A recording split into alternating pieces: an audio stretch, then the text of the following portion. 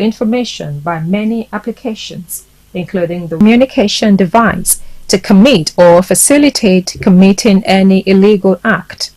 It refers to criminal activities that are carried out using computers, networks, or the Internet. It involves the unlawful exploitation of digital systems and technologies to commit illegal acts or to target individuals, organizations, or governments. Cybercrime can take many forms and can include activities such as hacking, phishing, identity theft, malware attacks, ransomware attacks, data breaches, online fraud, cyberstalking, spreading misinformation, and more. The motivation behind cybercrime can vary, ranging from financial gain to political agenda, personal vendettas, or simply causing disruption. Cybercriminals often target individuals' personal information, financial data, and sensitive corporate information to commit fraud, theft, blackmail, and more. Consequences of cyber attack and data breaches can first lead to financial loss to the organizations due to the cost associated with investigating and mitigating the breach, as well as potential legal fees, fines, and compensation to affected individuals. It damages the reputation of an organization, leading to loss of customer trust and loyalty. Cyber attacks can disrupt an organization's operations, leading to downtime, loss of productivity, and delays in delivering products or services. This can, however, have a significant impact on revenue and customer satisfaction. Fourth, if personal or financial information is compromised in a data breach, individuals may become victims of identity theft or fraud, leading to financial losses, damaged credit, and significant stress for the affected individuals. Overall, the consequences of data breaches and cyber attacks can be far-reaching and have long-lasting impacts on organizations and individuals alike. Now, cybersecurity has quickly become an emerging field, considering the ever-increasing number of cyber attacks that occur every year. Hackers can target any computer system remotely, compromising network security and customer information that can be used for identity theft and fraud. Cybersecurity: this is the protection of Internet-connected devices and services from malicious attacks by hackers, spammers, and cybercriminals.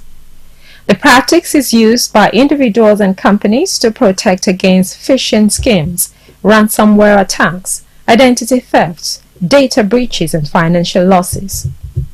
While some components of cybersecurity are designed to strike first, most of today's professionals focus more on determining the best way to defend all assets, from computers and smartphones to networks and databases, from attacks.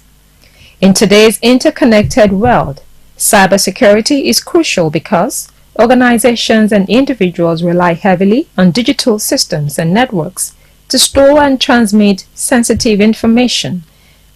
This includes personal data, financial information, intellectual property, corporate data, government records, and more.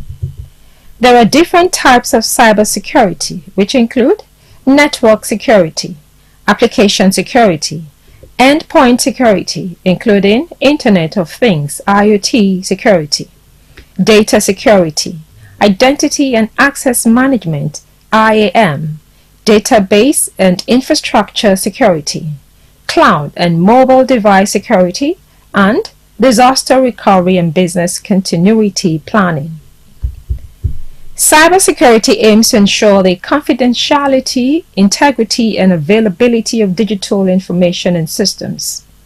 This involves implementing various processes, practices, tools, and protocols to identify and mitigate risks, protect against unauthorized access, detect and respond to cyber threats, and recover from cybersecurity incidents.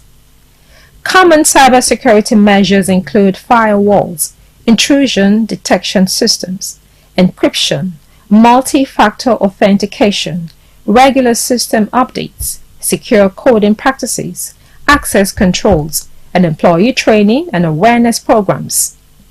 According to Cyber Crimes Prohibition Prevention Act 2015, the Act provides an effective, unified, and comprehensive legal, regulatory, and institutional framework for the prohibition, prevention, detection, prosecution, and punishment of cyber crimes in Nigeria. This Act also ensures the protection of critical national information infrastructure and promotes cybersecurity and the protection of computer systems and networks, electronic communications, data and computer programs, intellectual property, and privacy rights. In today's digital age, cybersecurity faces numerous challenges due to the rapidly evolving threat landscape and the increasing reliance on interconnected systems. Some key challenges include sophisticated and evolving cyber threats, where cyber criminals are continuously developing new techniques and technologies to carry out attacks. Malware, ransomware, phishing, and other forms of cyber attacks are becoming more sophisticated, making detection and prevention more challenging. Secondly, lack of skilled cybersecurity professionals. There is a significant shortage of cybersecurity professionals with the necessary skills and expertise to address the growing demand for effective cybersecurity measures. The lack of skilled personnel hampers the ability of organizations and governments to effectively defend against cyber threats. And third, lack of user awareness. Human error continues to be a significant factor in cybersecurity breaches. Many cyber attacks, such as phishing, rely on manipulating human behavior. Organizations must invest in educating users and raising awareness about cybersecurity best practices to reduce the risk of successful attacks. And fourth, nation-state cyber threats. Governments and state-sponsored actors engage in increasingly sophisticated cyber espionage, cyber terrorism, and cyber warfare activities. These threats can have far-reaching geopolitical and economic consequences, making it essential to strengthen national and international cybersecurity cooperation, among others. Addressing these challenges requires a collective effort from individuals, organizations, governments, and technology providers. It requires continuous investment in cybersecurity research and development, fostering a cybersecurity-aware culture, promoting international cooperation, and developing new technologies, tools, and strategies to stay ahead of the evolving cyber threats. Privacy protection and cybersecurity are interconnected as more and more personal information is processed or stored online. Privacy protection increasingly relies on effective cybersecurity implementation by organizations to secure personal data, both when it is in transit and at rest. In some cases, cybersecurity measures underpin critical infrastructure that protects data, thereby safeguarding personal information.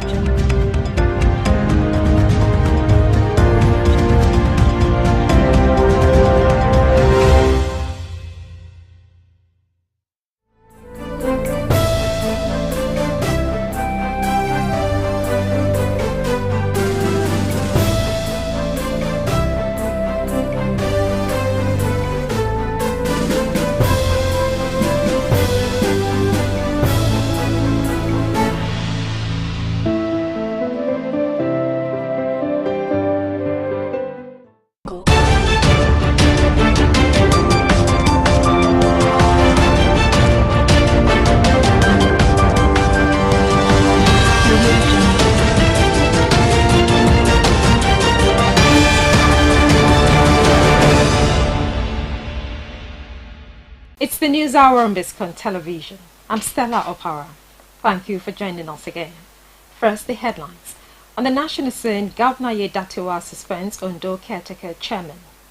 Nigeria Air Force approves accident insurance for personnel. In business news, subsidy entirely removed. NNPC says no dispute with marketers.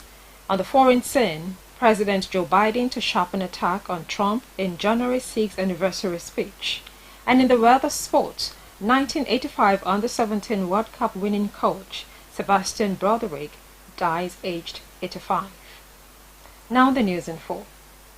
Ondo State Governor Lucky Aiyedatiwa has suspended caretaker chairmen across the 18 local government areas and the newly created 33 local council development areas of the state.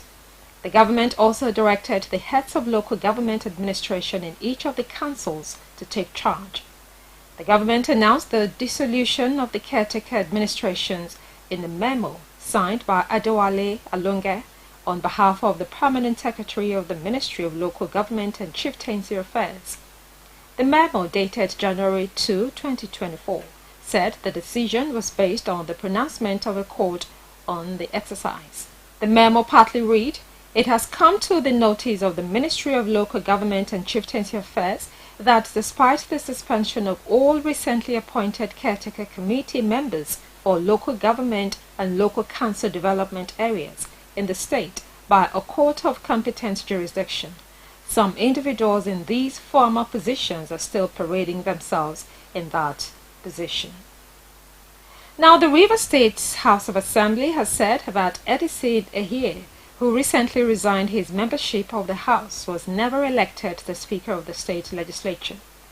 The House said the Speaker of the Assembly is a creation of the law, saying Ehie, who was the member representing Ahoada East Constituency 2, was only claiming what he is not. The Clerk of the House, Emeka Amadi, stated this in a letter titled "To Whom It May Concern," dated January 1st, 2024, and obtained by Newsman.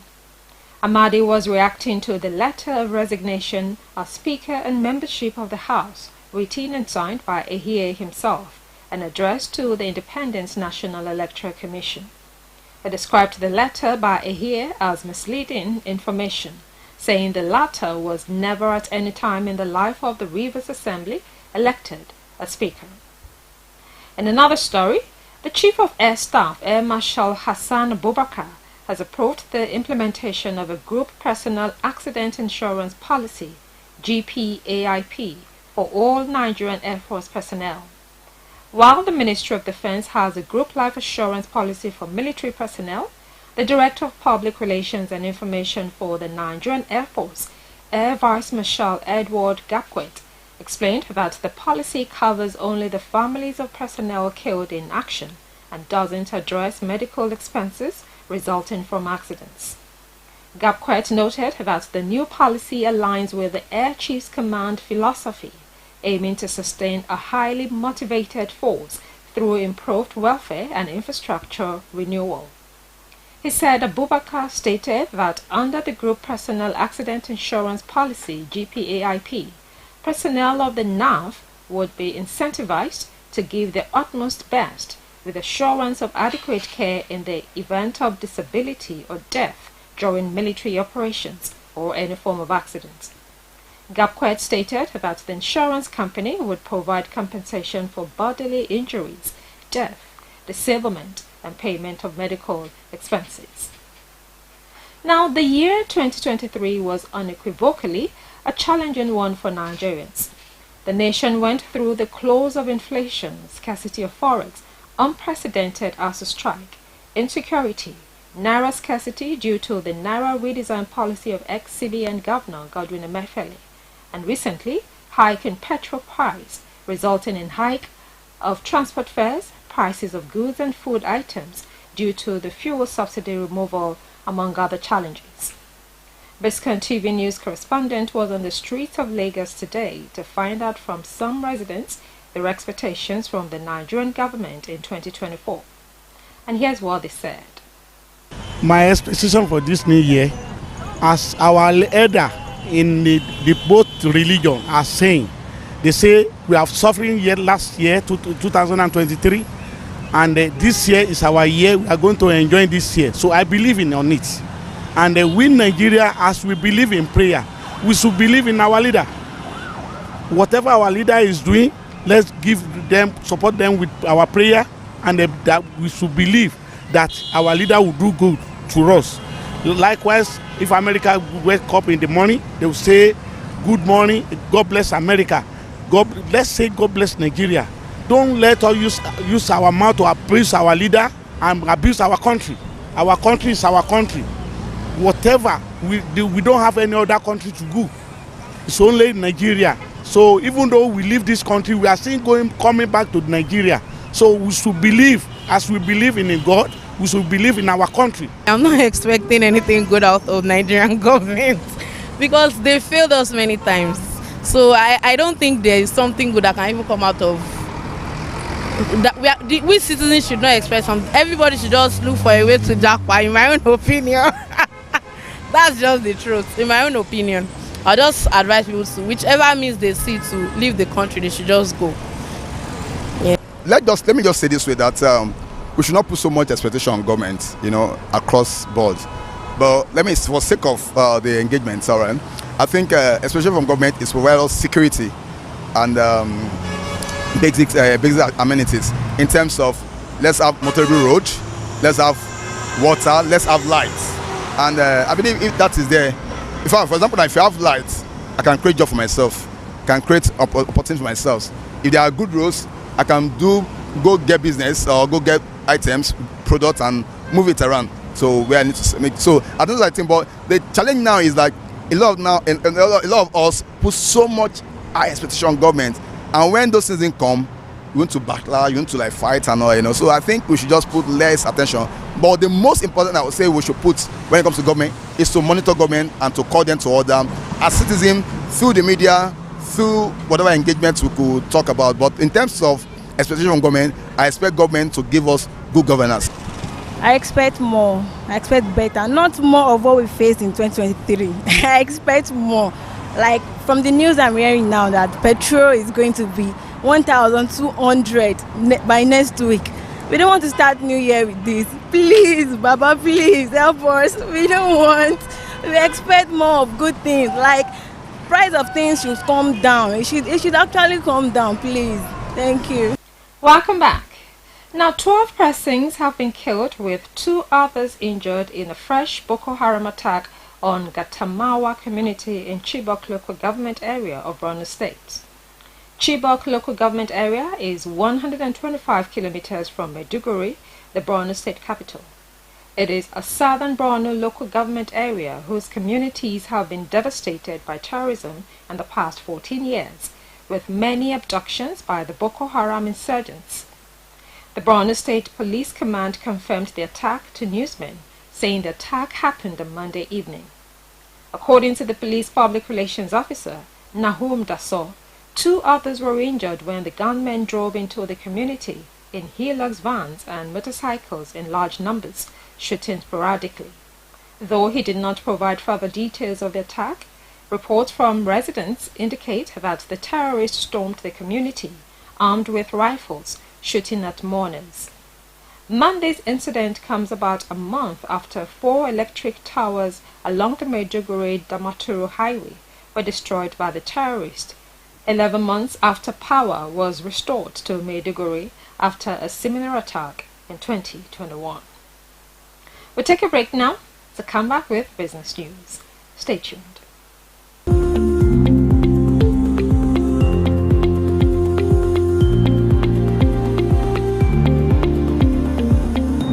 Welcome back. You're watching Biscon TV News. Now to business news. The Nigerian National Petroleum Company Limited, NNPCL, has denied that it had a dispute with independent petrol marketers over an alleged subsidy on premium motor spirits. There were reports that fuel marketers under the aegis of the Independent Petroleum Marketers Association of Nigeria clashed with the NNPC over whether the government was still paying subsidy. However, in an interview with newsmen, NNPC spokesman Olufemi Shoneye said subsidy has been entirely removed on petrol. In his inaugural speech on May 29, 2023, President Bola Tinubu declared that the subsidy era is gone. He said the 2023 budget made no provision for fuel subsidy, and subsidy payment was no longer justifiable.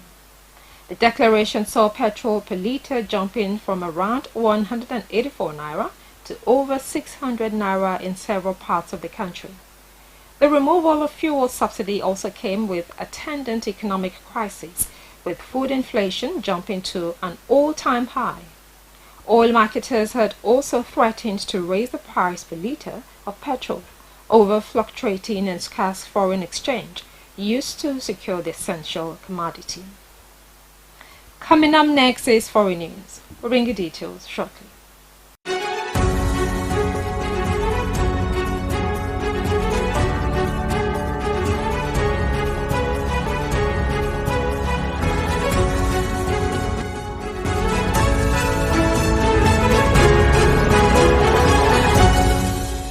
Welcome back. You're watching Biscon TV News. Now to foreign news. President Joe Biden will observe the third anniversary of the 6th January attacks on the U.S. Capitol with a political speech near the historic Revolutionary War site in Valley Forge, where he will make the case that his top Republican rival Donald Trump poses an existential threat to democracy, the re-election campaign said. The stop near the war encampment in Pennsylvania will be followed by a campaign visit on Monday to Mother Emanuel AME Church in Charleston, South Carolina, where a white supremacist in 2015 killed 9 parishioners at the historic black church. Biden will focus on what the campaign described as rising threats of political violence. Taken together, the 2 visits will represent President Biden's most direct public attacks this election cycle on Trump and the Republican Party he controls, representing a shift in tone after sending much of 2023 touting his signature legislation and the economy. 4 officers have since taken their own lives and 140 others were injured. In another development, former Pakistan Prime Minister Imran Khan has been charged with contempt of the Electoral Commission. His lawyer Naeem said a move related to allegations he made derogatory remarks about the Chief Election Commissioner. The 71-year-old former cricket star has been embroiled in political and legal battles since he was ousted as Prime Minister in April 2022. He has not been seen in public since he was jailed for 3 years in August for unlawfully selling state gifts while in office from 2018 to 2022. The Election Commission of Pakistan initiated contempt proceedings against Khan and other former leaders of his Pakistan Tehreek-e-Insaf party, saying Khan and his colleagues had made derogatory and contemptuous remarks against the Chief Election Commissioner of Pakistan and used intemperate and insulting language. Khan, who is widely seen as the country's most popular leader, denies all charges against him and says he is being hounded by the powerful military, which wants to keep him out of the polls due next month. However, the military has denied it. You're still watching Biscon TV News. Coming up next is sports news. Stay tuned.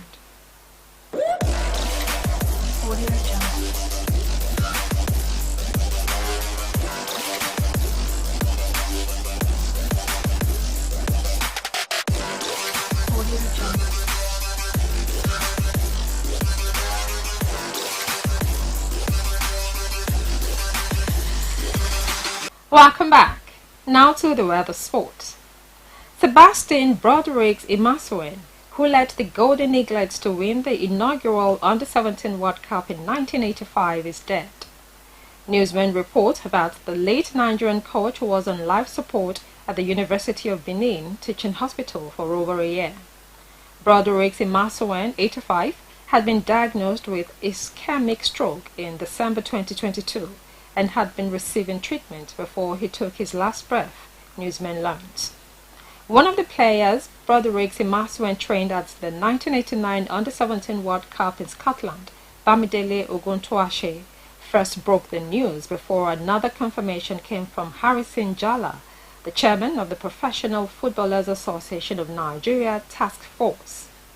Jala quoted family sources for the death of the iconic coach who had been bedridden for some months now. He reportedly suffered from a stroke and diabetes. You're still watching Biscon TV News. Coming up next is entertainment news. Stay tuned.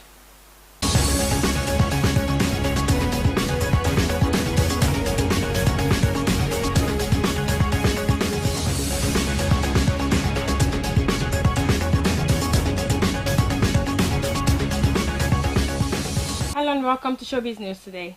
I'm Adebisi Elegunde. In the first story, controversial relationship therapist Blessing CEO has come out to defend Jules Edochie over the constant bullying he has faced online from Nigerians. The actor has been in the news recently owing to the numerous posts he has made concerning his first wife, May Edochie. Despite the fact that Jules has come to the public to share some details of their relationship, many netizens have taken side with his wife. Blessing CEO is firmly against the public opinion and holds on to the belief that Yul might be right. According to her, many Nigerians like to automatically believe that the woman is a victim and refuse to believe when the man speaks. In another story, actress Shotayo Shobola has revealed that she has been subjected to sexual harassment by a man named Samopo, who is allegedly a gospel singer. In an Instagram post, the 38-year-old uploaded a screenshot of the man's message to her. The man stated in the message that although he is now in Nigeria, his base is in Malaysia, and he would like to have a sexual encounter with her before going back to Malaysia. Shotayo Shobola, who appeared disgusted over the request, laid curses on the man as she wondered whether the man was truly a gospel singer. And so we've come to the end of show business for today.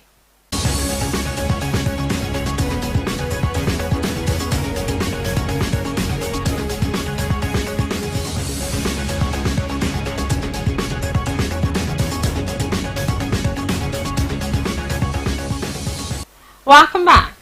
And that's it on Biscon Television News. But before we go, a recap of the major points. On the national scene, Governor Ayedatiwa suspends Ondo caretaker chairman. Nigeria Air Force approves accident insurance for personnel. In business news, subsidy entirely removed. NNPC says no dispute with marketers. On the foreign scene, President Joe Biden to sharpen attack on Trump in January 6th anniversary speech. And in the world of sport, 1985 Under-17 World Cup winning coach Sebastian Broderick dies aged 85. And that's it on the News Hour on Biscon Television. Compiled and produced by Tomiloba Abolaran. I'm Stella Opara. Thank you for watching.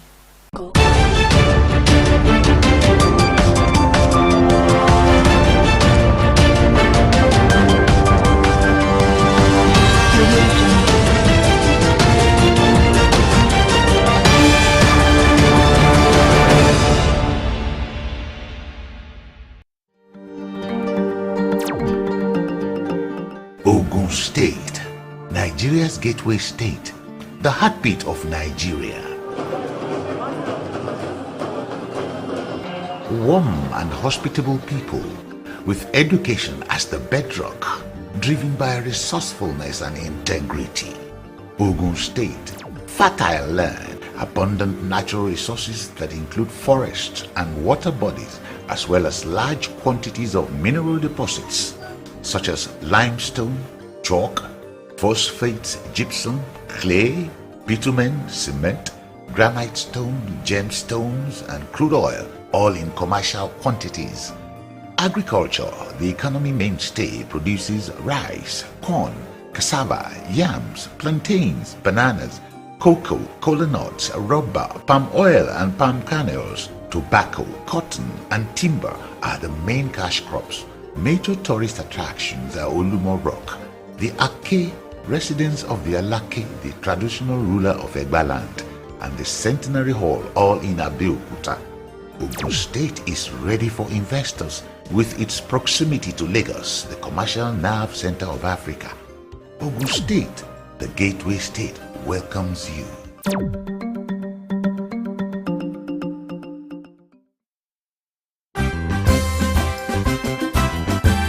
Nigeria, a land blessed with human and natural resources.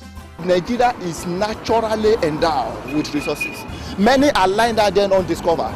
Nigeria, a land with a rich ethnic diversity, yet with one destiny.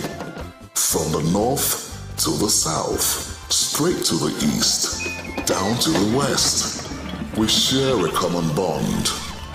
Why then do we fight ourselves? Why do we kill ourselves? Let's embrace our diversity. Stop the hate. Stop the violence. Together, we can do it. We all dream of a better Nigeria, where lives and properties will be protected. We all dream of a Nigeria where our children will inherit a nation of peace and prosperity. But how can we achieve this dream when all we do is destroy ourselves through civil strife and ethnic carnage? We better live in peace as brothers and sisters. Think about it.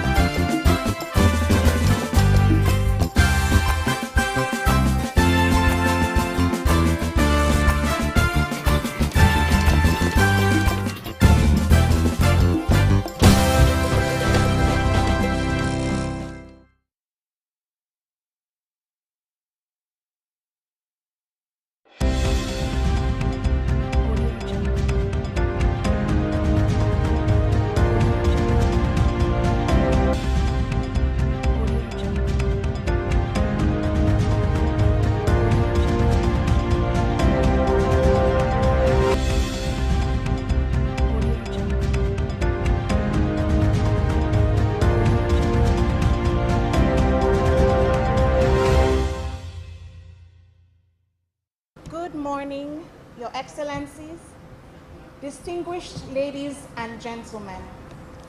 You're welcome to this panel discussion organized by the Embassy of the Czech Republic in Nigeria and the Nigerian Institute of International Affairs, titled Africa in the International Arena and the Search for Relevance.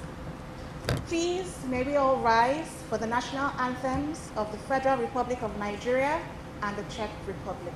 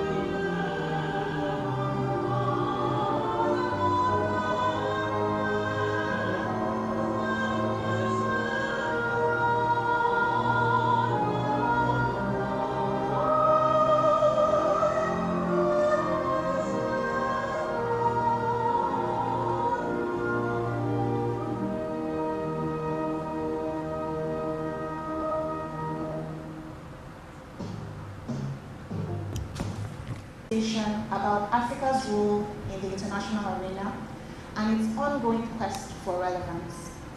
The continent's rich history, diverse cultures, and dynamic economies make it a vital player on the global stage. Our esteemed panelists, comprising distinguished professors and seasoned senior researchers, are here to shed light on the opportunities, the challenges, and the way forward in shaping Africa's role and impact on the world. Distinguished ladies and gentlemen, before we proceed into the main issue for today, I'd like to acknowledge the presence of distinguished dignitaries in our audience today. Please join me in recognizing the presence of the High Affairs, Professor Bohosa Osanai. Round of applause. The Ambassador of the Czech Republic to the Federal Republic of Nigeria, His Excellency Zdeněk Krejčí. Round of applause. Ambassador of the Czech Republic to Nigeria, Your Excellency, the Honorary Consul of the Czech Republic to Lagos, Your Excellency, the Consul of China to Nigeria, Lagos, Your Excellencies here present, Your Excellency Ambassador Akinsoye, Your Excellency Professor Bola Akintewa, former Director General of the Nigerian Institute of International Affairs, the man whose gray hairs tell all the story about who he is. Your Excellency, Professor Femi Utubanjo, and the other excellencies gathered collected today to be collaborating with the Czech Embassy in Nigeria on this very important event. Debates on Africa have been on almost forever, and they will continue. The point about the evolving and changing world order is actually about the realignment of forces, and I'm sure that this is a context within which we are beginning to interrogate and identify new avenues for Africa's relevance. To pose the question of relevance that way is to presuppose or suggest that Africa is irrelevant to the system of the world. Africa has never been, it will never be. Of the 193, 195 countries in the world, Africa has 58. And that makes Africa a very significant player in the global stage. With the African Free Trade Agreement, we now have perhaps the biggest market, in the whole world in terms of the volume of trade that Africa has. The African voice has never been stronger. Africa has been on its own terms. Africa has struggled to be independent. Africa has gotten the whole continent rid of forces of colonization and imperialism. And Africa has asserted its own right to positive autonomy and self-determination. That makes Africa very, very relevant. So whatever further interrogations we're going to have today will be additional to the strong foundations that Africa has already laid in the global system. All scholars and practitioners of international politics and diplomacy are agreed today that Africa points to the future of the global system. In terms of the resources available to Africa, in terms of the innovativeness and innovations that have come from Africa's demography, in terms of the balances that African countries continue to behold for the world, not to mention the strategic importance of places like the Gulf of Aden and the Gulf of Guinea, and the historical foundations that have been laid by old countries and civilizations like Ethiopia. There is no way the world can move on without Africa. Most of all, Africa is the harbinger of peace and the balances that will be necessary for global security and prosperity. Right now, Africa is treated in a manner that suggests that Africa can be a burden on the international system. But Africa has always insisted that the world is Africa's largest stage. And therefore, this question, the debate that we're going to have today, would, I suppose, have the robustness that would locate Africa and put it in proper perspective.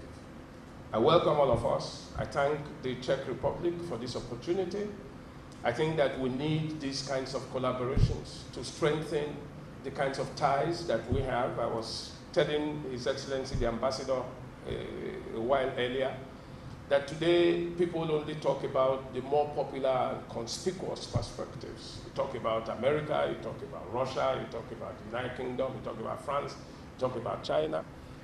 But the Czech Republic has always been an important player in the global space. And therefore, the kinds of perspectives that come from there that we would hear from our collaborating professor back home in the Czech Republic would be of crucial importance. We hope that this will extend the frontiers of citizen-to-citizen diplomacy and further the understanding of the kinds of issues that are very complex and break them down so that all of us will benefit.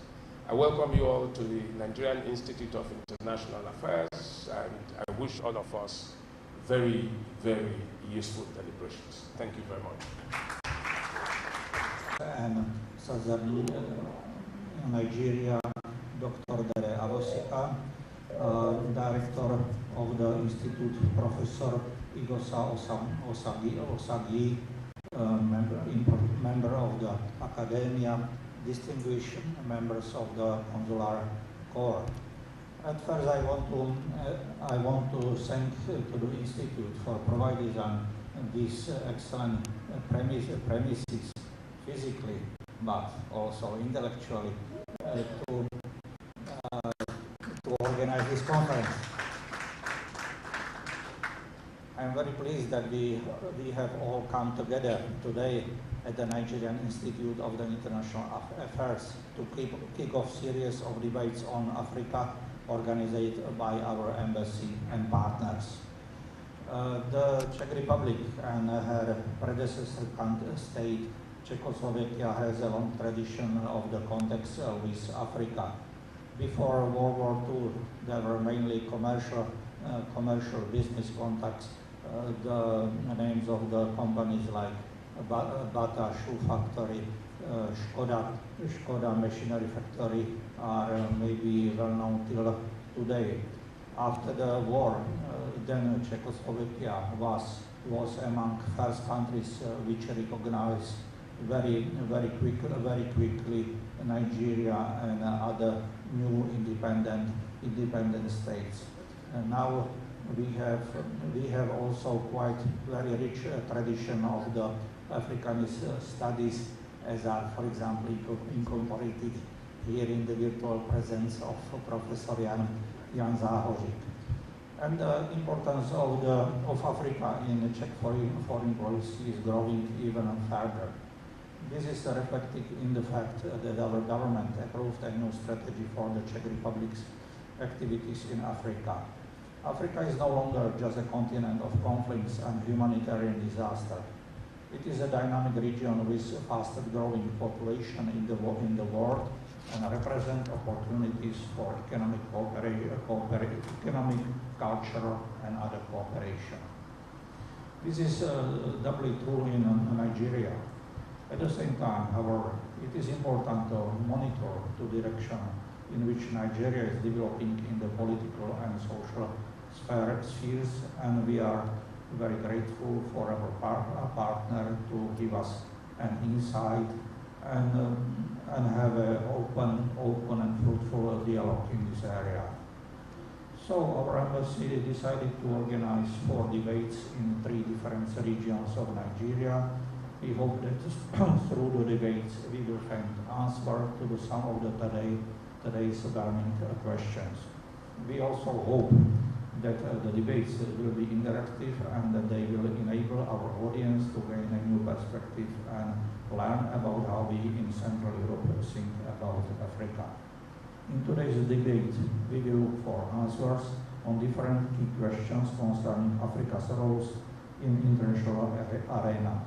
I will not speak any longer, and I will give the floor back to the very able moderator, Professor Femi Otubanjo, so that the debate can begin. Thank you.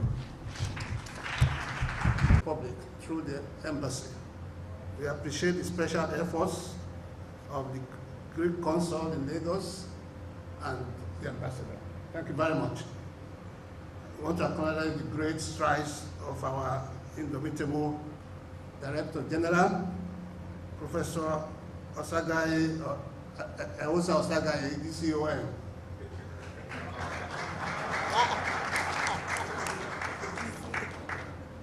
To make this NIA truly the foremost foreign policy think tank in Africa. We thank him for encouraging this relationship with the Czech Republic and indeed with all the embassies in Nigeria, embassies and high commissions in Nigeria, and for approving this round table.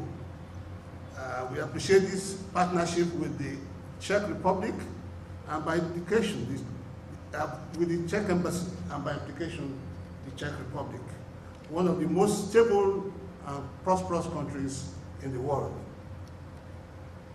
A word about the Czech Republic. The Czech Republic came into being as a result of a peaceful and well-constructed divorce from what's now the Slovakia Republic. Interestingly, as a student, Czechoslovakia was one of the names that I found very, very interesting. That was the name before the collapse of the Soviet Union. Unfortunately, that enchanting name has been lost to posterity. On January 1st, 1993, that name was changed and Czechoslovakia became Czech Republic and Slovakia Republic. When, after having drafted separate constitutions, the two new countries of Czech and Slovakia came into being, essentially along the established internal borders of the former Federal Republic. The peaceful manner in which the Czech Republic separated from Slovakia represents the best possible model of political separation. It is indeed one significant area in which we in Nigeria, with our multiple and cacophonous separatist clamors, can learn from the Czech Republic. I'm sure, of course, it has already done that. The Czech Republic is a model when we think in terms of democracy, stability, meritocracy, and focused economic management. We are very privileged to partner with this great republic. The topic of this roundtable is Africa in the international system.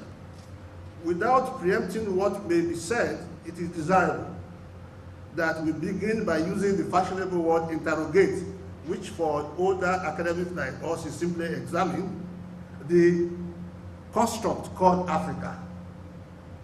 Surely there's a geographical entity called Africa, made up of many, many countries, 54 countries, which are not only shared geographical contiguity, but have some commonalities in its history, in their history.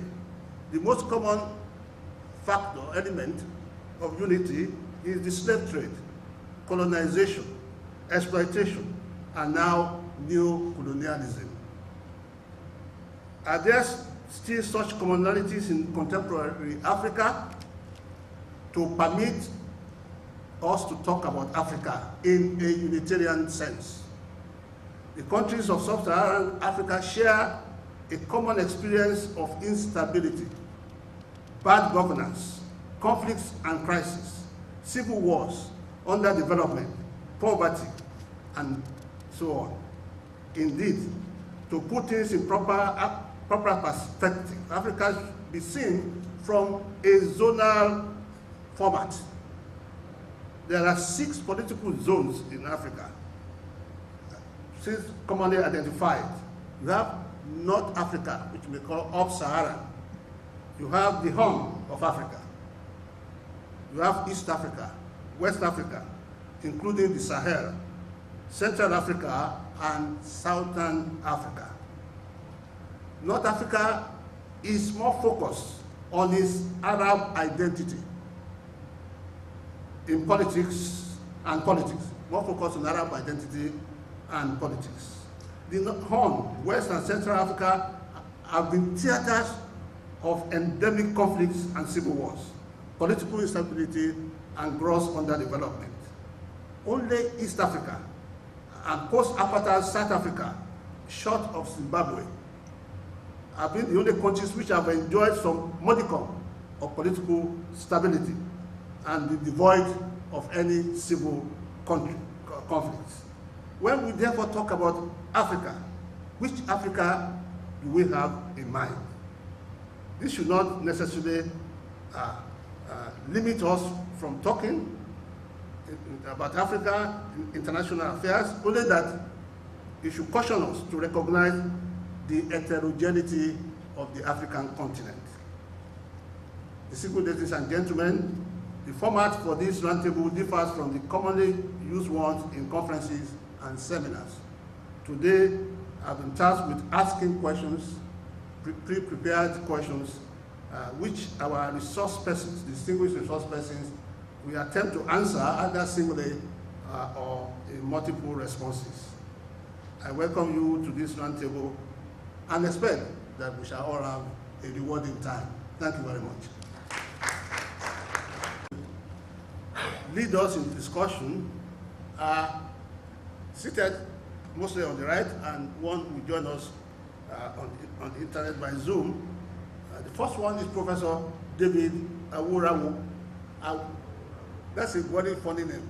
Awurawo means a stargazer. Awurawo means a fellow court member. And I don't, but he's an Isoko man, so it must have a special meaning. So it's neither Awurawo, no, Awurawo.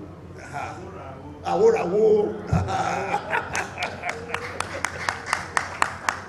He's a very distinguished professor of History and International Relations from the University of Lagos. You are welcome, sir. We have Professor F.M. Obi, who is our own Director of Research Studies. Then you have one of our senior research fellows, Dr. Adesua Eredua. Dr. Adesua, welcome. Thank you very much.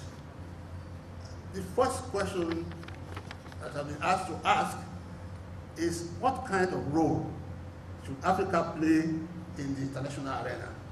What kind of role? Professor, I will never be able to pronounce it. Just what's your first name? David. Professor David.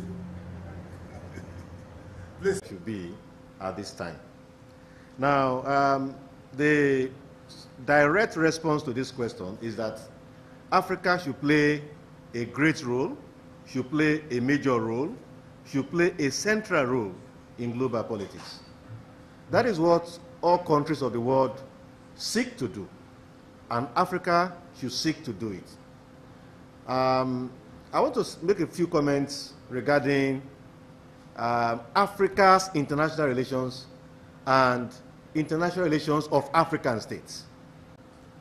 My answer to that is that although Africa is diverse and the policies of different African states differ markedly on many issues, there is enough commonality in Africa and the objectives of Africa and the role that African states seek to play in the global system to be able to speak of Africa's international relations, to be able to speak of Africa as a unit, as a region, playing a role in the global system.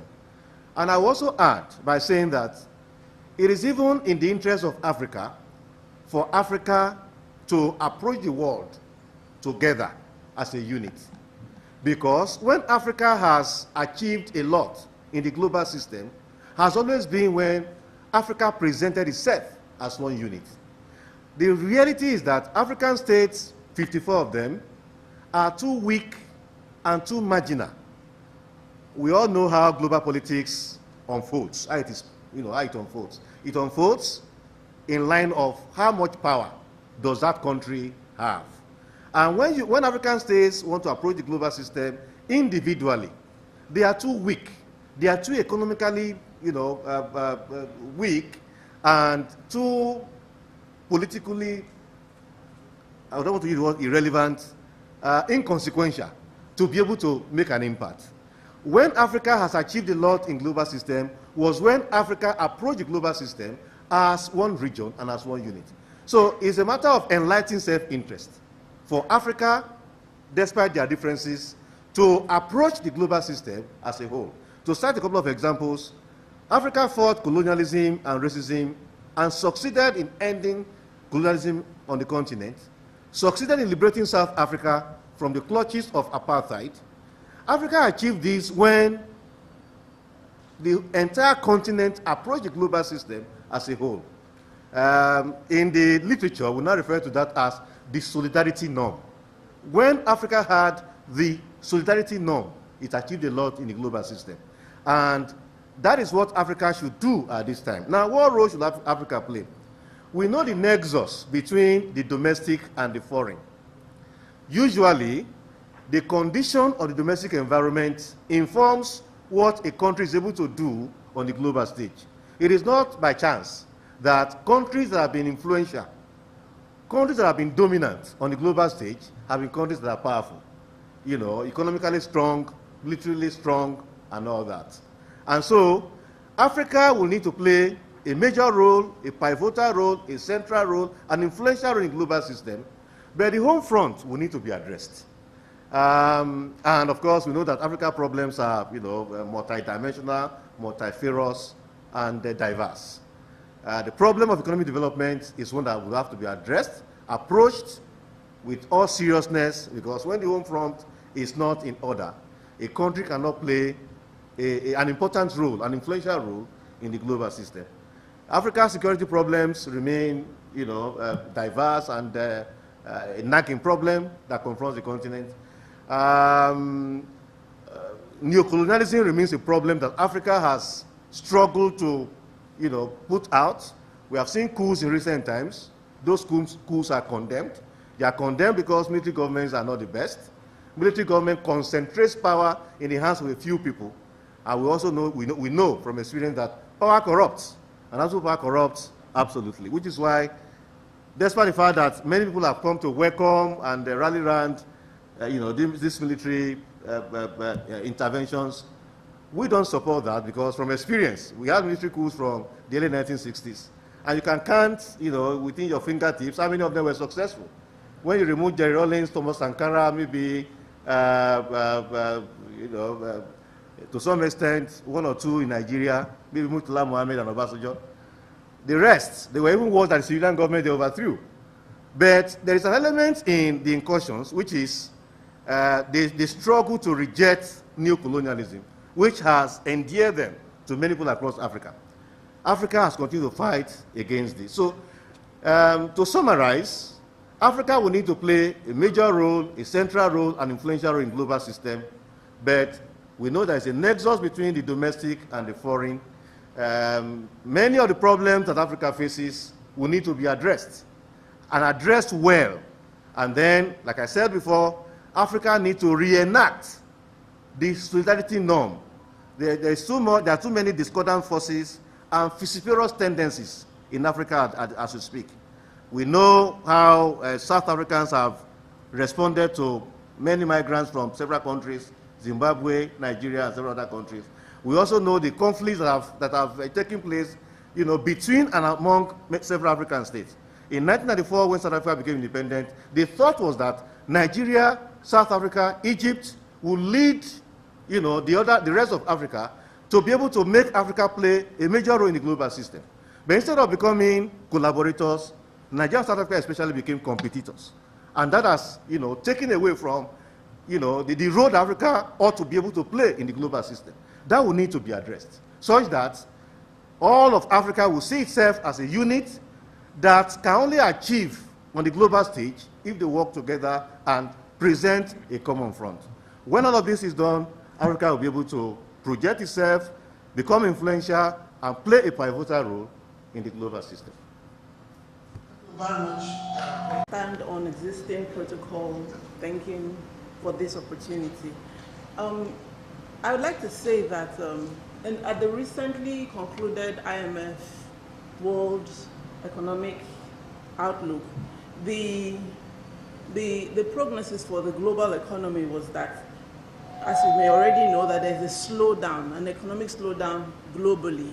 So growth has slowed down from 3.5% in 2022 to 3.0 now in 2023, and it's projected to continue on that downward slope. So there have been a number of issues. Even before the COVID pandemic, there's been slow productivity globally. There's been the issue of an aging population among the more developed and industrialized economies. There have been some issues of geopolitical fragmentation and all of that. So I'm putting that out there that the world generally is at difficult times economically. But for Africa, the issues facing Africa are complex and multifaceted, coupled with the fact that Africa is a heterogeneous continent, and the lack of solidarity, like Prof put it. But despite this grim prognosis of poverty, inequality, conflict, instability, and a whole myriad of things, despite this prognosis, there still is, or rather the scramble for Africa still intensifies, and there must be a reason for that. Despite this grim prognosis, why is the interest and the clamor for Africa still present? And that tells or gives us a picture of the potential role that Africa can play for the globe. And the reason for that is there are some reasons for that. Africa's population. Africa currently drives world population, and even will continue to contribute more to world population in the future. The World Bank projects that by 2050, Africa's population will be doubled.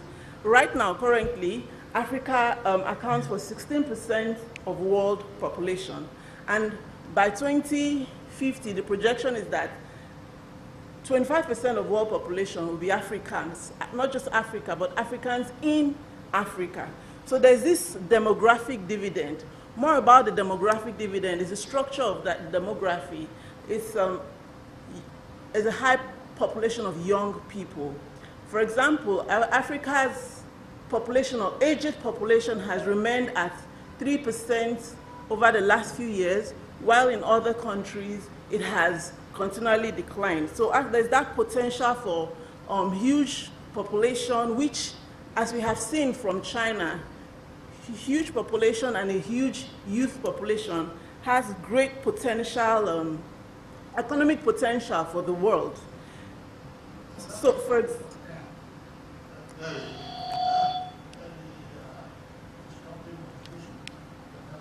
now ask other questions, but it will be lead speaker. Do you want to contribute to the first two questions? And of course, I must not forget Professor John. Yeah. Online. Maybe he wants to contribute. Are you with us? Prof. John? Yeah. Is he connected? Yes, he's there. Please try to connect him. Meanwhile, okay. 2 minutes to Professor Obi. Thank you, Professor. And let me also stand on the existing protocol that has been established. I think the position of Africa in the international arena is undisputable. Africa states suffer peripheral status in world politics. All that we know. But the critical question is, I would prefer will be what kind of role should Africa play? Now that takes us to another question. Has Africa the political clout to change the dynamics of engagement and in the international system, and whether the clout is enough in terms of influence and policy outcomes? These are key questions that will actually drive my discussion. Yes, Africa as a continent and the countries in Africa, or the individual countries in Africa, must play the same role every other country is playing. In other words, we are saying that we don't need this disparity. Neither do we need inequity and inequality in the first place. Why would the world be segregated, north-south? Why would the world be divided, the rich and the poor? These are issues that Africa are now arguing against. You know, if you look at the recent happenings, like Professor Awora was saying, you know, the recent happenings is actually a reflection of the state of the mind, state of mind of Africans. And so I think, you know, what's happening right now is to get Africa back to its feet. Now, I think the only way that most of this uncanny situation in Africa, or the predicament Africa finds itself, is for us to move towards collectivization, which is the grouping of developing countries coming together to fight their own cause. Because, like has already been established, individual African countries do not have that clout. They don't have the wherewithal to stand against the established system that Africa was integrated into, you know, prior to independence. Now, I would like to say that I think these groupings that we have, that the developing worlds are creating, is actually very pertinent for the Africans, like the G20, the BRICS, the South-South Cooperation, the non-aligned movement. These are movements that could help, you know, collectively, because as a matter of fact, there are issues globally that no one country can resolve except in concerted effort. And I think it is high time that the developing world come together to now reassert their position. We have everything it takes to be a nation. Like I asked the question this morning, why will Africa not be able to mine their resources? Why is it that it has to be multinational corporations? Why will it be foreigners to mine? We can't do that. I talked about the early days or pre-independence days when we have the richest African from Mali. They were mining gold, and it was the richest. So how come now we can't even mine those things, except we have to bring in multinational corporations? I think Africa needs to sit back, reorient themselves, and reassert themselves in the international system. Thank you very much, sir. Thank you very much. I think I have city and power dynamics within the continent cannot be ignored. I hope you can hear me. Are you connected to me? I can't see you shaking your head. Seem to be. Are you connected? No. I apologize. I cannot hear you. I hear only every big word. So I apologize. You know, by listening to the previous speakers, I would add that in order, you know, for Africa to become more significant player in the international arena, what is very much needed is industrialization. Because we can see it basically all around the world, in Europe, in China, in India and elsewhere, that industrialization is a key to everything. Because in Africa we have extreme, and it doesn't matter which country we're talking about, we have extreme inequalities. We have, take a look at Nigeria, for instance. We have extremely wealthy parts of the country, and then we have 80% of people living from the famous $1 US per day or $2 US per day. And we can basically pick any other country in Africa having more or less the same profile. So what is very much needed for Africa in general is industrialization, because industrialization is not only about industry itself or infrastructure itself, but industrialization means that industrialization is associated with other processes like urbanization, growth of the middle class, decrease of the birth rate, rise of the civil society, etc., etc. So it has many socio-economic and political effects and impacts. And actually those in Western Europe who fantasize about rural Africa, you know, about the Maasai people and Tuaregs and safari and lions, I consider that certain, in a certain sense, kind of a crime, because actually industrialization of Africa is very much needed for the whole world. And we can see, for instance, on the example of China, how in 45 years, China has dramatically changed thanks to rapid industrialization and focus on innovations, etc. So in order for Africa to become big, to move from the status of periphery, if I can use Manuel Wallerstein's terminology or categorization, to move from periphery to, let's say, semi-periphery, industrialization is very much needed, but of course it's a run for several generations, if not the whole century. But as an optimist, I do believe that this is actually Africa's future in the 21st century, and I strongly believe that industrialization will help, solve many problems that have already been discussed, like conflicts and socioeconomic inequalities, etc., etc. So that's my thought on that. Thank you, and I apologize for technical problems. As I said, I have difficulties with hearing you. Thank you. Thank you very much. But I think Dr. Adeshwa may want to pick that up as the lead speaker. There are some considerations, and I'm going to go straight to institutional reform, not because industrialization or the drive for industrialization is not equally important, but because Professor Jan has already touched on it. Industrialization is very important. There needs to be investment in physical and even social infrastructure. But that's not, the question though is, despite the inequalities, what can be done? There's some things can be considered. First is institutional reforms. There needs to be reforms in governance and institution. There needs to be reforms among the African countries, and while we've agreed to lump African countries together as one, there needs to be the drive for to strengthen democracy in Africa. And that is a very dicey, touchy topic. For there to be that inclusive growth among African nations, there needs to be a drive for strengthening democracy, for there to be reform, institutional reforms. There needs to be the drive for reduction, fighting corruption, and a step to fighting corruption is also, again, strengthening democracy. There needs to be transparency, improvement in public administrations across Africa.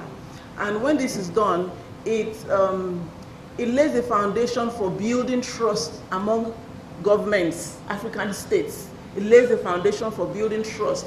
When there's accountability with individual African states, it lays the foundation for all African states to trust the other African states, the intentions and all of that. And that will easily help to drive inclusive economic growth. Because as we all know, there's deep imbalance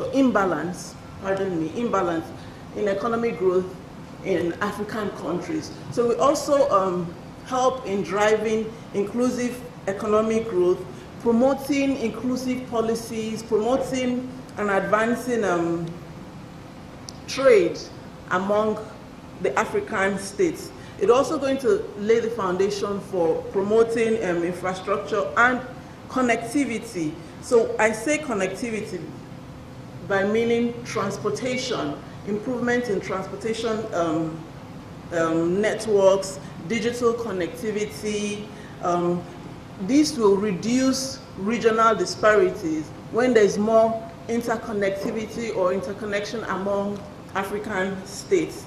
And I think that would lay the foundation for driving inclusive growth together as a continent. Thank you. Thank you very much. To be able to reduce disparity and attend to the problem of maldistribution, where a few people have too much and too many have too little. Scholarly analysis of development and inclusive development reveals that investment in human capacity development is very crucial. And what that means is that government will need to invest more extensively in education. When people are educated, they will have the skill to be able to compete in the contemporary world. And when that happens, progressively over time, the disparity between those who have and those who do not will reduce. Another thing that African leaders, African states will need to do is we have talked about diversification over time. We have so many people who do not have jobs because the economies are not diversified. And the question was asked the other time whether it is possible. Professor Efe raised the question as to whether the capacity is there. And I say yes, because a few African states have done that with enormous success. For instance, Botswana. I did a study many years ago comparing Botswana and Nigeria, their trajectory in development. And I discovered that Botswana, that was far back behind Nigeria 40 years or so ago, is now among the leading African countries in terms of development. One reason for this is what I just mentioned, investment in education.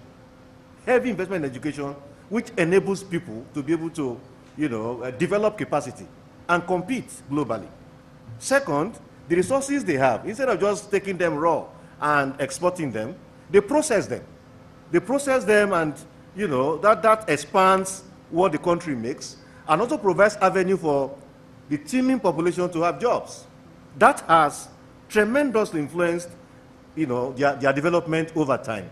And these are things that we recommend to other African states, that instead of just taking crude oil and sell, countries that have oil deposits, hydrocarbons, they now process them and they gain maximally from it. Jobs are now available and all. And those who invest in education are able to lift their people from poverty. Because, in fact, the contemporary world, the countries that actually do very well are not necessarily countries that have resources and factories. They are countries that have people who have capacity to be able to compete in the contemporary world. Their intrinsic value is far more important than anything that, any handout that government can give. And these are things to recommend for African states, for Africans to be able to, bridge the gap between the rich and the poor, and for Africa to be able to compete, and become more influential on the global scale.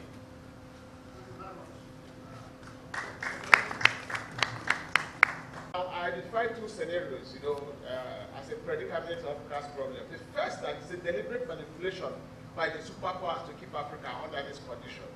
And more recently, the Africa's debate now has moved beyond the innate problem, the endemic problem, but the role of superpowers in Africa and the rivalry amongst them. And that is why I've argued, NEPA, anyway. And that is why I have argued much recently that, you see, anytime we begin to talk about superpower rivalry, it trivializes Africa. You make Africa look like a thing that you can just keep on the table and dissect and share amongst yourself. And this is not right. And that is why consistently Africa is being manipulated to remain the same way. Now, the second point is leadership and governance, which we have all touched on. Now, our leaders, let's be frank, they are political lackeys, of the metropolis. When we're in school, they talk about the structural imperialism, called periphery relations. It still exists, and until that stops, we can never move away from the predicament we find ourselves. Now, to remedy the situation, for me, Africa must overcome their weaknesses and be able to play the game nations play. First, they have to keep their house in order. That is where it begins from. Second, there are issues globally, continentally, and regionally that needs to be addressed concertedly and not as individual nations. Now, the third point, and suggestively, is that countries in Africa need to begin to take the bull by the horns, irrespective of the odds, to liberate themselves of their predicament, and this is exactly what we are seeing now. Now, there's something we really need to learn from other climes, like the emerging economies. And I think we're not taking lessons. Most of the times, we just adopt and adapt. But if you look at the transcendental growth of China, if you look at Chinese development over the years, you know, it's a gradual process, and it's a deliberate process. Development is deliberate. Nobody can liberate you. Nobody can develop you. You must take the bull by the horn. I think we should try to learn from these new economics, these emerging economies, and try to adopt and adapt, not the former way we used to do it, where we adopt and apply or implement hook, line, and sinker. We need to change our format, our orientation towards development. Now, we talked about, you know, most times we talk about Africa's growth and economic growth and development. We talk about population. I keep arguing. You see, population, yes, it's an added value. In realist politics, population is power. But how credible is that population? You know, what is the state of our education? And what area is education channeled into? Professor Yan talked about industrialization. But, you know, recently, there was a write-up that many Asians who go to the West to study, they go to study sciences. They go to study engineering. And most of them I met were studying molecular physics, nuclear physics, even the North Koreans.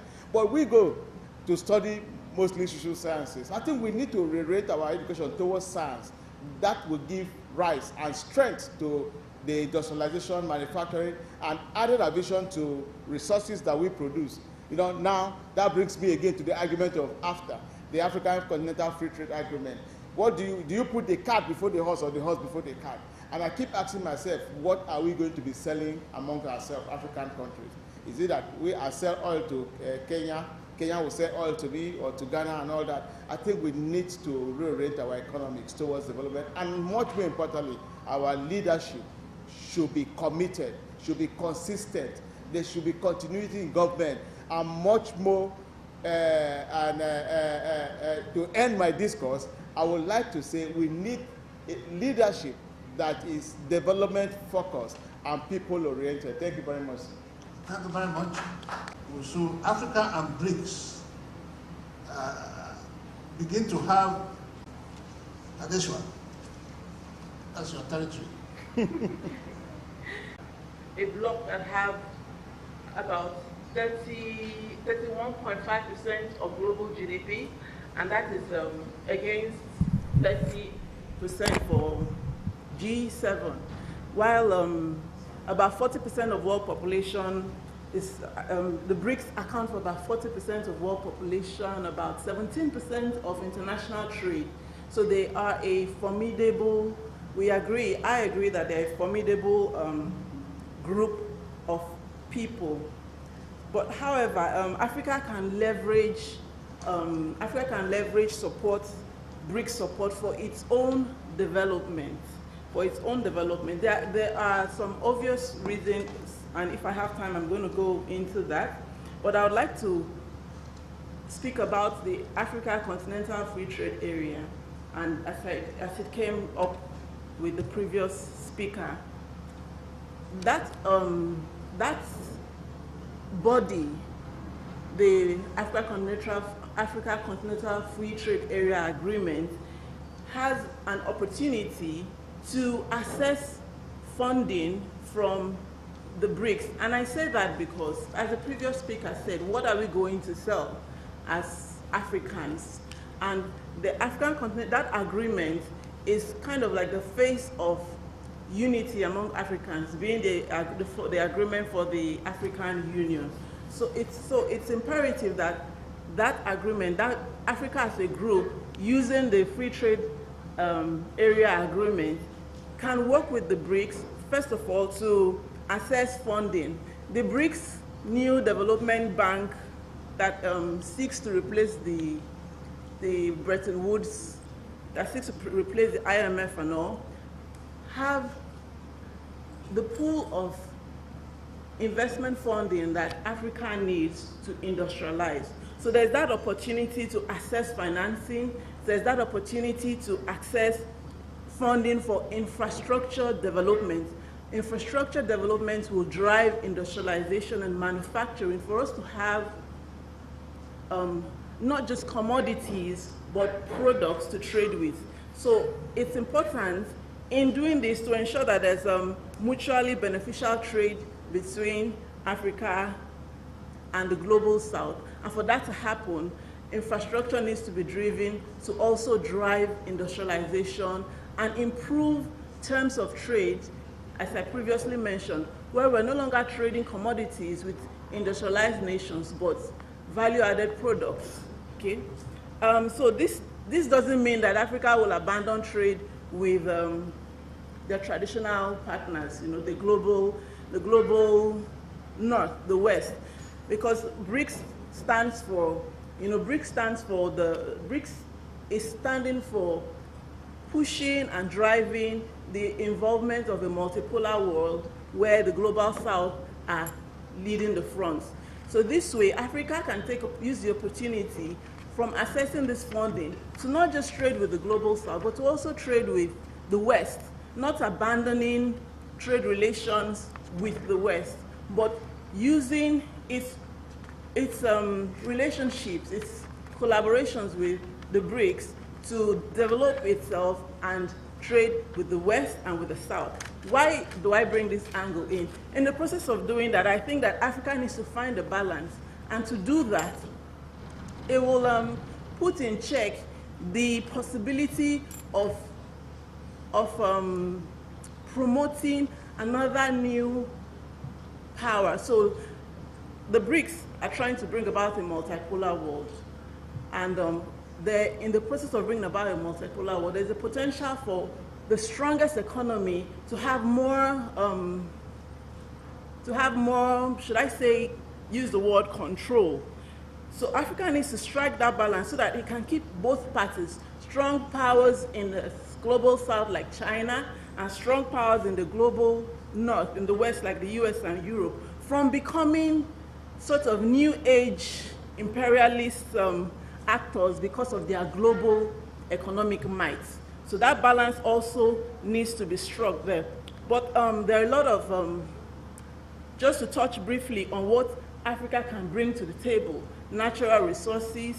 Africa has about 30% of mineral resources, which the world needs to push the new energy drive, the new clean energy drive. Africa possesses about 30% of minerals, oil, gas, arable land, and so on and so forth. So Africa brings natural resources to the table for BRICS as well. It brings market potential because of its large population. Africa is a huge market for the BRICS countries, and it's also a huge source of labor, skilled labor. It also brings about investment opportunities, of course, because of its abundant natural resources. So there are a lot of investment opportunities in Africa, which the world has its eye on because of the future and the drive for example, most of the resources found in, natural resources found in Africa, uranium and all of them, are needed for batteries, for electric vehicles, for green energy, basically, and those resources are concentrated in Africa. So Africa brings a lot to the table. It also brings geopolitical cooperation. Africa accounts for about 25% of UN votes. I stand corrected on that. So having Africa as an ally is good for global geopolitics. I think Africa has a lot to bring to the table for BRICS, while tapping opportunity to access funding and infrastructure development from BRICS. Thank you. Well, I completely understand the attractivity of BRICS for Africa. I have a historical parallel in a sense. When in late 50s and throughout the 60s, African countries were gaining independence. Basically all of them inclined to some version of socialism or even Marxism, Leninism, and not capitalism. Why? Because capitalism was, whether we like it or not, discredited by the era of colonialism. And I have a feeling that these years, in this era, many African countries are kind of disappointed by the West or feel betrayed by the West because of many things that have happened, for instance, in Libya and so on. So BRICS is obviously an attractive alternative to plenty of African countries, especially with the Chinese engagement in Africa. I think that it's primarily the great Chinese diplomatic success. The fact that suddenly we have Saudi Arabia and Iran and Egypt and Ethiopia entering BRICS from the 1st of January next year, and obviously other countries are trying to follow and trying to become or apply for membership. What exactly this is going to bring to Africa, that's something I can hardly foresee. But I would wish that, getting back to what we were talking about, industrialization, this would give more opportunities for industrialization, for building infrastructure, for building capacities in science and research, etc. Because these are all necessary components in order to for Africa to move from periphery to semi-periphery, to again refer to Emmanuel Laurentien's world system theory. So I would hope, I really do hope that membership of several African countries in BRICS would bring necessary steps towards industrialization.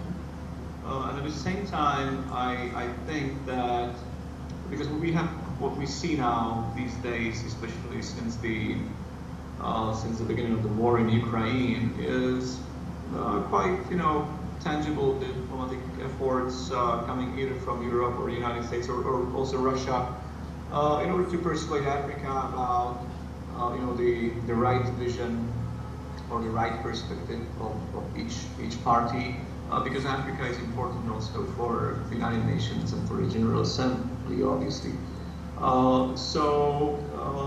With more and more African countries becoming members of BRICS or knocking on the door of BRICS, I think it's also time for Europe to sort of reconsider its relations with Africa and trying to offer a new alternative. And when I talk about Europe, I don't mean necessarily the old colonial powers like France, which has been discredited in the last few years in the West African Sahel region particularly.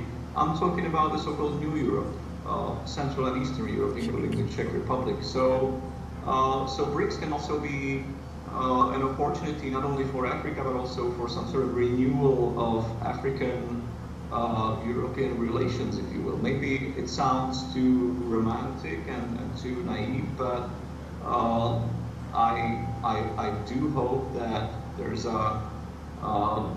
because the key word is multipolarity, obviously. The African countries, they don't want to hear anymore, they want to listen anymore to ex-colonial powers, what to do and what not to do, and be, mentored by the old colonial guard. So obviously, the world has changed. We live in a multipolar world, and there's hardly anything we can change about it. That's just a simple fact. And so from this point of view, I kind of understand that Africa has or African countries have the right to choose whatever they want to choose, as their future, and that's absolutely right, and it's also an opportunity for some sort of restart of European-African relations. Thank you. Thank you very much, Professor. I think, and perhaps the need for Central Eastern Europe to develop a more robust relationship with Africa. Last question, which will be led by Professor Ubi. In the changing world, are the African-Europe relations still relevant? On what kind of basis should they be built? African-Europe relations, which Professor Jan actually talked about. And it's still very, very pertinent that we continue our relationship. Now, I come to this point because you cannot delink. You know, in our elementary days, they talked about the fact that, you know, when you use dependency theory to do your analysis, they say you have to delink because of imperialism and all that. But in the 21st century, and even prior to the 21st century, no country can delink. We are all interconnected in one way or the other, and we need each other, you know. But the most important thing is, in our relationship, what do you stand to benefit, and how do you benefit from that relationship? I think this is where the issue of interest comes in. You see, in whatever relationship you're engaging in, it should be for the interest of your country. It should be for national growth. It should be for economic growth. It should be for development.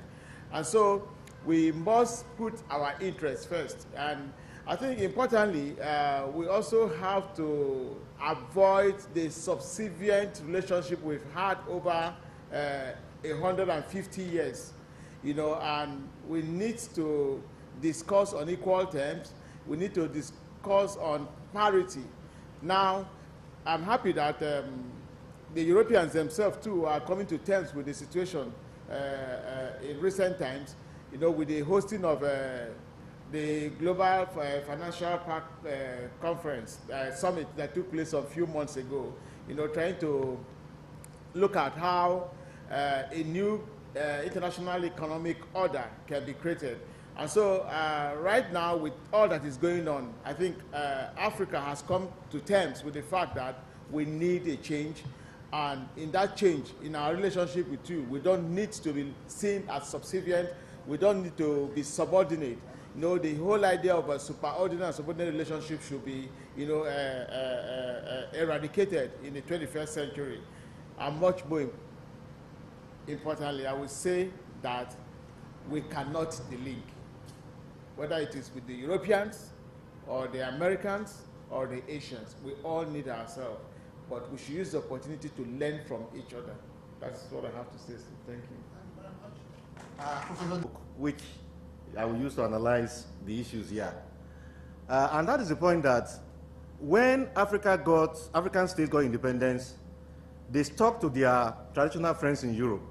Nigeria stuck to the United Kingdom, Ghana to the United Kingdom, the Francophone countries to France and the rest of them.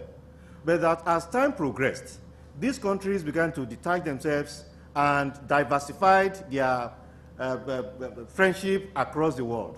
And that when that happened, it helped Africa tremendously. And that is, you know, the point I want to make here, that Africa's relation with Europe remains important. Europe plays a very important role in global politics. But diversifying, looking elsewhere to where Africa, you know, will be able to gain relevance, gain development, and greater influence in global politics is important. That is just the summary. Africa continues to, you know, Europe continues to remain important to Africa, but Africa should not remain stuck to the apron string of Europe. In addition to that, just like Professor Ubi said, there needs to be, you know, a change in orientation. You know, subordinate, from colonialism to neo-colonialism. Efforts must be made to ensure that that ends.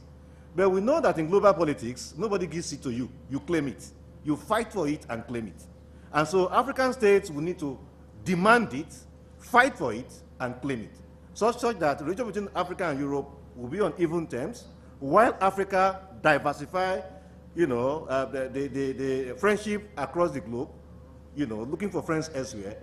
That is how Africa will remain relevant and gain more influence on the global stage. Thank you very much. Yeah, because we're in this event collaboration with Czech Republic, I wanted to point out that because Africa needs to engage geopolitically in an equitable and in a fair manner with other countries, it's worthy to note that Czech potential relations, of course there are relations, but relations with Czech, it seems it's admirable for Africa because there's no post-colonial history. There's that history with France, and the UK is not there. So there's that great potential for friendship with Czech Republic, especially, speaking of Europe, for that more equitable partnership. The potential is great based on the fact that there's no colonial history. I wanted to put that out there. Thank you. Well, we have to start from education. Translating those books in our traditional language so that people can get, used to them, get acquainted with them. Then we talk about equally good governance. I had Dr. Redua talking about institutions. If we have good governance, it will actually create an inroad for foreign investors to come and invest. Nobody wants to invest in an unstable environment. Then finally, when we talk about accessing funding, it's not actually the problem. We have enormous resources in this part of the world. Example, if you look at Tanzania, under Bongo-Free, the West asked him to come and take funding and he refused. He only asked the foreign company operating in Tanzania, for them to pay their royalties. And within a few months, he transformed Tanzania from a poor country to a developing country. And we can as well tap from the diaspora funding. We have a lot of people in diaspora. And these are, we have a lot of experts, people that have a lot of funding. From them we can tap from whatever they have. And I believe that they can at least help Africa to develop. And finally, we look at Africa as if it's a country. There are about 54 countries that we have emphasized here in Africa, and both of them have their political leaning. Some of them are developing already, while some are not developing, especially Southern African countries that are doing well. So if we look at them, we can actually look at them and then assert ourselves to be relevant in the world. Thank you very much. Thank you. Capable of boasting at bilateral relations. Thank you, Your Excellency. The dialogue we've had this morning is quite interesting, and the eminent speakers have really dissected all the issues. But I will just say from the angle of the diplomatic angle that I represent the Association of Retired Career Ambassadors. I'm the chairman of the Lagos branch.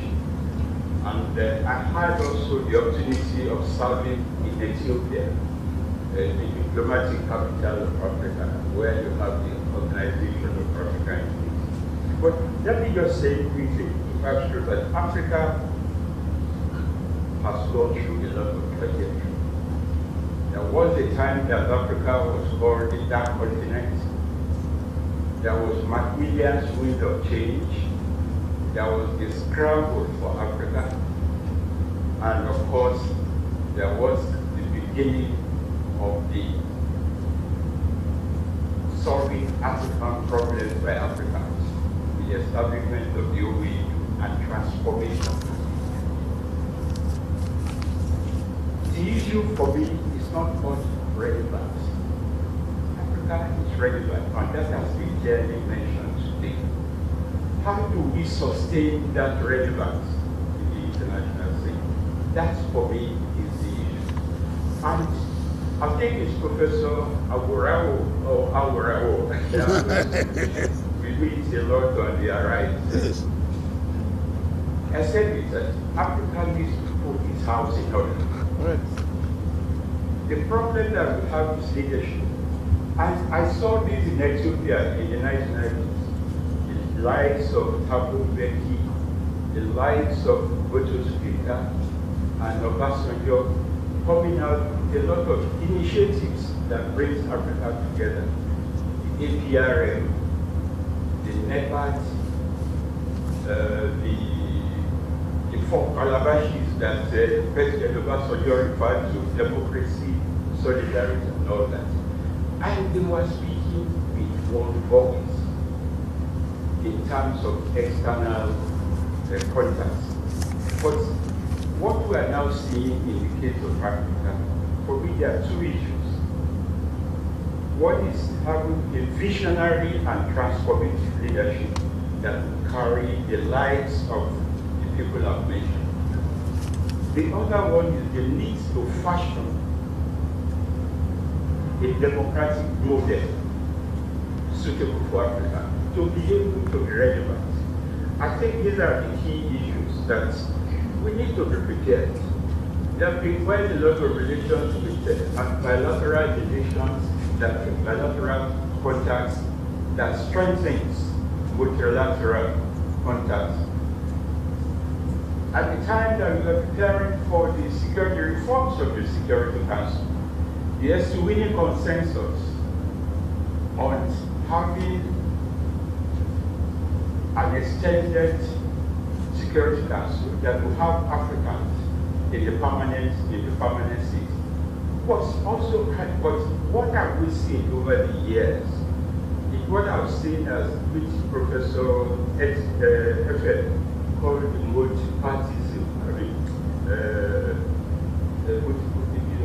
the sort of multiple interests. Not only do we now have the Francophone and the Anglophone, but we are now beginning to have the Russophone and the Chinophone and others.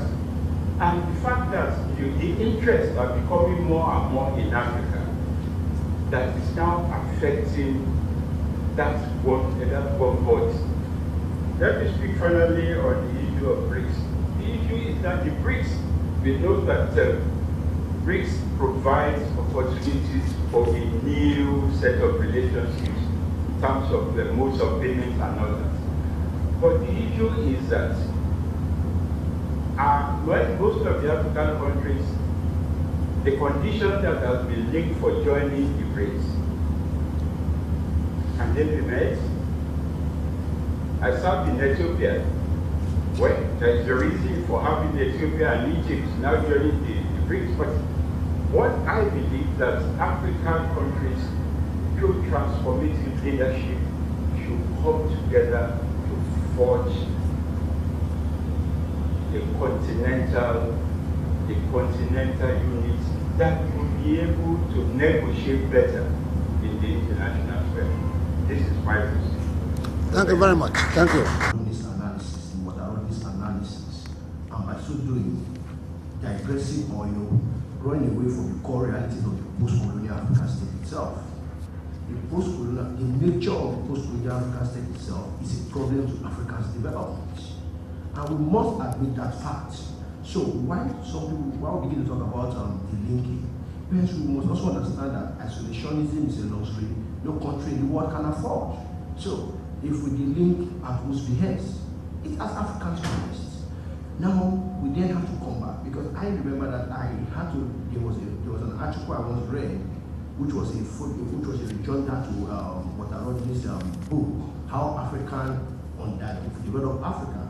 It was written by one Igwe Stanley, I think in 2010, which has been developed to a book again. We need to also look at it and some other books that have also countered some of these analysis. So we must first admit the fact that Africa is a great common in the international system.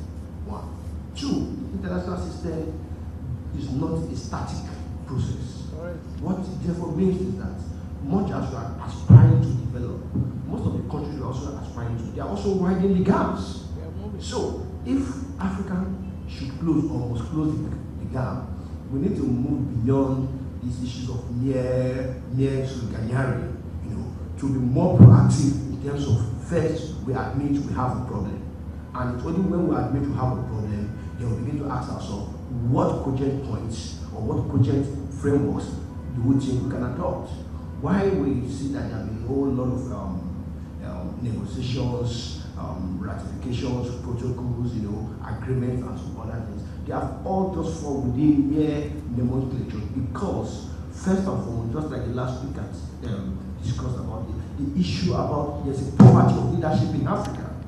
There's a poverty of leadership, and because of that, we are yet to see commitment in terms of actualizing African long goals.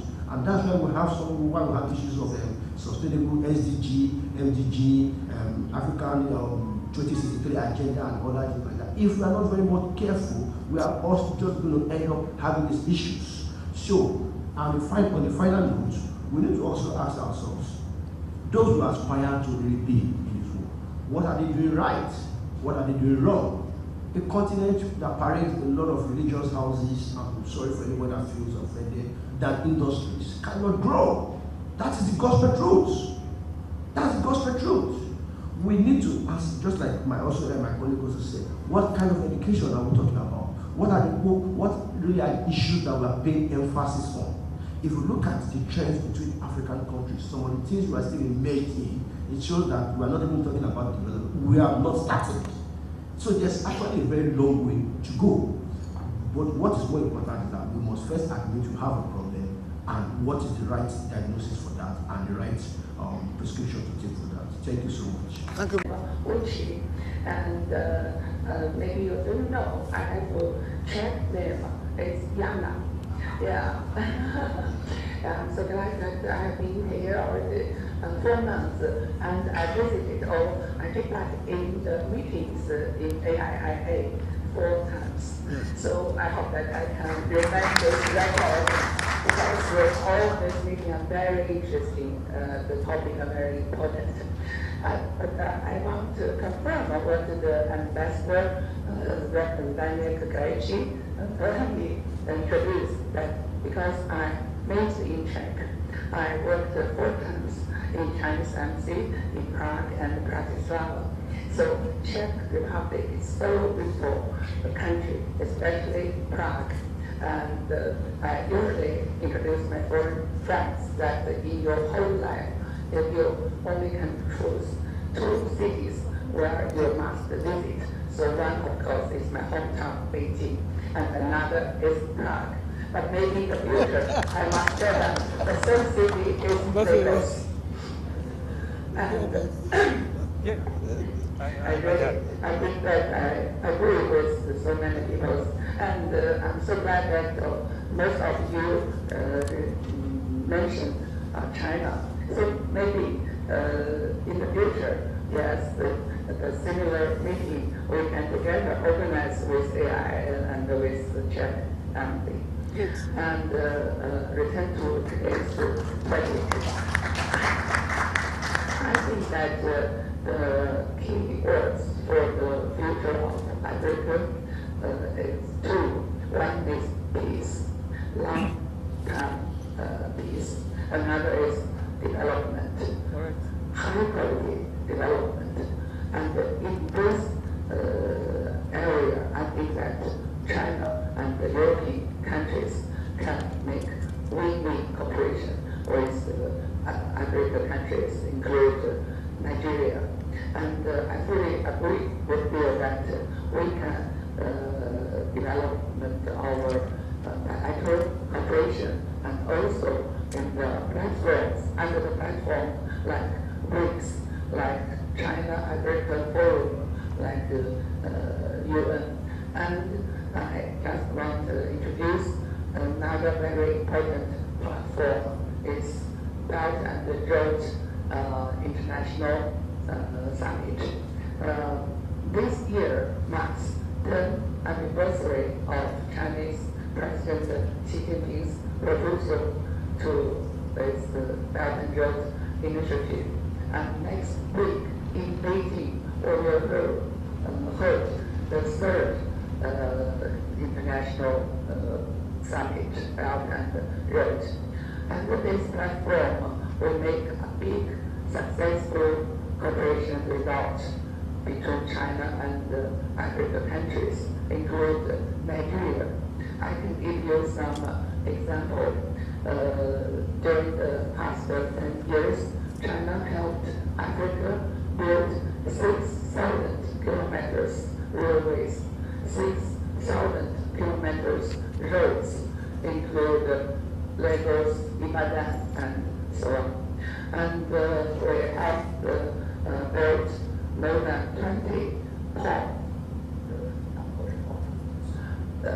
ports, just like Lekki DC port, and more than 35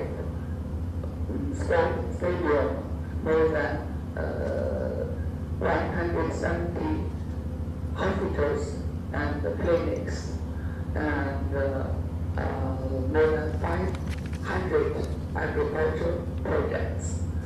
So I think that in Nigeria we have so many landmarks of Belt and Road rivers. I just want to mention that during the last month in South Africa, in the summit BRICS, Chinese President Xi Jinping also proposed 3 of supporting Africa developing ideas. We will support Africa to develop industrialization and agriculture modernization and also talent development.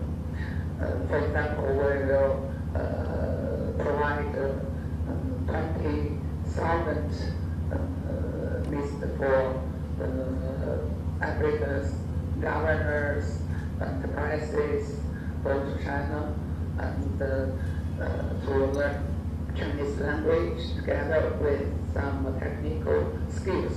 So I think that, and also another suggestion of providing opportunity. So I think that Nigeria and South Africa is our strategic partner. And I just want to say that these examples tell us that China is real friend, real brother, real partner of Africa, the same like European countries.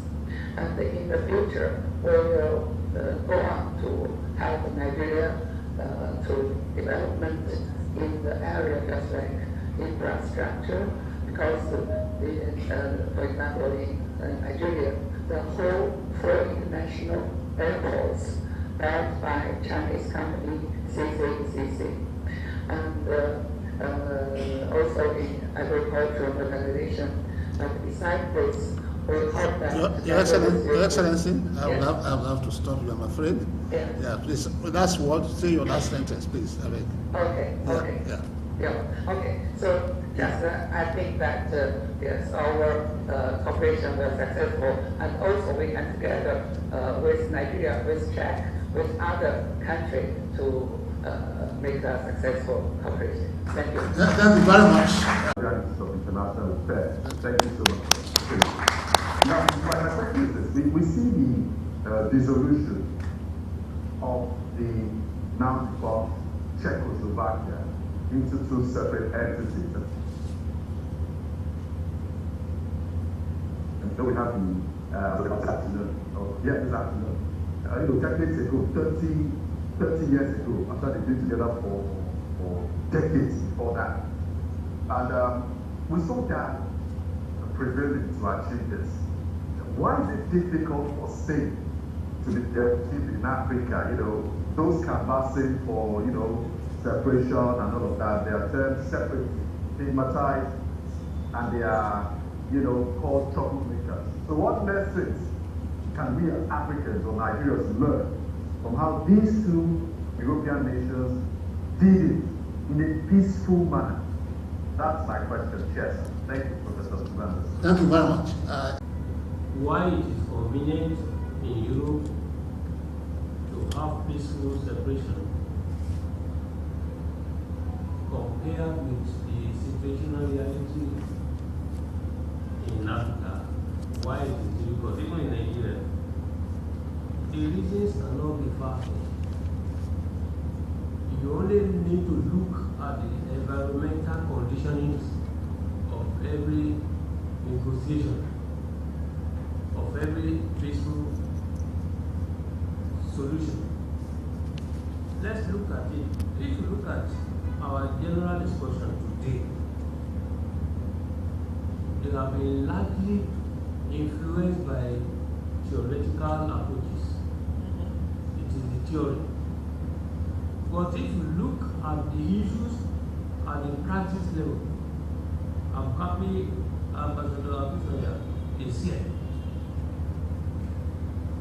We had the opportunity when he was ambassador with, concurrent mandate testimony to the fact that all the recommendations we are making here, they are for the classroom. In answering that particular question, here I do not believe that there is anything to gain from the BRICS. Go and look at the motivational, the closer factors to know. People want to gain from Europe. I will allow Ambassador Biscon to respond, either yes or no. When Olusegun Obasanjo was EU chairman, why did he suggest that whoever is traveling to Africa, whenever they buy tickets, they should pay a certain percentage? Europe accounts for more than 80% of Africa's development projects. It is Europe that is responsible for funding all this. How do we explain the fact that the European Union signed EPA, Economic Partnership Agreements with the ECOWAS, when Nigeria refused to sign for obvious reasons? Why was it stopped? Now, one interlocutor here was talking about China phone, the Lusophone, the Arabophone, and all these factors. Professor Aworawo talked about advantages speaking with one voice.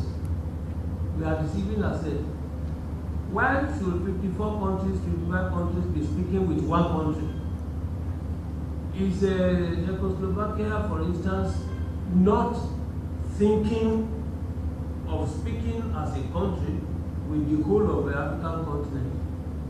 Because we didn't ask us what should be the role of Africa. I'm raising all these questions to say that, look, when you want to deal with the issues on ground, practically, they are completely different. Ambassador Biscon was referring to the Esumuni consensus. Before the consensus, what happened? Africa asked for 5 seats. Europe, the powerful countries, said no, to your will is only 2. And America wants Egypt to have one of the 2 seats, leaving Nigeria and South Africa to compete. And we are talking about all these issues. It is easy in Europe to look for peace because they have a common agenda. The first pillar of the agenda is exploitation. So when you are talking about relevance of Africa, yes, Africa will always be relevant because of raw materials, first of all. Secondly, didn't America tell the whole world, particularly Africa, that any country that goes against U.S. foreign policy interests will be sanctioned? So why are we talking about all these things? I think that at the end of the day, all this international system we are talking about, the BRICS, if you look at the structure, takes its format from what Akewande Bolaji Akiyemi proposed under concept of medium powers, that you can make yourself relevant without necessarily having all these gold, manganese, all the raw materials. In a nutshell, what I have found very useful here, very interesting, the chair, Professor Atubanjo himself, raised the first one. He asked the ambassador, which Africa are you talking about? Nobody responded to it, he didn't respond to it. The ambassador didn't talk about it. Which Africa do you have in mind? So when you ask what role should Africa play, apart from identifying the country, the continent of Africa you want, I personally do not believe in the 5 or in the 6 regions of Africa. I do not. Professor Tubanjo talked about 6 regions because it's including the whole. I don't agree with him because the 1991 Abuja Treaty establishing the African Economic Community provide in articles, provides in articles 1D and 1E that Africa shall have 5 regions: West, North, East, Central, Southern. So in this case, there are 5. But I don't believe in the 5. I don't believe that the Maghrebi Union, Northern Africa, is part of Africa. It's not Africa. Africa should refer to Black Africa. And this is simply because of the international politics that seeks to relegate the Black African to all others.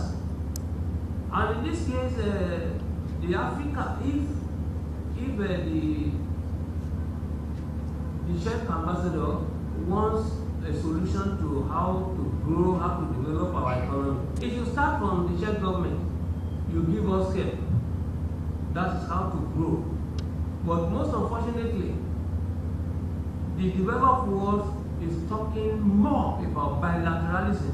It is Africa, the developing world, that is talking about multilateralism, preaching the gospel of multilateralism. They prefer one-on-one. How do you explain that China will come and be speaking as one sovereign state with 54, 55 sovereign states? Even Turkey wanted to try that. India has that one. France has that one, started with problem. Look, sir, the question to peaceful solution, the moment the Europeans stop aiding and abetting election of puppets in power, the moment to bear in mind that the French proverbial sayings, ought a control or a guide result, order and counter-order amount to disorder. The advanced world, when you have peace in your home, they create problems there so that they will be relevant, and then they will be coming to give you assistance. When they are aiding you, they bring their personnel, they bring their cement, they bring their hammer, they bring their resources. So in this case, I think that Africa must learn from James Ngugi's Weep Not Child. In that novel, it says that a black man is never a black man, but a white man is always a white man. So if I ask you the question, ECOWAS wants to fight in Niger Republic. France and Cote d'Ivoire are together. This is ECOWAS. Now the Francophone world itself is divided. A house divided against itself. What do you expect? Prof, thank you very much. I'm giving you the privilege of being at SDG to talk. Okay, I apologize again because I heard like every 5th word, so I can reflect only on a few issues that I heard well.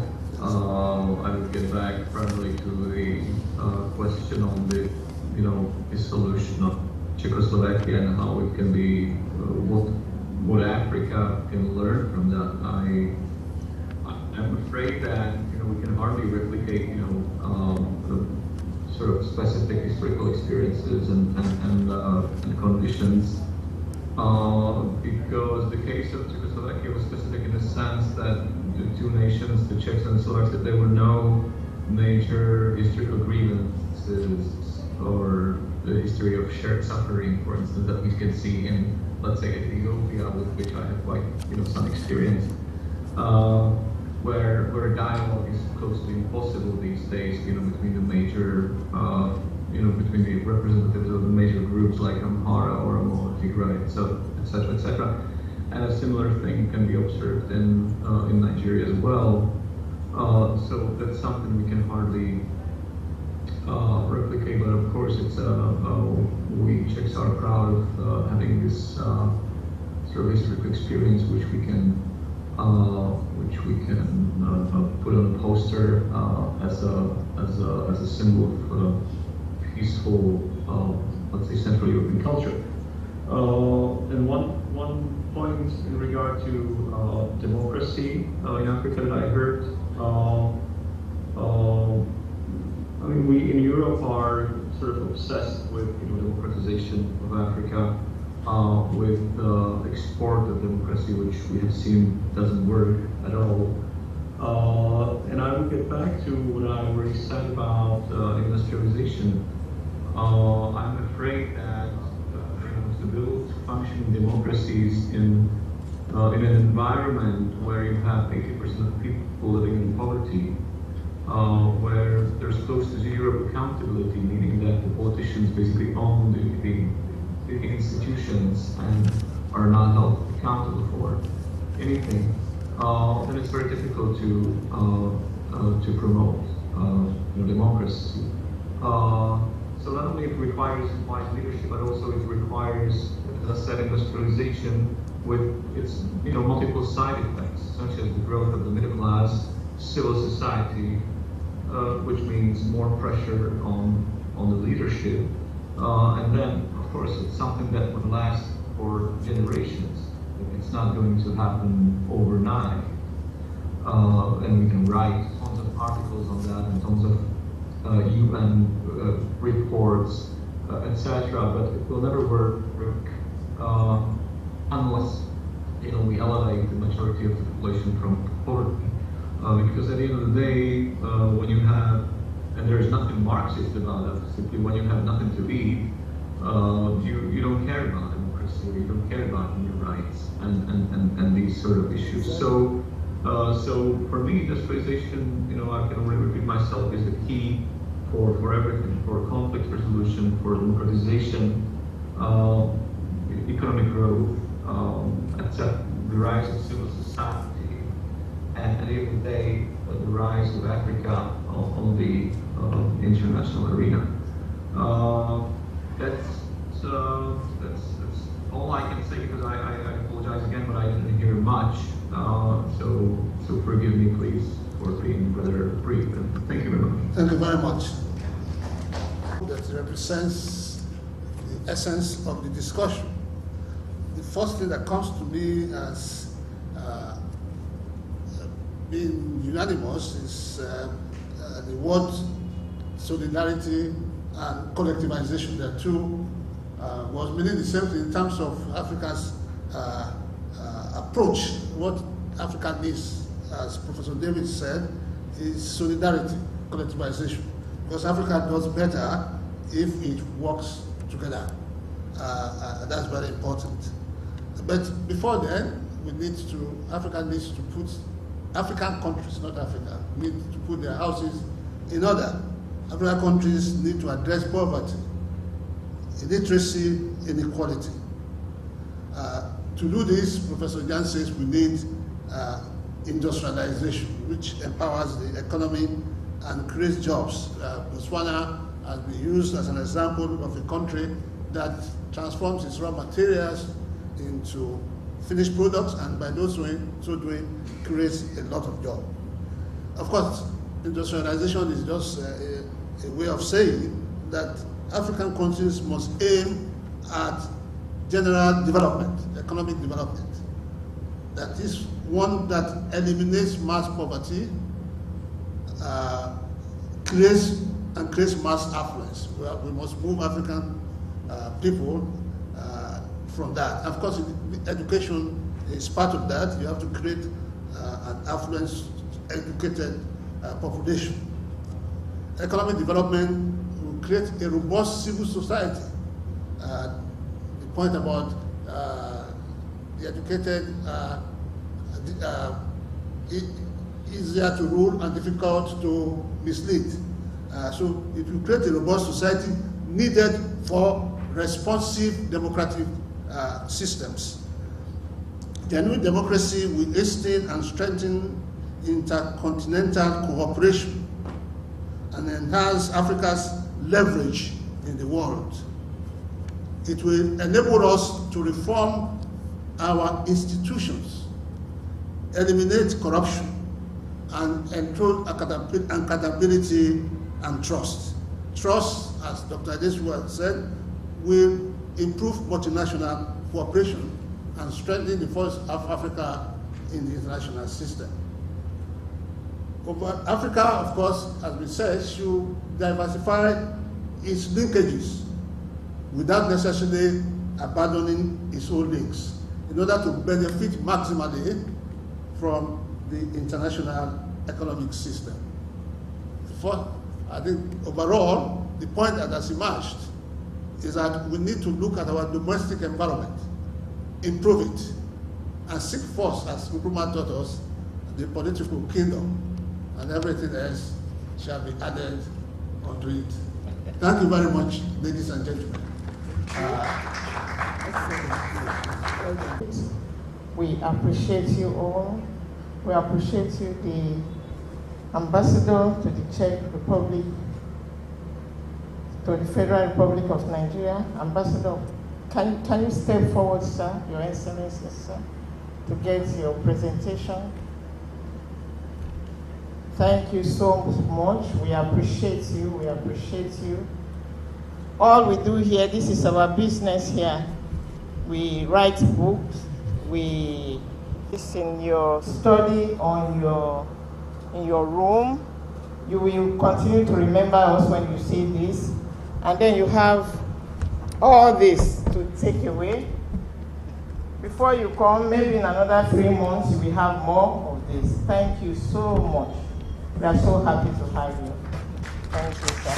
Thank you very much. Thank you. Thank you very much. Of course, for the organization of all this special event in this very splendid area and distinguished speakers, guests, and also thank you for the gifts from the statue, which will remind me of these special hours, and also for the literature. I and my colleague, we will examine it, and also rather separated, independent part of the ministry is Czech Institute of International Relations. So I will be glad to convey them with as well, that they can use it for their work and research. Thank you. Thank you very much, sir. We have another present. You, our very, very elegant Madam Awushika. Thank you for adding color to this event. We are so happy to have you. Thank you. I'm sure you are familiar with this and you will love this. Yes. Thank you. Thank you. And then you have all this as well, and you have all this. Thank you so much. To take away. When you are reading this, you remember us, Nigerian Institute of International Affairs. This is all we do, and by the time you come back, I'm sure you will have a handful of them as well. Thank you so much. Thank you.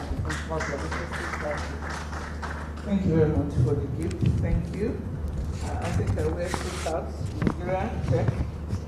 It's quite a pleasure to be here to see us discussing the role of Africa.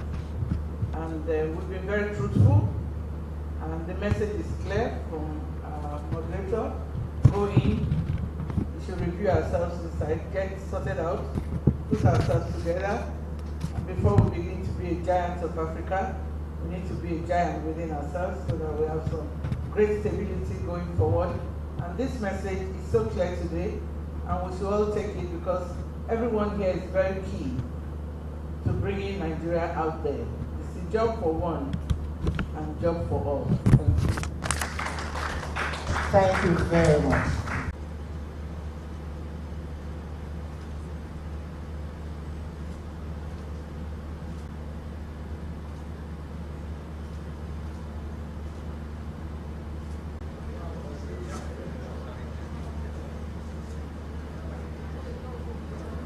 I think that we have heard really some brilliant ideas about Africa, about Europe, about China as well. And I think it's important, to ask questions and seek for answers. That's why we are organizing this series of debates. This one is the first one, so we are kicking it off here in Lagos, and we are happy that our speakers and the moderator were so brilliant and convincing. I think it was really a nice debate, and we have to follow, because there are more questions and there are more topics we want to open. And maybe also to make the professor with gray hair happy, we will come back and make the topic more concrete, because this one was really open, too much maybe. To talk about Africa is not easy, so maybe next time we can talk only about Nigeria and focus much more on what is burning here, what are the problems that you are facing, etc. So please come and join us for some drinks and refreshments, and I'm very grateful that Professor Jan could join us despite all the technical issues, because he, you know, when he came here for the preparation of the debate, he caught malaria, and he was in the hospital last week. So I'm really happy that he could make it today, and thank you, Jan, for being with us. Okay, so we are looking forward to next year. I hope we will continue with NIIA. I thank you for hosting us. It was really brilliant, and thank you again. Have a nice day.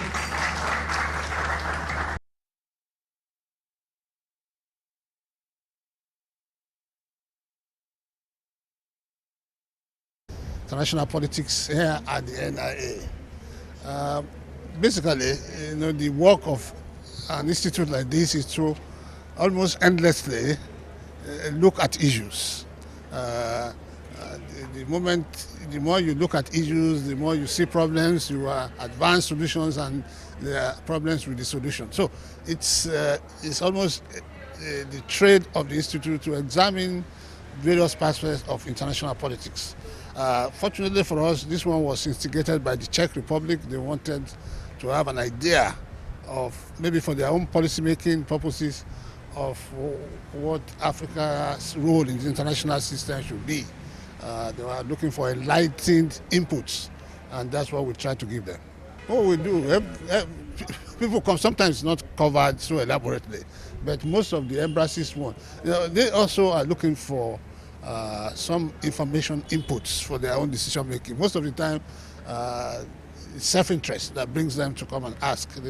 And this place has the capacity to provide what they want in terms of African, Nigerian foreign policy matters. The great point is that we must first seek to reform our domestic environments. African countries are in all kind of mess. They are conflict-ridden. They have civil wars in some cases. They have autocratic leaders, corrupt leaders, and so on. So we must begin first. The first step is democracy.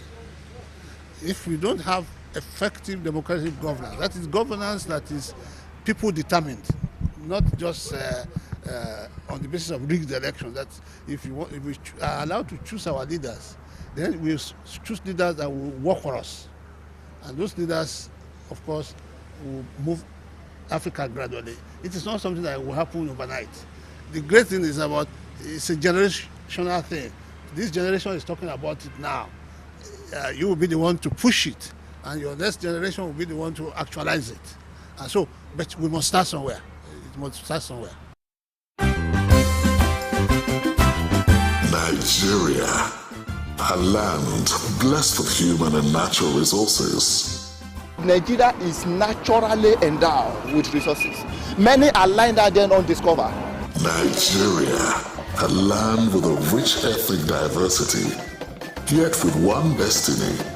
From the north to the south, straight to the east, down to the west, we share a common bond. Why then do we fight ourselves? Why do we kill ourselves? Let's embrace our diversity. Stop the hate. Stop the violence. Together, we can do it. We all dream of a better Nigeria, where lives and properties will be protected. We all dream of a Nigeria where our children will inherit a nation of peace and prosperity. But how can we achieve this dream when all we do is destroy ourselves through civil strife and ethnic carnage? We better live in peace as brothers and sisters. Think about it.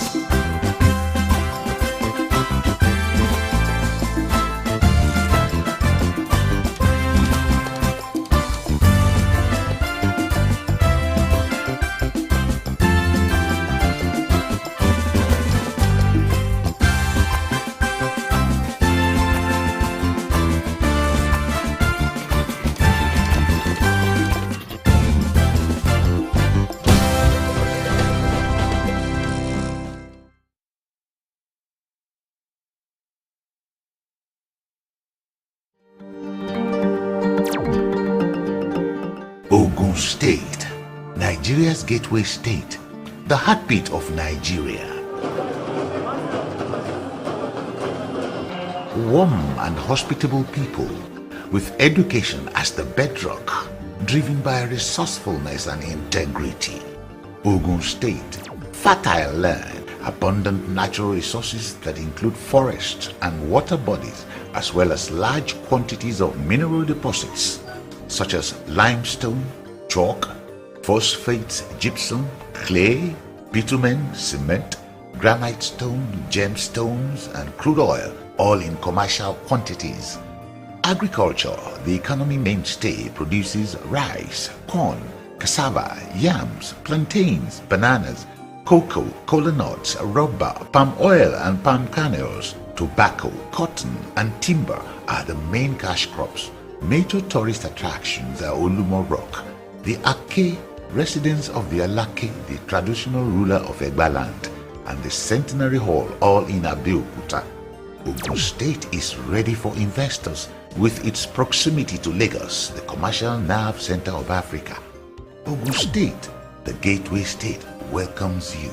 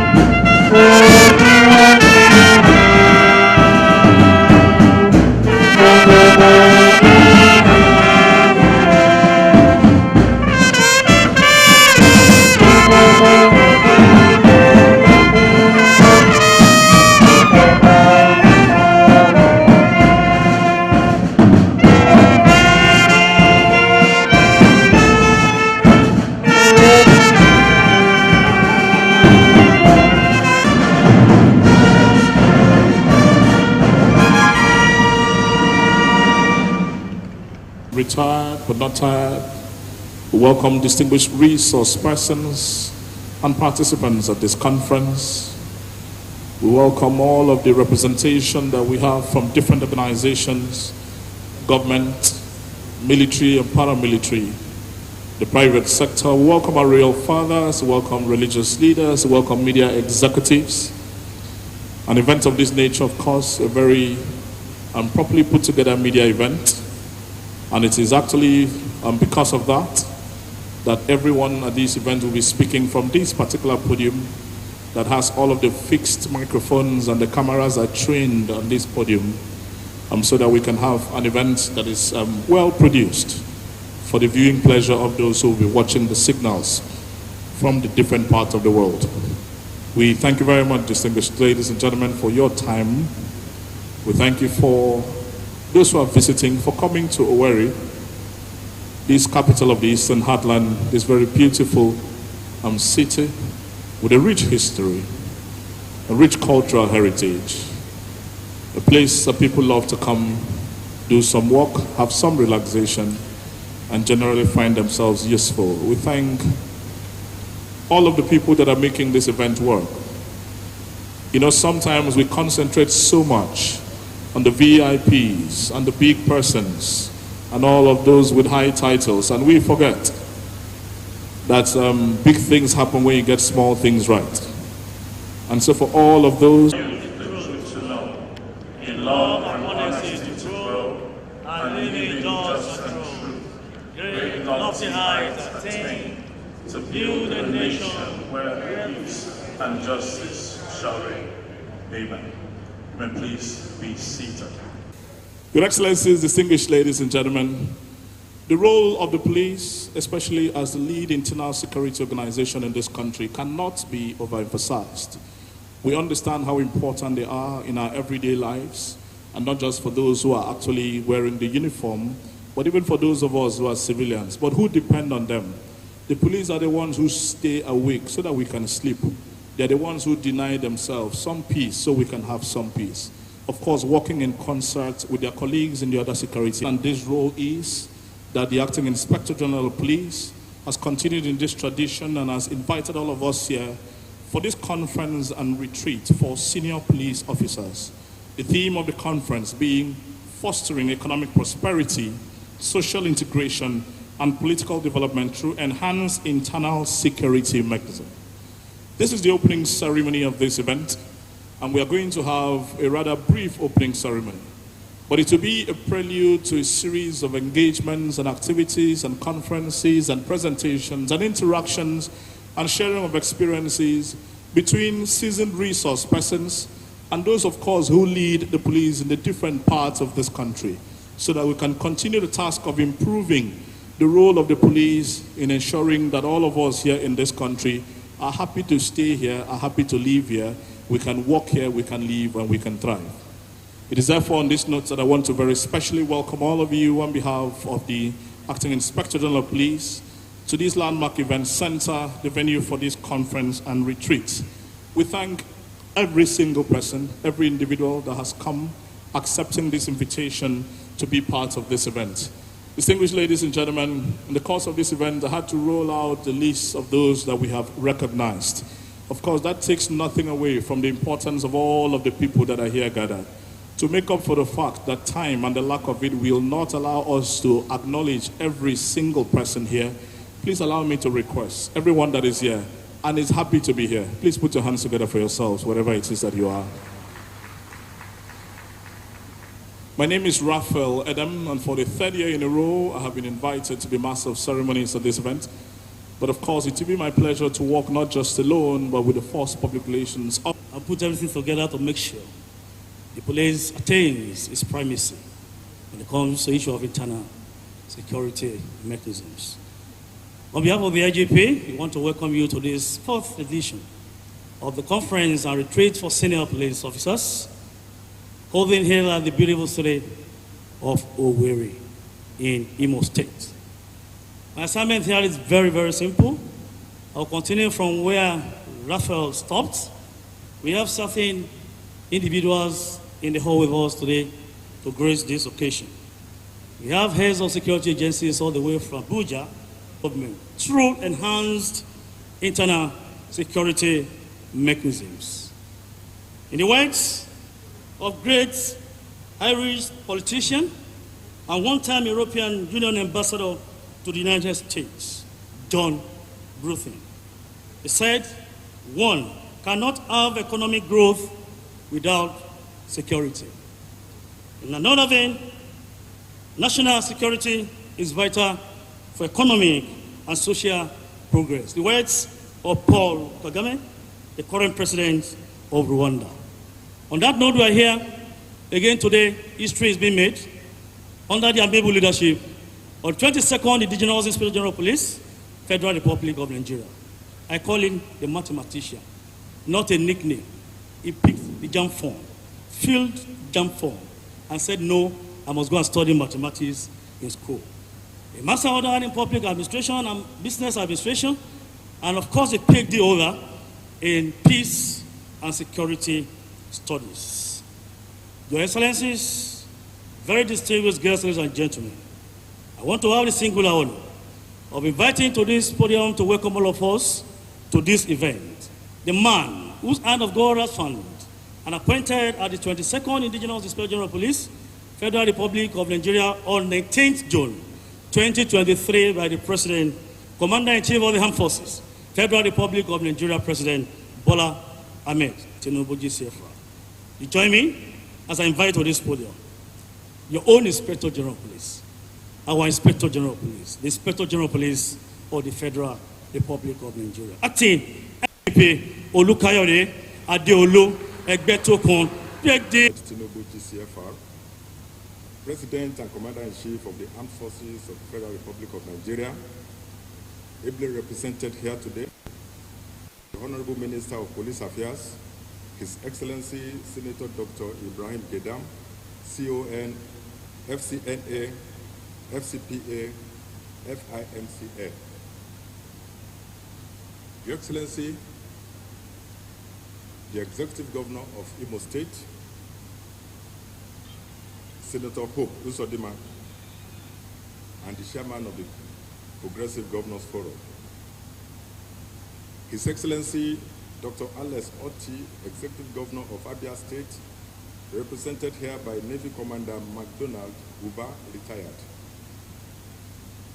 His Excellency Right Honorable Francis Ogbonna Nwifuru, Executive Governor of Ebonyi State, ably represented here today by Her Excellency Princess Patricia Oyemachi Obila, Deputy Governor of Ebonyi State. His Excellency Dr. Peter Ndubusi Umba, Executive Governor of Enugu State, ably represented by His Excellency Barrister Ifeanyi Osai, Deputy Governor of Enugu State. Your Excellency, Major General Ahmed Nasser Al-Raisi, President of Interpol and our keynote speaker here today. Malam Nuhu Ribadu, AIG retired, National Security Advisor, Office of the National Security Advisor, represented here by Major General A.M. Diko, retired. Your Excellency, Salem Said Al-Hansi, the United Arab Emirates Ambassador to the Federal Republic of Nigeria. Honorable Imam Sulaiman Ibrahim, FSI, the Honorable Minister of State Police Affairs.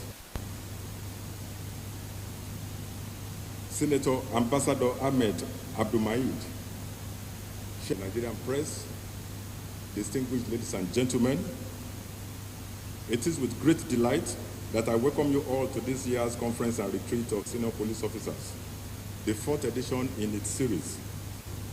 This is a unique gathering of strategic security managers comprising of Deputy Inspectors General of Police, Assistant Inspector General of Police, Commissioners of Police, and other heads of strategic formations of the Nigerian Police Force. It represents the broadest, most diverse, and richest professional engagement by senior police officers in the country. It is also a platform for the force leadership to critically assess the security situation in the country with a view to adequately confronting the array of challenges in the internal security space.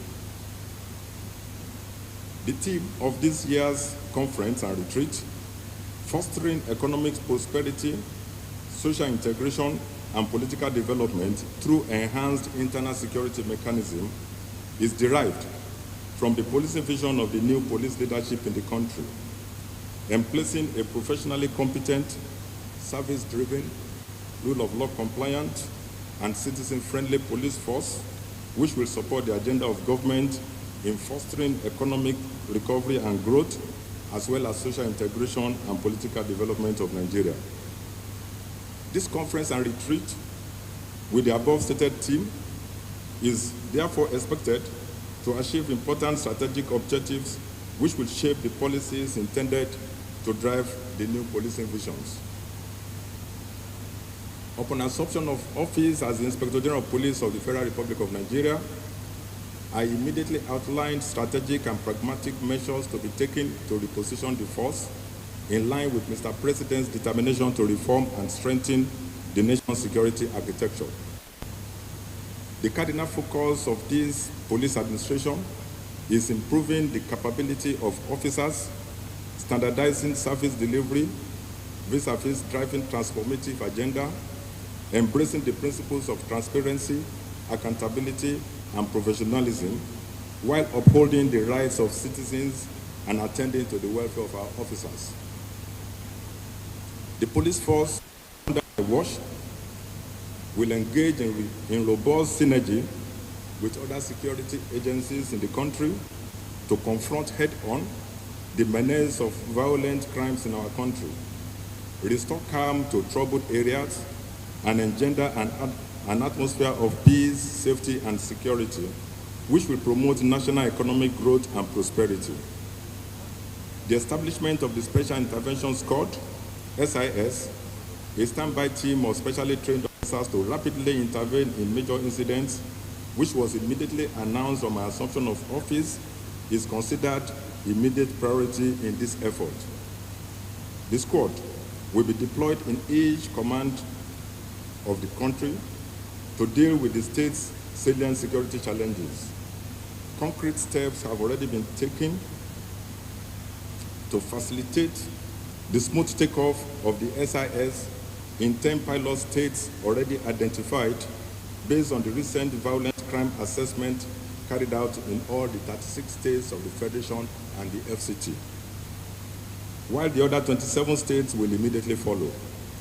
I wish to express gratitude to Mr. President and Commander-in-Chief of the Armed Forces, President Bola Ahmed Tinubu, GCFR, for his kind approval for the specialized training starting next month of the initial team of instructors for the SIS.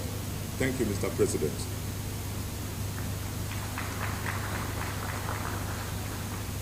The force recognizes that positive attitude and professional conduct of our officers are central to attaining the ideals we have chosen to embrace as the lead agency in the Nigeria's internal security. The Nigerian Police Force is conscious of the fact that in our duty to secure society and restore peace and public order, the people we are serving and protecting are our indispensable partners. The force is determined to further refine the perception of our officers to the essential concepts of human rights, the rule of law, and citizen-focused policing. Consequently, a specially packaged reorientation program for officers has commenced. Furthermore, it has been directed that a renewed emphasis should be placed on psychological and attitudinal training for all new recruits at our police training schools and colleges. Recognizing the international and cross-border nature of major crimes and the need for more collaboration with our partners, I recently vigorously engaged international partners to create synergy in combating major crimes. In recent weeks, I attended the Global Public Security Cooperation Conference in China and engaged with the Chinese officials led by the Minister of Public Security of the People's Republic of China. The visit to China has attracted greater support of the Chinese government for the Nigerian Police Force. This is evidenced in the immediate action taken by the Chinese government to extend the invitation to the Nigerian police to train 15 of our officers in cybercrime in China, to be fully sponsored by the Chinese government. The selected officers, drawn from our various investigation units, MPF Cybercrime Center, Interpol Section, Intelligence Response Unit, Technical Intelligence Unit, Special Tactical Squad, Special Investigation Unit, departed Nigeria for China on Saturday, 28 October 2023, just 2 days ago, with one officer from the Research and Planning Department. Similarly, I attended the African Global Interpol Conference in Angola and had the opportunity of engaging with the hierarchy of Interpol on the need to strengthen existing synergy between the Nigerian police and the Interpol concerning transborder crimes. This has brought about a renewed commitment with Interpol and increased partnership with other global players. We have secured commitment of Interpol to greater support for the force and increased partnership with Nigeria, as demonstrated by the physical presence here today of the President of Interpol Major General Ahmed Nasser Al-Raisi from the United Arab Emirates. Earlier in the month, I was at the International Association of Chiefs of Police IACP conference held in San Diego, California, USA, during which I had a meeting with the Assistant Secretary of the International Narcotics and Law Enforcement Affairs of the United States. The meeting yielded better understanding and increased partnership between the International Narcotics and Law Enforcement Agency of USA and the Nigerian Police Force.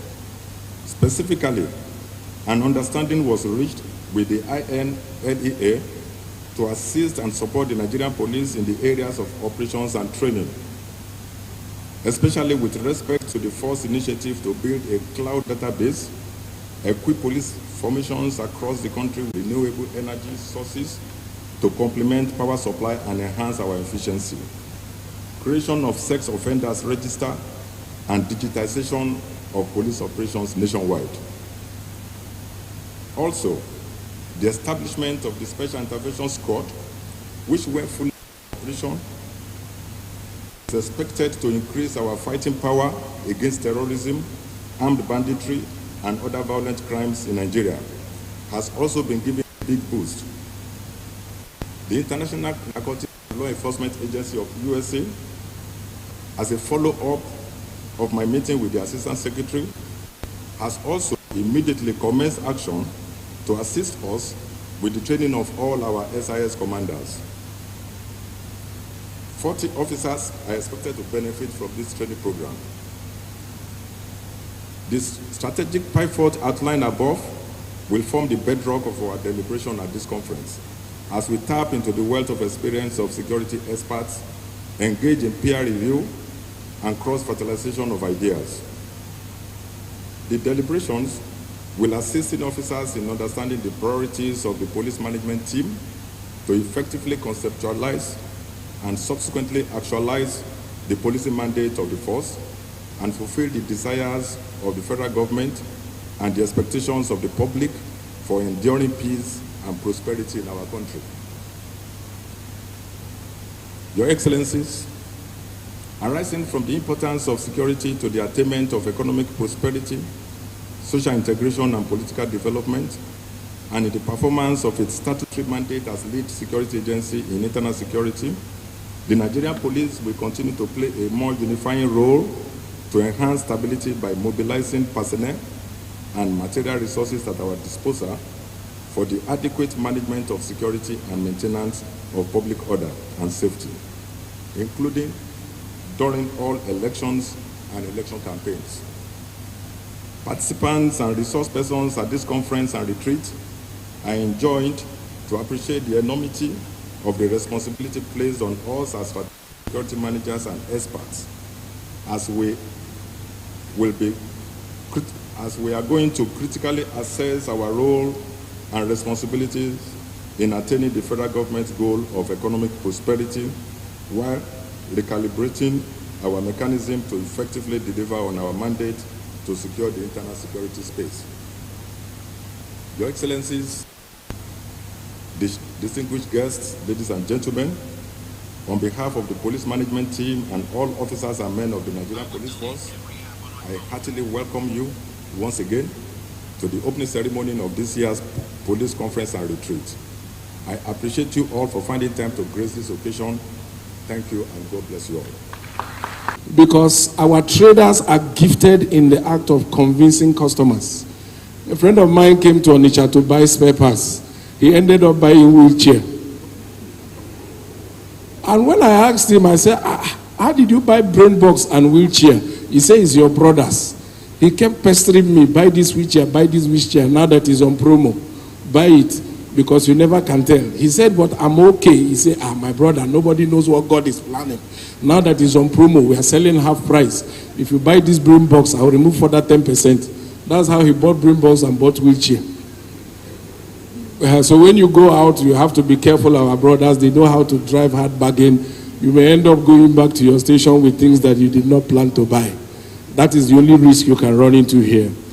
Having said that, permit me at this point, for our first goodwill message, let me invite The Honorable Minister of State Police Affairs, please put your hands together for Honorable Imam Suleiman Ibrahim, FSI.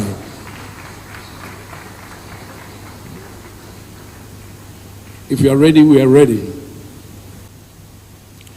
There's a little adjustment again. This is a very difficult time to be a comedian, honestly, because there are too many things on the list you can no longer joke with.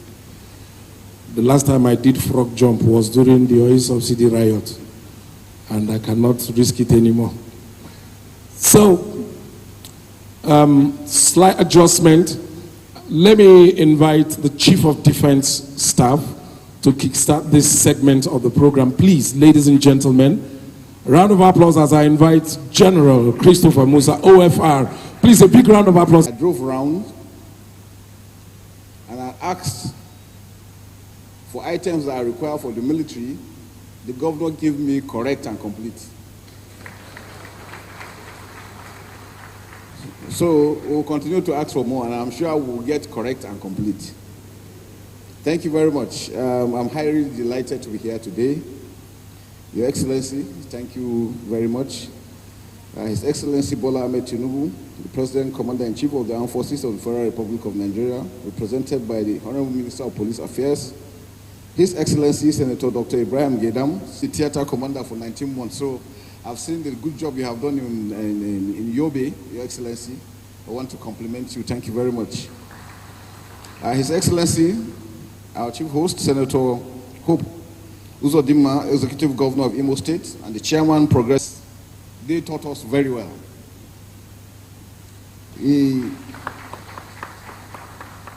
We were in 2018, we were at the theater together when he was the task force commander, Operation Last Hold. I was the sector commander. So today I'm standing here and he is there. I want to welcome you. Thank you very much, sir. And while coming here, Your Excellency, I had the privilege of meeting my classmates. And that's why I'm happy to be in Owerri today. I never knew he was going to be here, and he now knew I was going to be here. We have been primary school mates right from Sokoto, because we were born and raised in Sokoto together.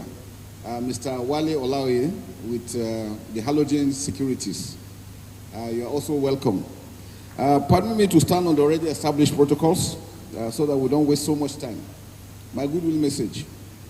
It is indeed a pleasure to be here today, not just as the Chief of Defense Staff, but as a concerned citizen of Nigeria who is deeply interested in security and prosperity of our great nation. I feel greatly honored to be invited to present a goodwill message at this very important conference with the theme, Fostering Economic Prosperity, Social Integration, and Political Development through Enhanced Internal Security Mechanism.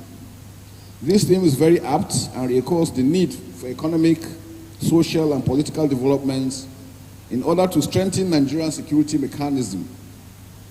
In a rapidly changing world where complex security challenges transcend national boundaries, it is imperative that we strengthen our internal security apparatus to effectively safeguard our nation's economic development, social fabric, and political stability. Nigeria, with its vast human and natural resources, has the potential to become a global economic powerhouse. However, achieving sustained economic prosperity requires a secure and stable environment that nurtures investment, innovation, and entrepreneurship. This can only be achieved in a peaceful and conducive environment. It is therefore our collective responsibility as security agencies of the Federal Republic of Nigeria to create an atmosphere of tranquility where businesses can flourish and individuals can pursue their aspirations without any inhibition. Similarly, social integration is a fundamental pillar for the development and well-being of any nation. Nigeria is a diverse country, rich in ethnic, religious, and cultural diversity. By promoting inclusive policing practices, respecting human rights, and building strong community partnership, we can foster social cohesion and harmony, which are vital for nation building. It is worthy to note that the Nigerian police, as a critical component of Nigerian security architecture, have over the years continued to play crucial roles in upholding the integrity of our democratic system and ensuring socio-economic activities thrives. This, I must say, is highly commendable. The IGP, I highly commend you with your men for doing a good job. To sustain these achievements and mitigate the multifaceted security issues hindering development and prosperity in our country, we must embrace a comprehensive and synergistic approach to security. Collaboration and coordination among various security agencies are key to addressing the multidimensional challenges we are facing. And that's why I want to assure you that the members of the Armed Forces of Nigeria will continue to support you in performing your mandate. As the Chief of Defense Staff, I assure you of the unwavering commitment and support of the Nigerian Armed Forces in strengthening our internal security mechanisms. The Armed Forces recognizes the importance of collaboration and partnership between the military, the police force, and other security agencies in ensuring the safety and well-being of our citizens. By building trust and cooperation, we can create an environment where citizens are collectively involved in the security process, reporting suspicious activities, working hand in hand with the police to prevent and combat crime. And that's why we always take advantage to appeal to the citizens that the security agencies cannot do it alone. Security is everybody's responsibility. The rapid advancement in technology and the swiftness of information sharing have continued to create daunting challenges to security operations. This is because non-state actors also utilize these capabilities to easily assess the public and influence them by propagating their untoward agenda. In like manner, security agencies must embrace technology capabilities in our security operations to enhance our intelligence gathering capabilities, improving information sharing and facilitate timely and effective responses to security incidents. Training programs and capacity building initiatives in this regard should be prioritized to equip our officers with the necessary skills and knowledge to harness these technology advancements. On behalf of the Armed Forces of Nigeria, I want to express my appreciation and administration for the dedicated service and sacrifices made by the crop of seasoned officers of the Nigerian Police Force. Your commitment to upholding the principles of justice, fairness, and the rule of law is commendable.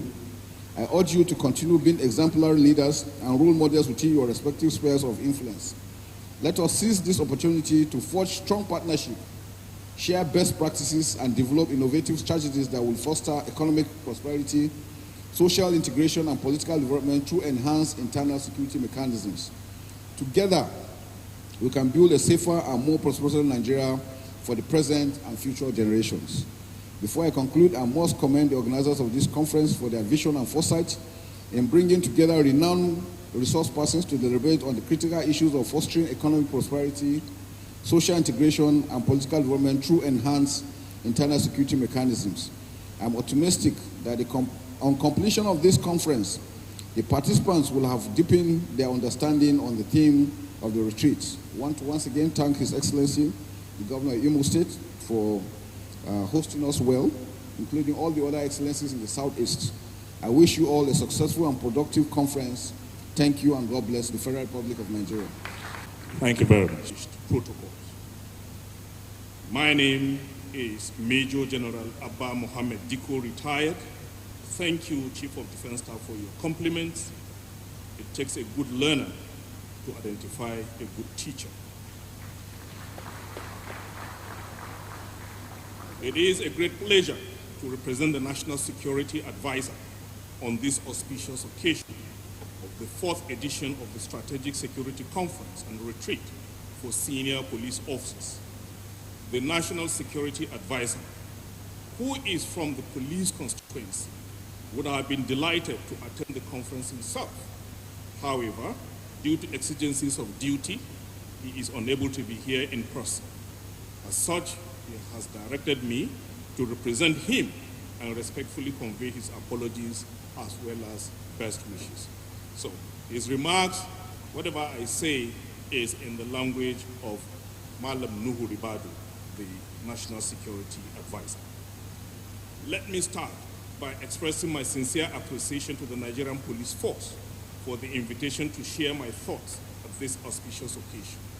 Indeed, this opportunity could not have come at a better time, considering the various security challenges confronting our beloved country and the current drive by Mr. President to set the nation on a renewed trajectory. The theme of the conference, fostering economic prosperity, social integration, and political development through enhanced internal security mechanisms, is therefore apt and timely. The conference would undoubtedly afford us the opportunity to discuss pertinent security issues affecting the country. The conference will also provide a veritable platform to review the conduct of the Nigerian police operations, training activities, and other key issues. We are all aware that we are at a period where the nation is faced with daunting and multifaceted challenges. This is coupled with the impact of recent economic downturn and stiff competition for dwindling national resources, among other issues.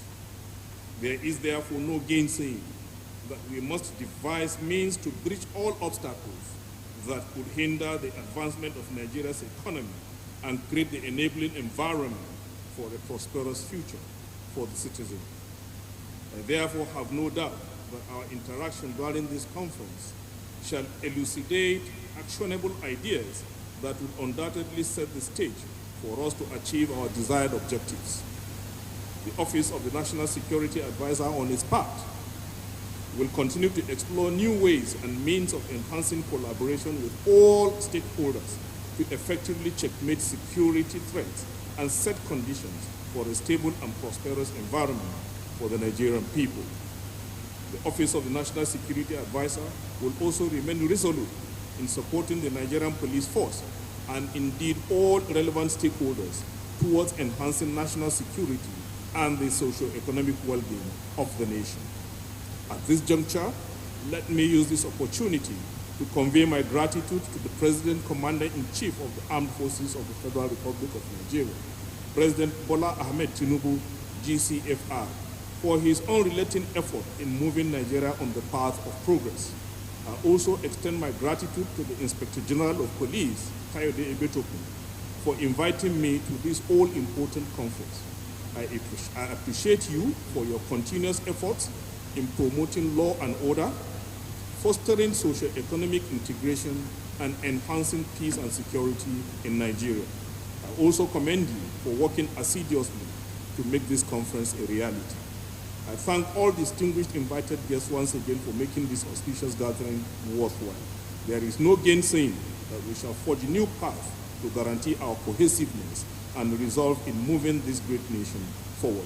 Thank you all once again, and God bless. Officers of the Nigeria Police, and this opening ceremony has representation from practically the different security agencies who are here to show that interagency collaboration with these Nigeria Police officers. We're going to take another brief goodwill message here, and this is going to come from a representative of the legislative arm of government, that arm of government that has got oversight responsibility over the activities of the executive and other areas of concern in this country. The representatives of the people who, of course, get to speak, get to get their minds and their thoughts out there in the National Assembly through their representatives.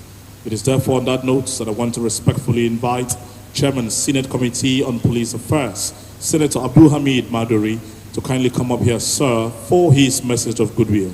Distinguished ladies and gentlemen, I want to please request that we do not... On the existing protocol established by the previous speakers. It is an honor to address you today at the Strategic Security Conference, a retreat for senior police officers in Owerri, Imo State, Nigeria, and the Senate Committee Chairman on Police Affairs. I am delighted to be part of this distinguished gathering and extend my gratitude and special thanks to the Acting Inspector General of Police, Olukayode Ebetun, who has made this conference possible. As senior police officers, you carry the responsibility of safeguarding our communities and upholding the principles of justice and law enforcement. I recognize the numerous security challenges we are facing and the demanding nature of this task. Nevertheless, I am confident that by working together, we can overcome these challenges. During this conference, we had the opportunity to foster a healthy and constructive dialogue, exchange of knowledge and best practices, and generate innovative ideas that can help combat the threat facing our nation by leveraging our collective expertise. We can also create a comprehensive solution that addresses the complex nature of the security landscape in Nigeria. As we deliberate on these issues, I urge each and every one of you to think creatively and holistically. Our quest for effective security solution requires an integrated approach that encompasses social, economic, and political dimensions, not just law enforcement. Let me also urge you to explore technological advancement and their application in law enforcement. The fourth industrial revolution has brought about significant progress in technological advancement, such as artificial intelligence, data analytics, and surveillance technologies. By responsibly harnessing these tools, we can amplify our effectiveness in maintaining peace and security. Furthermore, we should recommit ourselves to community policing. We must encourage collaboration and trust amongst law enforcement agencies and the communities they serve. By cultivating positive relationships, we can also facilitate intelligence gathering, early detection of threats, and effective crime prevention. The Senate and the House Committees on Police Affairs are readily available to give legislative support and facilitate the realization of any initiative that may require legislative backing. In conclusion, I want to once again express my gratitude to everyone who contributed to this conference and retreat, especially His Excellency Hope Ozuduma, Senator Hope Ozuduma,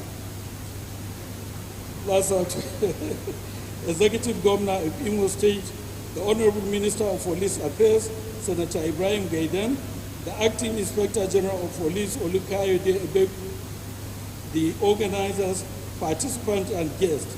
Together, let us use this event as a catalyst for positive change that will secure a peaceful and prosperous Nigeria. Thank you, and God bless. I'm here to present the goodwill message on behalf of the ministry. So this is His Excellency, Senator Ibrahim Gaidam's message, because he's representing the CNC. It is with great honor and pleasure that I stand before you today as the Honorable Minister of Police Affairs on the occasion of the 4th retreat and conference for the senior police officers and heads of police formation. I extend my warmest greetings to all of you gathered here in the vibrant city of Owerri, Imo State, Nigeria. This retreat marks a significant milestone in our collective effort to enhance the effectiveness and efficiency of our nation's police force. It provides us with a valuable opportunity to reflect on our achievements, discuss the challenges we face, chart a course for the future as leaders within the Nigerian police force. Your dedication, commitment, unwavering service to our great nation deserves our utmost respect and appreciation. Law enforcement is an essential pillar of any society, and our responsibility as police officers is to ensure the safety, security, and well-being of our citizens. We face numerous challenges in carrying out the noble task, ranging from organized crime and terrorism to cyber threats and communal conflicts. However, I firmly believe that with the right strategies, resources, and determination, we can overcome these challenges and build a safer Nigeria for all of us.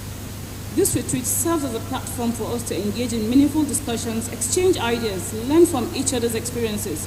Let us seize the opportunity to reflect on the progress we have made so far and identify areas where we can further improve. We must address issues such as capacity building, professional ethics, community engagement, and the use of technology to enhance our policing methods. In this era of rapid technological advancement, we must embrace innovation, leverage on digital tools, enhance our effectiveness. Technology can assist us in crime prevention, intelligence gathering, and the investigation of complex cases. Therefore, I urge you all to explore and adopt cutting-edge technologies that can support our mission of maintaining law and order. Furthermore, community engagement is crucial in bridging the gap between police and the public. We must strive and build trust, foster positive relationships, and actively involve local communities in our efforts to fight crime. By working hand in hand with the people we serve, we can create a safer environment and promote a sense of ownership and responsibility for security. I also want to emphasize the importance of professional ethics and integrity. As a senior officer and leaders, you must set the highest standard of conduct and lead by example, uphold the principle of fairness, transparency, and accountability. This is paramount to winning the trust and confidence of Nigerian people. Let us work together to eliminate corruption and misconduct within our ranks and build a police force that is respected and admired. As we deliberate during this retreat, I encourage you to think critically, share your expertise, propose innovative solutions. Let us seize this opportunity to strengthen our collaboration, forge partnerships, and develop strategies that will enable us to overcome the challenges that we face. Together, we can build a police force that is responsive, professional, dedicated to serving and protecting our citizens. May I commend and applaud the Inspector General of Police, IGP Kayode Adiola Betekun, PhD, and his management team for your unwavering commitment and sustaining the lofty ideals of this annual conference and retreat. Time will not fail me to also express my gratitude to the host, His Excellency Governor Hope Uzodinma, and the good people of Imo State for being such great hosts and for hosting this gathering of critical security minds. This reflects your love and passion for safety of lives and properties. Our thoughts and good wishes are with you and the good people of Imo State as you approach the forthcoming general elections. In closing, I extend my gratitude to all organizers, participants, sponsors who have made this retreat possible. I have no doubt that the knowledge gained and the relationship forged during this event will have a lasting impact on our police force, ultimately contribute to a safer and more prosperous Nigeria. On a personal note, I would like to commend and applaud His Excellency President Bola Ahmed Tinubu for his political will and prioritization in strengthening internal security. This is unprecedented. And also, I would like to appreciate our men and officers of the Nigerian Police Force. They always say that the police, that policing is not a profession, it's a calling. We pray for your safety and we pledge our commitment to ensuring a better and a stronger police force. I thank you all for listening. I wish us all a resounding success in this retreat. Long live the Federal Republic of Nigeria, and long live the Nigerian Police Force, and long live the Federal Republic of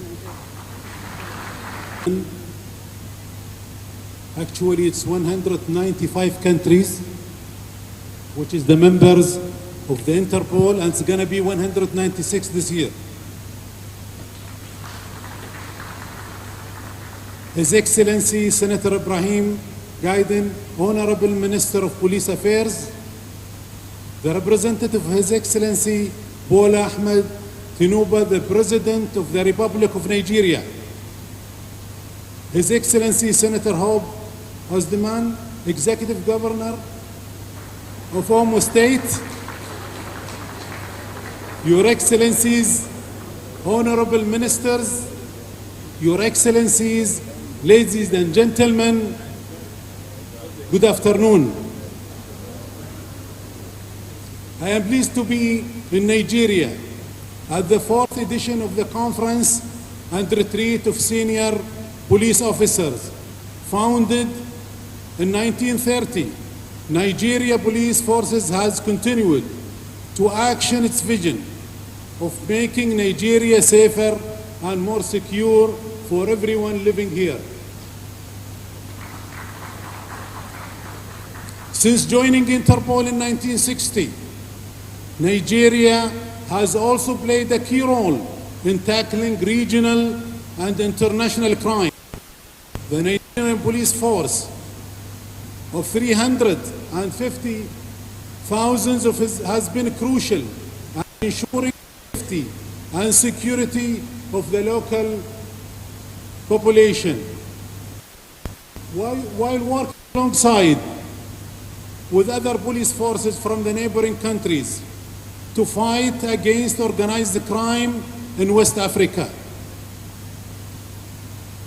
As leaders in policing, it's our collective responsibilities to safeguard the lives of people within our communities and beyond. In our capacity, we have the power to enhance security, to promote cooperation, and to facilitate knowledge sharing. Nigeria's geostrategic location has attracted organized criminal groups who often smuggle illicit goods or use Nigeria as a stepping stone to reach other continents. Interpol's National Central Bureau in Abuja is fundamental in maintaining national and regional security. Nigeria has played a vital role in several Interpol operations and initiatives over the years, demonstrating its commitment to tackling transnational crimes. This year alone, the joint Interpol-Afripol operation, Flash Awaka, targeted human trafficking and migrants smuggling, resulting in over 1,000 arrests worldwide, thanks to the support of Nigeria, several other countries. And also Operation Jack, which took place in May of this year, tackled West Africa-based organized crime, a group like Black Axe, recognized and recovered over 2 million euros, identifying more than 200 bank accounts linked to the illicit activities of online financial crimes. Your national police force has also supported the fight against cybercrime. In another joint Interpol-Afripol initiative, Nigeria worked along with 24 other countries across Africa to identify criminal networks linked to large financial losses. As a result of Operation Africa Cyber Surge, 14 suspects, cyber criminals were arrested, and over 20,000 suspicious cyber networks were identified, and over 40 million US dollars were recovered. Interpol's role would not be possible without the support of the member countries, including its 54 member countries across Africa. Africa is a very important region which has a great future and bright future. You continue to assist us to ensure that innocent victims are protected from some of the most common crime trends facing Africa, including human trafficking and migrant smuggling and financial crimes and fraud and also cyber crimes. As the economic and political and technological landscape continue to evolve rapidly, and as we navigate a period of uncertainty, it is more important than ever before to join forces to tackle the challenges of tomorrow. As the technology advances, we will experience more and more complex challenges, with the criminals taking advantage of boundaries between the physical and digital to create more sophisticated, borderless criminals landscape. Interpol's member countries are stronger together by staying ahead of the and anticipating police challenges of the future. We can target organized criminal groups conducting financial crimes which undetermined global financial systems, slowing down economic growth and causing loss to businesses and individuals globally. Interpol is working to safeguard economic prosperity throughout our financial crime and anti-corruption center. The growth of illicit transnational financial crimes has grown rapidly in recent years, causing massive losses to businesses and individuals worldwide, while threatening governing bodies. Interpol Financial Crime and Anti-Corruption Center work closely with the stakeholders such as the Financial Action Task for the strengthened efforts against financial crimes and corruption. However, our work is not possible without the support of our 195 member countries. Our financial crime and anti-corruption center support member countries with the transnational investigations and shares crucial information with stakeholders to hold the criminals accountable. We also target global illicit financial flows, directing our efforts towards different types of money laundering schemes and to help recovering illicit funds. Together, we must encourage to ensure a shared responsibility, to exchange expertise and knowledge, and solutions for increased cooperation to make the world a safer place for us all. This is essential in the fight against the most challenging crime in the region and worldwide, especially as the criminal activities grow increasingly borderless and digital. I pledge to continue supporting our partners in law enforcement from around the world in their fights against any evolving forms of crimes. Thank you, IG, the Inspector General of Police, and the government of Nigeria for inviting me here to be with you today. I also feel the warmth of your hearts and the smiles from the first minute I got in Nigeria. I look forward to working more closely together. Thank you for listening to me. Asiwaju Bola Ahmed Tinubu, GCFR, President and Commander-in-Chief of the Armed Forces, Federal Republic of Nigeria, ably represented by His Excellency Senator Ibrahim Gada, the Honorable Minister of Police Affairs. Your Excellencies, my brothers, the governors of Abia, Ebonyi State, Enugu State, and Anambra State, ably represented by their deputies, except that of Anambra State by the Special Advisor on Security.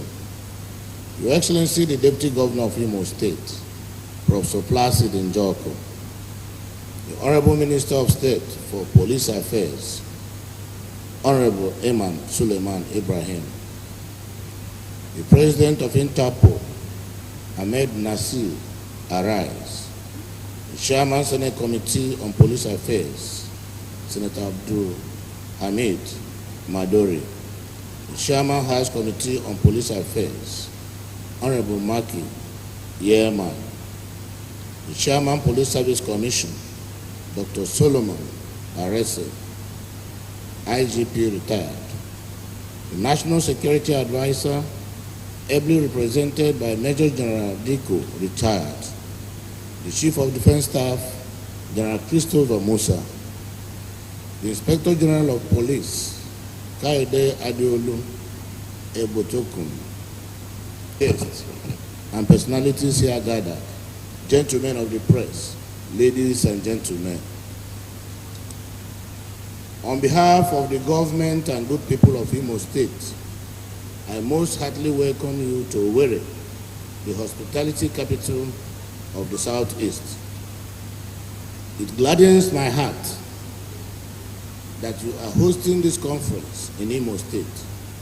It is indeed reassuring that the high-profile groups and institutions such as yours have been flocking to the state since this year for important conferences and seminars such as this. All these are clear pointers to the fact that peace has returned to our state, having restored security in the state. Let me therefore use this auspicious opportunity to commend the police for their gallantry in the processes that led to the restoration of this peace. Working in concert with other security agencies, the Nigerian police has demonstrated an uncommon commitment in the discharge of their constitutional duties. Regrettably, some officers paid the supreme price in the course of this assignment. Imo people, and indeed all Nigerians, will remain eternally grateful to them for their gallantry and the invaluable sacrifice. My administration will continue to stand by the families of such fallen heroes. The Imo example clearly underscores the critical role the police play in the maintenance of law and order in our dear country, Nigeria. This is why I consider your theme for this conference, toward fostering national unity through enhanced internal security mechanism, very apt. As I already alluded to, the Imo experience clearly exemplifies this role. This is so because national unity is best fostered in an atmosphere of peace.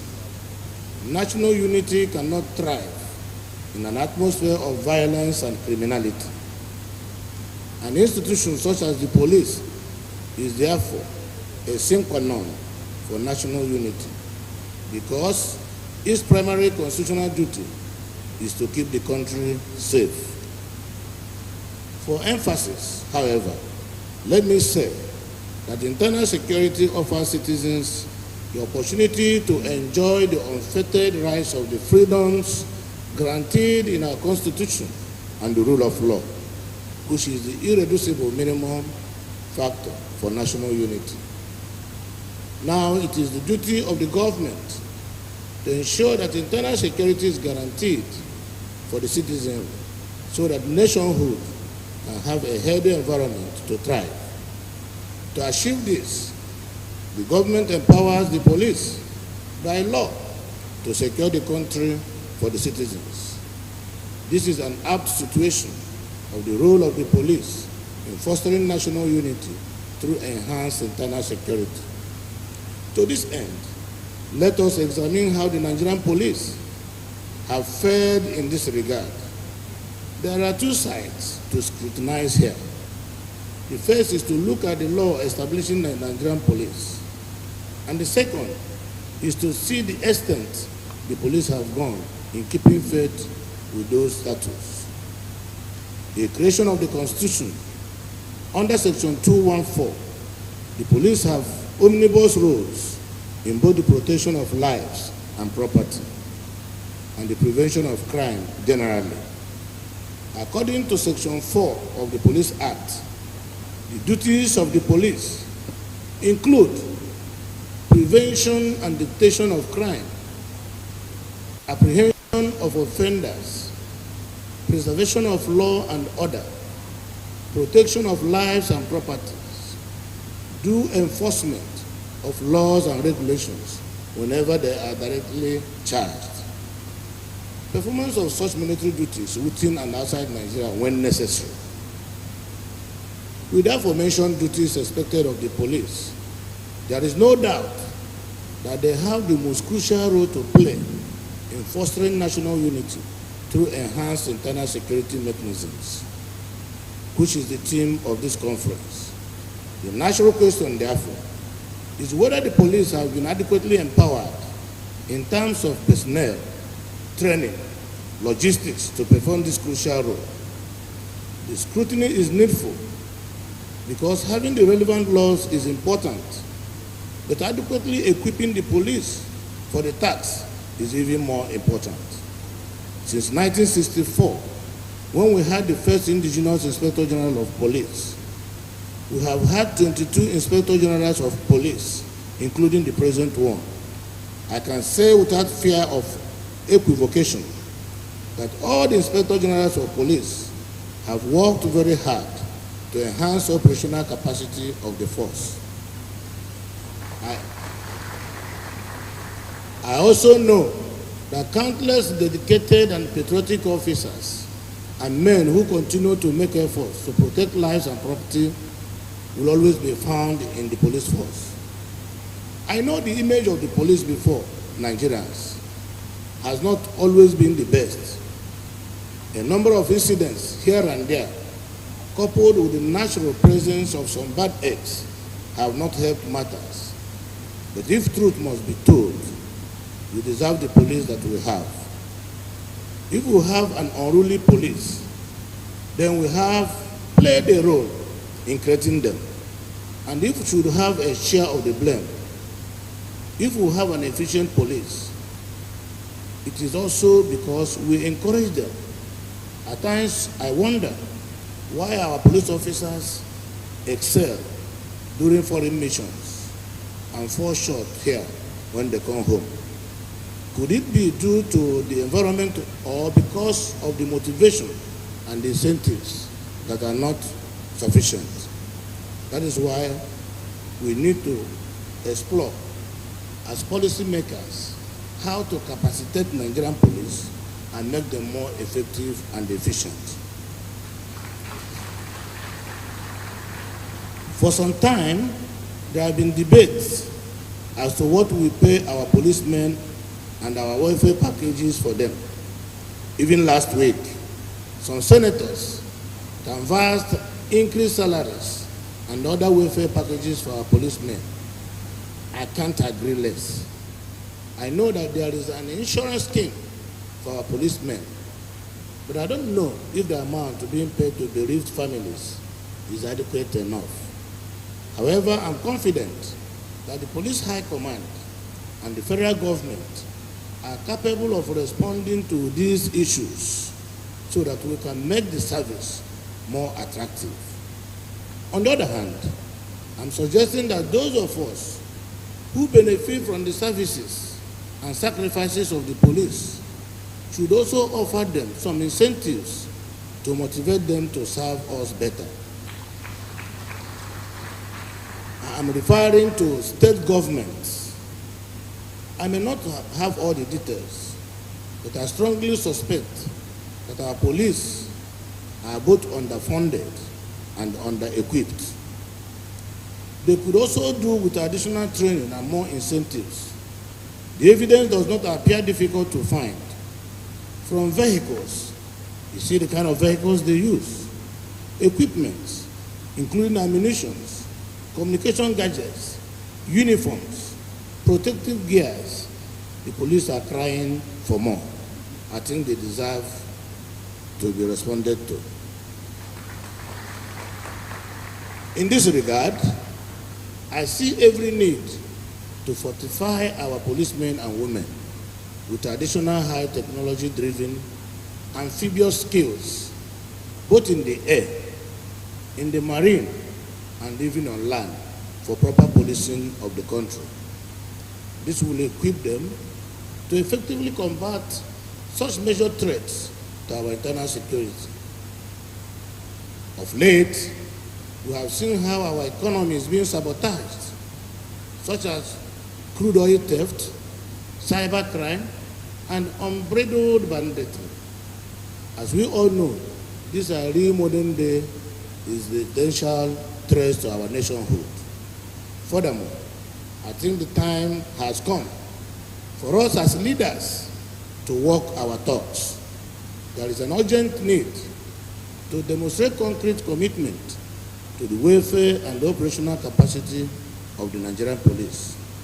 My submission here is that the National Assembly should, as a matter of urgency, come up with a bill for a special police fund. Under this arrangement, both the national and subnational government must agree for a special percentage from the Federation account to be reserved for the continuous and sufficient funding of the Nigerian police. Equally, high network corporate bodies, including banks, oil companies, should be made to mandatorily contribute a specified percentage of their annual profit to the police fund. Needless to add that enhancing internal security to foster national unity should not be left for the government alone. high-profile corporate citizens should be concerned as well. I'm happy to report to you that in Imo State, we as a government have been doing our best to assist all the security agencies working in the state. Like I alluded to during my opening remarks, those who paid the supreme price in line of duties in the state have not been abandoned by this administration. Such gestures will certainly augment the official packages for these men and women who are sacrificing their lives for the protection of lives and properties in our country. We are also doing our best in providing the police with necessary equipment and logistics, such as patrol vehicles, communication gadgets, specified technologies, and armored vehicles.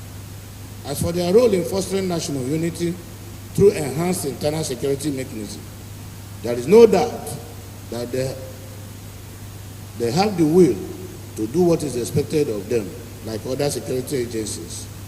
What is maybe lacking is the efficient synergy among these agencies. We have had cause in the past to worry about the apparent and unnecessary rivalry among them. I don't believe that that kind of attitude will yield the results that we deserve as a nation. But of late, all the security agencies in Nigeria have shown synergy and have shown this high sense of cooperation that they are now working as a family. No wonder the level of insecurity has reduced tremendously. As we all know, the police are the closest security agency to the civilian populace, so that they have a relationship that easily assists them in carrying out their duties.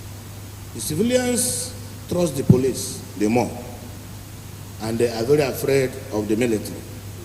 The police understands the nuances of the civilians, so the police are in a far better position to sustain national unity through enhanced internal security mechanism.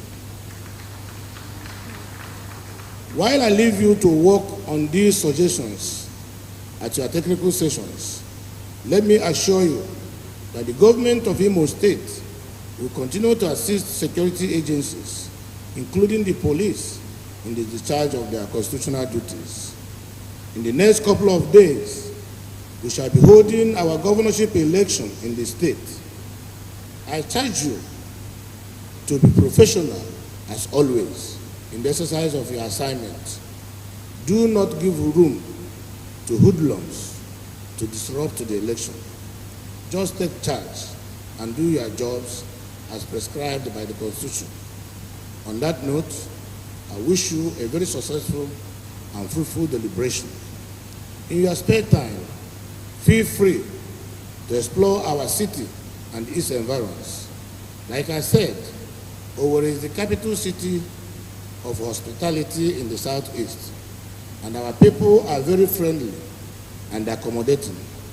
So try and have some recreation while you are here.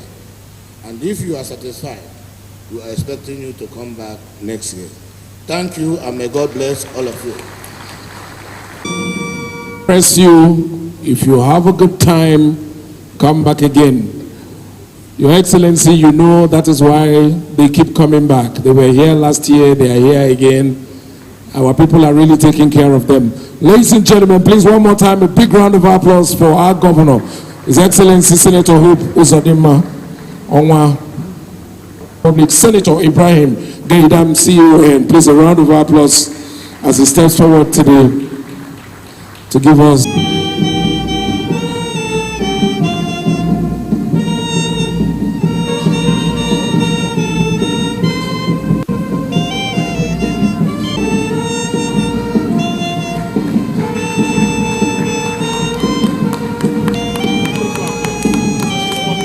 Please, another round of applause, another round of applause. Thank you. I am taking on the speech of the President of the Federal Republic of Nigeria, Bola Ahmed Tinubu, GCFR. I am delighted to address this great gathering of senior strategic managers of the Nigerian Police Force, which is the first national security conference in the life of this administration. I commend the Inspector General of Police and the police management team for coming up with a team which appropriately encapsulates my desire for a great nation. Indeed, the economic prosperity, social integration, and political development and stability of the nation thrive only when safety, security, and public order are pursued and guaranteed. At no time in the life of Nigeria is our prosperity more tied to security than in the last decade. Increase in the number of complexity of our security challenges have deprived us of our collective aspirations to develop our nation and because to our posterity and equity, prosperous and united country. Nigeria's pathway to economic growth and development is laced with debilitating security challenges, which we must confront determinedly. I wish to remind you that during my inaugural address, I stated unequivocally that security shall be the top priority of our administration because neither prosperity nor justice can prevail amidst insecurity and violence. I followed the observation up by promising that my administration shall reform both our security doctrine and its architecture. Distinguished guests and senior officers, this is the time to introduce key reforms to reposition the police to be more effective in the performance of their mandate, which is internal security, public safety, and order. This administration has matched its most with action, as I have given approval and funding support for local and overseas training of officers to better equip them and enable them to enhance the institutional capacity of the police force to secure the nation and consequently make Nigeria safe for foreign direct investment, economic activities, social integration, and stability in the political space. Insecurity has adversely affected the nation's economic growth.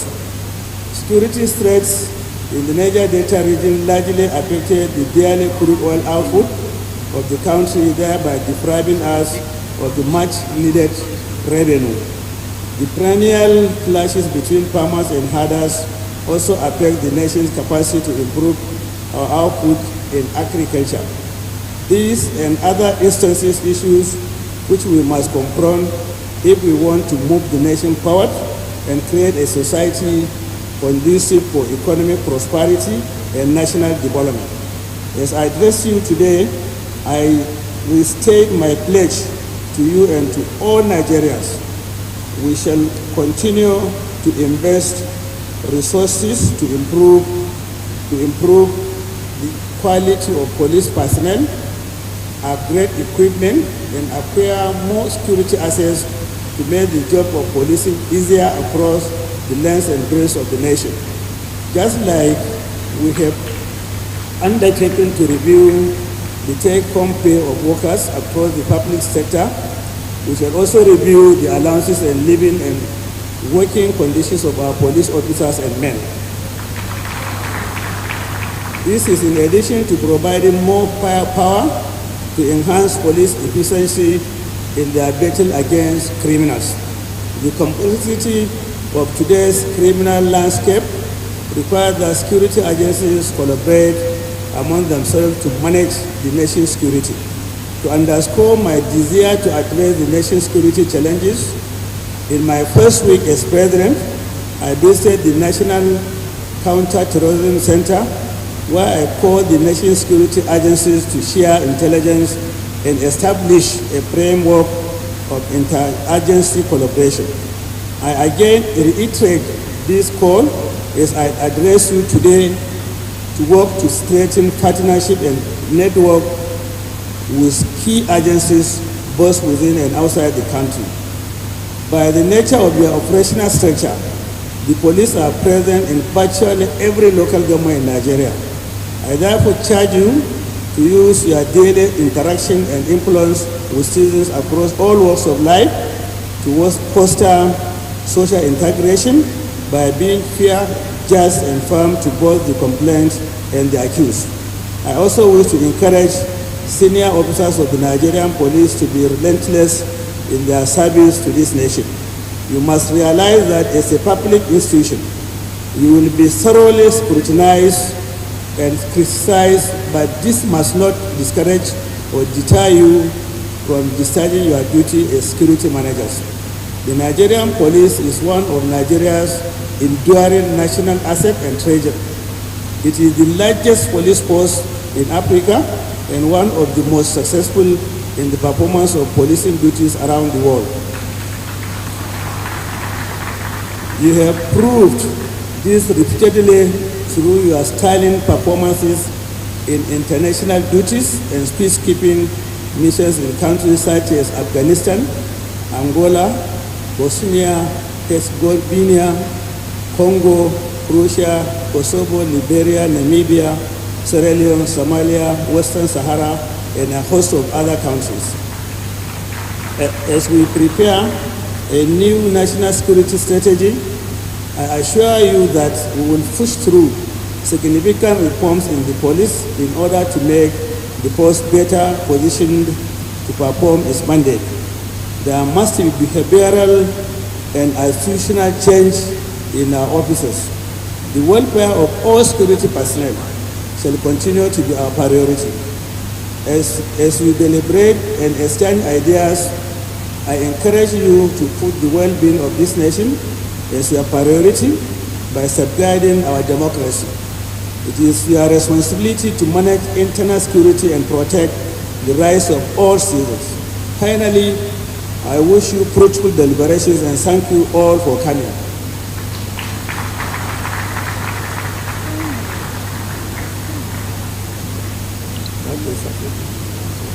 Excellency the Governor of Imo State. I had said earlier that maybe this event will come back next year. I didn't know the Governor would re-echo it. His Excellency the Governor now said if you enjoy, you should come back. From the looks of the faces of the people here, Your Excellency, please prepare to be here again next year. Last year, it started 31st October. This year, it started 30th October.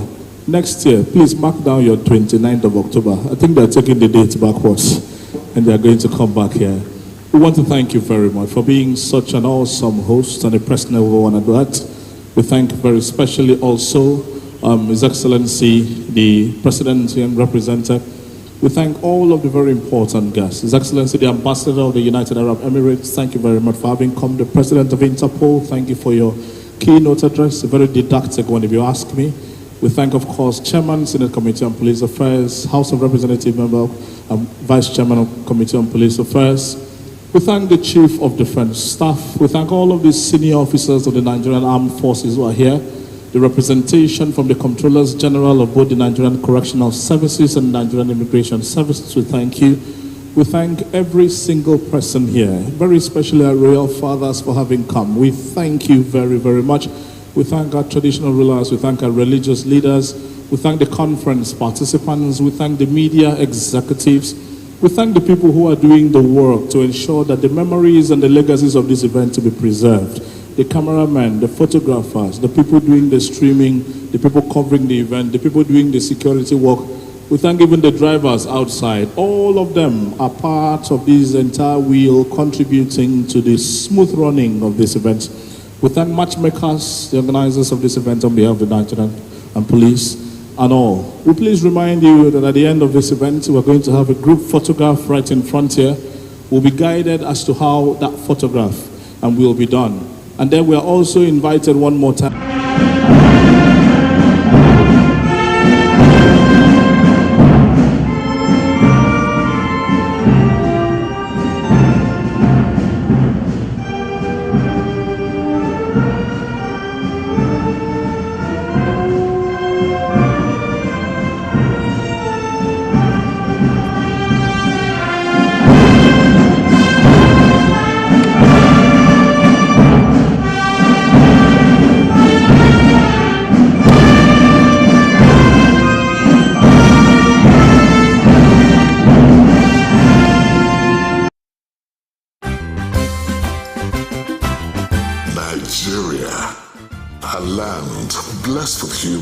natural resources.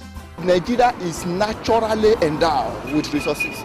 Many are lying out there undiscovered.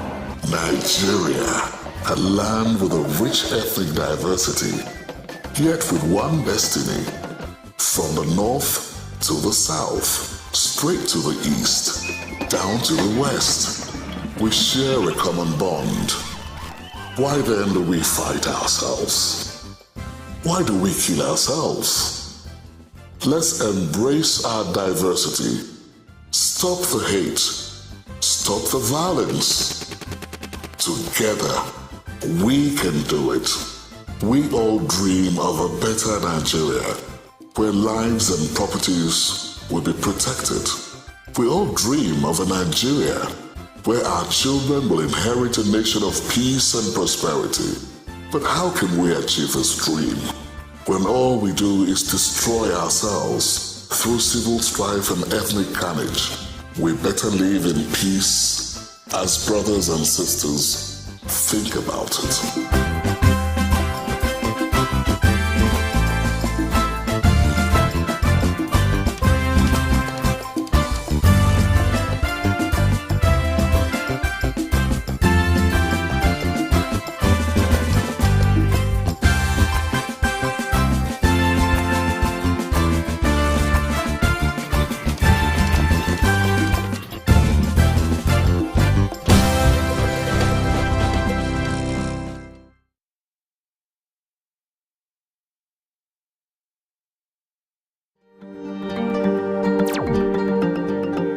Ogun State, Nigeria's gateway state, the heartbeat of Nigeria.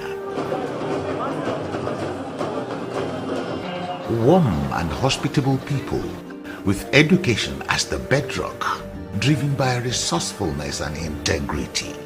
Ogun State, fertile land, abundant natural resources that include forests and water bodies, as well as large quantities of mineral deposits such as limestone, chalk, phosphates, gypsum, clay, bitumen, cement, granite stone, gemstones, and crude oil, all in commercial quantities. Agriculture, the economy mainstay, produces rice, corn, cassava, yams, plantains, bananas, cocoa, kola nuts, rubber, palm oil and palm kernels. Tobacco, cotton, and timber are the main cash crops. Major tourist attractions are Olumo Rock, the Ake, residence of the Alake, the traditional ruler of Egba land, and the Centenary Hall, all in Abeokuta. Ogun State is ready for investors with its proximity to Lagos, the commercial nerve center of Africa. Ogun State, the gateway state, welcomes you.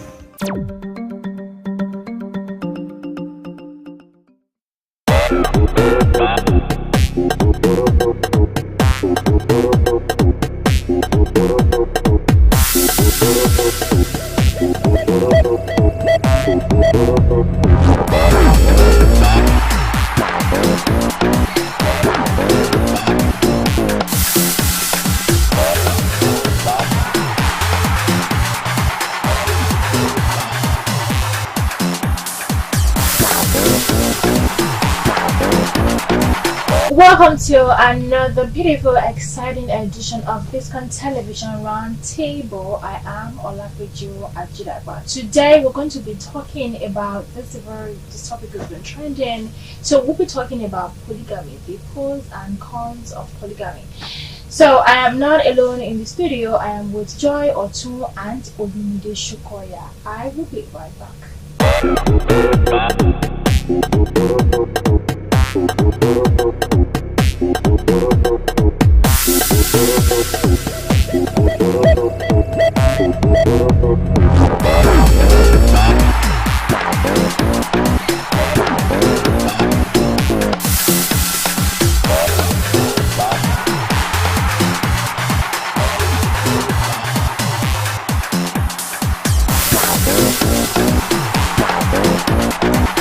Yes, welcome back. So if you're just joining us, this is Biscon Television Roundtable. We're talking about the pros and cons of polygamy. You see, polygamy means the practice of marrying multiple spouses. You marry more than one woman at the same time you're practicing polygamy. What you're doing is called polygamy. So I'll be talking about the pros and cons of polygamy with Joy Otun and Olumide Shogaya. So Joy Otun, let us talk about the pros and cons of polygamy. Well, okay. There is everything has its pros and cons, and it's also applicable to polygamy. And personally, I think it's an act that some people actually enjoy. You know, they crave for it and they got it. And it's also an act that some people just found themselves there. I don't think there is anybody that you ask, would you like your husband to have 2 wives? And the person will say, and the woman will say, yes, I want him to marry otherwise. I don't think so. So for some, it's, how do I put it, just life, you know, got them there. You know, and for some men too, I don't think, there are actually some men that really did not want to, you know, go into that, but they found themselves in it, you know. So it has its advantages and disadvantages. And well, okay, I feel like polygamy is for the rich. If you're not financially stable, I really don't know what you'll be doing with 2, 3, or 4 wives. But if you have even in the Quran, the Muslims, they believe that you can marry as much as 4 wives if you're financially capable of taking care of those wives equally. So if you are not if you're not financially capable, why would you go for 2, 3, 4 wives just to suffer them? So I think you have to be rich for you to even think about practicing that.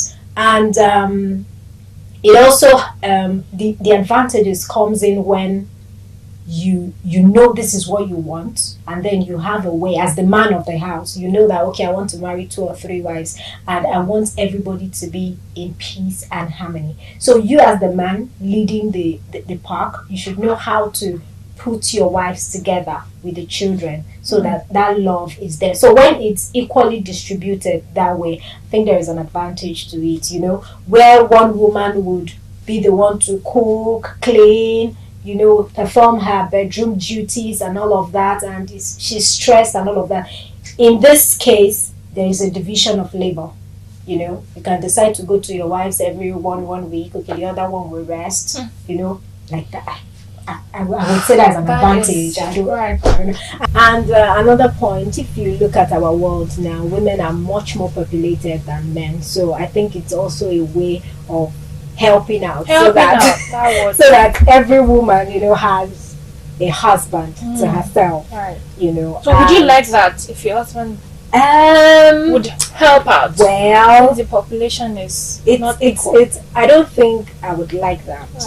But then you don't think if he's a networker, do you understand? That's the word. So if he's a net, you know, or a net alike, I really don't know.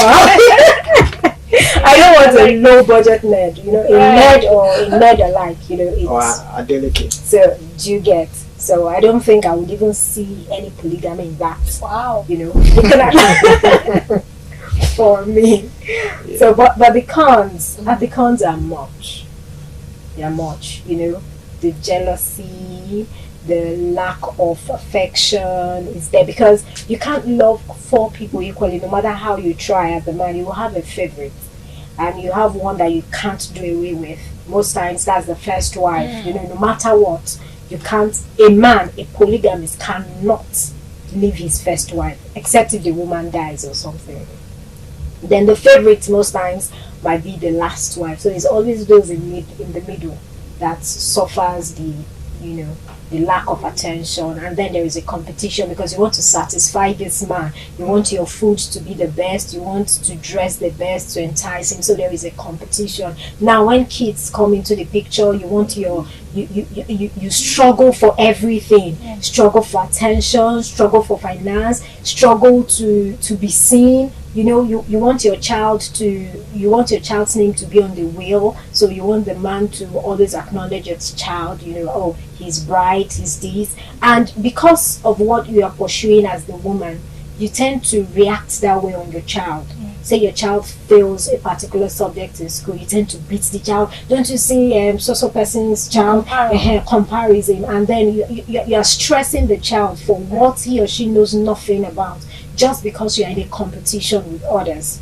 You know, you have to read, you must be a doctor because this other person's child wants to be a doctor, you know, stuff like that. So there are a lot of disadvantages to it. You know, people try, they tend to go diabolical, you know, to even kill the favorite, and a lot of cons to it. I'll stop here so Olumide can take over. Right, you should take over. Since the men are taking over. Okay. Well, the pros of polygamy. First of all, back in the days, a man's status is recognized by how many wives and children he has. So if a man has like 4 to 5 wives with like 25 children, they consider him someone really big. That shows his status in the society. That's one thing there. Now, also, if you look at what colonialism did to Nigeria, it really helped us, you know, because normally back in the days, men were free to marry so many, even kings. I mean, nowadays we are enjoying. Back in the days, if a king sees you and he likes you, you do what they call beseli. Wow. And you know, just clean the person. Yes. You know, clean. Yes, you'll be betrothed to him. Just like that. Probably at the age of 8 self. I mean, and that's it. No, your parents, nobody can say anything about it. Yeah. That is it. But thank God for colonialism, which, you know, sort of like eradicated all that. So I try to look at some people who have tried this and their idea behind it. Someone like Fela Kuti. Now, Fela married most of his band. The people who performed with him, the female, the dancers. And the reason why he did that, according to him, in his own defense, he said he was being accused of kidnapping and abducting these band members. There were rumors. So he married them to kind of like shield them, to kind of like show the world that that wasn't what was happening. Fela was the only one who married all his wives, 27 wives the same day, and flew them to Ghana for honeymoon. Now, that was in 1976. Now, shortly after he came out of prison, around 1986, he divorced the 27 wives. According to him, he said it was breeding jealousy. So he had to divorce them. So I think that was, to him, that was the con of having a polygamy. Now, if you look at other people, if you look at Abiola also, Abiola had many wives, and he took care of all his wives. I mean, I don't know any Abiola family or anybody, you know, any descendant from Abiola who's poor. They were well taken care of. So I think also people who have gone into polygamy are people who are well-to-do, not just some person who probably has, you know, one car or still live in a rented apartment and you decide to go. Having 2 wives. You know. Now even Islam permits you to marry more than one wife, so as long as you treat them equal. That's what it states in the Holy Quran. You must treat each of them equal. Not one is better than the other. But of course, even in families, the parents have their favorite children, favorite child. So of course, the man will have his favorite wife, probably the last one, of course, because you know the last is always the freshest, the newest, the reigning champion. Exactly. So the first wife, because the first wife stood with him through thick and thin, he would respect. Because she has to stay. They've been together a long way, so. And of course, the first wife is also sort of like the matron. The matron. Right. She guides all the women, you know, embraces them. Okay, this is our responsibilities. This is what you should do, and all that. So a lot of men see polygamy as a way of helping women, shielding them, taking them taking them off the street. So it's a rumor that was part of the things Ned considered when he was marrying Regina. But I don't think he took her off the street. No, not off the street. Not literally off the street. Helping her. When I say off the street, that is off the singlehood. I don't mean streets like she was roaming the streets. She was barely 21. Yes. But he took her off that single status. Okay, come into the married life and he just took her into money. Well, of course, that's what happened. He just So, liked her. polygamy to me, I'm open to polygamy. You are open to polygamy. Yes. You are. I Let's do talk not about that. protest against it. Oh. Yes. Right. So you support men marrying more than one spouse? So long as you can take care of each of them well. Because if you look at it, men are cheating. So whether you marry cheating. Yes. So whether you marry one, so whether you marry we said men are cheating. So all the men are cheating. I don't understand that. I'm trying to, because this is coming from a man, so I'm taking it very seriously. So men are cheating. Yes, no. So if I'm seeing somebody now, I should believe that he's cheating. Well, you can decide not to. You can decide not to for your own mental. But let's forget about my own mental health now. Let's talk about the truth. The truth is, a lot of men are cheating. It's not new. It's not new anymore. It's not news. It's everywhere. It's not a big deal anymore. I mean, in fact, it's like these girls nowadays. They run from marriage. They go gaga when they say marriage. I don't know why. I don't know. Well, some ladies believe a married man is more responsible, take care of them and all that. Yeah. So, but let's digress from that. Most of the time, you see, men are promiscuous in nature. In nature? Yes. What does that mean? Basically, the way men are wired. For instance, if I'm sitting down. You're explaining how men are wired. Yes. Right. The physical body. Being promiscuous, yes, we'll talk about that too. Now, I could see a very pretty lady passing by. Right. Now, two things. I could look at her and admire her. And even fantasize that, oh, this lady is beautiful. You fantasize already? Yes, this lady will be fit for my wife. Okay. And after that, I just go my own way. I forget about it. Second, I could say, man, this lady is lovely. I must make her my wife. Or I must go after her. Those are two things. That's how a man thinks. Yes, everybody's free to, look at a woman and all that. And admire her beauty, her perfection and all that. But when you now put it into action, especially if you're in a relationship, that is when you can now say, okay, this man is cheating. So we are wired to admire what we see. Even before we even meet the lady, the lady might even be saucy, she might have a bad character. You won't, but seeing her, you just want to be with her. You are admired by the whole scenery. Why are you doing like this? What does that mean? Yeah? I'm explaining shape. Right. Men like, shape. Nice things. Of course. So men are promiscuous in nature. So that's why I said I am open to polygamy if it would curtail cheating. That okay, if you are now open, though the law in Nigeria only permits you to marry one wife, so that one. But if it will curtail cheating, that okay, now you can marry as many women as you want, so you don't even have to cheat. I mean, so if I'm cheating, if I have someone I'm already cheating, and I'm just bring her to my house, make her my wife, and everything is settled. If I see another lady I like, bring her to my house. But the funny thing is, this method that you just mentioned, okay, you see a lady, you bring, it still does not curtail cheating. I was going to ask that. That's to tell you that it doesn't. It doesn't. Let's talk about that. So that's to tell you that it is not, polygamy does not in any way control cheating. It's a personal thing. It's how disciplined you are and your own perspective about it. It doesn't matter. Even if the government should say, okay, you are free to marry 10 wives or 20 wives, even if you have 50 wives, a cheater is a cheater. You will still at a point get tired and still want to cheat. So it's in no way helping to curtail cheating at all.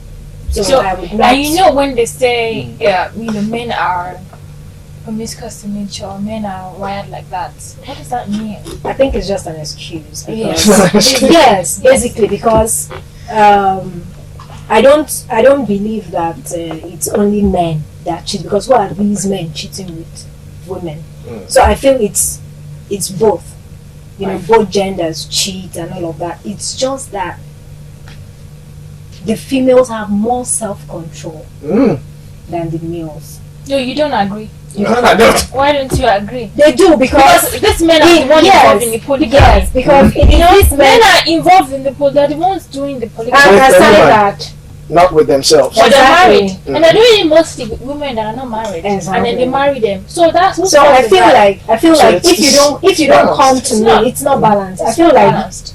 because it's the man that does the job, it's the Yeah. man that approaches the lady. If you don't come to me, right, I would not even think about you or say maybe to think about, oh, he has money or he does this. So if you're more controlled, it will control it. You know, it's as a lady, I can meet a man and just admire. Like you said, men admire, females admire too.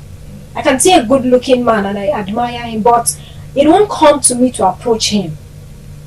Do you understand? Although these days a lot of ladies now have the confidence to approach men and all of that, but naturally it won't really come to me. I just he's tall. Have and you ever that's it. approached a man too? No, I have not. Do you consider it wrong? I don't think so.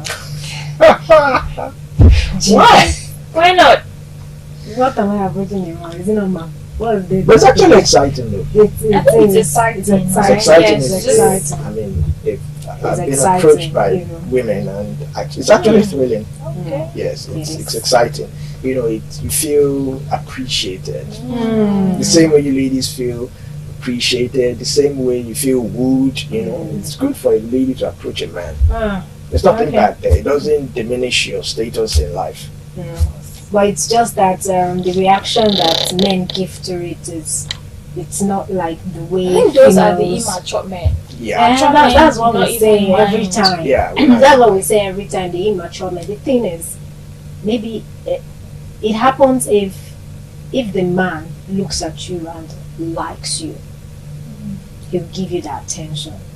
But if he doesn't like you, he won't. So, and he'll be the one. It's same with ladies, right? If a guy approaches me and I look at him and I kind of like him, I'll give him attention. But if I don't like him, I'll go to my family and be like, there was one guy that just nonsense. You just see someone, and it's like that. Right. So when the man likes you and you approach him and he sees you and okay, this girl is good looking, he'll give you that attention and you'll be, it's thrilling. I was mesmerized when you know. But when you don't like what you see, that's when you'll be like, oh, she's cheap, throwing herself at me. Okay. That's just how it is. Now, do you think that polygamy is on the high rise or it's being looked at? I don't think I really want to do it now in our society now. Let us talk about it now. Do you think it's been diminished or people, do it or people don't do it anymore? What do you think? I think it's diminishing. Is it diminishing? I don't think so. What do you think? I don't think it's diminishing. Okay. I think a lot of people are tilting towards polygamy now. Mm. A lot of people are tilting towards it. But the acceptance, there's no, we can't say people really accept polygamy anymore because right now, especially if the person is famous, you know what I'm talking about, there's the backlash. So, what's happening? Well, look, the thing about it, I said it earlier on, colonialism is what is really, I wouldn't say messing things up, but it's what is clouding our judgment. Because if not for these white people who came into Africa, that's what we were practicing way back. That's what we were practicing, polygamy. But with the advent of colonialism and everything, then it made marriage a law that okay, you must only marry one woman. That's how it became, sort of like, it was eradicated. So, but people still do it in the village. You can marry 2 or 3 wives. You understand? But the law will not recognize. The law will only recognize one. The law won't recognize the rest. So, I think now with the same guy you're talking about, I mean, other people are looking at it that wait, let's even try this. It should be able to. And we've seen people who have tried it. We've seen Ned who has tried it and it's working for him. So why not? Because there's money. So it works when you have money. Well, it works when you have money. It works when there's understanding. Because when you have money, there's understanding. Because with the money you divide it, everyone is happy. This one has the money, this one has a jet, this one has a car, Ferrari. So when there's money, I think everyone is cool. Well, not all Muslims have money. That's right. True. That's why I said money. They don't have money. Everyone is just, you have my time, I have your time. But when you have money, we don't even have each other's side. We're busy doing one thing or the other. And for the Muslims that you mentioned, if there is no money, there is a possibility that the second wife is also cheating. Well, you said that. Yes, because maybe she just decided to get married to the man because, say, maybe she got pregnant, you know, and she had to, you know, get married. You know, she has that age is not on her side. She wants to get married. She already has a child for this man. Okay, let me just be here, you know. But then she knows that that money is not enough. That money won't really go around like that. She'll find another way to it. So there's a possibility that if the money is not there as it should be, she might be cheating. And there's also a possibility that, well, maybe she's the lovey-dovey type and she's just there managing with the man too and all of that. But it won't be as it would be if there was enough money. Just put it on. Yeah. Okay. Do men just find themselves in polygamy? No. Okay. Nobody does. Nobody finds himself cheating. He plans for it. The excuse that they give you, they just happened. It doesn't happen. That's why I said in some cases, I think in Islam, for you to take a second wife, you must first discuss it with your first wife. And I plan to bring in another. Then she agrees. Then you bring in. But of course, you probably might have been seeing that lady way before you discuss it with your wife. So that in a way is cheating if you look at it. So when she now agrees, then be like, Alpha, Madam, don't agree. Come in. Then she becomes the lord of the house and she's balling. For the meantime, before your third wife comes you hold a meeting again, you know, and you're trying to disagree and the first wife is telling you, but I accepted you, so you have to accept another. So at this point, the first wife is happy. Okay? Now you know how it feels. You know? Because second wife, most times they have this feeling that the man will stop here. He won't. That's to tell you that polygamy does not in any way curtail cheating. A cheater is a cheater. Yeah. I mean, once someone is a cheater, it will always be a cheat. So I feel that it would not curtail cheating. So he was saying that that is another topic entirely. Yes. No, what I wanted to say was that you said a man is a cheat. He will always be a cheat. Polygamy starts with cheating. Well, yes, of course. I mean, that's what aids it. So, like, so if you look at it, it's not bad. Oh, you're saying it's not bad? Oh, wow. Okay. It's not bad because for you to go into polygamy, you must have seen this particular lady. You must have even gone far, way far, before you now decide, okay, I want to. I mean, you don't just go to the market and say, hey, I want to. You would definitely want to test so now you're saying whatever you're buying. So you're saying now is that cheating is not bad? In a way, it's not. If you look at it from different angles, it's not always bad. It's not always bad. So, but it's part of the ingredients. Okay, Joy, do you think it's bad? Okay, both work hand in hand. Yes. So it is actually, it is bad because most times these things don't just happen. You as the man already have it planned out, you know, and you did not plan it with your wife. It's not like you sat your wife down and you talk to her and say, you know what, wifey, I want to have a girlfriend. What do you think? So it's a bad act because whenever it is she finds out you've broken her heart, you know, that was not the plan before you guys got married. And then for no reason at all, because at times the wife is okay, she has a child, what exactly is it you're looking for? But then there is always an excuse to cheat, and then you go on cheat with a lady for like a year and you wouldn't have brought her home, probably because she got pregnant. You know, you now had to bring her home, you know, and just break the news to her. It's a bad act because there are different things involved. You don't know how emotionally strong your wife is. You have practically destroyed that person. You've destroyed the trust. She might have been hearing it but have decided to defend you and be like, no, my husband is not like that. What would he say is lacking, you know? Anytime he says this, I do it and all of that. So she might have been defending you and then you just come and just break the news to her. You know, you've destroyed her. You've destroyed everything she has taken time to build. She has defended you, the trust, the love, the plans and everything. So it's not only about the act of that cheating. It's what you've successfully destroyed. So it's a bad act because you're killing somebody, you know. And people manage their emotions differently. What if she commits suicide? What if she dies? What if she goes mental? What if she starts reacting to her children in different? So it's for something that its repercussions are that bad is a bad act. There is no justification for it. Okay, so let me take her on what she said.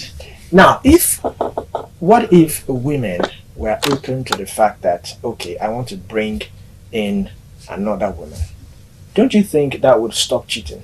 If I can honestly tell my wife that, look, I like this girl, and she says okay, Olumide, then I don't need to cheat on her. Olumide, because I know that if I tell her, Olumide, wait, if I come to you as my husband or as and say, I want to bring in another man. That's not how polygamy works now. Wait, Yeah, we have a name for it. It's still the same thing as polyandry. It's so if I should come to you and have that discussion with you, how would you take it? Because don't forget that there are finer people than you, more handsome, more rich, more caring, more everything, and I see them every day. A lot of men ask pregnant women out. A lot of men will see the ring and still ask her. So what if I decide to say, okay, you know what, your tummy is big, okay, this one has flat tummy, let me just, and then I talk to my husband about it. Would you accept? Well, like I said, polygamy is Africa. I don't know. Oh, so this other one is not Africa. So like I was saying, okay. Now imagine if I could tell my wife that I like this lady, you know. Then I'll just accept. She accepts. Okay. I don't have to cheat. Right. But it doesn't. You will. It doesn't stop. That's what we're saying. It doesn't curtail cheating at all. Because when you like someone else again, you bring again, that one exactly. again, and you see someone again, you why- like that, you bring why that we one say again. it is So it would not end. Cheat. It will not end. Why You we will say it is always bad? see someone you like every day. Definitely. Why we say it's Every bad? day there's someone that is better than your partner. Yeah, exactly. It's because of the And that's where that makes you discipline stay comes in. together, and that's Thank where you. discipline comes in. So what are you saying? Why When we you call tell it your cheating? wife that Why we call it cheating? It's because we are keeping it away from someone. That is the reason why it is tagged as cheating. Because okay, so you don't want you will to- not cheat. Now, You just bring the person. there's a home. saying that if you respect your wife, you will not bring your outside dealings to the home. So you're trying That to is respect basically your what wife. you do. Understand? What you don't know will not kill you. But would it stop after one person? That's After the one thing. person. Would it stop? You see, the It thing, won't. women just want a happy home. Okay, you are the spokesperson for women. No, calm So down. how Let do me you know explain. that? Let me explain what I mean. A happy home. Would it stop? So after far as one you woman? do not know or you do not have, it's because when you start having that thought that your husband is not giving you attention, you start to think that maybe he's cheap. But if you are comfortable with the fact that he comes home, he gives you everything you want, you will not even reason that this man is he cheating on you. You'll be happy that this man will be doing whatever he wants, Okay. and both of you are happy. And you think when you bring in another woman, you keep treating that first one the same way? We just spoke about this It's like thing now, having that it's not cars possible. now. You can have 5 cars, But you will love your 5 cars the same The way. same But way, you you treat have them- a favorite. but you will not treat them anyhow. You will, because I can decide not to use this You might- particular car for months. But that doesn't mean I'm treating And it then anyhow. they'll You're be dead treating and it all anyhow because that. other cars will feel that, hey, why are Yes. you taking me out? Because I am keeping you. For what? I'm pampering you. You're also Exactly. saying this and no, no. So that is pampering. Yes, now. I really don't So understand. that's amazing. is because I don't understand the we limit point of frown view. at polygamy, but we shouldn't frown at it. We should be able to discuss it. Do you understand? A man should be able to discuss with his wife that, okay, what's up? Am I allowed to bring in another lady? And she said, she says no. Okay, fine. No is no. No problem. If you want to decide to go and cheat, So what do you do No then? problem. What do you do then? Do you stop? do you stop? Well, I would stop. For the other guy who wants to continue. You would stop. You would still stop. see that person. Yes, I You will see- stop. I will You stop. Yes. You won't see that person. I won't see that person. If that person decides not to see me too, Please, no. well, because yes, now What it if takes the two men to person cheat. doesn't decide that, oh, I can't let go? Now you see that is why I said it's this it's our body. It's the way we are wired. Well, Sometimes if these things run after you. Even if a man doesn't want to cheat, if women run, but you went after her first. it's not always. That's not always the case all the time. I mean, But sometimes it's when usually the case. Hmm? It's like that. It's because a man must always walk to a woman and say, "I like you. Let's be friends." But sometimes women do it. So, like I said, if the guy wants to continue with that, my only advice is don't let your wife know. Wow. Right. Wow. That's how you keep a happy family. Okay. Well, don't you think the truth will eventually come out one day? Definitely. Well, if it comes out, it's now left when to it comes out. when it comes out, it's now left to the wife to decide. Do I want to stay with this man? Am I happy staying with him, knowing fully well that this man will continue cheating? If she's okay with it, no problem. And she's not okay with it, if she wants to go back into the favor market or whatever market they call it, good luck. Wow. Wow. Okay. We have some. At the end of the day, it's a happy home. That's the number one priority. How do you make your home happy? That's it. How do you achieve that? But How when do she you eventually finds out, it's not like a happy home.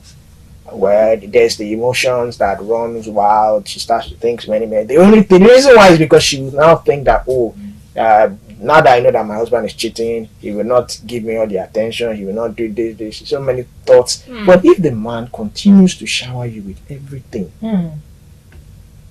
are you not happy? Or do you want more than that? Okay. But it breaks the home when she eventually finds out. Let's If talk the woman about wants it to Mary and Yoleduce. Hmm. Do you think the home is not broken now? Well, the reason why it's broken is because May is not, she doesn't want that. Joy, what do you think? She doesn't want polygamy.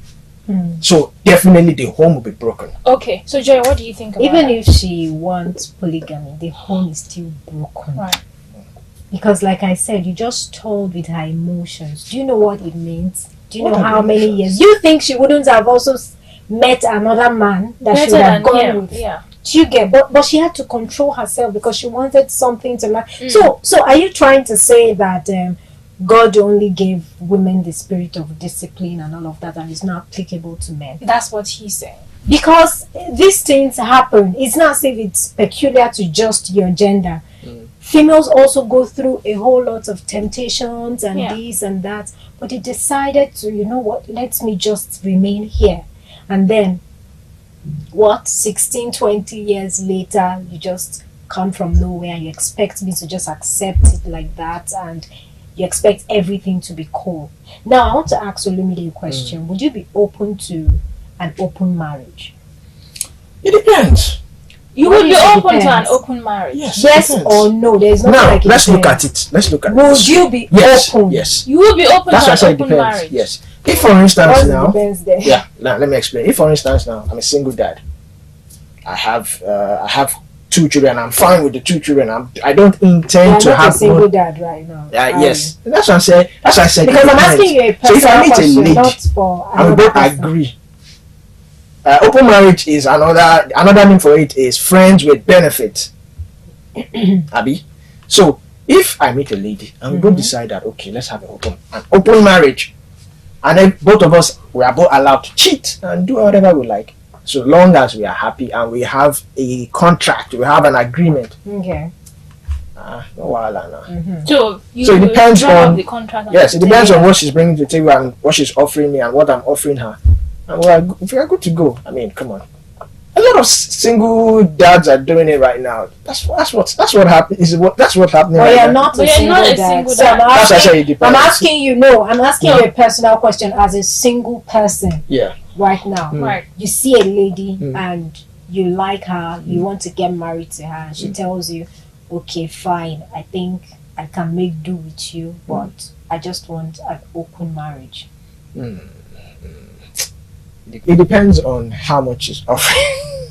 She's not offering you anything. If She did she's not offering come me to $1 you. billion, I'm Money is not involved. Money is not She's involved. coming She to didn't. you She that did not she wants come. an open marriage. No, she didn't even come to you. It's You're the one that went to her To and her. say, Right. "Oh, I like you. I want us to have a family." And let's assume now that this lady has been your crush for quite a while, and eventually you get to start talking to her, you see that, oh, she's a nice person, she ticks all your boxes and everything, and eventually then you make up your mind that, okay, this lady, let's date, and she agrees. You don't know what she is thinking about you, because most times ladies go with the, okay, let's see how it goes kind of thing. You guys start dating, and then you are in love with her already, and you're telling her, you know what if we get married? And then she says, okay, fine, but I would love an open marriage.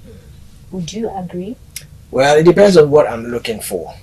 Now, okay. So lady, don't forget yes, that you approached her. Yes. Don't forget that you are madly in love with her. Yes. And don't forget that you've asked her to marry you. Now, if I'm looking for togetherness, I'm looking for happily ever after and all that fantasies that, you know, everybody has in their head. Definitely, you look for all of that because you're already in love with her. Well, and she says, okay, this is what I want, an open marriage. Well, I would not be comfortable with that. So that's why I say it depends on what I am offering or what I want. At that point, that okay, this is like my first marriage I'm going into.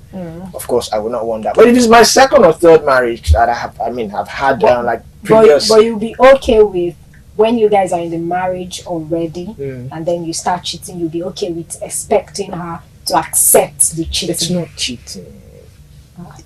You're mixing. I said it's not cheating if you tell your wife. It's cheating if you keep it away from your wife. But if from the day you start to cheat, tell your wife, oh, I'm cheating now. No, what I'm saying is, if you look at polygamy, if all men were allowed to tell their wife that, okay, oh, this is this. The fact that you even fancy someone else to the extent that you have to let your wife know you've cheated. See, a man will always fancy someone else. To that extent, I'm not saying you are not allowed to fancy marry someone. Your wife, you could love your wife. You definitely fancy someone else. But you would see someone else probably better that you would fancy. Definitely. It's but I am saying fancy to the extent that you disrespect your wife to come into her to tell her, see, I've seen another lady and I want to date the lady. That's how polygamy starts now. I mean, if I want to go into polygamy, I would inform my wife. But before I inform my wife, I won't just inform my wife that, oh, I want to go into polygamy. I don't know the lady that I'm planning to go into. Of course, I must have someone already that I've approached and I'm sure that, okay, this is the person I want to bring. And I tell my wife, look, this is what is happening. Boom. Okay. How far? Are you okay with it? If you're okay with it, she comes in. I said it before, so far as I'm able to make sure, now if I want to go into polygamy, I'll probably buy you a house in Banana Island. The second one, I'll probably buy a house probably in Ikeja. The next one will probably be in Lekki. You guys are far apart. Sure. I'll probably have a chopper or something. So when I want to see any of you, you wouldn't know when I'm going to see the second wife. The second wife and when I'm going to see the third wife. We are all happy. Wow. What a mindset. Money makes things, I don't know, puts things in place. No quarrel, nothing. If you look at most of these our royal kings and all and it's also okay. You don't hear them make noise. Because those women also go outside if they want to. Because it's also okay if they want to go outside. I don't know about that. The women, the one you put in Banana Island and the one you put in Ikeja and the one you put in this, and let's assume that they have one week each to themselves, and then the other week that they know that you won't be coming over, they decide to have their own company that would. It's not also a problem. They can discuss it with you too now. So far as I don't get to know. You have to get to know. We have to discuss this thing. It is polygamy. Polygamy is different from what do you call that word? Polyandry. Yes. So it is the same thing. We'll discuss. I'll discuss with you. My house is at the Kenya, so I'll discuss with you that okay, this week that you won't be coming, don't give me any surprise visits because my own company would be coming around. Because if you come and you meet the other, I'll just introduce both of you like that and we'll go. That's not polygamy anymore. It's what? It's polygamy. It's still the same thing. One woman, different partner. One man, different partner. What I proposed to you was polygamy. And I discussed it with you because the main statement you do make or you've been making right now here is communication. Propose it to your partner and then you can go ahead with it. So I'll tell you and then we'll go ahead with the arrangement. You can propose it to me. I have the right to agree and disagree. So also you have the right to agree or disagree. So if you propose it to me and I disagree, it can't hold. Okay. It's not an agreement. Okay, but you expect that the woman agrees to your own arrangement. That's why they said by the head of the family. Man, right. No, I didn't say that. We are the head of the family. Okay, so being the head of the family means that whatever you say, finish. No. Being the head of the family means you have that sole responsibility to be able to take some decisions. Not necessarily that your decision must stand, but everybody looks up to you that you must take that decision. It's not the wife that will take the decision. You have to take that decision. Then your wife would agree with you. What if she doesn't agree? No problem. It's not an agreement then. Okay. It's a disagreement. But that responsibility still lies on the man to make most decisions in the house. So that's such as polygamy too. Yeah, polygamy. The man of course. makes the decision. So I mean, it's because probably you ladies are Christians. I mean, if we were Muslims, I mean, the conversation might be different. No, I actually don't have a problem with his mindset, because as far as it's going to apply to me too, as a woman, that's just it. Well, that was quite new. That was an eye-opener. I'm sure you enjoyed it. It was fantastic. A lot of opinions, a lot of sides, a lot of views, were heard. So, and I'm sure you enjoyed it, and I'm sure it was quite entertaining, informative, and also educative at the same time. So, if you have feedbacks and if you have anything you want to talk to us about what we just discussed, you can feel free to send us messages. The number being displayed right now on your screen. So, have a good one. And see you next time.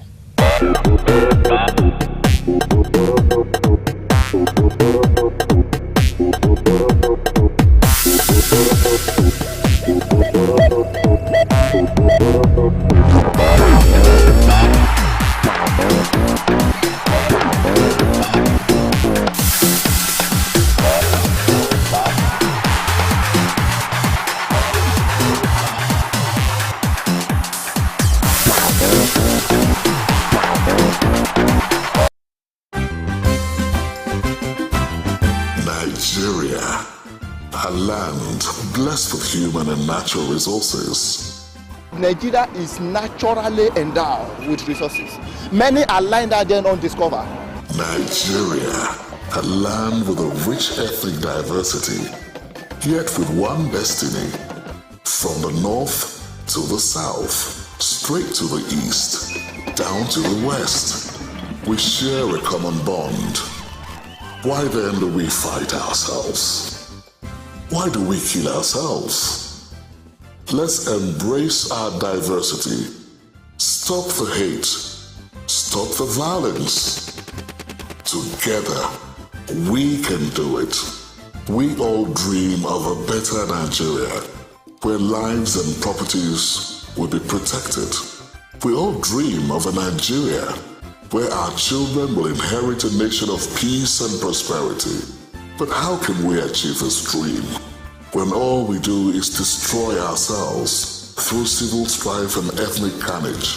We better live in peace as brothers and sisters. Think about it.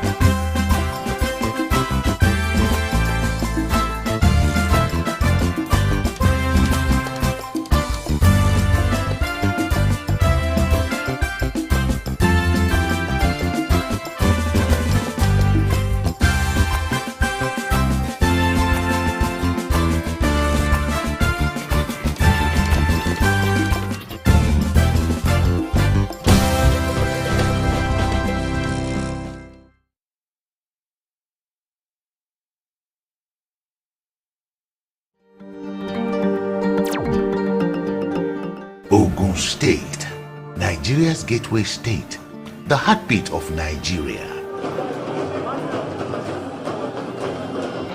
Warm and hospitable people with education as the bedrock, driven by resourcefulness and integrity. Ogun State, fertile land, abundant natural resources that include forests and water bodies, as well as large quantities of mineral deposits such as limestone, chalk, phosphates, gypsum, clay, bitumen, cement, granite stone, gemstones, and crude oil, all in commercial quantities. Agriculture, the economy mainstay, produces rice, corn, cassava, yams, plantains, bananas, cocoa, cola nuts, rubber, palm oil and palm kernels, tobacco, cotton and timber are the main cash crops. Major tourist attractions are Olumo Rock, the Ake, residence of the Alake, the traditional ruler of Egba land, and the Centenary Hall, all in Abeokuta. Ogun State is ready for investors with its proximity to Lagos, the commercial nerve center of Africa.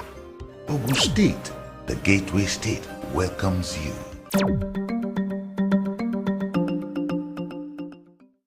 Here is the breaking news of the moment. Biscon TV, the most exciting 24-hour general interest television station, parading cutting-edge programs in news, sports, politics, business, foreign news, fashion and style, entertainment and lifestyle programs, Biscon movies and more has been moved to channel 144 on GoTV. Our programs begin daily with Biscon Breakfast Bubble BBB, featuring newspaper review and interviews on trending issues. Biscon Roundtable is our daily discussion program on essential tips on life and living. Biscon TV broadcasts news 7 times daily from 7 a.m. to 11 p.m. Biscon TV can be watched in all parts of the country now on GoTV channel 144 and live streaming on Biscon TV on YouTube. Biscon TV live streaming on YouTube is the fastest growing, most watched 24-hour live streaming channel on YouTube. Remember, Biscon TV has been moved from channel 108 to channel 144 on GoTV. Biscon TV, interactive, engaging, and unconventional.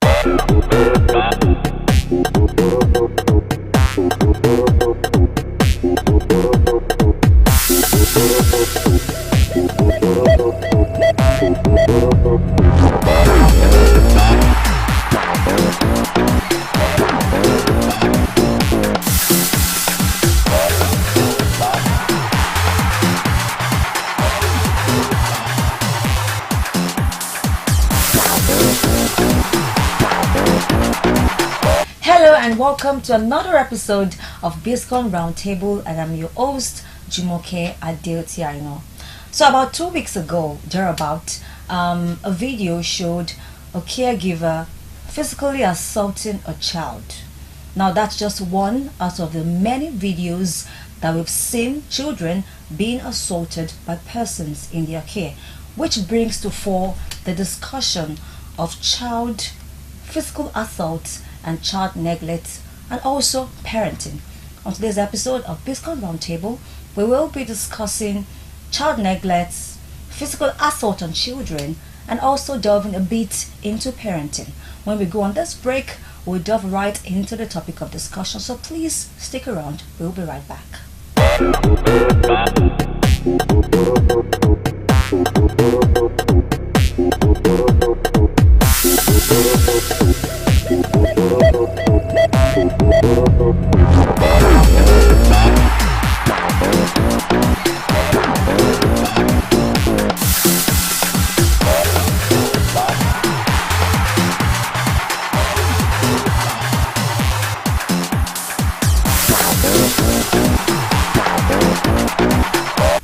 Welcome back to the program. It's still Jumoke Adeotiaino, and of course I'm being joined by Olumide and Stella. Welcome to the program. It's a pleasure. Yes, I mean it's a very sensitive topic that we have today, and I'm sure that, I don't know if Stella saw the video, but Olumide told me about the video about a child who was recorded assaulting about a video that showed a child being assaulted by the caregiver. No, let me make a comment that does that even look like a caregiver? That looks like just one roadside person, just talking to a child. But Stella, I mean, when you saw the video, or when you hear of cases like this, what comes to mind? What reaction do you give to situations like that? Well, it's a sad one, for such a person who is termed as a caregiver. Obviously she doesn't know how to take care of a child, and you can't give what you don't have. So it's a sad one, For parents, we need to be more careful. A lot of parents will say, "Oh, because of work, no time, so have to look for someone to take care of my child. But even at that, if you're a very busy parent, you have to be careful, scrutinize the kind of a person that you're leaving your child, your children, your words to. You know, is the person capable? Is the person qualified, professional? Because a lot of times these caregivers, they need care themselves, you know. And so if you leave your children in their hands, then of course they deal with them however they want, you know. I also once watched a video where someone much elderly, you know, was with this child, and the child was crying. Maybe out of frustration, she started hitting the child, you know. Yeah. And who knows what that woman was even going through. You know, maybe she had some issues, you know, anger problem, and she had to vent, you know, on the child. So parents should try as much as possible to spend time with their children, with their words. If they don't have the time, then whoever you're leaving your child with, you have to pay a proper attention or know the person at least to a comfortable level before you'll be able to entrust your child to the person to take care of. All right, thank you very much. I mean, Olumide, coming to you, I mean, like I said, we have many videos of such, even between a mother and a child. This particular video was in school, I mean, an open place, and such still happened. What do you think is causing things like this in society? I think the major thing that is causing it is hiring people who are not qualified for these things. Because I believe before you hire someone, you're supposed to scrutinize that person physically, emotionally. You're supposed to test the person's IQ also to know whether this person is physically fit, emotionally fit, and qualified to, you know, take this position. And of course, we are dealing with children, so you need someone who is emotional, who has that soft side. You don't go hiring someone who doesn't like children, who doesn't like having children around. So I think sometimes it's even best to hire people who probably have had children, because yes, you know, experience is the best teacher. They have children, so they can relate. You know, so I wouldn't also blame parents, because I mean, they see this, because it's not all parents that really have time. Let's face it. I mean, I'm at work right now, and I probably won't leave till about maybe 8. So I mean, I have to find somewhere to keep my child, trusting that they will take care of that child. And of course, I will not be able to see them what they are doing and all that. And cases like this only happen when someone, maybe a good Samaritan, records it and exposes them, and that's how we get to know about this kind of things. So I think first of all is hiring people who are not qualified. And well, you probably, maybe the person who set up this daycare or something has a low budget. Because for you to acquire the best, you must be able to also give out. You must be able to pay professionals for this. So you're on a low budget. You just look for someone. Okay, a caregiver wanted, and someone just walks in. I mean, a lot of people in Nigeria are just working just to work, just to get paid. They're not doing what they're not enjoying their job. So this case of this lady who did this to him might just be someone who just randomly needed a job, found a job, and she was paid, and you know. And if you watch the video, you could see that she was so irritated by this little child. Now, I do not know whether she has been experiencing this event, because you could see that the child, I think the child peed on herself or did something on herself, and it was a little bit, it might be disgusting, but you could see the irritation. She was so annoyed, she was so mad. And children will always be children. Even though sometimes we say that no, they are smart enough to know right and wrong, but they would always be children. They would always mess up from time to time, and you know, you have to correct them, you have to also scold them, you have to reprimand them, you know, everything with love. And this kind of place is somewhere that a lot of parents believe that their child will be taken care of, and unfortunately it's so sad. All right, Stella, coming back to you. I mean, there's this argument that I've seen on social media that away from school, now let's even come to the house, that most of these helps, these domestic helps that you have to be nice to them. Like it's when you are bad to them that they transfer aggression on a child. And some will say, no, it's not about being nice to them. Some are just devil incarnate. What is your opinion on that debate? Okay, the thing is, yes, once you have help, you have to be nice, take good care of the person, because it's only natural. If you're good, the person would also want to repay your goodness, and like you said, there's in some cases where you'll still be nice and they would maltreat the child. Just like we said earlier, for you to take care of a child, you should be able to know how children behave, study children, their traits, know that this is just being a child. So a help who doesn't know anything about children, when the child starts misbehaving, start crying, the person will be like, what is wrong with you? Keep quiet, why are you behaving? The person wouldn't be able to find out what actually is wrong with the child. Why is this child behaving like this? So knowledge, it's important. What do you know about children? So apart from being nice, the house help must be equipped to take care of these children. And of course, we've had stories where they say this person is have some spiritual problems.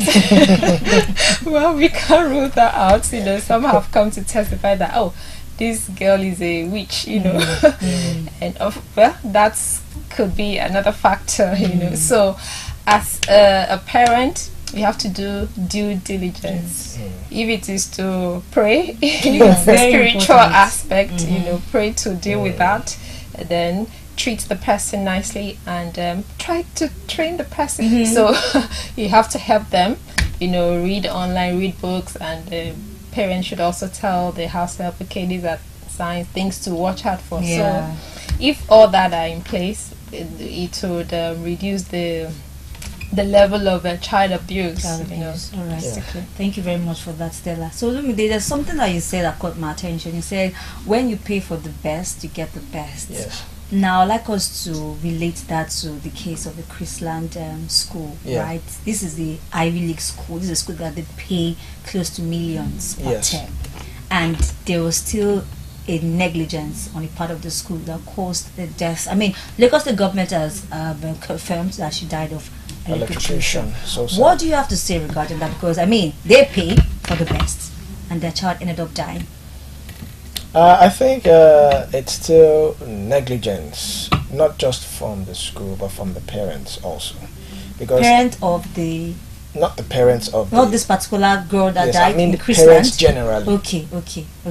Because I said the last time when this thing happened and we had not confirmed the autopsy, I said that parents, some of the children or some of her friends knew what happened, because even the father said it in an interview that he had some allegations. Even when the thing happened, he said that he had something like electrocution, but he wasn't sure, that he wanted to investigate, because in an interview which he granted, they asked him that, but you said that so, and he said no. Yes, I said it, but I just want to confirm. Now I'm talking about the school, on the part of the school. Because people are saying that if for a school like Chrisland, there shouldn't be such happening in a school. There shouldn't be such negligence happening, because they're supposed to make sure they check everything, because it's a inter-house sport, and have it naked wire exposed to children. And that is the school that, like I said, they pay millions per term.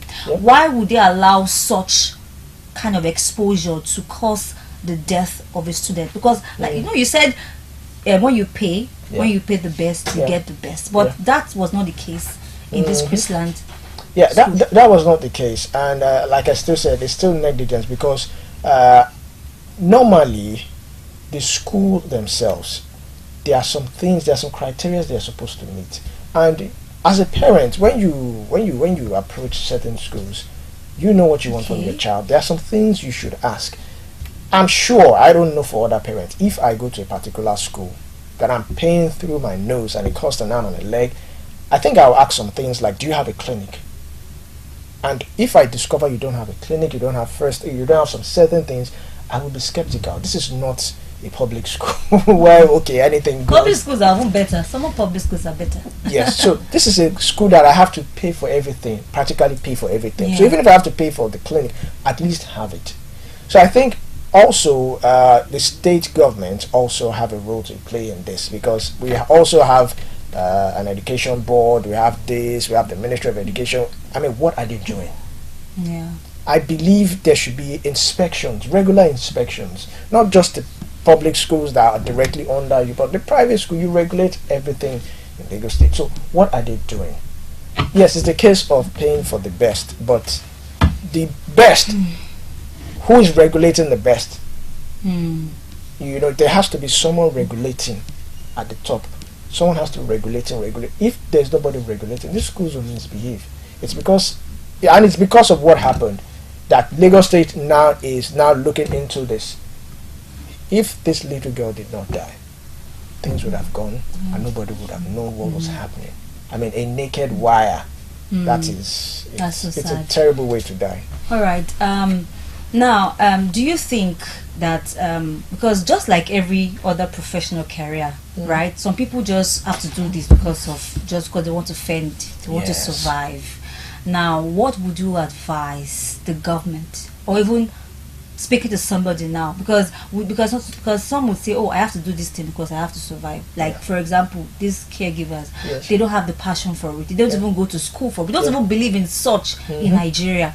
What would you want the society to imbibe? What would you want, if maybe you could advise the government also, what would you want the government to put in place so that people who actually do these jobs for survival, is there a way maybe they can get orientated on how to go about these things better? Even schools, we know that. Okay, for example, someone who has a master's degree who is taking care of children in a crèche, you should know that that person is there because there are no jobs outside. What would you advise schools also in order to help teachers better equip themselves to teach their students? Well, I will start from the government. I think government should conduct regular inspections. A test if possible, because I know in advanced countries, before you open any place, inspectors will come.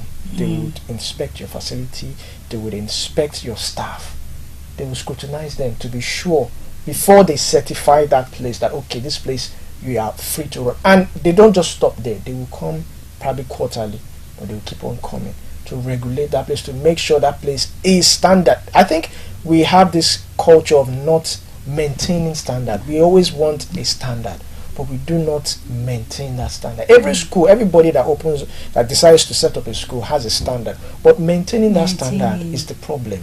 So I think the government, first of all, should take active role. That's why I always mention the Ministry of Education. They have a major role. I don't know what they're doing. They have a major role to play in this. They need to start inspecting schools. What is going on in these schools? Also, for the proprietors, the owners of the schools, don't just hire people because you just want to hire people. Scrutinize them, sit down with them, have a talk with them. Have people, professionals, maybe motivational speakers, come time to time, speak to them, educate them. Also, for people looking for jobs, yes, the country is not favorable, the economy is not favorable, and you find yourself, a lot of people find themselves doing what they are not proud of doing. I mean, sometimes, I think sometimes at a particular point in my life, I did a job I wasn't really interested in, but because I couldn't stay at home as a graduate, I just had to get something. But I had a focus that, I'm just going to do this thing probably just a year. After a year, I'm out of it, and so in every point in life we find ourselves doing something that we are not really, but we should always focus on what we want to do in life. I think for now it is really hard, but try as much as possible to be somewhere you are good at, something you enjoy. There are people who just like being around children. I've worked with someone who he loves being around children. He likes children coming to his office and playing and scattering things. He told me those are There are people like that. You can hire people like that. And there are people that will get irritated by that, and doesn't make them bad. It doesn't make them bad. Also, now it also depends on your state of mind. Let's say, for instance, a woman who's a caregiver, she probably had an argument with her husband. They didn't settle. It follows her to work. Now she gets to the office, she's sitting down, a little child comes and he has peed on himself. That frustration, that she will transfer it. So it also has to do with the state of mind. That's why you also need people to come and talking to them, educating them that once you step into that office, leave your problems aside. You are in an environment that is very sensitive. Children are very sensitive. They know a lot. They can sense so many things. I think there should be, I'm just thinking, there should be a form of school, you know, or class for people who would want to tour that path. If you know you want to be a caregiver, it's not a bad thing, you know, to go through the school. You know, they'll teach you the rudiments, how to take care of a child, what to do, you know. So things like not passing aggression, you know, if you're not in a good state of mind, how to come out of it, you know, once the child, you handle the child, you know. So why not? We can you know, establish such school in Nigeria. And even if the person is not good with English, we could also do it in local languages, you know. So it really help them become better at taking care of these children. So who knows, you might want to open a school for caregivers tomorrow, you know. To be a good one. Thank you guys and very much. I think also installing cameras wouldn't be a bad idea at this point. I mean, with what we are seeing, installing cameras, you know, CCTV cameras in your places, it will go a long way. All right, thank you so much, guys. I mean, we've had, I mean, these cases of children being assaulted is becoming too many. I mean, I was just doing some findings and I realized that, I mean, the kind of stories I read just this year, even a parent assaulting their children, I mean, it's so sad. I mean, and I think this is one aspect that we need to look into. Maybe we've actually not been paying attention to it, and it's becoming too much. We need to, like she said, set up schools where we can train people on how to take care of children. Just the way doctors go to school on how to take care of patients. I think there should also be a school on how to teach people, orientate people on how to take care of children. Because, I mean, these are the kids who grow up to form a society, and whatever trauma, whatever experience that they've gone through in their childhood would affect them in their adulthood. And of course, we want a better society for our generation to come. And that's all we have for you today on Biscon Roundtable. Thank you for always watching. We'll see you next time. Thanks. Bye.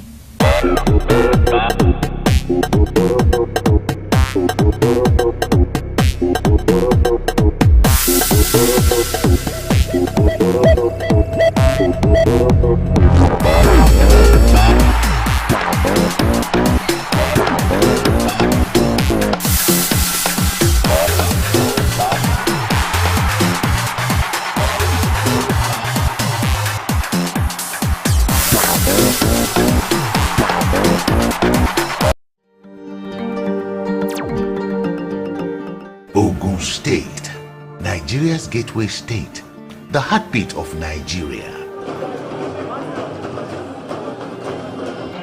Warm and hospitable people with education as the bedrock, driven by resourcefulness and integrity.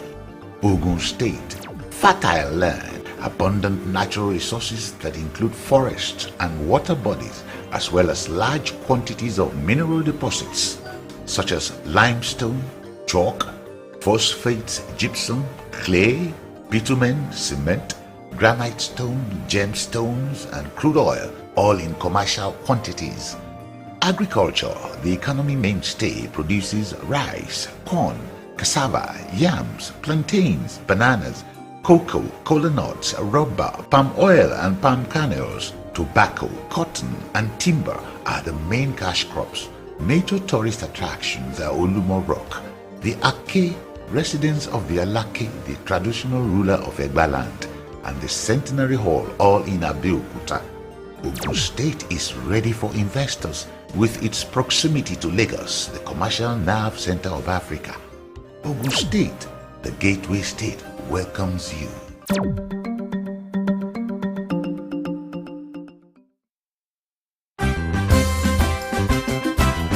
Nigeria, a land blessed with human and natural resources. Nigeria is naturally endowed with resources. Many are lying there undiscovered. Nigeria, a land with a rich ethnic diversity, yet with one destiny. From the north to the south, straight to the east, down to the west, we share a common bond.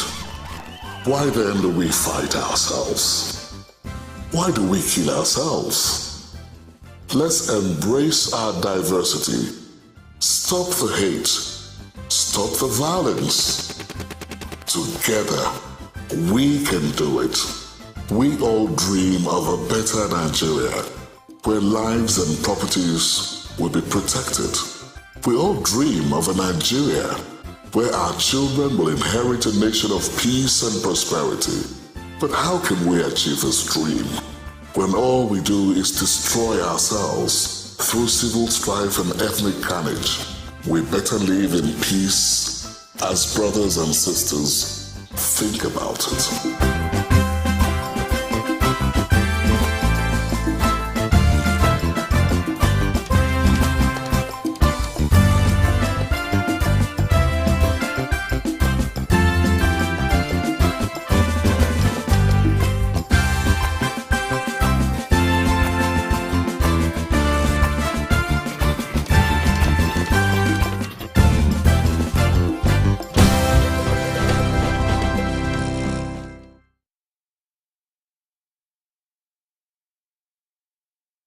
Here is the breaking news of the moment. Biscon TV, the most exciting 24-hour general interest television station, parading cutting-edge programs in news, sports, politics, business, foreign news, fashion and style, entertainment and lifestyle programs, Biscon movies and more, has been moved to channel 144 on Go TV. Our programs begin daily with Biscon Breakfast Bubble (BBB), featuring newspaper review and interviews on trending issues. Biscon Roundtable is our daily discussion program on essential tips on life and living. Biscon TV broadcasts news 7 times daily from 7 a.m. to 11 p.m. Biscon TV can be watched in all parts of the country now on Go TV channel 144 and live streaming on Biscon TV on YouTube.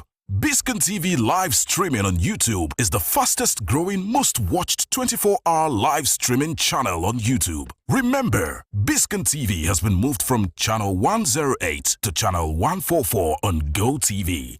Biscon TV, interactive, engaging, and unconventional.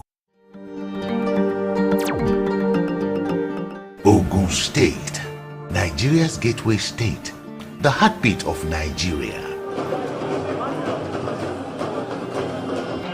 Warm and hospitable people with education as the bedrock, driven by resourcefulness and integrity. Ogun State, fertile land, abundant natural resources that include forests and water bodies, as well as large quantities of mineral deposits such as limestone, chalk, phosphates, gypsum, clay, bitumen, cement, granite stone, gemstones, and crude oil, all in commercial quantities. Agriculture, the economy mainstay, produces rice, corn, cassava, yams, plantains, bananas, cocoa, kola nuts, rubber, palm oil and palm kernels. Tobacco, cotton, and timber are the main cash crops. Major tourist attractions are Olumo Rock, the Ake, residence of the Alake, the traditional ruler of Egba land, and the Centenary Hall, all in Abeokuta. Ogun State is ready for investors with its proximity to Lagos, the commercial nerve center of Africa. Ogun State, the gateway state, welcomes you.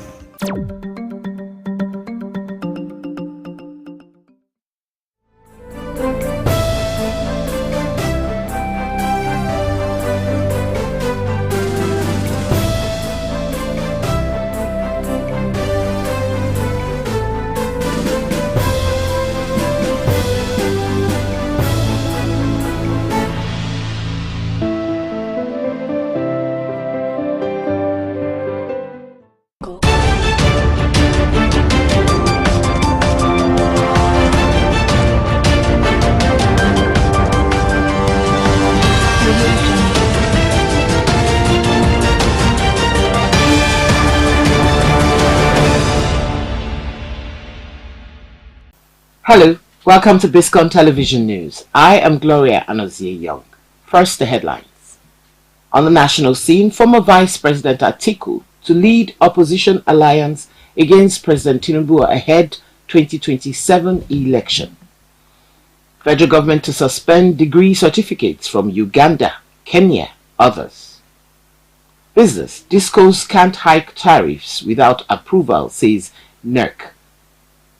Foreign, Africa Union appeals for calm in Ethiopia-Somalia row.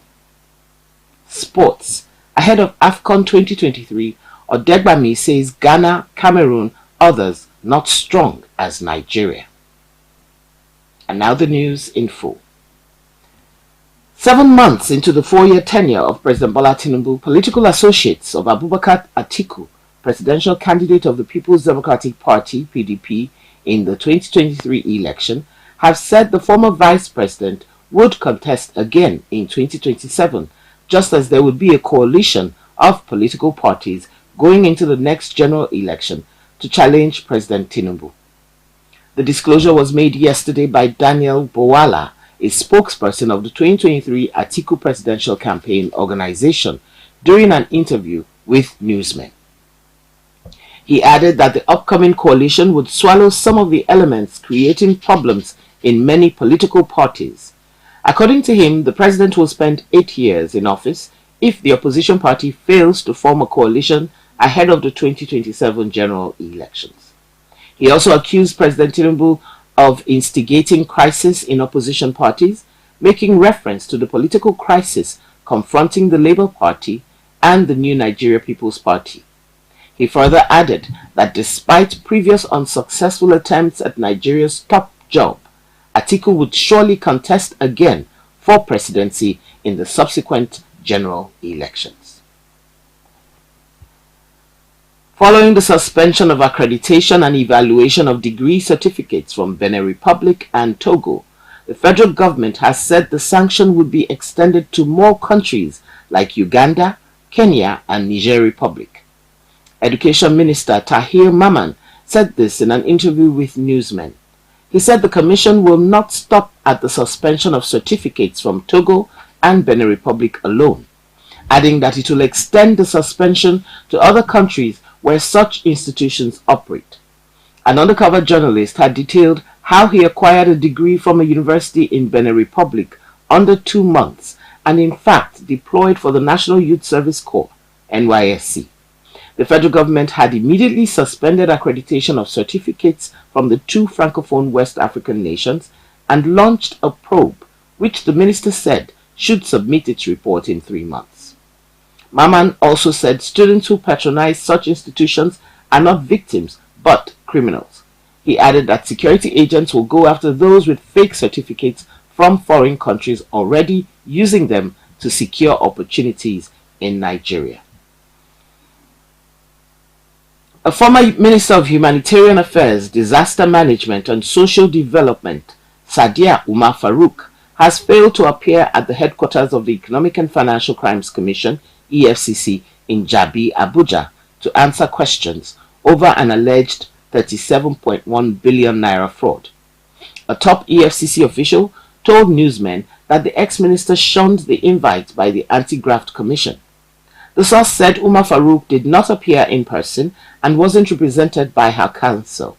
Umar Farouk served as minister under former President Muhammadu Buhari from August 2019 to May 2023.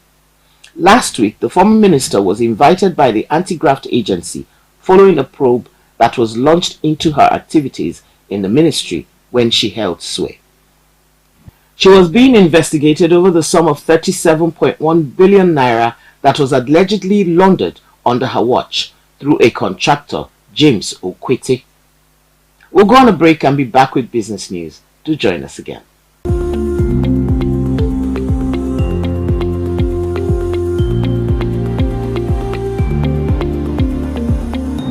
On the business scene, the National Electricity Regulatory Commission, NERC, has stated that electricity distribution companies require its approval before increasing tariffs.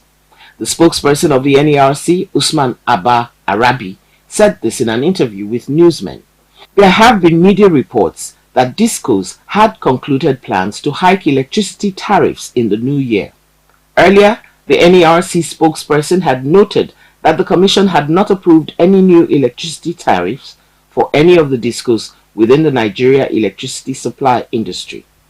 Despite NERC's clarification that there was no plan to hike tariffs, Nigerians on social media expressed skepticism, saying the discos might not wait for the Commission before rolling out the new tariffs. Some Nigerians said they had noticed an increase in the amount they pay for electricity lately.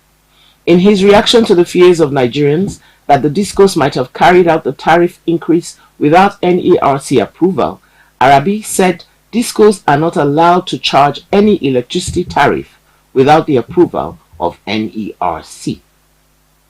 You're still watching Biscon TV News. Coming up next is foreign news. Please stay tuned.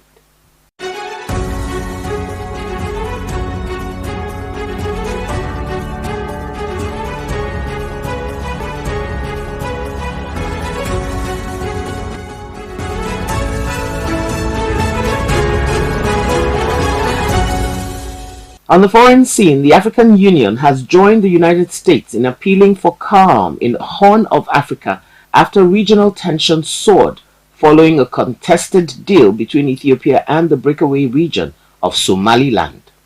Somalia has vowed to defend its territory after Monday's agreement, which it described as an aggression and a blatant assault on its sovereignty by neighboring Ethiopia.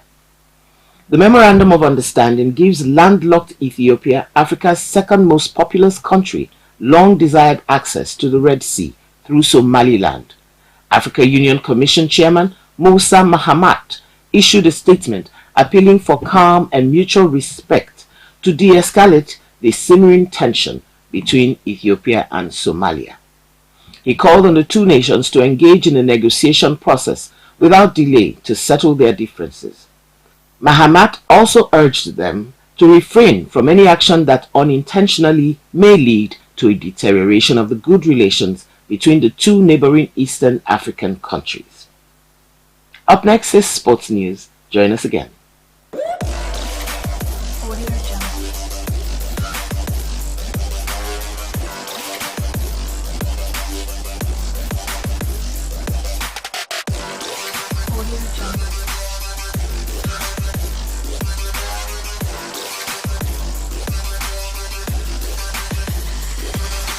On the sports scene, former Nigerian international Segun Odegbami has said the likes of Ghana, Cote d'Ivoire, Cameroon and champion Senegal are not as strong as Nigeria at the 2023 Africa Cup of Nations AFCON. Nigeria's Super Eagles are seeking a fourth AFCON title since emerging champions in 2013. They are in Group A with Cote d'Ivoire, Guinea-Bissau and Equatorial Guinea at this year's tournament. Odegbami, winner of the AFCON in 1980, posited that the only threats the Eagles will face are North African teams. Odegbami said the Eagles have the psychological boost, with Victor Osimhen being the reigning African Footballer of the Year. Meanwhile, 17 players are currently in the Eagles' Abu Dhabi United Arab Emirates training camp, preparing for the AFCON 2023. Entertainment news is next. Please stay tuned.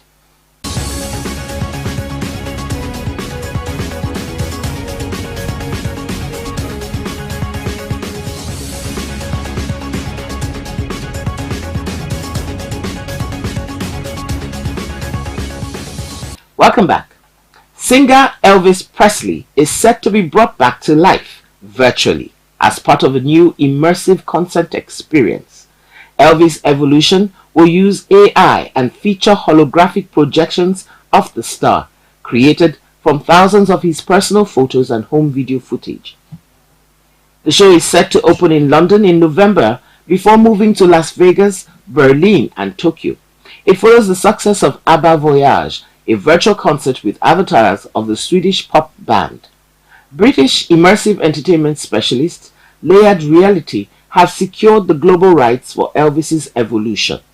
The company has previously produced immersive experiences including the Gunpowder Plot and the War of the Worlds. The company said the Presley show will feature a jaw-dropping concert experience where a life-size digital Elvis will perform iconic moments in musical history on a UK stage for the first time. The show will feature a life-size digital Presley and make use of AI, holographic projection, augmented reality, live theatre, and multi-sensory effects, Layered Reality has said. And that's it for the news produced by Tomiloba Abolari. I am Gloria Anozie Young. Thanks so much for watching. Have a nice day.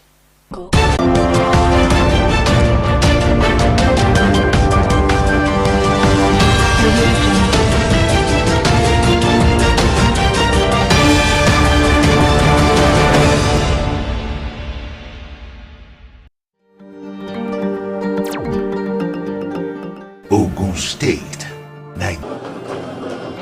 warm and hospitable people with education as the bedrock, driven by resourcefulness and integrity. Ogun State, fertile land, abundant natural resources that include forests and water bodies, as well as large quantities of mineral deposits such as limestone, chalk, phosphates, gypsum, clay, bitumen, cement, granite stone, gemstones, and crude oil, all in commercial quantities. Agriculture, the economy mainstay, produces rice, corn, cassava, yams, plantains, bananas, cocoa, kola nuts, rubber, palm oil and palm kernels. Tobacco, cotton, and timber are the main cash crops. Major tourist attractions are Olumo Rock, the Ake, residence of the Alake, the traditional ruler of Egba land, and the Centenary Hall, all in Abeokuta.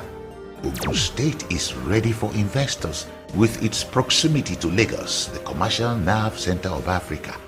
Ogun State, the gateway state, welcomes you.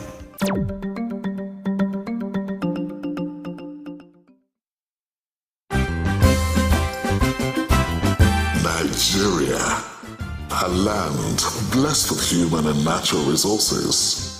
Nigeria is naturally endowed with resources. Many are lying there then undiscovered. Nigeria, a land with a rich ethnic diversity, yet with one destiny. From the north to the south, straight to the east, down to the west, we share a common bond. Why then do we fight ourselves? Why do we kill ourselves? Let's embrace our diversity. Stop the hate. Stop the violence. Together, we can do it. We all dream of a better Nigeria, where lives and properties will be protected. We all dream of a Nigeria where our children will inherit a nation of peace and prosperity. But how can we achieve this dream when all we do is destroy ourselves through civil strife and ethnic carnage? We better live in peace as brothers and sisters. Think about it.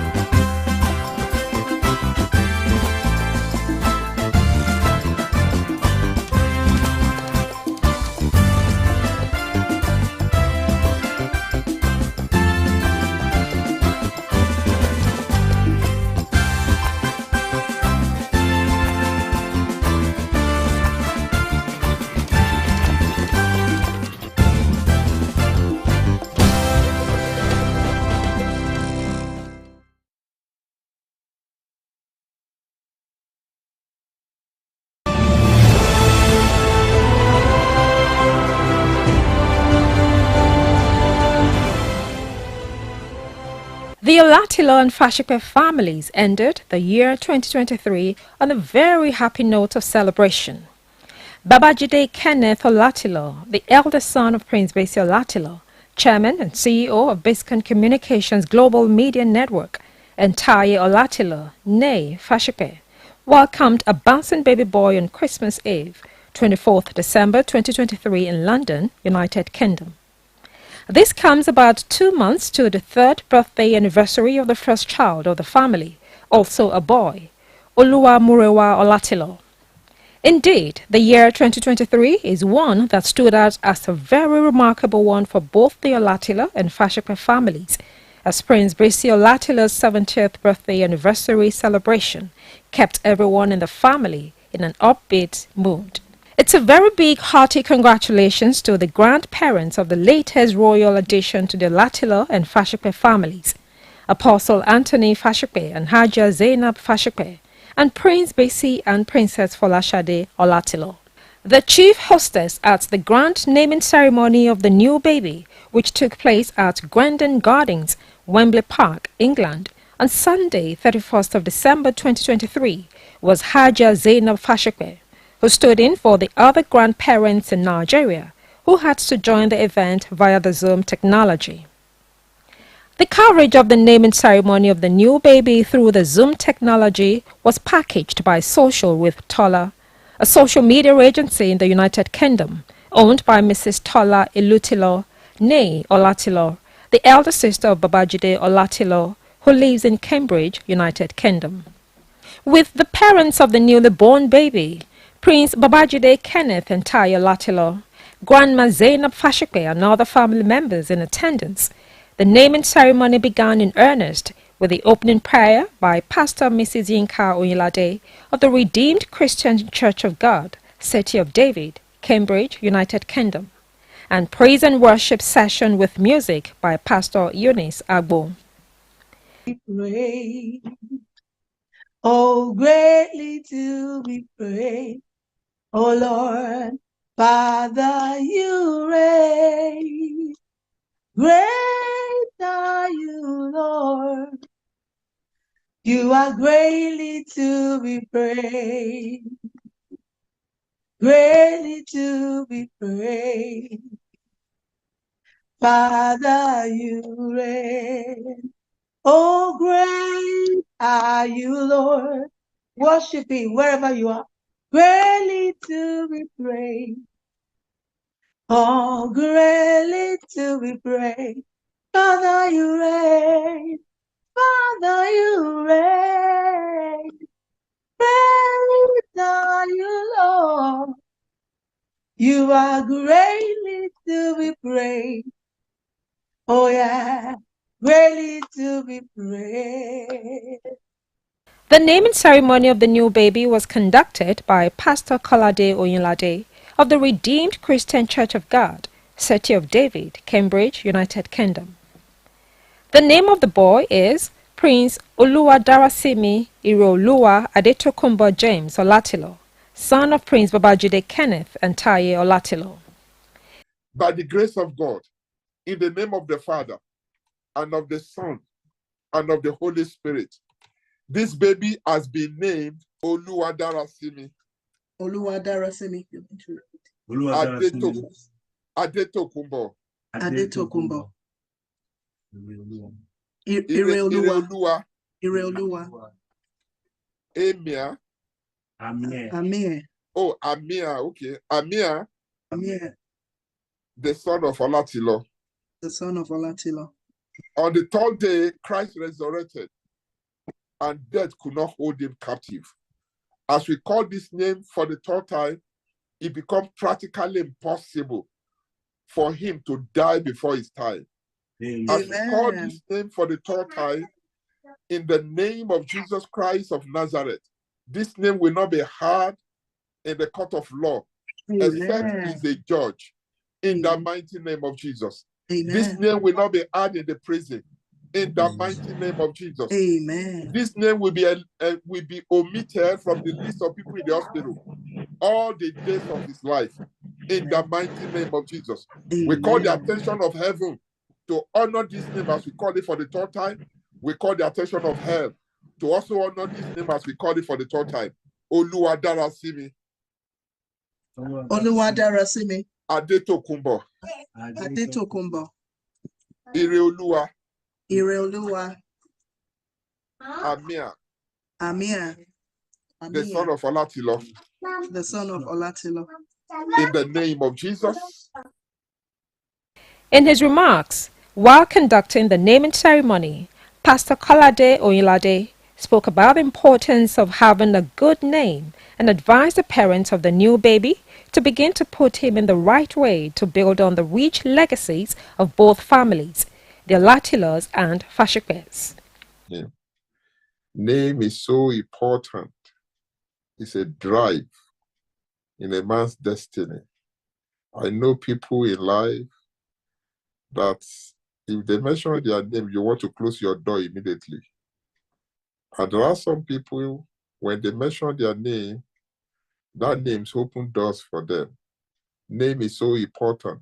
Even from the book of Genesis, when God created Adam, he gave Adam a name. He did not just say man. He said, you are Adam. When Eve was made, Adam named Eve, Eve. And the Bible says all other things God created, Adam gave them name. If not, we wouldn't have name for things, and there will be confusion. You know, Gideon and Tai have prayed and saw the face of God before they came up with this name that we are going to put on the baby.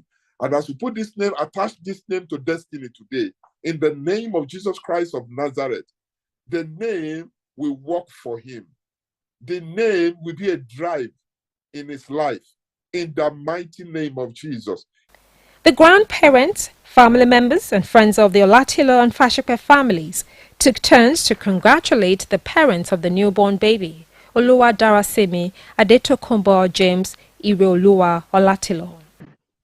So the Lord God be the glory for this bundle of joy, our praise, our commander in army.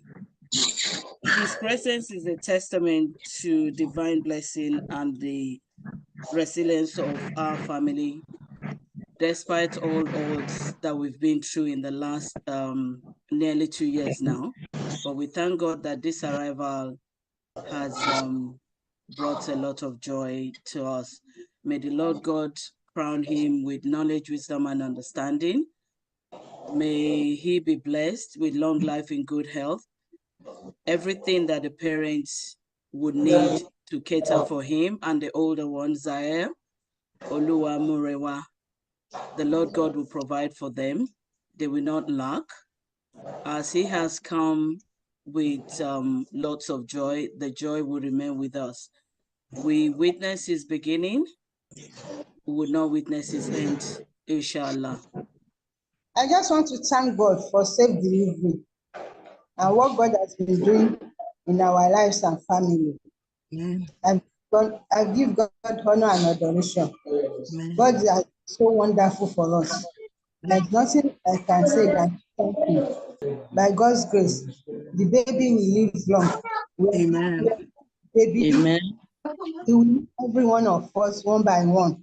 He will not know us in the Amen. Amen. Some knowledge and some understanding in the mighty name of Jesus. Amen. As the hand of God will be upon him in the mighty name of Jesus. Congratulations. I can see that Jide and Tai are smiling. You will smile for a very long time by God's grace. I prayed earlier on today at the church. My pastor, Pastor Wale Oladin, was full of thanks for God for this. He says, this is just my year. I turned 70. How many days after that? There's a joy that I have a family. It will continue to be a very joyous time for all of us. Congratulations, Tai. Congratulations, Jide. And we're very proud of both of you. Anyway, we just thank God. We thank God for this day. Thank God for a safe delivery. We thank God for seeing the mother through the 9 months. We thank God that there was no problem, that God was with her, and God was on the journey with her. We thank God that He was present in the delivery room, that we see the mom, we see the baby. So we give God the glory. It's the grace of God, and I think this time of the year as well, the tidings of our Lord Jesus Christ is a good thing to welcome a baby into the family. I just want to say congrats to Jide and Tai, and say God will continue to be with you. He will continue to guide you and guard you. He will continue to provide you with everything you need to be able to take care of your children. He will continue to bless you financially with wisdom, and just know that you have a strong network around you, that, don't feel isolated or anything. There's so many mothers in the family, I know, on both sides as well. So we're just joyful and happy today. I'm happy for you. The vote of thanks was given by Mrs. Adetola Elutilo, née Olatilo, elder sister of the father of the baby, Prince Babajide Kenneth Olatilo. Thank you so much once again. We appreciate your support. We appreciate your presence here. And thank you so much, sirs. Thank you so much, Maz. We appreciate you. Pastor Yemi Macaulay gave the closing prayer. Once again, Father, we want to thank you for this year 2023. We thank you because you started well with us, and we thank you because you are ending well with us. We pray, Father, Lord, in the name that's above all name, that as we cross over into 2024, we will not cross over with sickness, we will not cross over with loss, we will not cross over with lack, in the mighty name of Jesus. And I pray that 2024 will be the best year that we have ever lived. In Jesus' mighty name we have prayed. Amen, amen, and amen. The event ended on a dancing note.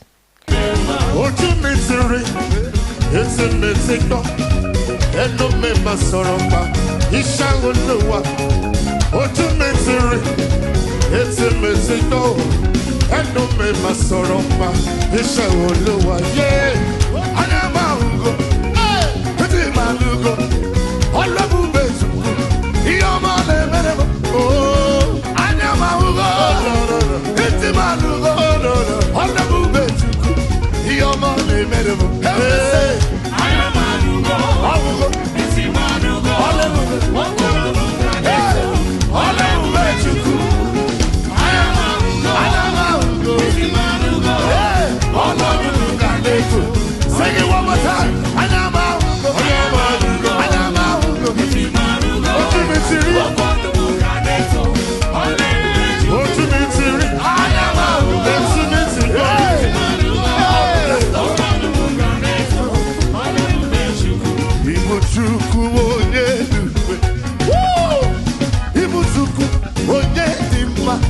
Hallelujah. People Alpha.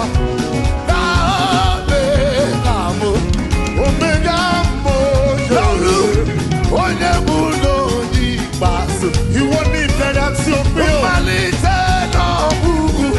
Hey, Yakachila, Ibu, hey, he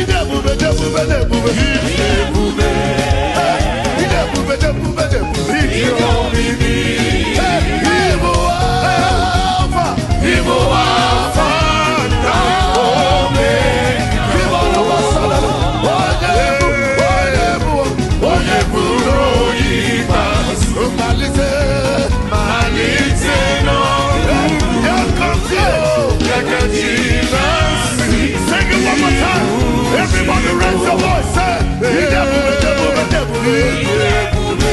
you are great, you are kind, you are mighty. People are fun.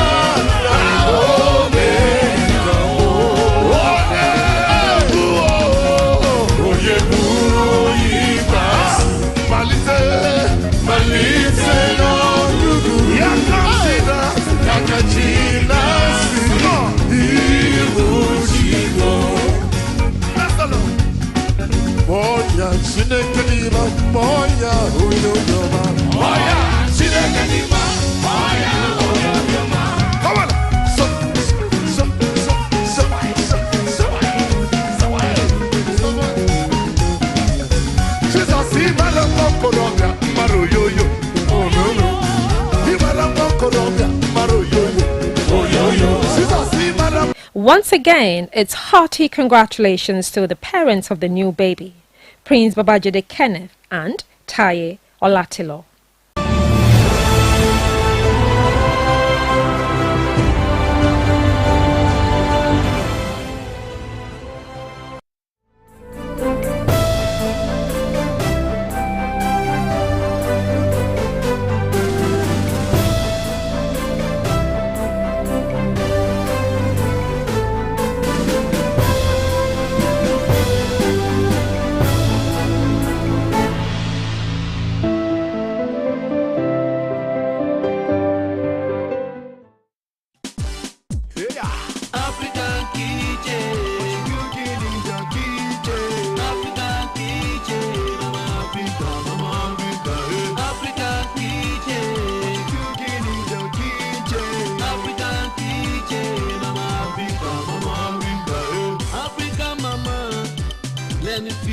it.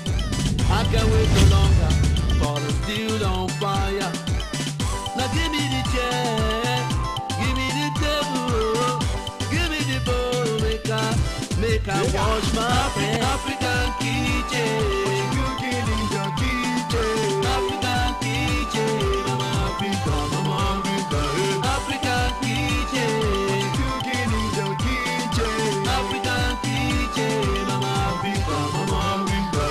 African mama, let me feel that taste. I can't wait no longer for the steel on fire. Now give me the chair, give me the table, give me the bowl, make I wash my... All glory to God for yet another opportunity to come onto your viewing living room with another interesting episode of African Kitchen. My name is Buki Ogunota and it's my pleasure to be with you on this particular episode. How have you been? It's my pleasure seeing you. I'm sending a special greetings to all our fans, all our viewers that have been following us, especially people that have been sending messages, feedbacks onto us. We really appreciate you and we want to say thank you. All right, without wasting too much time, today promises to be interesting and exciting. It might not be something new though, but I tell you, you're still going to learn one or two new things. So stay glued to your TV set. Don't change the dial because the program is African Kitchen, your #1 television cooking program. I'll be right back with my guest. Stay tuned.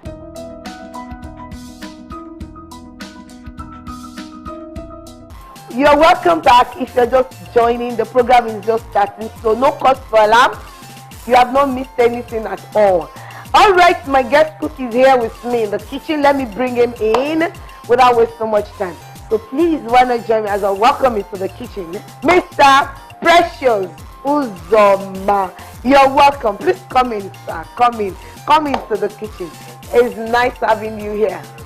In fact, this place here I see, I'm convinced that you can really cook. You're welcome. So do you want to say hello to viewers at home? Let them know that you're here.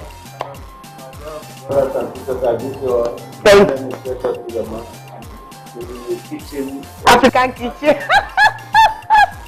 Okay. All right, Mr. Precious, what do you do for a living? Where are you from? Please speak out because they want to see you.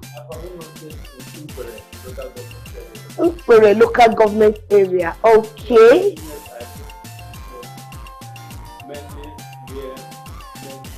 Make clothes. Is that not selfishness?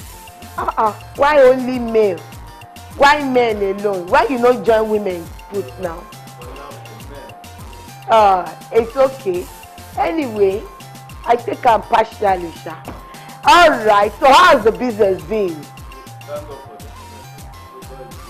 Okay. Now I want you to greet people in your dialect. I believe you can speak your dialect.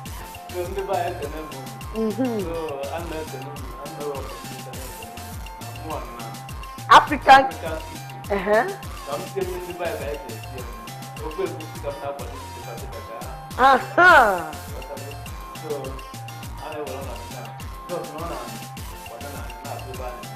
Hey, nice one.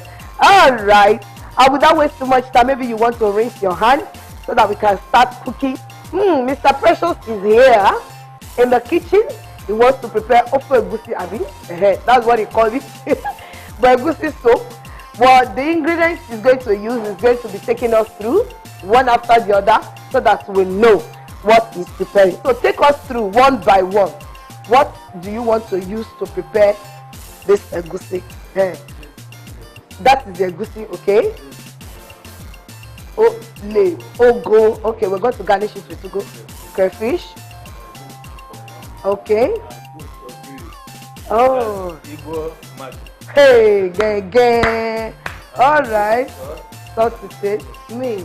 So that means we're going to eat it with yellow garlic. Nice one. And this one is Cameroon pepper. Nice one. It's going to give it good taste and flavor. All right, let's get started. Okay, the pot is dry now. Yeah, so the pot is dry. Now we will not pour the Who taught you how to cook? My mom. Everybody, my mom. Nobody saying my wife. Eh?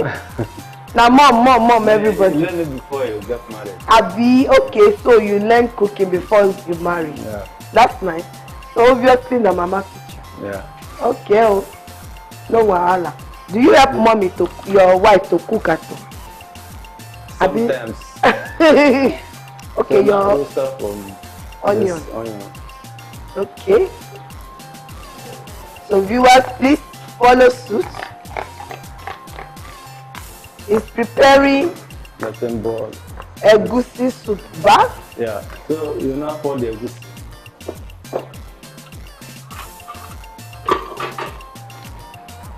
Okay. You now turn you turn egusi. Yeah. Inside the oil. Yeah. When you turn it, you leave it a little bit to boil. Just like that. Let me just Okay. Okay. So you leave it like this. Just a little bit. It fries. After sometimes, you now take the crayfish. I'll pour the crayfish now. Okay. And turn it again. I can see the way you handle spoon. It shows you can cook. We know men wey fit sabi cook. So after that, okay, now go with the bomo. All right.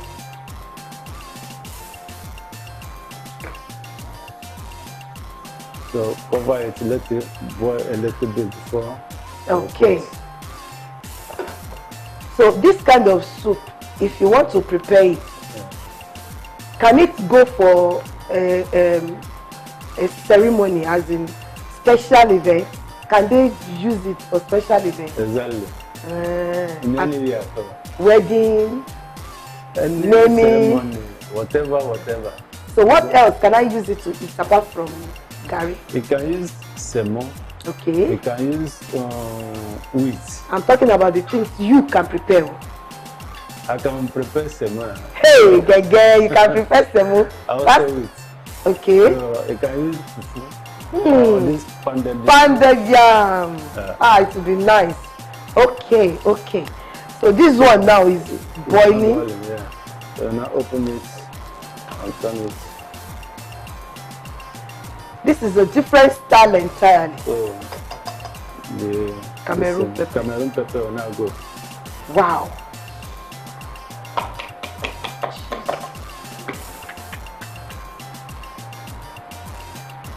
This will be very spicy.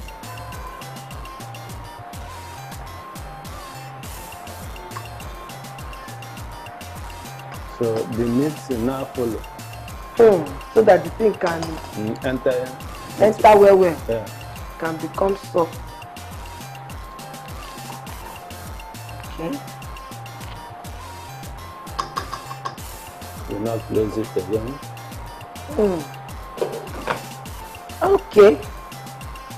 So let me just ask you, in the business line, have there been any challenges so far? You know, because when you people say you do men alone, there must be a reason why you don't want to go into female wears, especially wears, because the rate at which women buy clothes, it passed the rate at which men buy clothes. Yeah. So how do you make sales? So in women wears. Okay.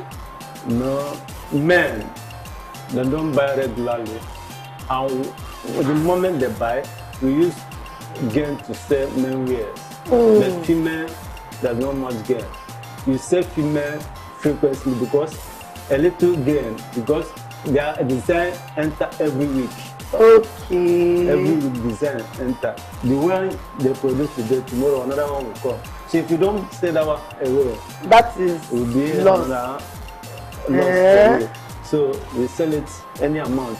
But men wears, even though 100 years to come, it remain there. If you sell it, then you sell it in a better amount. Oh God, I like this. I'm still going to come back there because let's make gari. That is how you pour the yellow gari.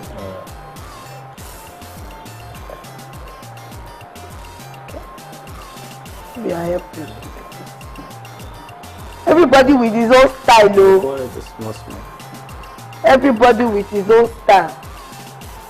Make I put more. Yeah, no. Okay, it's okay. All right. So viewers, don't go anywhere. We are still here. Any moment from now, we are going to be out of the kitchen because, as you can see, wow. Can I stir this?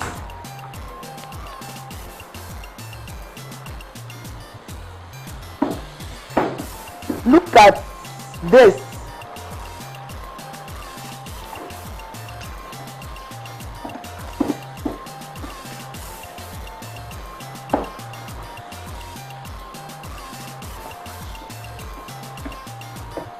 No, it's about to put some salt there. No, Yes, no salt. you have not added. Maybe I help you to. When is this one going in? This one will go later. Let me see how you're going to add that one. Okay. Now this one is not strong. Can you imagine? See how the egusi has come out. So that gari is okay like it is now. Yeah. You can use your hand for this one.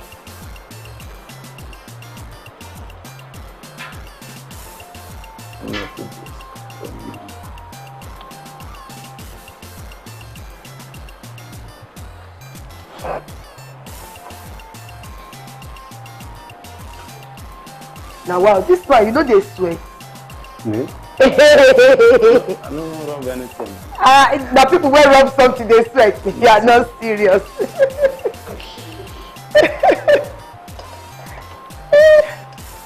Now the leave and enter. Oh, that means we don't finish the soup. This one no go now. No, that one will go later. Oh really? The moment they enter. This Zibo. Okay, sorry, so that the aroma go dey there wella. Wow.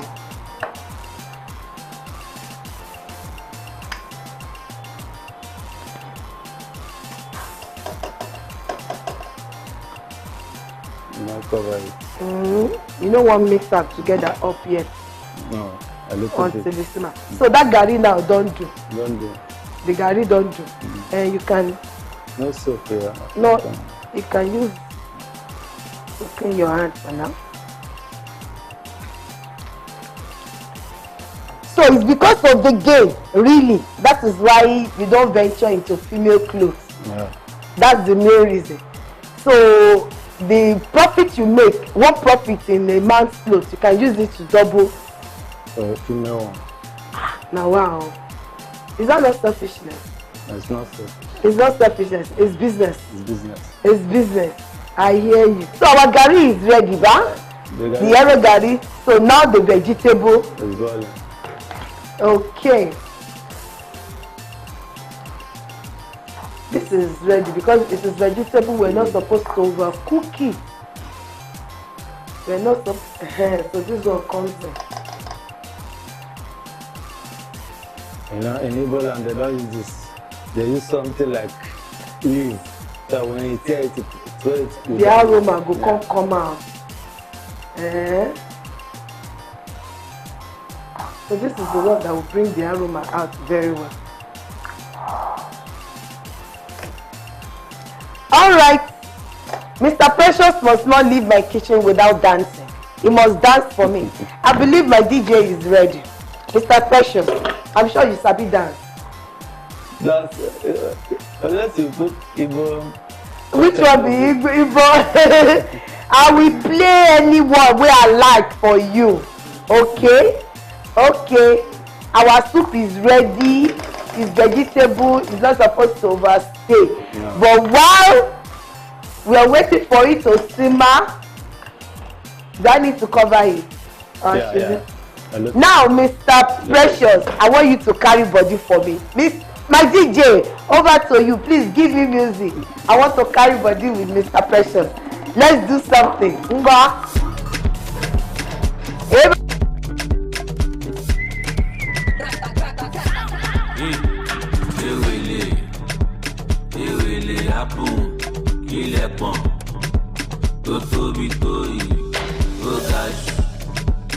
dá mi lọ́rùn, ó lè jù, ó yí mi lórí. All my sexy ladies, all my sexy mamas, Jojo, Juju, Chuchu, Titi, Kiki, Tola, Yeye, Bibi, Jojo, Chuchu, Titi, Kiki, Tola, Yeye, Bibi, Jojo. Give me back, oh, baka boom boom, back, oh, baba boom boom. How you doing? How are you? Just she not see like that you. Waist tiny like London Road. Baka big. Thank you so much. I clap for you. In fact, you try. Honestly, Mr. Precious, you have indeed tried. Yeah. Well, viewers at home, as you can see, our yellow gari is ready. And look at the face of this egusi garnished with ugu. Wow. Isn't this inviting and appetizing? Wow. I've not tasted it, but even the aroma. I like the aroma as you have added it. I think that is the style I'll be using. Thank you so much. Thank you, ma'am. Thank you very much. Well, viewers, don't go away. The program continues in Still African Kitchen. Let's go to the table and eat along with Mr. Precious. God bless you. Thank you very much, sir. Thank you, ma'am. Thank you so much.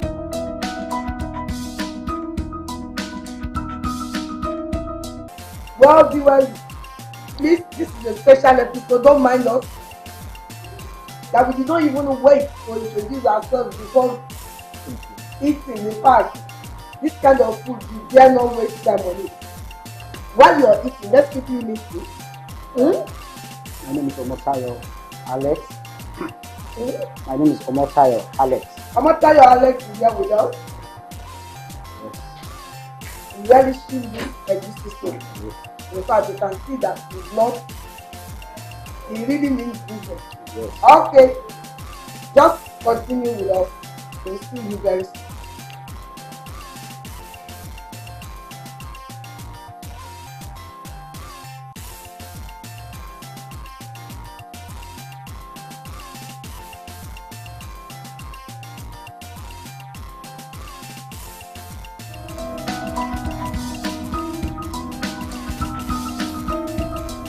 Wow. Before I say my own, let me hear something. Wow. The food is really nice. Okay. It makes me to remember home very well. Okay. My mom used to cook this kind of food. I never eat the kind of food in Buka, except cook. You really try. I really love it. Thank you for it. So you really felt your own taste? Yeah. Really felt. That's nice. That's good. What do you feel like? Very interesting. I'm fine. I enjoyed the vegetable. You can see, I finished everything. The salt was not too much for me.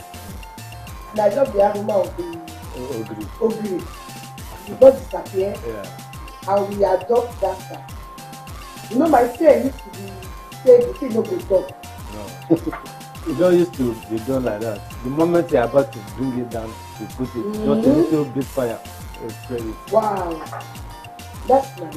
Thank you very much. Thank you. Thank you very much for coming. Thank you very much. Well, viewers, I'm sure if you adopt this stuff, you will understand what we're talking about. And you will really love it. Because as for me, henceforth, I'm going to adopt this stuff. And I'm sure it will work for me. Yeah. If it does, it will definitely work for you. Exactly. Thank you very much. Thank you. We have to close now so that we'll be back again next week. I will be back again next week. The program is Still African Kitchen. Continue to eat good food, not just anything, not just junk. You need to eat with them. Balanced diet. That is what is good for you. Turn your food into your medicine so that you don't start running after medicine in the future. Thank you very much. So this month, I'm going to close this curtain and I'll be back next week with another guest. I remain good to I say very big thank you to you, my production team. I appreciate you. Thank you so much. And thank you very much for coming. Thank you very much for coming. Thank you, man. You pass it to that this. Thank you. Powerful. Thank you. All right then, from every one of us, viewers, we say bye-bye. God bless you. I'll see you next time.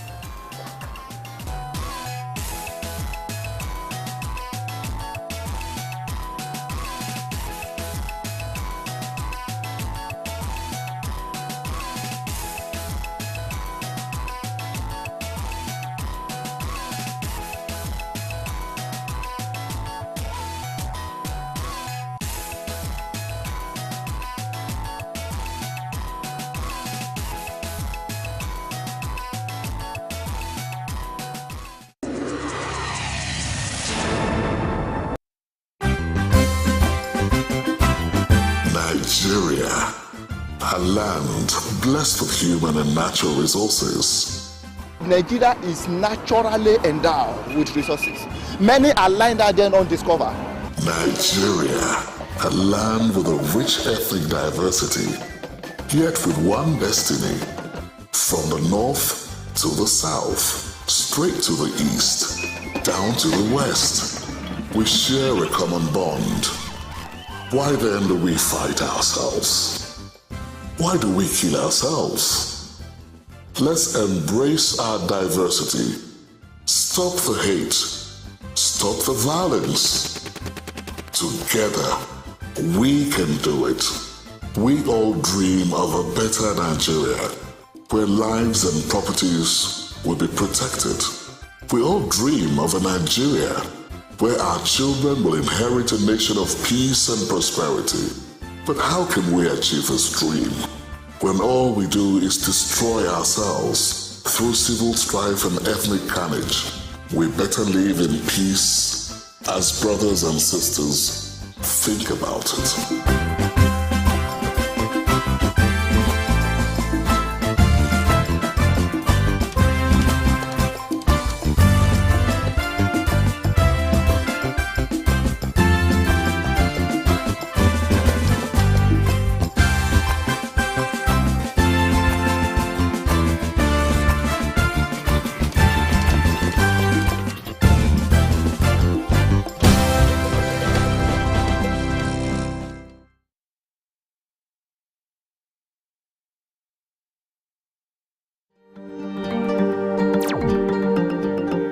Ogun State, Nigeria's gateway state, the heartbeat of Nigeria.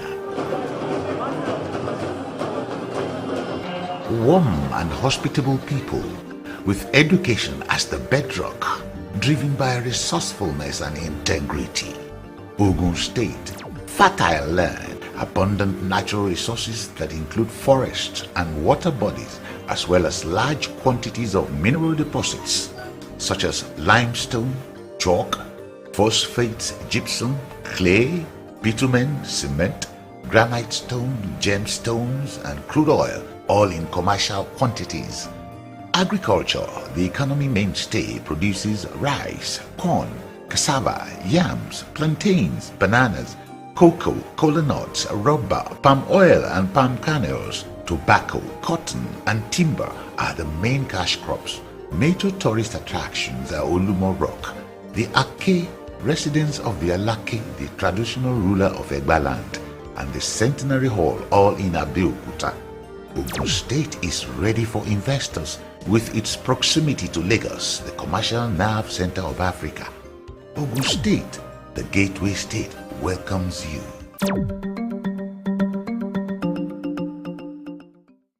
Here is the breaking news of the moment. Biscon TV, the most exciting 24-hour general interest television station, parading cutting-edge programs in news, sports, politics, business, foreign news, fashion and style, entertainment and lifestyle programs, Biscon movies and more, has been moved to channel 144 on GoTV. Our programs begin daily with Biscon Breakfast Bubble BBB, featuring newspaper review and interviews on trending issues. Biscon Roundtable is our daily discussion program on essential tips on life and living. Biscon TV broadcasts news 7 times daily from 7 a.m. to 11 p.m. Biscon TV can be watched in all parts of the country now on GoTV channel 144 and live streaming on Biscon TV on YouTube.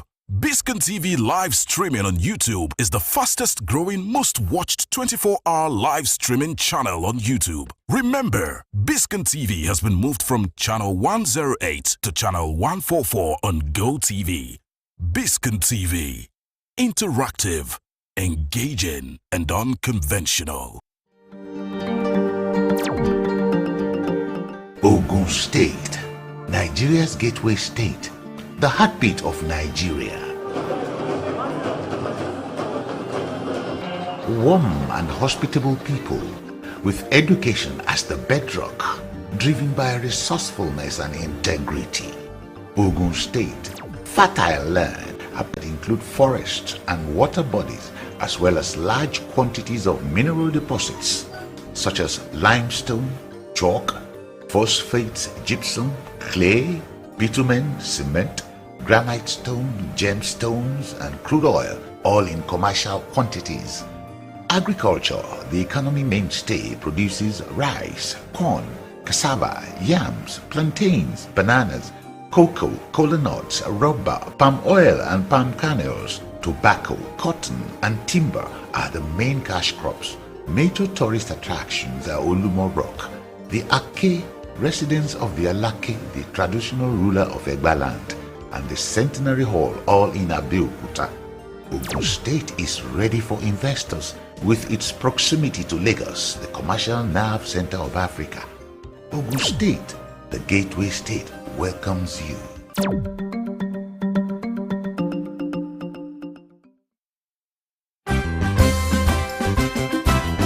Nigeria, a land blessed with human and natural resources. Nigeria is naturally endowed with resources. Many are lying there then undiscovered. Nigeria, a land with a rich ethnic diversity, yet with one destiny. From the north to the south, straight to the east, down to the west, we share a common bond. Why then do we fight ourselves? Why do we kill ourselves? Let's embrace our diversity. Stop the hate. Stop the violence. Together, we can do it. We all dream of a better Nigeria, where lives and properties will be protected. We all dream of a Nigeria where our children will inherit a nation of peace and prosperity. But how can we achieve this dream when all we do is destroy ourselves through civil strife and ethnic carnage? We better live in peace as brothers and sisters. Think about it.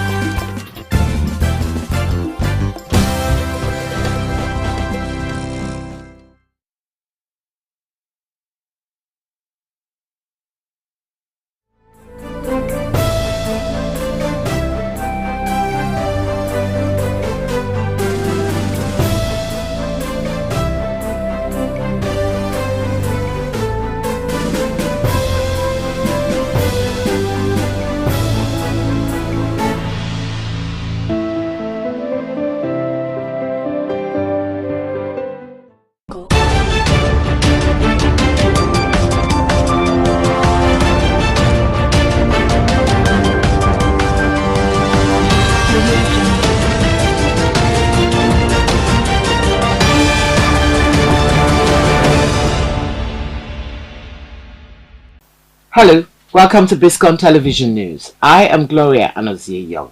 First, the headlines. On the national scene, former Vice President Atiku to lead opposition alliance against President Tinubu ahead 2027 election. Federal government to suspend degree certificates from Uganda, Kenya, others. Business, discos can't hike tariffs without approval, says NERC. Foreign, African Union appeals for calm in Ethiopia-Somalia row. Sports, ahead of AFCON 2023, Odegbami says Ghana, Cameroon, others not strong as Nigeria. And now the news in full. 7 months into the 4-year tenure of President Bola Tinubu, political associates of Abubakar Atiku, presidential candidate of the People's Democratic Party, PDP, in the 2023 election, have said the former vice president would contest again in 2027, just as there would be a coalition of political parties going into the next general election to challenge President Tinubu. The disclosure was made yesterday by Daniel Bowala, a spokesperson of the 2023 Atiku Presidential Campaign Organization, during an interview with newsmen. He added that the upcoming coalition would swallow some of the elements creating problems in many political parties. According to him, the president will spend 8 years in office if the opposition party fails to form a coalition ahead of the 2027 general elections. He also accused President Tinubu of instigating crisis in opposition parties, making reference to the political crisis confronting the Labour Party and the New Nigeria People's Party. He further added that despite previous unsuccessful attempts at Nigeria's top job, Atiku would surely contest again for presidency in the subsequent general elections.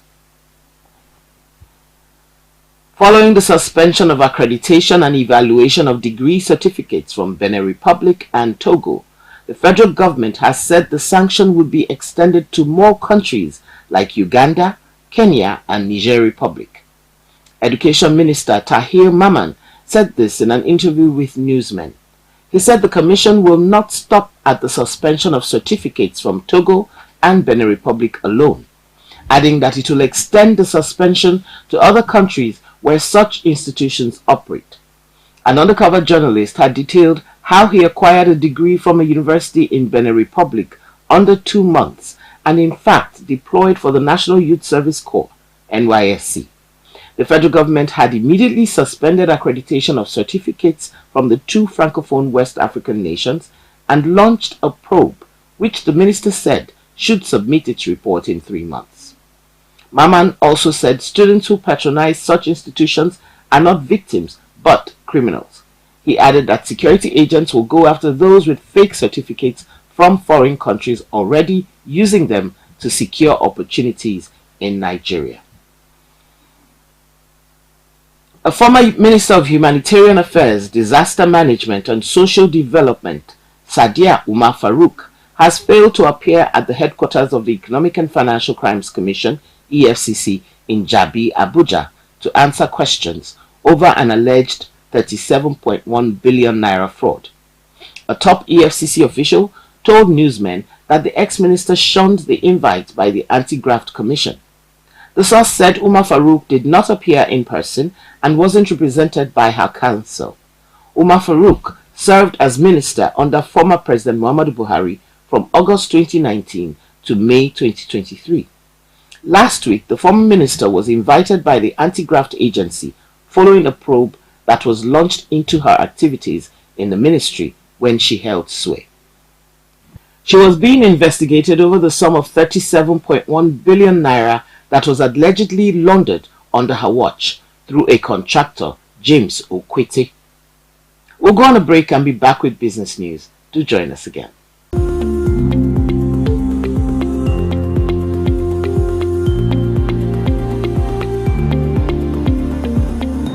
On the business scene, the National Electricity Regulatory Commission, NERC, has stated that electricity distribution companies require its approval before increasing tariffs.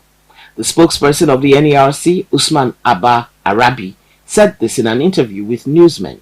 There have been media reports that DISCOs had concluded plans to hike electricity tariffs in the new year. Earlier, the NERC spokesperson had noted that the Commission had not approved any new electricity tariffs for any of the DISCOs within the Nigeria electricity supply industry. Despite NERC's clarification that there was no plan to hike tariffs, Nigerians on social media expressed skepticism, saying the DISCOs might not wait for the Commission before rolling out the new tariffs. Some Nigerians said they had noticed an increase in the amount they pay for electricity lately. In his reaction to the fears of Nigerians that the DISCOs might have carried out the tariff increase without NERC approval, Arabi said DISCOs are not allowed to charge any electricity tariff without the approval of NERC. You're still watching Biscon TV News. Coming up next is foreign news. Please stay tuned.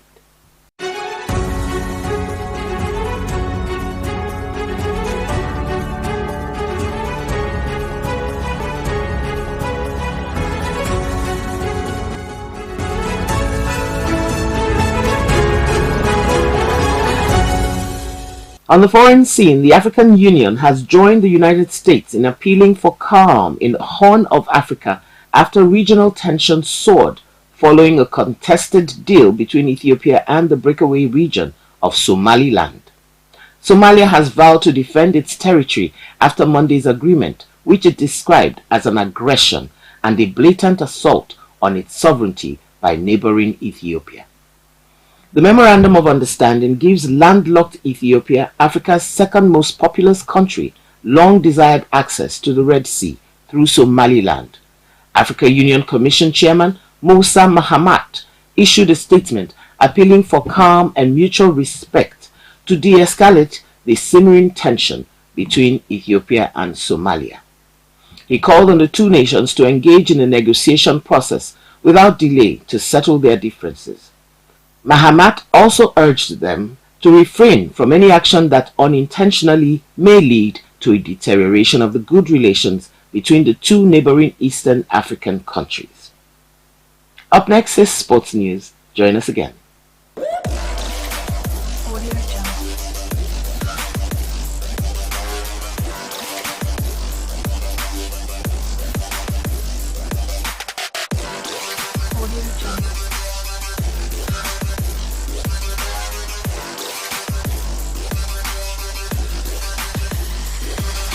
On the sports scene, former Nigerian international Segun Odegbami has said the likes of Ghana, Cote d'Ivoire, Cameroon and champion Senegal are not as strong as Nigeria at the 2023 Africa Cup of Nations AFCON. Nigeria's Super Eagles are seeking a fourth AFCON title since emerging champions in 2013. They are in Group A with Cote d'Ivoire, Guinea-Bissau and Equatorial Guinea at this year's tournament. Odegbami, winner of the AFCON in 1980, posited that the only threats the Eagles will face are North African teams. Odegbami said the Eagles have the psychological boost, with Victor Osimhen being the reigning African Footballer of the Year. Meanwhile, 17 players are currently in the Eagles' Abu Dhabi United Arab Emirates training camp, preparing for the AFCON 2023.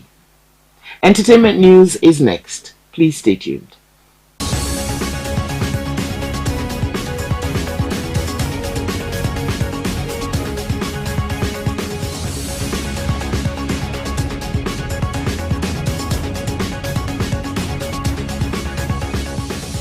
Welcome back. Singer Elvis Presley is set to be brought back to life virtually as part of a new immersive concert experience. Elvis Evolution will use AI and feature holographic projections of the star, created from thousands of his personal photos and home video footage. The show is set to open in London in November before moving to Las Vegas, Berlin and Tokyo. It follows the success of ABBA Voyage, a virtual concert with avatars of the Swedish pop band. British immersive entertainment specialists Layered Reality have secured the global rights for Elvis's Evolution. The company has previously produced immersive experiences including the Gunpowder Plot and the War of the Worlds. The company said the Presley show will feature a jaw-dropping concert experience where a life-size digital Elvis will perform iconic moments in musical history on a UK stage for the first time. The show will feature a life-size digital Presley and make use of AI, holographic projection, augmented reality, live theatre and multi-sensory effects, Layered Reality has said. And that's it for the news produced by Tomiloba Abolari. I am Gloria Anozie Young. Thanks so much for watching. Have a nice day.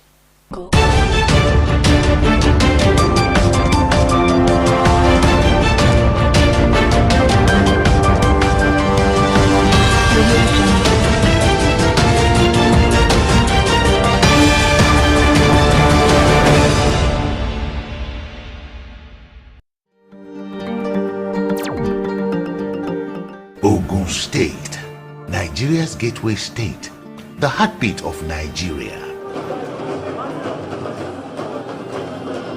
Warm and hospitable people, with education as the bedrock, driven by resourcefulness and integrity.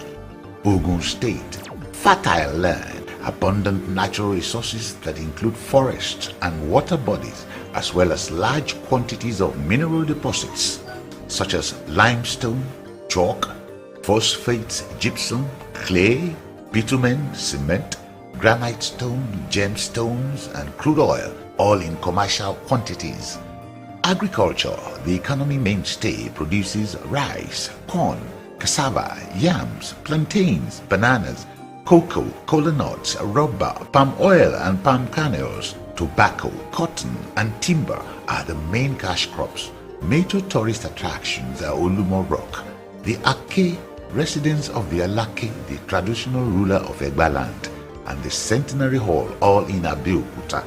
Ogun State is ready for investors with its proximity to Lagos, the commercial nerve center of Africa. Ogun State, the gateway state, welcomes you.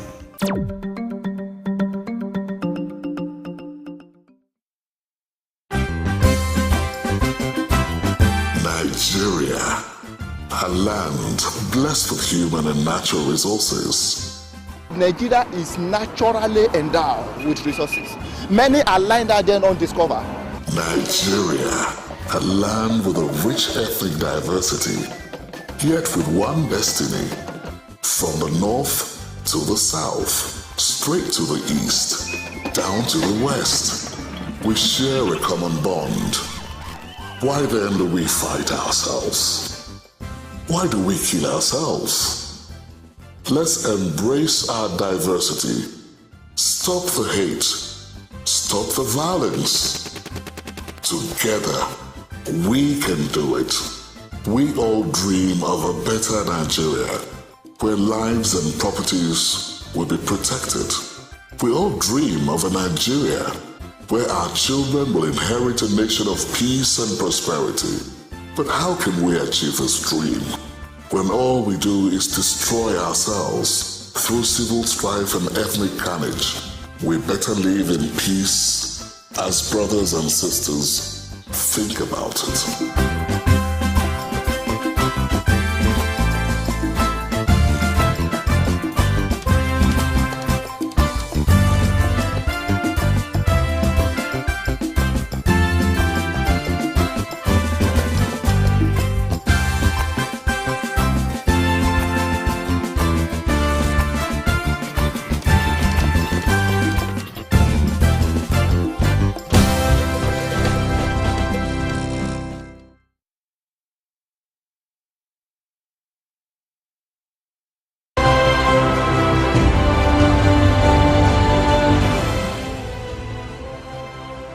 The much-anticipated grand commissioning of the multi-billion-dollar Dangote Petroleum Refinery and Petrochemical Free Zone Establishment Project at Ibeju-Lekki, Lagos, took place on Monday, the 22nd of May 2023. When it becomes operational, the Dangote Petroleum Refinery and Petrochemical Free Zone Establishment Project will produce 650,000 barrels of petroleum products per day and 900,000 tons per annum of polypropylene products. Located in Ibeju-Lekki area of Lagos, the Dangote Refinery covers a land area of 2,635 hectares. Dangote Refinery is powered by a 435 megawatt power plant and has the world's largest single-train 650,000 barrels per day petroleum refinery with 900 KTPA polypropylene plants. Dangote Petroleum Refinery can meet 100% of Nigeria's requirement for all refined products. Gasoline, 53 million liters per day. Diesel, 34 million liters per day. Kerosene, 10 million liters per day. And aviation jet fuel, 2 million liters per day, with surplus of these products for export. Dangote is one of the few companies in the world executing a petroleum refinery and a petrochemical complex directly as an engineering, procurement, and construction contractor.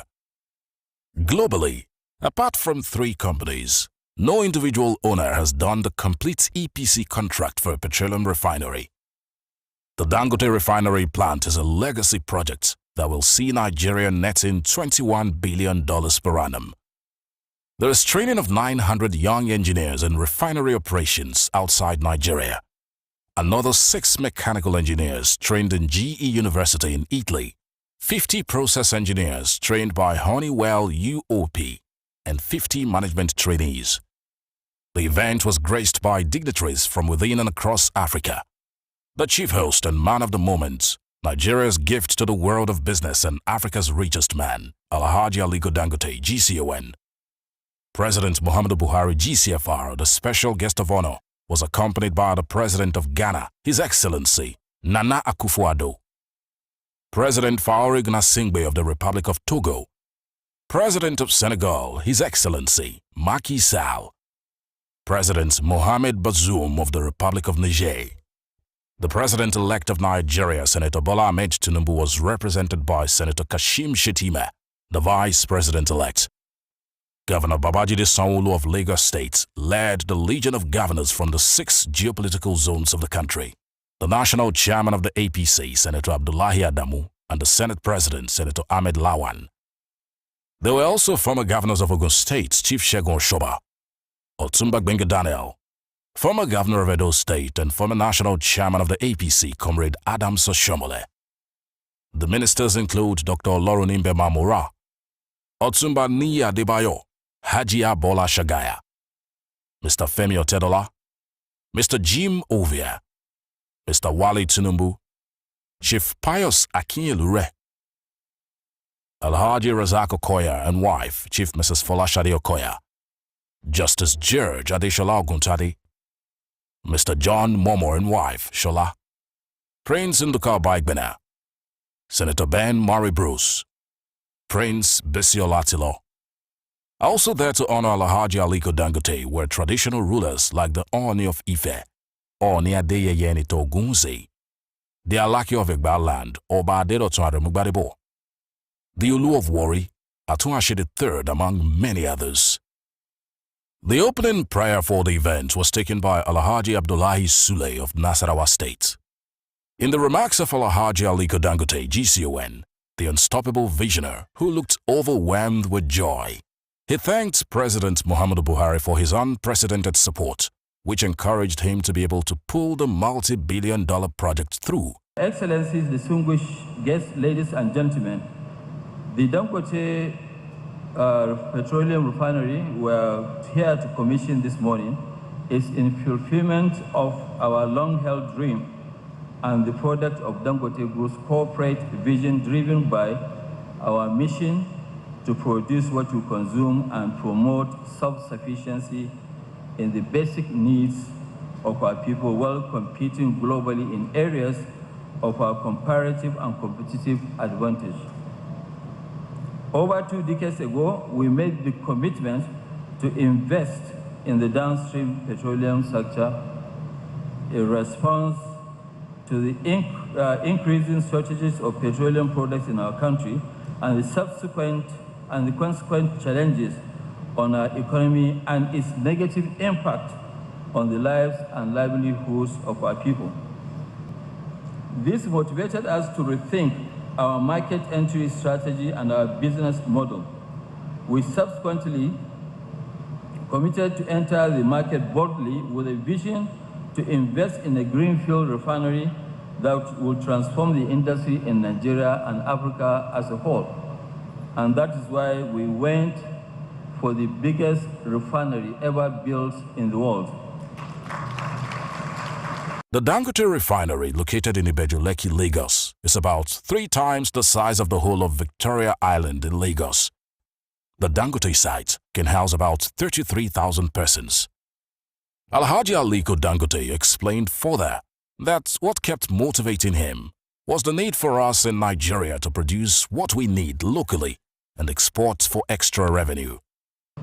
We have built a refinery with a capacity of 650,000 barrels per day of crude oil plus 900,000 metric tons of polypropylene in a single train, which is the largest built ever. We have selected the best plants and equipment and the latest technology from across the world.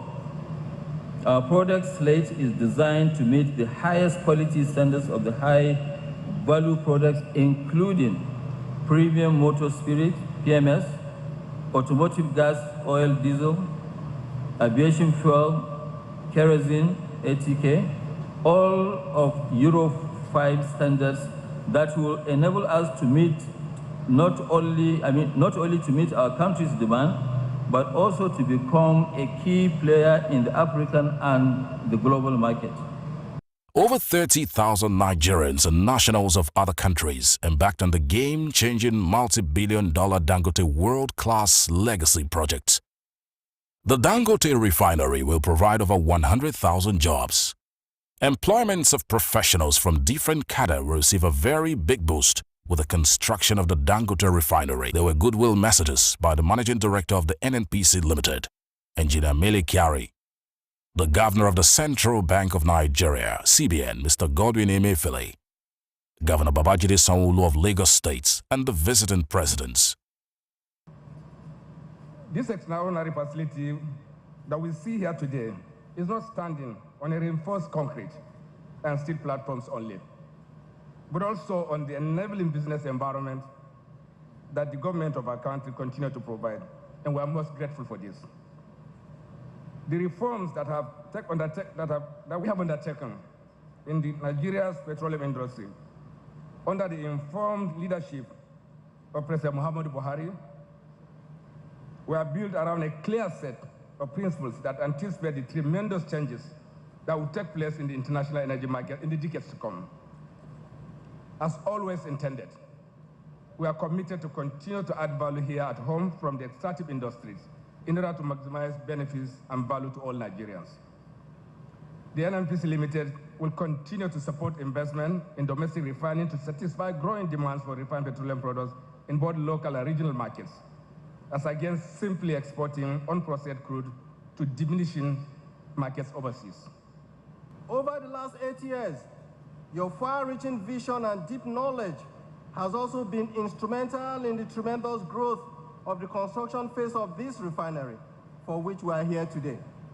Mr. President, today, your name goes into our annals of history as you yet again commission the biggest single train refinery in the world in Nigeria.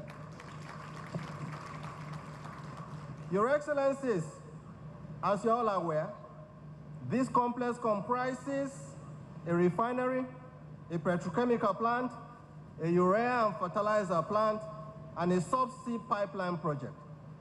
This petrochemical facility has a capacity to produce 900,000 metric tons of polypropylene per annum, while urea will be able to produce 3 million metric tons urea annually. Its flagship project, for which we are here today, the Dangote refinery, which has the capacity to produce 650,000 barrels of crude per day, is the largest single train in the world. Alhaji Aliko Dangote. A lot of people have described you differently, but indeed, it's clear that your single-mindedness, your sole conviction that things can be different, is unparalleled. And we have demonstrated and we have seen it, because I have also come here a couple of times, and each time it's always a wow. We're indeed truly proud that you have put Nigeria and indeed Africa on that world map, in which you have done the very first that nobody, history will want to come and meet it up. And we're proud of your belief in your country, your belief in the youth that you are given opportunity to. And we're proud of the fact that you are a Nigerian that is completely detribalized, and you have imbibed in many ways than possible. I want to thank you and thank you again. I've said it before, that when we think of West Africa and Africa before our individual countries, we're not just being Pan-Africanists, we're being true nationalists. Because what makes West Africa, and indeed Africa, better will make each of our individual countries better and more prosperous. This spectacular project, the Dangote Refinery and Petrochemical Complex, does exactly that, makes West Africa better and stronger. And I congratulate this distinguished, patriotic son of Africa for the sheer brilliance of this initiative. Thank you, dear Aliko Dangote, for your kind invitation to this historic ceremony marking the commissioning of one of the largest petroleum refineries and petrochemical products in the world. Congratulations.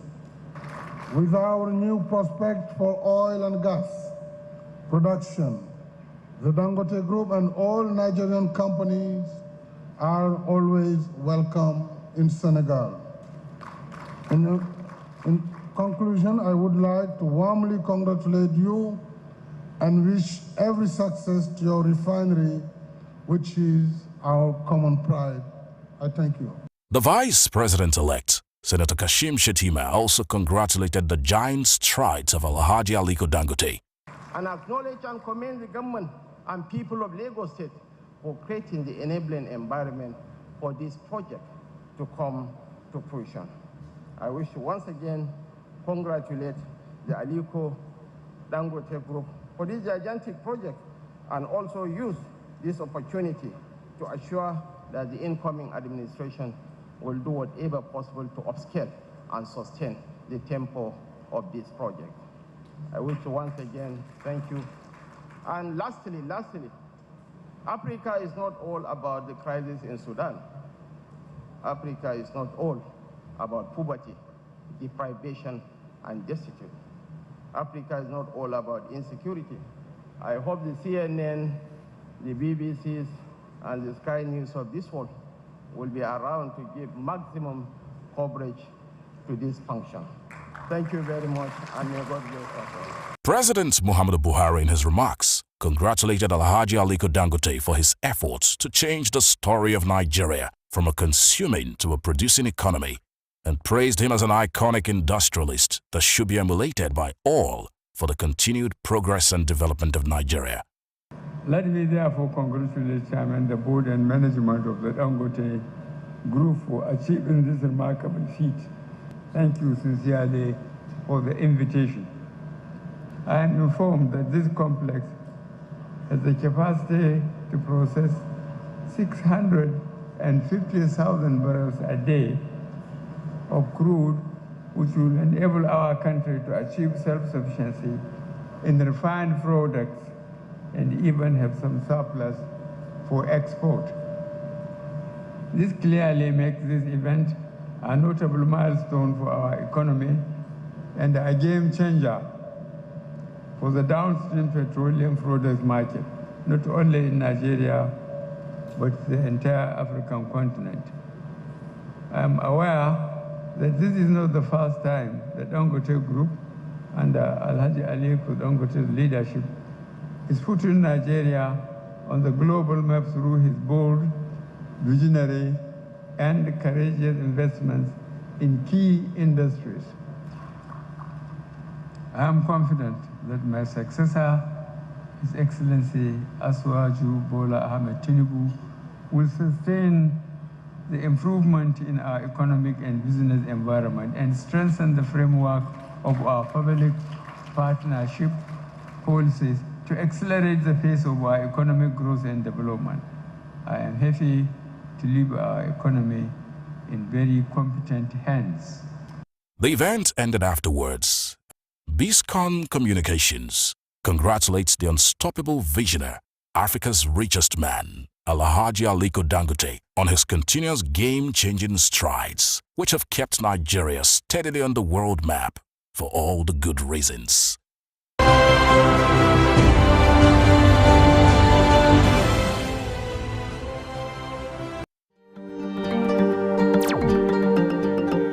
Ogun State, Nigeria's gateway state, the heartbeat of Nigeria.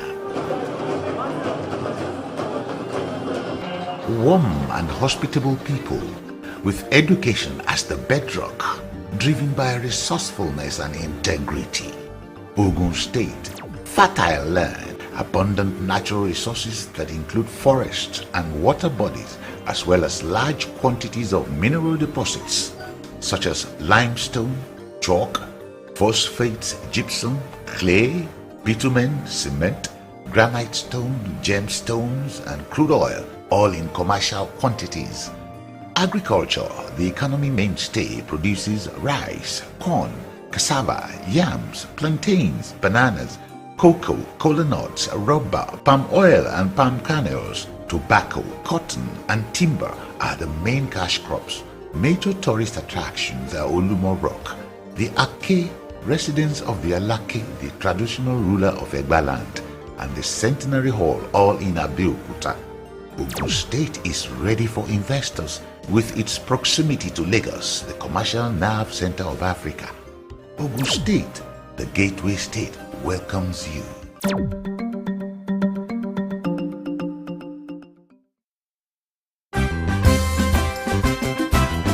Nigeria, a land blessed with human and natural resources. Nigeria is naturally endowed with resources. Many are lying there then undiscovered. Nigeria, a land with a rich ethnic diversity, yet with one destiny. From the north to the south, straight to the east, down to the west, we share a common bond. Why then do we fight ourselves? Why do we kill ourselves? Let's embrace our diversity. Stop the hate. Stop the violence. Together, we can do it. We all dream of a better Nigeria, where lives and properties will be protected. We all dream of a Nigeria where our children will inherit a nation of peace and prosperity. But how can we achieve this dream when all we do is destroy ourselves through civil strife and ethnic carnage? We better live in peace as brothers and sisters. Think about it.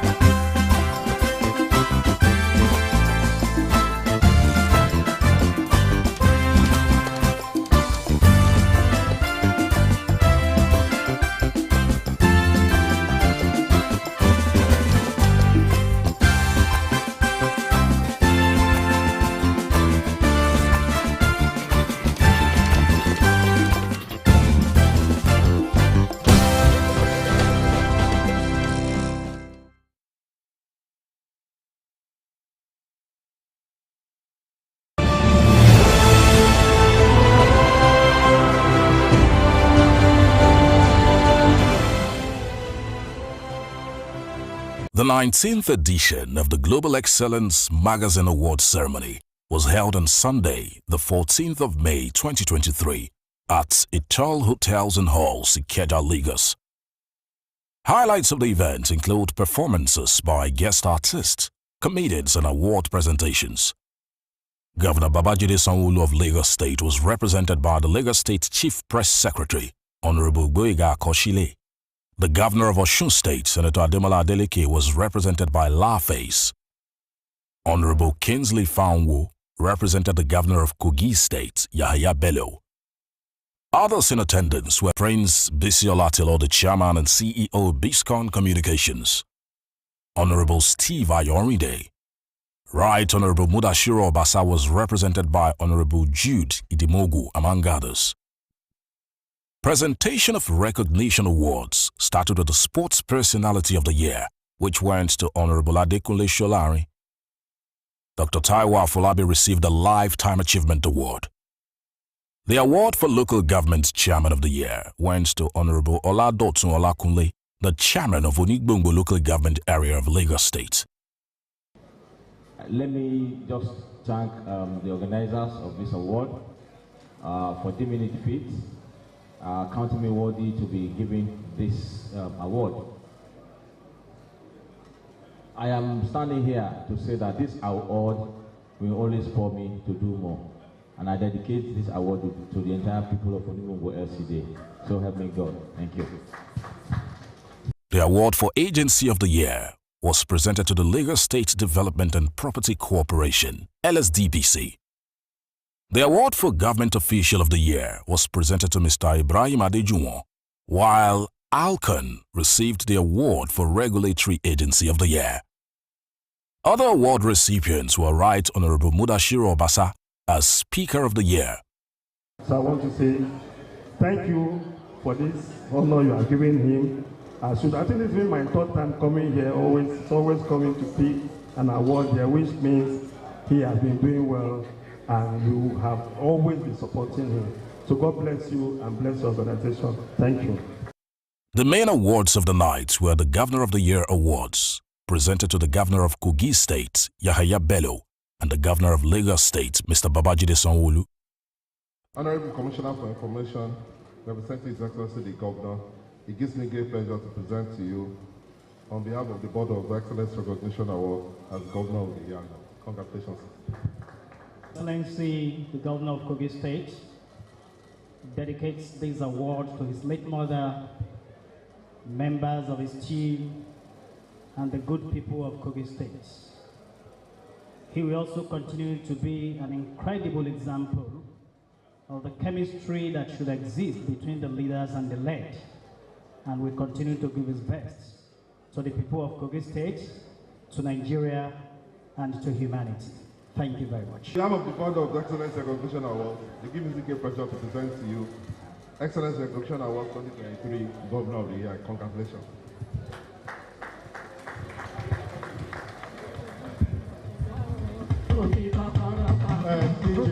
Mr. Sanwo-Olu encourages everybody to live well in Lagos regardless of who you are, your social creed, gender, or political affiliation. We do not discriminate. So on this note, I received these on behalf of my principal, the Governor of Lagos State, Mr. Babajide Sanwo-Olu, who you have graciously re-elected to steer the ship of this state for another 4 years. Thank you very much, and I thank the organizers at Global Excellence. May yours continue to be excellent in Jesus' name. The award for Politician of the Year went to the Governor of Osun State, Senator Ademola Adeleke. The Board of Excellence Recognition Award, it gives me great pleasure to present to you Excellence Recognition Award 2023 Politician of the Year. Congratulations. So it's really nice. It's been 19 years, a long time in the entertainment industry. When you keep doing some every year for 19 years, it's a landmark. And we're happy to be a part of this. Thank you very much for the award. And it only gingers our amiable governor who redefined politics by making politics lighthearted. We used to think that our politicians were not human beings. But Governor Adeleke brought humaneness into politics. He made politics real. Yes, he loves students because he's human. And he doesn't want to hide that fact that he loves students. In his 100 days, you've seen all what he has done. He got an award from Champions newspaper for an equivalent Governor of the Year award, Champions newspaper, yes, on Friday. On the Friday or Saturday? That means a lot of people are watching us.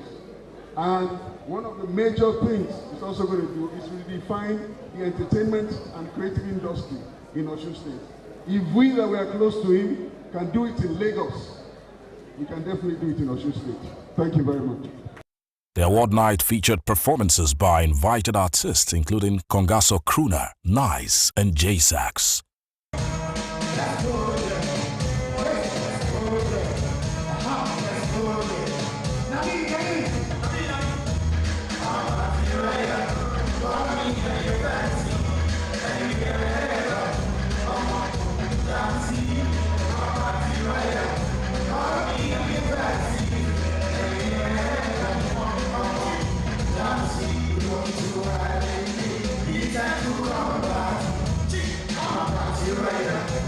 Right.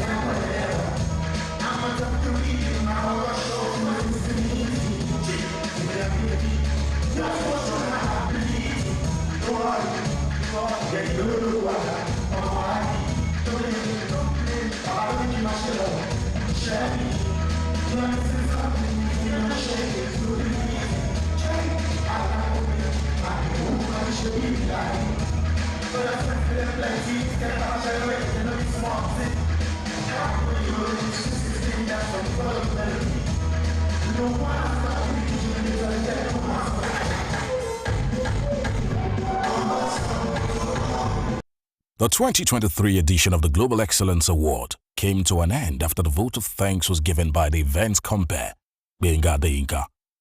From Biscon Communications, it's congratulations to the Global Excellence magazine on the successful hosting of the 2023 edition of the award ceremony.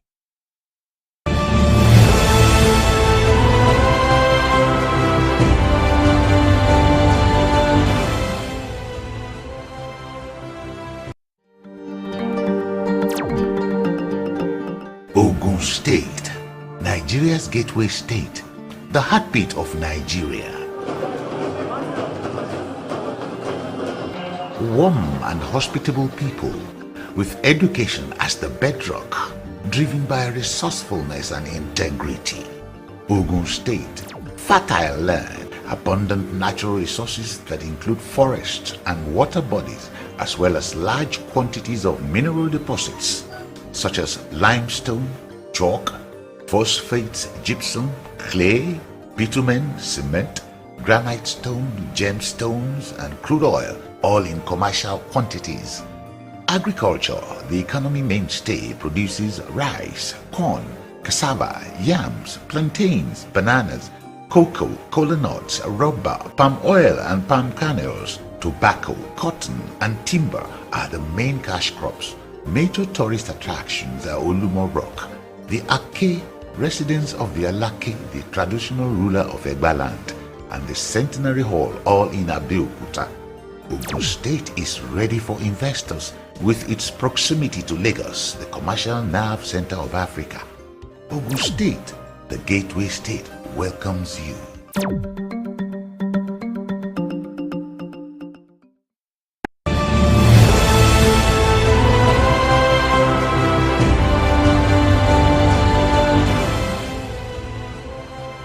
The Ogun State government, under the leadership of Prince Dakpo Abiodun, MFR, in partnership with Arise Integrated Industrial Platform, had a groundbreaking ceremony for the development of the state's Special Agro-Industrial Processing Zone, SAPS, on Friday, the 4th of November 2022, at the Ogun State Agro-Cargo International Airport, Ikperu Ilishan Road, Remo, in Ikene local government area of Ogun State.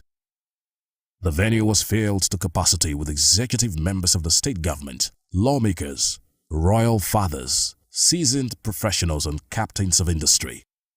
Notable among them were the chief host, His Excellency, Prince Dakpo Abiodun, the executive governor of Ogun State, his deputy, Engineer Mrs. Noimot Salako Oyedele, Mrs. Yetunde Ononuga, former deputy governor of Ogun State, Chief Olusegun Oshoba, former governor of Ogun State, Chief Mrs. Samot Badru, Senator Gbenga Kaka, Mr. Gagan Gupta, the CEO and founder Arise IPP, Are Kola Oyefeso, His Royal Majesty Oba Dr. Babatunde Ajayi, the Akarigbo and paramount ruler of Remo land, was represented by the Elekbe of Ekbe, Oba Dewale Oshiberu, His Royal Majesty Oba Dr. Sikiru Adetona, the Awujale of Ijebu, was represented by Oba Yunusa Adekoya, the Dagburiwe of Idowa, the Alake of Egba land, Oba Michael Adedotun Gbadebo CFR, and the very robust attendance of traditional rulers from the 3 senatorial zones of Ogun State.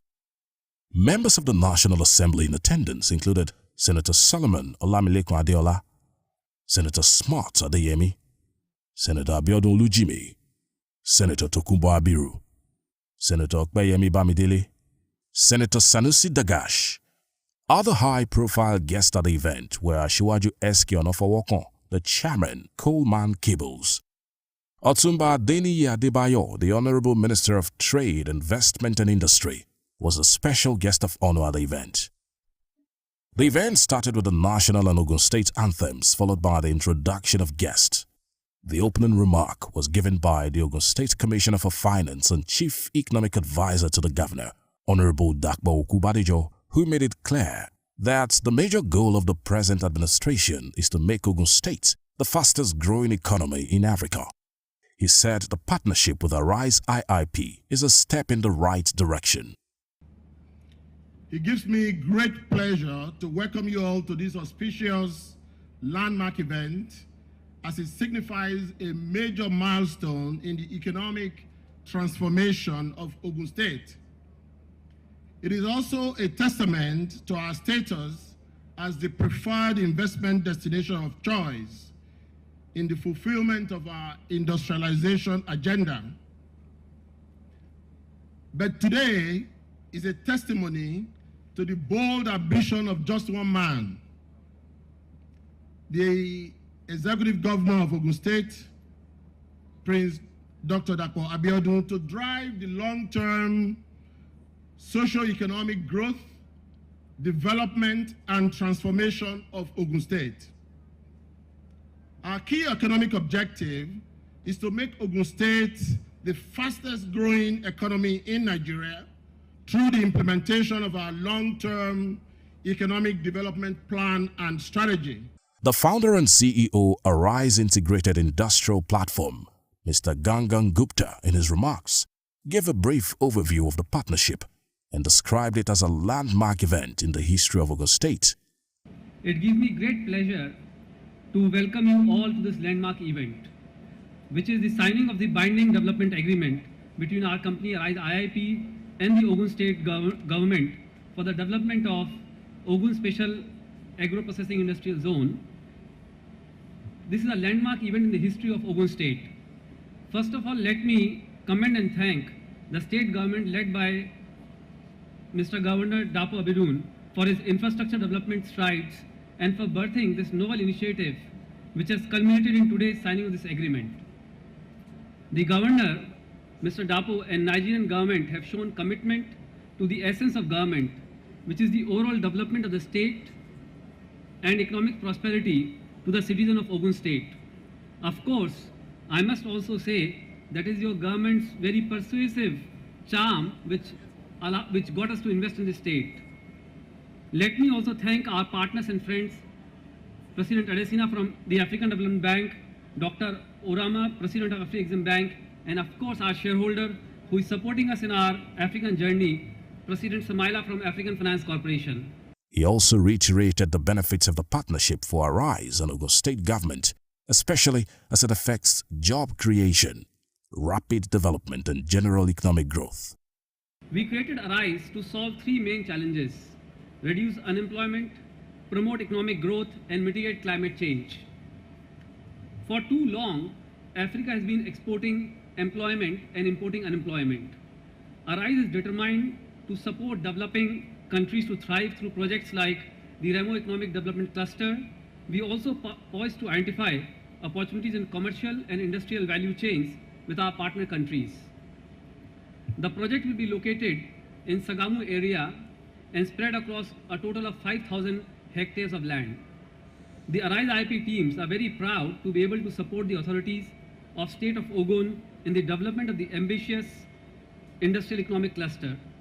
Otumba Adeniyi Adebayo, former governor of Ekiti State and Minister of Industry, Trade and Investment, expressed satisfaction with the giant development strides in Ogun State and pledged the support of the federal government in the efforts of Governor Dapo Abiodun to industrialize the state. I am delighted to be here today as we perform the official groundbreaking of what is effectively the premier site of Nigeria's Special Agro-Industrial Processing Zones program. Ogun State has a strong history of excellence in agriculture and industrialization. And at this point, I'm tempted to say after Ekiti. However, I am not in a position to do so. I must acknowledge the premiership of Ogun State in this regard. But the Ogun State Agro-Cargo International Airport is world-class. And once fully completed, this airport, which is tailored towards the export and import of cargo, will go a long way to stimulate the economic development of not just Ogun State, but indeed the entire southwest region of Nigeria.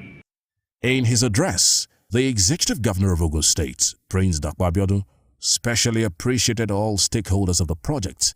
He said the competitive comparative advantage of the state informed the decision of his administration to work out the partnership, adding that the major vision of his administration is public-private sector partnership. This is by providence, and we are the gateway state in every sense of that name, as we are the only neighbor that Lagos State has except for the Atlantic Ocean. This means that we are the only connection between the financial capital of Nigeria, which is also the 5th financial capital of Africa, and the rest of the country. Consequently, we like to refer to ourselves as what New Jersey is to New York is what we are to Lagos State. We border 3 other states, and we're also a window to the expansive West African corridor through the Benin Republic. We are 16,000 square kilometers in size, 80% of that which is arable land. Our comparative and competitive advantage of ours informed the vision of this administration, which we encapsulated as that which is to provide a focused and qualitative governance.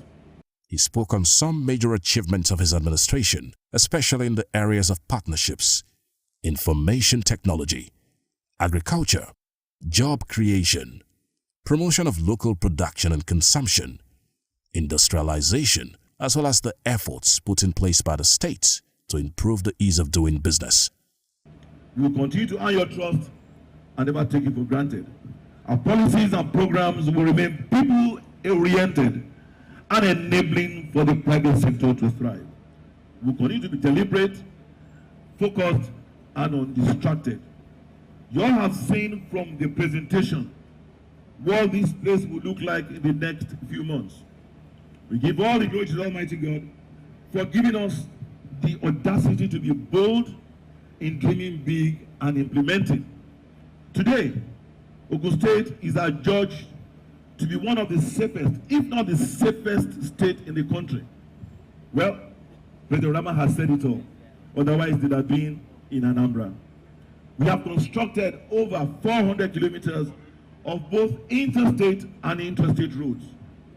Only in 3 years and 6 months, we have one road at least in every local government in this state. We have not developed any part of this state at the expense of another one. We have been.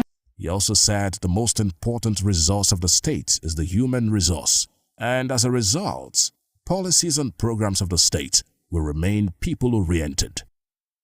We are blessed with land size that's arable. We are blessed with mineral resources. We are the biggest in limestone. We are the home to the highest number of processing companies in Nigeria. However, our biggest resource is our human resources. We are the education capital of Nigeria, with the highest number of tertiary institutions in this country. I must say that we're also number 1 in cassava production. We're number 1 in production of poultry and eggs. We are the number 1 producer of rice in the Southwest. We have vast plantations of palm oil, rubber, cashew, cola nuts. And like the minister said, we host both Lafarge and Dangote. As the chief marketing officer of Ogun State, I often brag that if you are not in Ogun State, you are definitely not in Nigeria. There were also cultural dances and masquerade performances by the Ogun State dance troupe.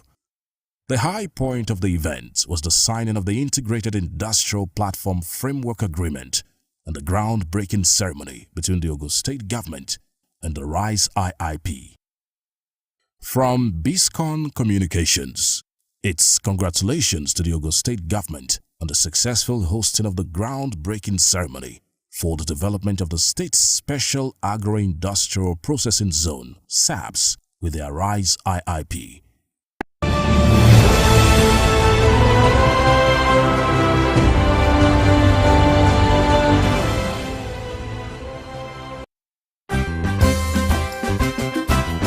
Nigeria, a land blessed with human and natural resources. Nigeria is naturally endowed with resources. Many are lying out there undiscovered.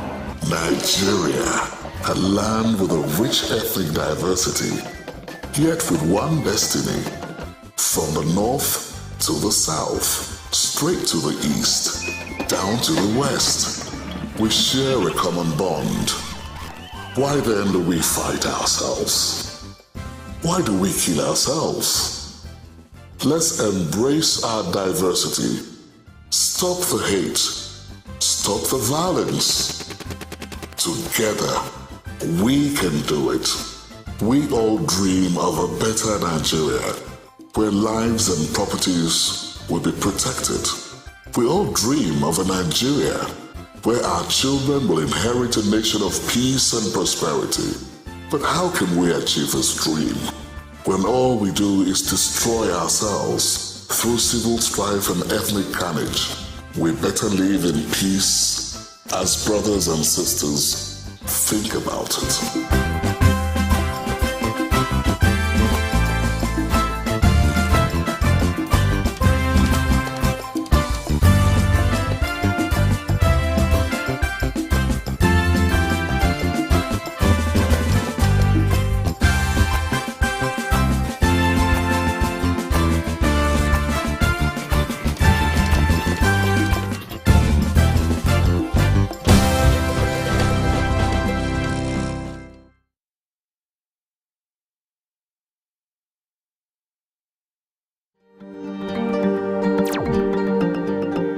Ogun State, Nigeria's gateway state, the heartbeat of Nigeria.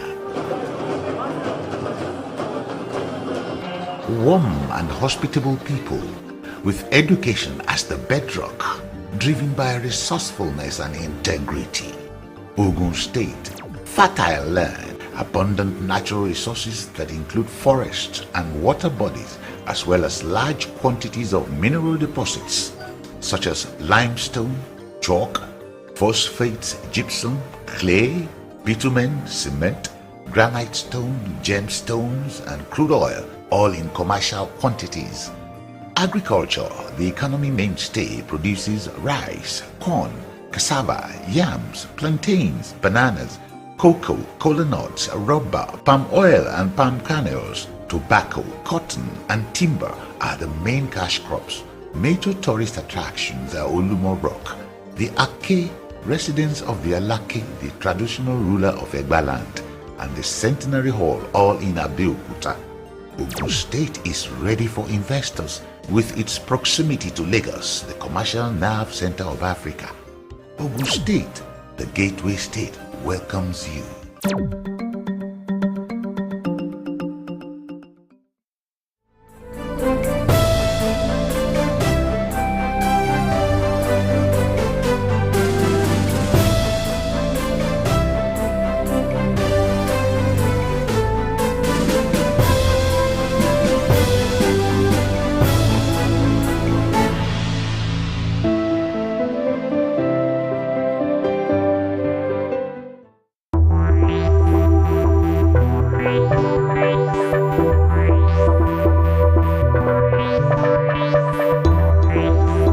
Hello and welcome to Biscon Television Newspaper Review. My name is Sarah Abiodun and with me here is Adebisi Elegunde. Today we're starting with the New Telegraph newspaper for 4th of January 2023. It says budget funding. FG sets new revenue target for MDAs. No increase in fuel prices. NNPC Limited assures Nigerians. NIMET warns pilots, others of dust haze and thunderstorm. That's on page 3 of the newspaper. Abe warns to APC after failed SDP Juba bid. The story can be found on page 29 of the newspaper. Coach Sebastian Broderick's Imasuen dies at 85. Page 31 of the newspaper. Nigeria's football family mourns Broderick Imasuen. 2024 budget designed to care for ruling class, says TUC. Says Nigerians' economy gasping for breath. Demands execution of all parts with government. States 2023 year of lost opportunity. Nigeria on keg of gunpowder. NAS to FG sanction Nigerian institutions offering unaccredited courses. This can be found on page 4 and 26 of the newspaper. Reject proposed fuel price hike. We didn't reject 40% deduction of employers' contribution by Finance Ministry, NSITF. This can be found on page 2 of the newspaper. Benue PDP to replace departing officials, page 30. As party's chieftains defect to APC today. FG, Security Forces complicit in Plateau Program, NBF. Says Mahanga Forest launching ground for all attacks, alleges government shielding community known to house terrorist weapons. Laments endless killings in 15 states in the FCT. Coming generations will have to pay Nigerians' current debt. Obasanjo. Study. Regular alcohol consumption raises risks of some cancers. This can be found on page 26 of the newspaper.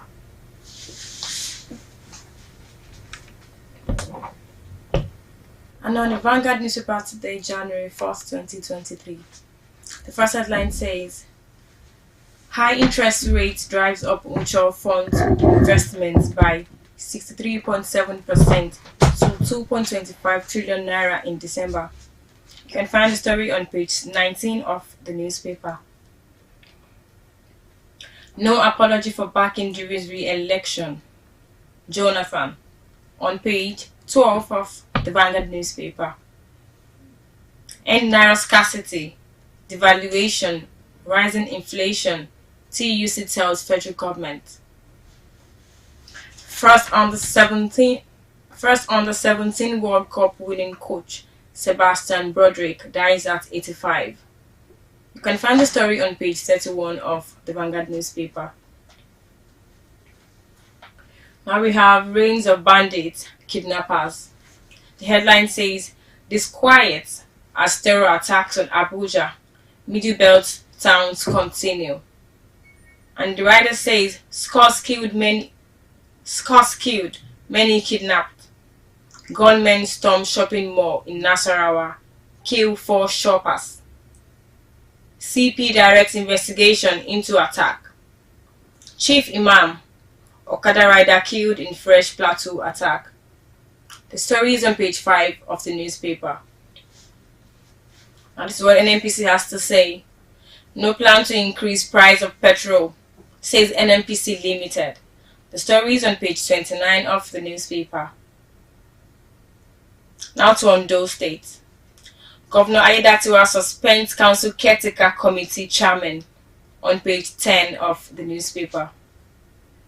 Olufason says Nigerians are groaning bitterly while their leaders live in outrageous opulence, buying a presidential yacht and fleets of SUVs, renovating their houses with billions of naira, increasing their salaries by 114%, etc. You can read more of that on page 16 of the Vanguard newspaper.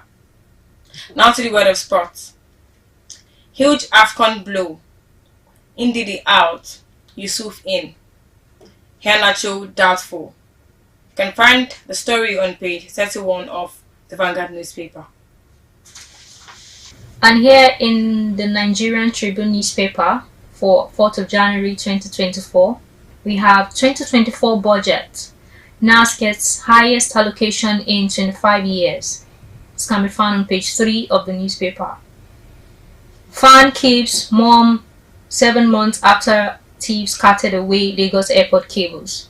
This is on page 20 of the newspaper. 2024 budget designed to take care of ruling class, TUC says. Once inflation crashed from 28.20% to 9.4%, demands implementation of all agreements with government. Insists 2023 was year of lost opportunities, dashed hopes. This is on page 3 of the newspaper. With license, Nigerians can bear arms, says Falano. Page 3 of the newspaper. Nigerian art students breaks Guinness record with 100-hour painting. Page 3 of the newspaper. Fuel subsidy entirely removed, not reduced. NNPCL says the plan no increase petrol pump price. Page 6 of the newspaper. Seplat Energy announces ANOH gas plant medical completion. Page 6 of the newspaper. And here we have the images here. From left, Chief of Staff of the President, Femi Gbajabiamila, Speaker of House of Representatives, Tajuddin Abbas, and the Vice Chancellor, National Open University of Nigeria, now, Professor Olufemi Peters, during the inauguration of the building built by Gbajabiamila for Noun Surulere campus in Lagos on Wednesday. Ondo government suspends LG LCDA chairman. This is on page 25 of the newspaper. Stakeholders from Ondo week seek deputy governor slot. Page 29 of the newspaper. Associates, political family organized 8-day prayer for Akeredolu. Page 11 of the newspaper. Sierra Leone charges ex-president Koroma with treason over failed coup.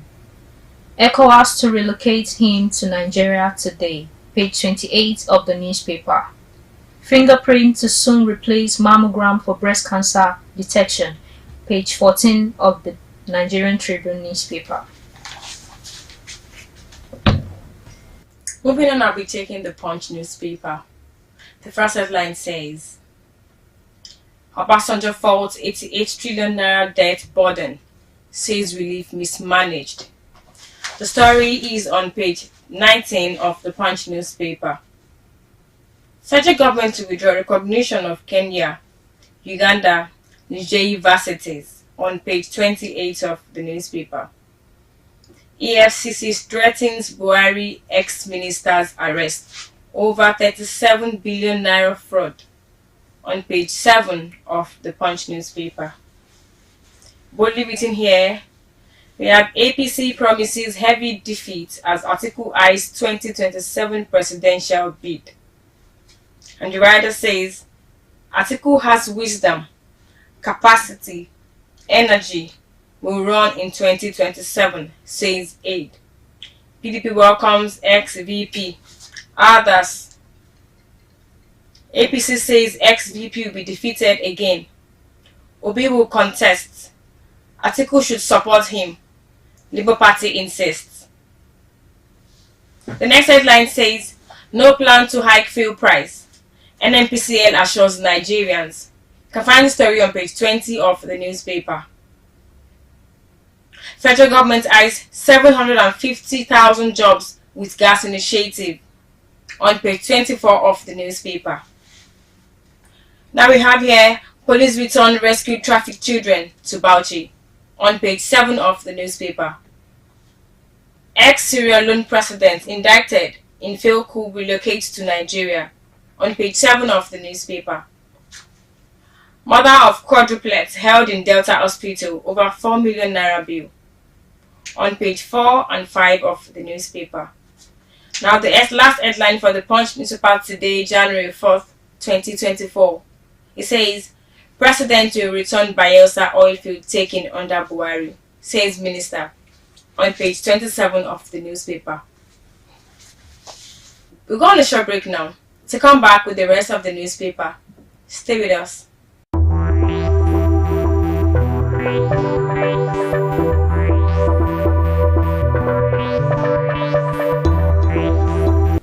You're welcome back. Thank you for joining us once again. And right here on the Nation's newspaper for 4th of January 2024, private school fees put parents under pressure. The news is on page 15 of the newspaper.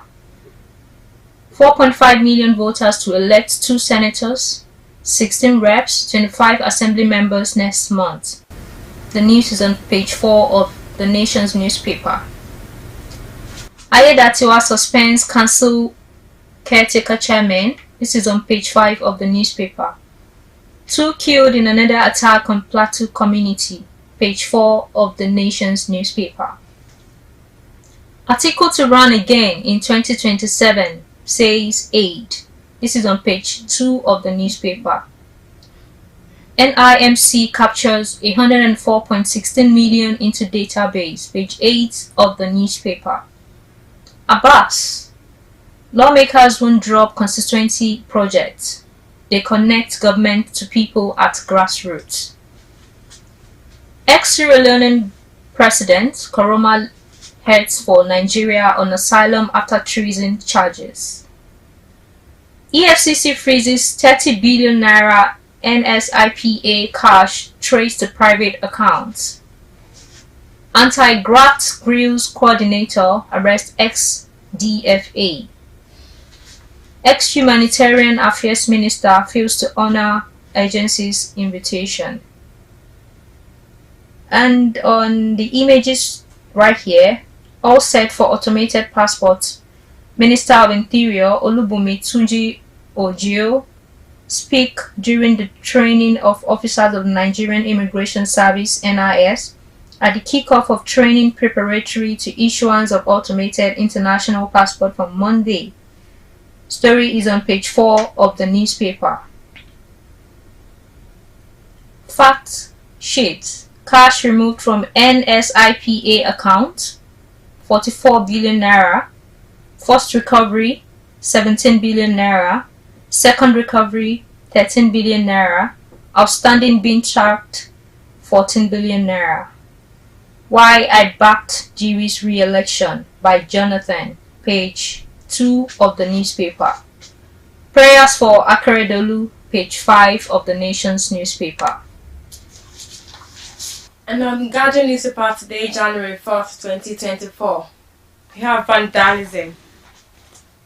Fresh concerns for public assets as repairs cost over 132 billion naira yearly.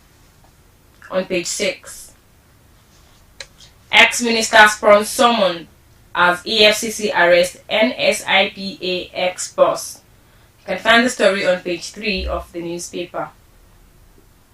Article to lead opposition alliance against Tinubu ahead 2027 election on page 6 of the newspaper. You've not met expectations. TUC tells Tinubu, list demands on page 3 of the newspaper. ICPC probes alleged 6 weeks decree scheme by Cotonou Varsity. Quizzes undercover reporter. You can find the story on page 5 of the newspaper. Boko Haram terrorists killed 12 residents in Chibok. On page 30 of the Guardian newspaper. NNPC denies increment of petrol price to 1,200 naira. You can read more of the story on page 2 of the newspaper.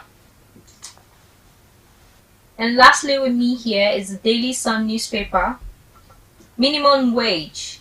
TUC urges FG to implement agreement to labor in 2023. Tension over feared price to hike fuel price. Marketers seek offshore refiners support to crash petroleum product costs. NNPCL denies rift with oil majors, says no price increase. This can be found on page 2 of the Daily Sun newspaper. From left to right, Vice Chancellor, University of Lagos, Professor Folashade Ogunshola, Chief of Staff to the President Femi Gbajabiamila, Speaker of House of Representatives Abbas Tajuddin, and Minister of State for Education Yusuf Tanko Sununu, during the inauguration of Femi Gbajabiamila's Hall of Residence at University of Lagos yesterday. No apologies backing Governor Diri's re-election.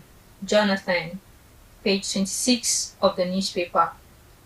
Plateau, Chief Imam, 2 others killed, 2 kidnapped. Page 5 of the Daily Sun newspaper. Attempted coup. Nigerians grant asylum to Koroma, ex-Sierra Leonean president. Page 6 of the Daily Sun newspaper. Prioritize forex allocation. Cut number of BDCs. MAN tells FG. Page 23 of the newspaper. Gunmen attack Abuja suburb. Lafia supermarket. Kill 4. Injure 2 policemen. page 4 of the newspaper. Lokobiri raises hope on return of Atala oil field to Bayelsa, page 26 of the Daily Sun newspaper. Coming generations will bear burden of Nigerians' huge indebtedness, Obasanjo wants, page 6 of the newspaper. And finally, the headline for the daily newspaper with me here: war extends beyond Gaza as Hamas leader is killed in Beirut, page 6 of the newspaper.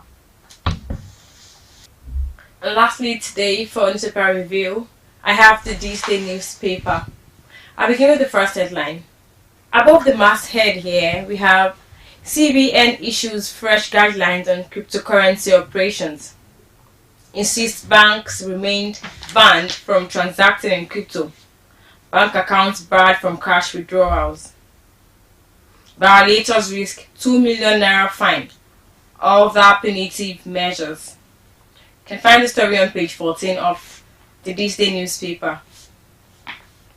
NNPC, Ipman. We have no plan to increase petrol prices, on page 14 of the newspaper. I hope that is really true. Koroma arrives in Nigeria today for political asylum after alleged role in failed coup. The writer says how probe indicted ex-Sierra Leonean leader. ECOWAS gives soft landing, secures good deal for former president. You can find the story on page 14 of the This Day newspaper. Federal government orders immediate implementation of 50% automatic deduction from agencies, IGR. The writer says directs OAGF to open new TSA sub-accounts for all parastatals. Fully funded agencies to remit 100% IGR to CRF. The second writer says MDAs to submit detailed monthly trial balance to OAGF. Increase agencies under FRA Schedule 268. And the last headline for today says 44 billion naira fraud. AFCC frees reinvite suspended NSIPA National Coordinator Halima Shehu. You can find the story on page 16 of the newspaper. And so we have come to the end of newspaper review today. I'm Adebisi Ilegunde. And I am Sarah Abiodun.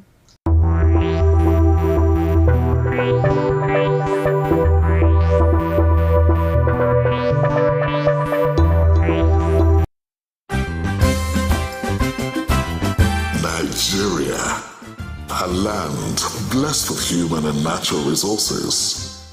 Nigeria is naturally endowed with resources. Many are lying there undiscovered. Nigeria, a land with a rich ethnic diversity, yet with one destiny. From the north to the south, straight to the east, down to the west, we share a common bond. Why then do we fight ourselves?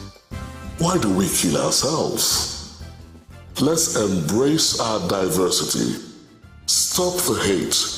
Stop the violence. Together, we can do it. We all dream of a better Nigeria, where lives and properties will be protected. We all dream of a Nigeria where our children will inherit a nation of peace and prosperity.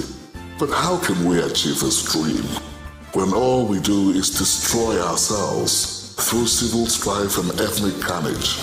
We better live in peace as brothers and sisters. Think about it.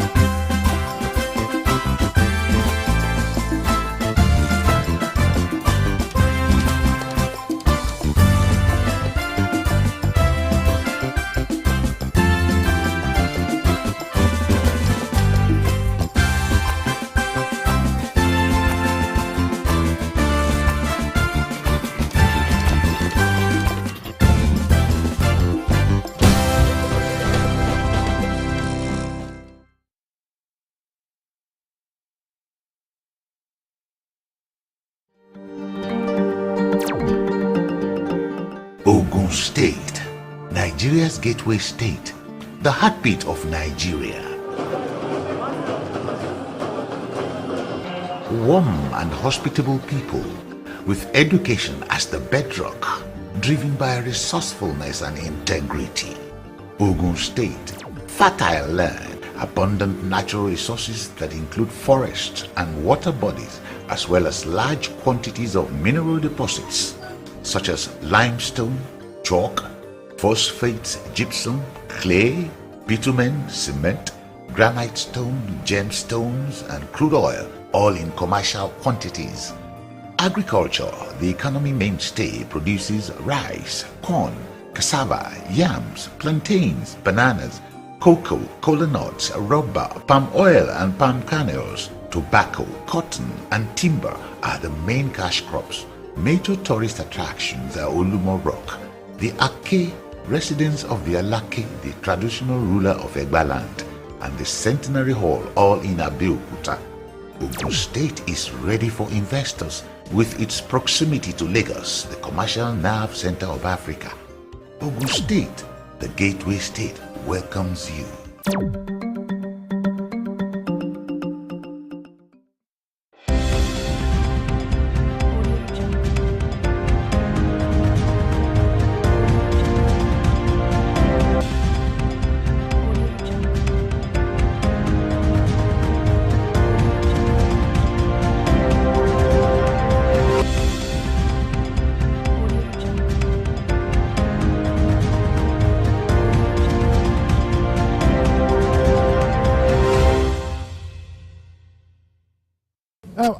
I mean, I'm excited, largely because I'm part of the organizers. And I'm also excited to see that we've been able to bring together fantastic Nigerian personalities, people who have excelled in their different fields, captains of industry, accomplished politicians, you name it. People who have done well, people who are deserving of the honor that we're giving to them today. So, I mean, I feel excited about that, the fact that it's all looking good, yeah. City people, it's a company and more like a brotherly company that I know. That's Uncle Sheye Kehinde. He's always known for excellence. He's always known for organizing good award ceremony. So in this place, I know that I'm going to be meeting a lot of people. I'm going to be having fun, captivating moments, and at the same time, networking. So I'm sure it's going to be a worthwhile. Thank you. Well, to city people, thumbs up. You guys, you keep the flag flying. And this is just the beginning of greater things, of greater heights. A lot of people are there watching out and to see you fly higher and higher. I have known city people for quite a long time, even when I started broadcasting as far back as 1998. So I know how long they've been in existence, how long they've been trying to maintain the level at which they are right now. So Uncle Sheye is doing a very good work, fantastic work. And I marvel at how he's able to maintain it to this level. And I want to say well done to him. And we're still looking up to him. We're watching him and we're learning from him. I wish you the very best. You've come a long way. A lot of magazines are coming right after you. I wish you more strength. I wish you more new grounds to break. And I hope that in the next few years, City People itself will probably have a platform, not just magazine, will be on platforms all over the world and will be celebrated. I want to say congratulations, more milestones to be hit, and they've been doing a fantastic job since the inception, and it's a well-renowned, fantastic and a magazine or a platform that is known for entertaining people and also putting the truth out to people as well too. I want to wish Mr. Sheye Kehinde more milestones to hit, more successes, inshallah, and well done. Thank you. I've known them for a long time. You know, they've been in Sheye Kehinde has been in the industry for quite a number of years, and well, they're doing well in the social media. You know, well, is one of the best we have around. The magazine is one of the best we have around. I wish them all the best, in the profession, and we continue to pray that they continue to excel in the business. Thank you. All right, you're welcome.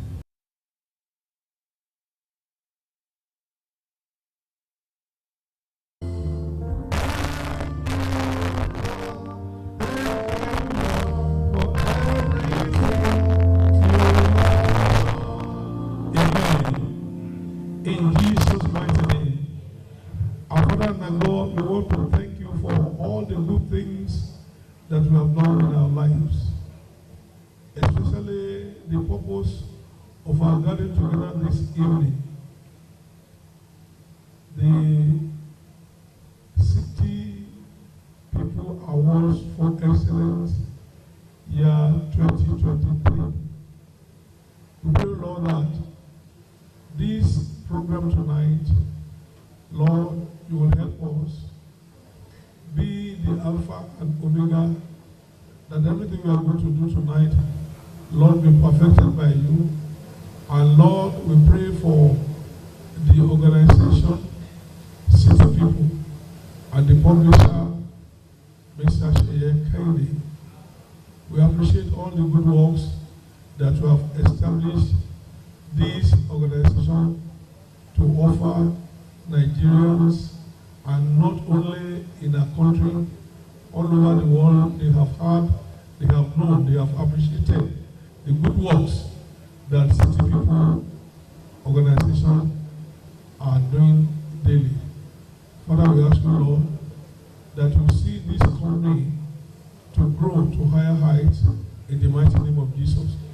We pray for all those who are lifting the hands of Moses up in this organization, that Lord, every good thing that you are going to do for the publisher, let it be the portion of all the workers in this organization in the mighty name of Jesus. For all of us who come for this award tonight, I commit every one of us into your hands, that by the time we shall be leaving, going back to our homes this evening, let us depart with fullness of your joy in the mighty name of Jesus. We appreciate you, Lord, and we thank you, and we say thank you, Father, for we pray in Jesus' mighty name. Amen. God. Saying a very big thank you to all the distinguished guests in the house this evening, starting from our father, Evangelist Israel Bay, and all the very eminent and distinguished guests who are here gathered. It's a thing of joy to have all of you coming this evening to celebrate with us. This is the 2023 City People Awards for Excellence. We've been doing this for the past 27 years.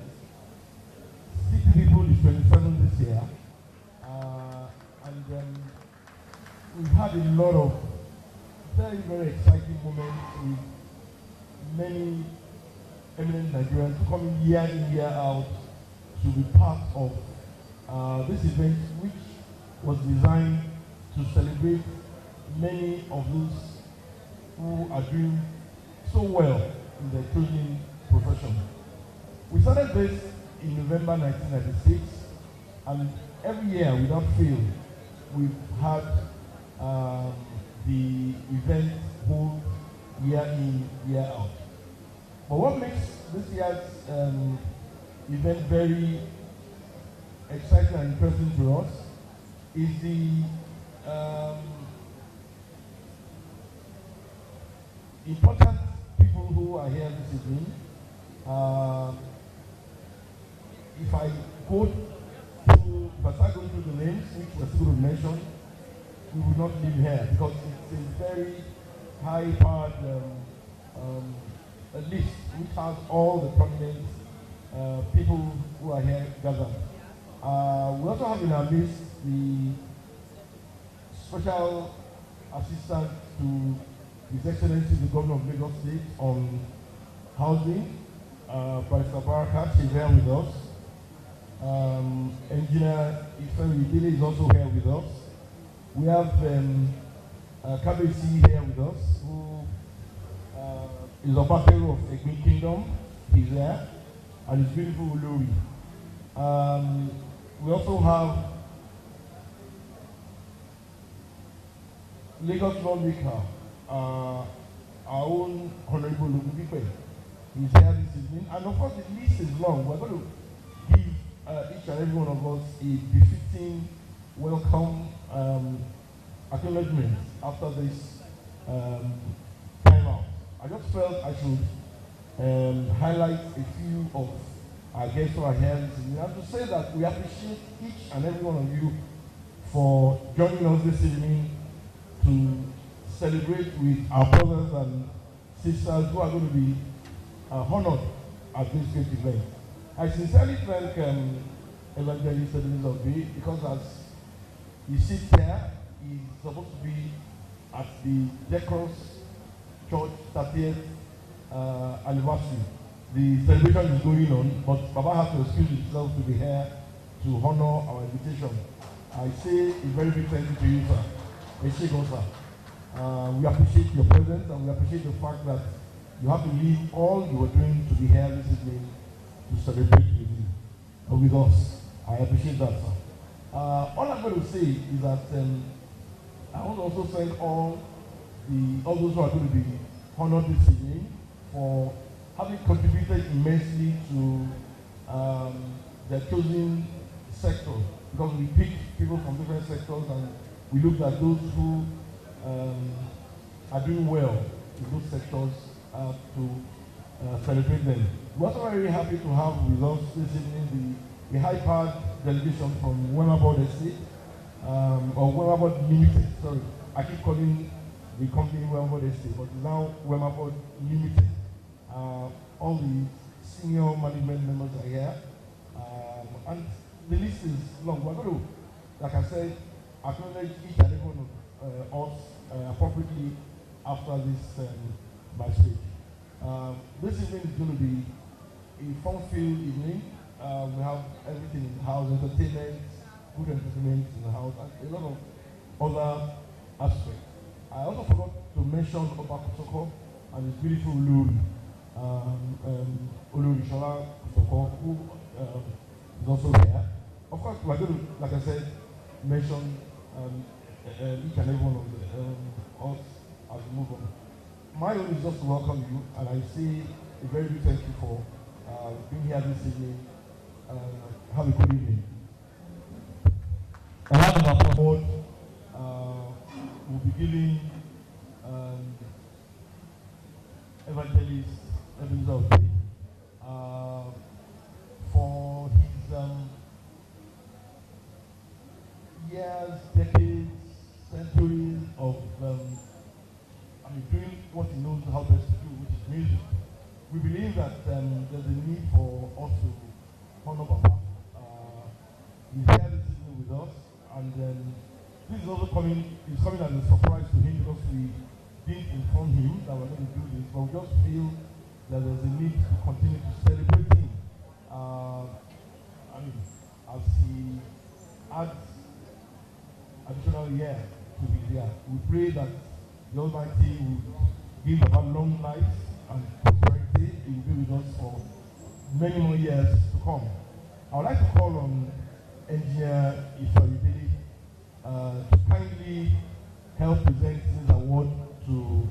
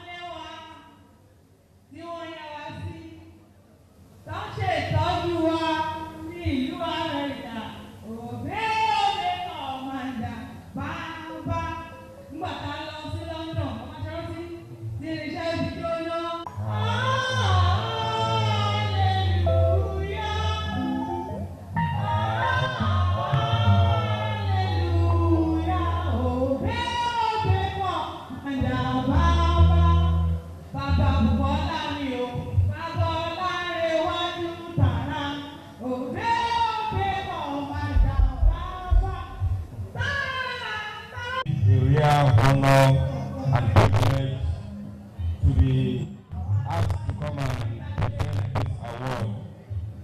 When I started business as a director in Gambia Traders with Chief Tunji Omisore, we used to attend every show with Papa Obi. And it's very funny, in my car in Abuja and in Lagos, I have all the recordings, all the recordings of Ebenezer Obi.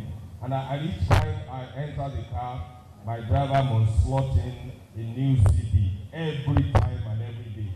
Because I learn a lot of philosophy from it. And I use it as an example to teach those who are coming after us. The Yoruba in that lifetime, the culture, the traits, the wisdom is unparalleled. Daddy, you are a very special person. At your age, I listened to your voice when you were playing. And it's so obvious that that voice is like it was 80 years ago, 50 years ago, 60 years ago. You have been a star, not only in Nigeria, in Europe, in America. And we are really very proud of you. On behalf of the city people, I'm privileged to present to you this award of excellence as a music icon of the year.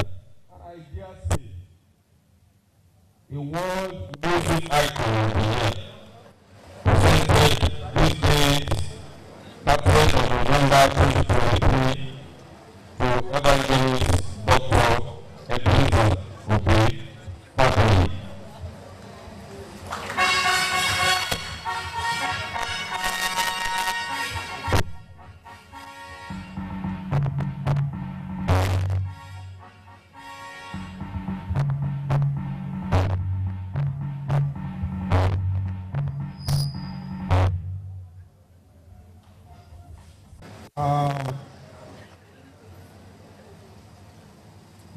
The representative of Lagos State and Ogun State governors, Governor Babajide Sanwo-Olu, and Governor and other excellencies that are here, KBC and distinguished ladies and gentlemen. I want to especially thank the city people. I never knew I'm going to be an awardee of this special award. The governor told me he wanted me to say the opening prayers, because I told him that my convention, the convention of my church is going on and must be there. So I really appreciate this, and I want to thank everybody here, especially Engineer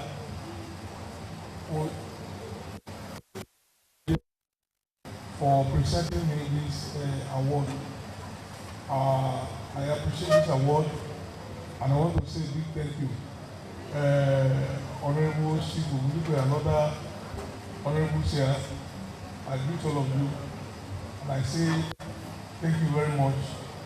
May the good Lord continue to see city people through 27 years of doing this is wonderful.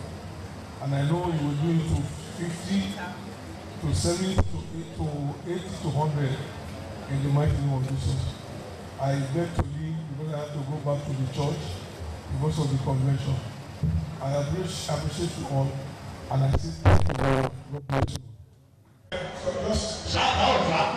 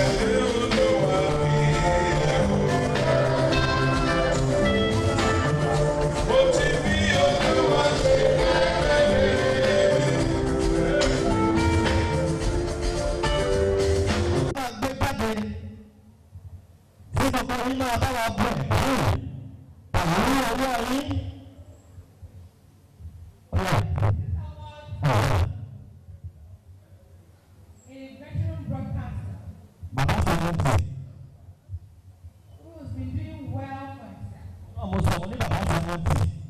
Even as he turned 70. Exactly.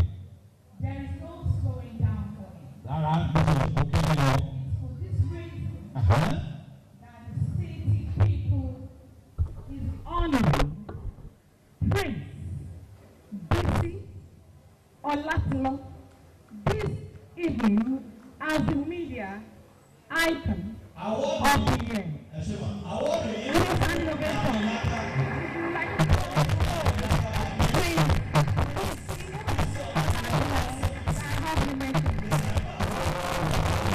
Bisi Olatilo, the veteran broadcaster who has been doing well for himself. He's he speaks, I don't know how many languages he speaks. Even as he turns 70, there's no slowing down for him. And we are pleased to present this award to you on behalf of city people, which is honoring you as the media icon of the year.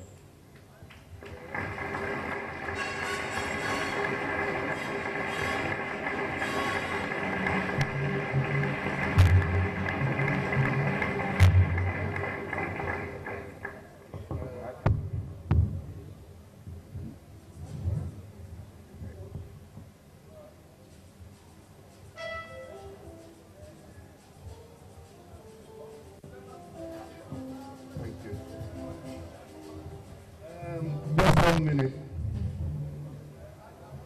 I'd like to ask that is the vice chairman of Island Club, the premier club in Nigeria. I don't know if he's been honored, but I hear it's also on the honors list. But I'd like him to please come. Honorable Stephen Ogundipe, please come to the podium to celebrate with me. By the way, Island Club turned 80 recently, and the whole world heard about it. He brought everybody that is anybody to Island Club. Please put your hands together for Honorable Stephen Ogundipe. Very nice young man, well, comparatively meaning. He respects it so much. So that's why you will be 70, be 80, and be more than that. Let me thank Chair Kennedy. Maybe we really too respectful to Chair. At times when Chair sees me at any function, he goes down, greeting me respectfully. Please put your hands together for Chair Kennedy, please. I keep saying to Chair, he's the one that made the best use of the COVID experience. He has, the new things that you see of CCTV, it was because of COVID. Oh, Lodi man. May God bless you. Congratulations to everybody who's been honored here and those who are yet to be honored. I feel really honored, and I'm happy about it that at 70, as you said, in broadcasting, in entertainment, there's no slowing down. Should be better to be at almost 85. I don't know. With my pleasure on you. I should have been on you. Thank you very much. God bless you. Thank you. Thank you very much. God bless you. Proceed this beautiful evening. I would like to recognize the presence of Mr. Eniton Olukotu, media aide to the Senator Tokunbo. Abiru, please can you give me a round of applause wherever you sit?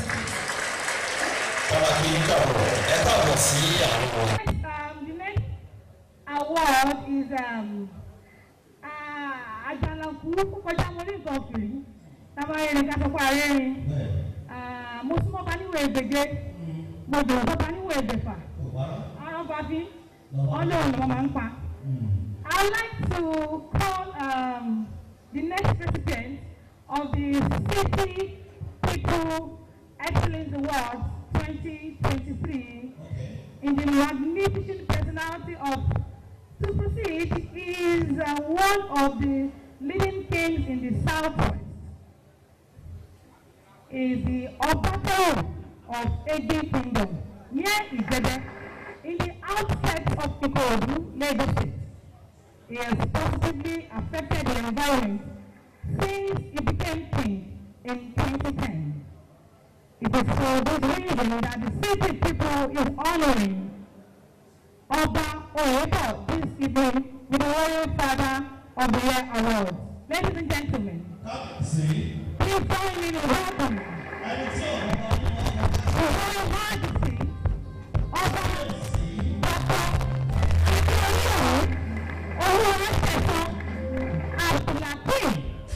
Oyepo. Can you give a round of applause?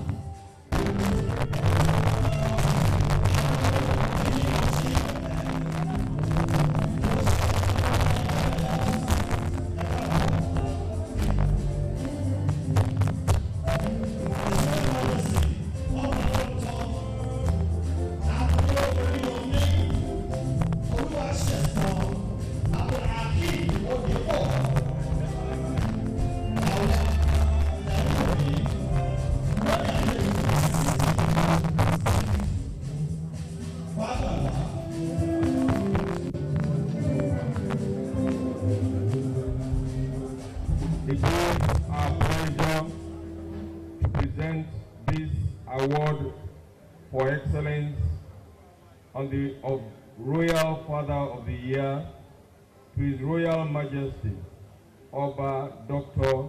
Adeoriyomi Oluwaseun Abdulhakeem Oyepo, given this day, 30th of November 2023. Kabiyesi.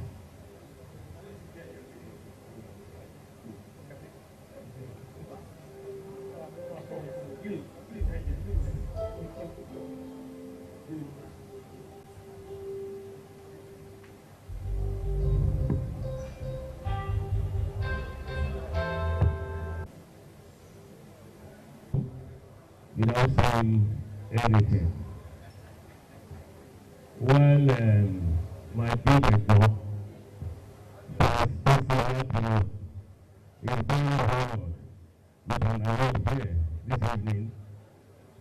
It made me to remember one of my biggest admirers, late Lady Williams, the gentleman. As a matter of fact, I'm also a media practitioner.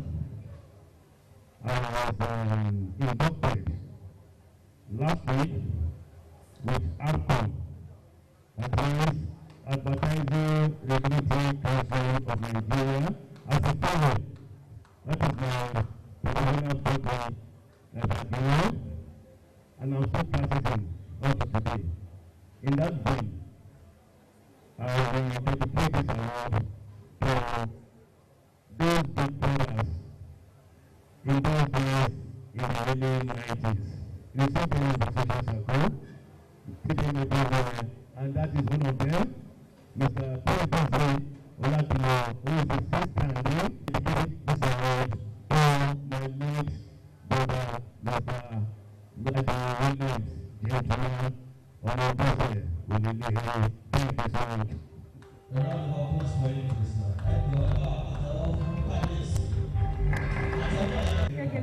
But our case wasn't that.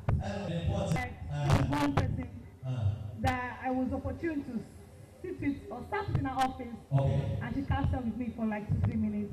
And I must say that for every time I have challenges in the course of my media job, I just yours rings in my ears. I was like, okay, you know, she said to me, I said, well, I want to go and go my show my team, my shot to my team, but my worry was and you know, it kept me going. This beautiful evening, she's a closing broadcaster. She's someone that I watched her on LTV as a kid. And I watched her for years, and then I think it was after like 20 years that I met her in person in my church. She's a well-seasoned broadcaster that knows her onions. She has built a solid name and integrity for herself in the broadcasting industry.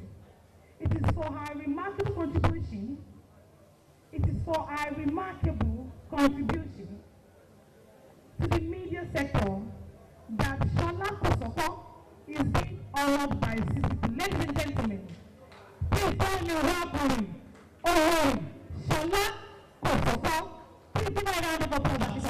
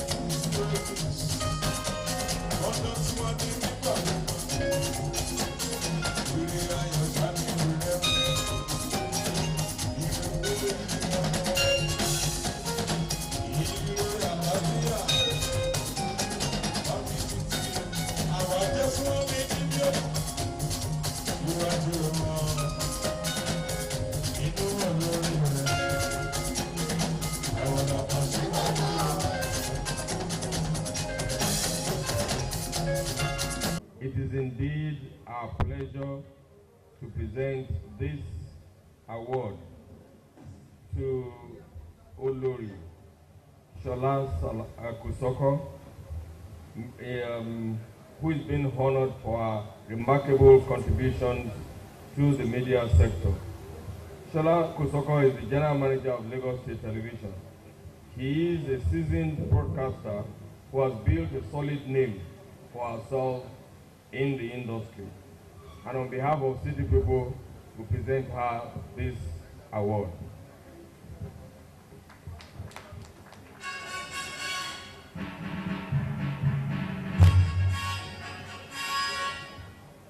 I know that media people are always very shy, but she has to talk today.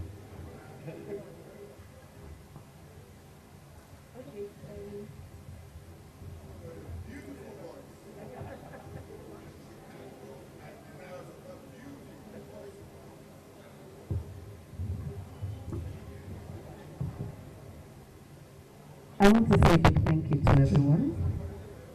Thank you, City People. Thank you, Honorable. Uncle Lucy, I appreciate you. Helen Paul, don't call me your mommy. Thank you very much. And my dear husband, thank you very much. City People, I appreciate this award. Thank you for honoring me. Thank you for what you've been doing. Uncle Sheye, I just need you to know that I'm officially declaring the only female SK. You are the male SK. So today I declare myself the only female SK. And I want to say thank you for what you have done. Broadcasting is not a job, it's a passion. And I've enjoyed doing it from radio to television. And like Uncle DC said, it has only begun. So thank you once again. God bless you.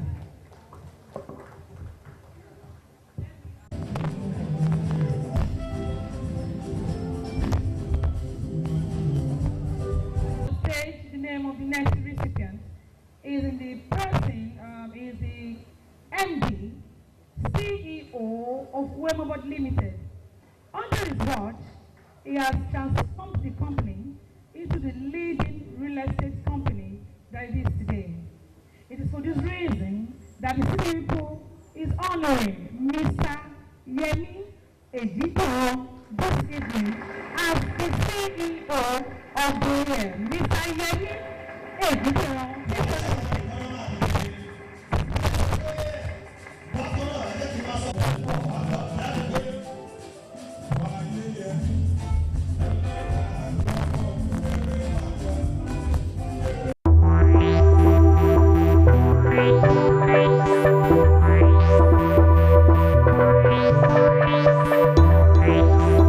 Hello and welcome to Biscon Television Newspaper Review.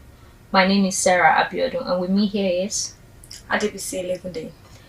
Today we're starting with the New Telegraph newspaper for 4th of January 2023. It says budget funding. FG sets new revenue target for MDAs. No increase in fuel prices, NNPC Limited assures Nigerians. NIMET warns pilots, others of dust haze and thunderstorm. That's on page 3 of the newspaper. Abe warns to APC after failed SDP Juba bid. The story can be found on page 29 of the newspaper. Coach Sebastian Broderick's Imasoe dies at 85. Page 31 of the newspaper. Nigeria's football family mourns Broderick Imasoe. 2024 budget designed to care for ruling class, says TUC.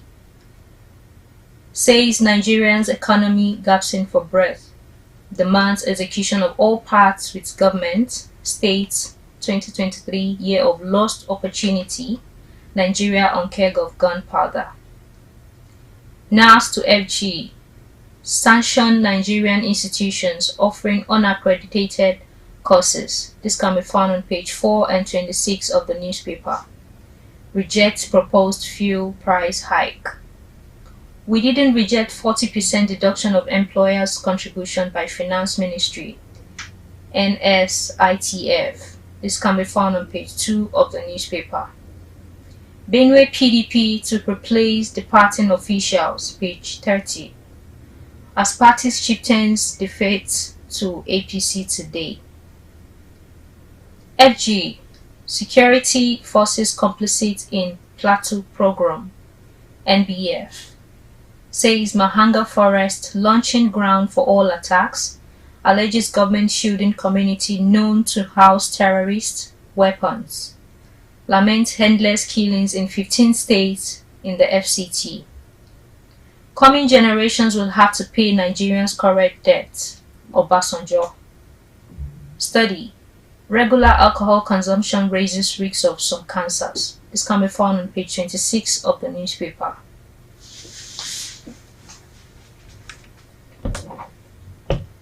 And on the Vanguard newspaper today, January 4th, 2023. The first headline says, high interest rate drives up mutual fund investments by 63.7% to 2.25 trillion naira in December. You can find the story on page 19 of the newspaper. No apology for backing during re-election. Jonathan, on page 12 of the Vanguard newspaper. End naira scarcity, devaluation, rising inflation, TUC tells federal government. First on the 17 World Cup winning coach Sebastian Broderick dies at 85. You can find the story on page 31 of the Vanguard newspaper. Now we have reigns of bandits, kidnappers. The headline says, disquiet as terror attacks on Abuja, Middle Belt towns continue. And the writer says, Scots killed, many kidnapped. Gunmen storm shopping mall in Nasarawa, kill 4 shoppers. CP directs investigation into attack. Chief Imam, Okada rider killed in Fresh Plateau attack. The story is on page 5 of the newspaper. And this is what NNPC has to say. No plan to increase price of petrol, says NNPC Limited. The story is on page 29 of the newspaper. Now to Ondo State. Governor Aiyedatiwa suspends Council Caretaker Committee Chairman, on page 10 of the newspaper.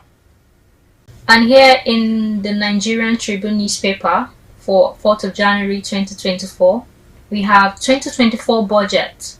NAS gets highest allocation in 25 years. This can be found on page 3 of the newspaper. Fan keeps mom 7 months after thieves carted away Lagos airport cables. This is on page 20 of the newspaper. 2024 budget designed to take care of ruling class, TUC says. Once inflation crashed from 28.20% to 9.4%, demands implementation of all agreements with government. Insists 2023 was year of lost opportunities. dashed hopes. This is on page 3 of the newspaper. With license, Nigerians can bear arms, says Falano, page 3 of the newspaper. Nigerian art students breaks Guinness record with a 100-hour painting, page 3 of the newspaper. Fuel subsidy entirely removed, not reduced, NNPCL says the plan no increase petrol pump price, page 6 of the newspaper. Seplat Energy announces ANOH gas plant medical completion, page 6 of the newspaper. And here we have the images here from left, Chief of Staff of the President, Femi Gbajabiamila, Speaker of House of Representatives, Tajuddin Abbas, and the Vice Chancellor, National Open University of Nigeria, now, Professor Olufemi Peters, during the inauguration of the building built by Gbajabiamila for Noun Surulere campus in Lagos on Wednesday. Ondo government suspends LG LCDA chairman. This is on page 25 of the newspaper. Stakeholders from Ondo week seek deputy governor slot, page 29 of the newspaper. Associates, political family organized 8-day prayer for Akeredolu, page 11 of the newspaper. Sierra Leone charges ex-president Koroma with treason over failed coup. ECOWAS to relocate him to Nigeria today, page 28 of the newspaper. Fingerprint to soon replace mammogram for breast cancer detection, page 14 of the Nigerian Tribune newspaper. Moving on, I'll be taking the Punch newspaper. The first headline says, Obasanjo faults 88 trillion naira debt burden, says relief mismanaged. The story is on page 19 of the Punch newspaper. Federal government to withdraw recognition of Kenya, Uganda, Niger universities, on page 28 of the newspaper. EFCC threatens Buhari ex-minister's arrest over 37 billion naira fraud, on page 7 of the Punch newspaper. Boldly written here, we have APC promises heavy defeat as Atiku eyes 2027 presidential bid. And the writer says, Atiku has wisdom, capacity, energy, will run in 2027, says aide. PDP welcomes ex-VP. Others. APC says ex-VP will be defeated again. Obi will contest. Atiku should support him. Labour Party insists. The next headline says, no plan to hike fuel price. NNPCL assures Nigerians. You can find the story on page 20 of the newspaper. Federal government eyes 750,000 jobs with gas initiative, on page 24 of the newspaper. Now we have here, police return rescued trafficked children to Bauchi, on page 7 of the newspaper. Ex-Sierra Leone president indicted in failed coup relocates to Nigeria, on page 7 of the newspaper. Mother of quadruplets held in Delta Hospital over 4 million naira bill, on page 4 and 5 of the newspaper. Now the last headline for the Punch newspaper today, January 4th, 2024. It says, President will return Bayelsa oil field taken under Buhari, says Minister, on page 27 of the newspaper. We'll go on a short break now to come back with the rest of the newspaper. Stay with us.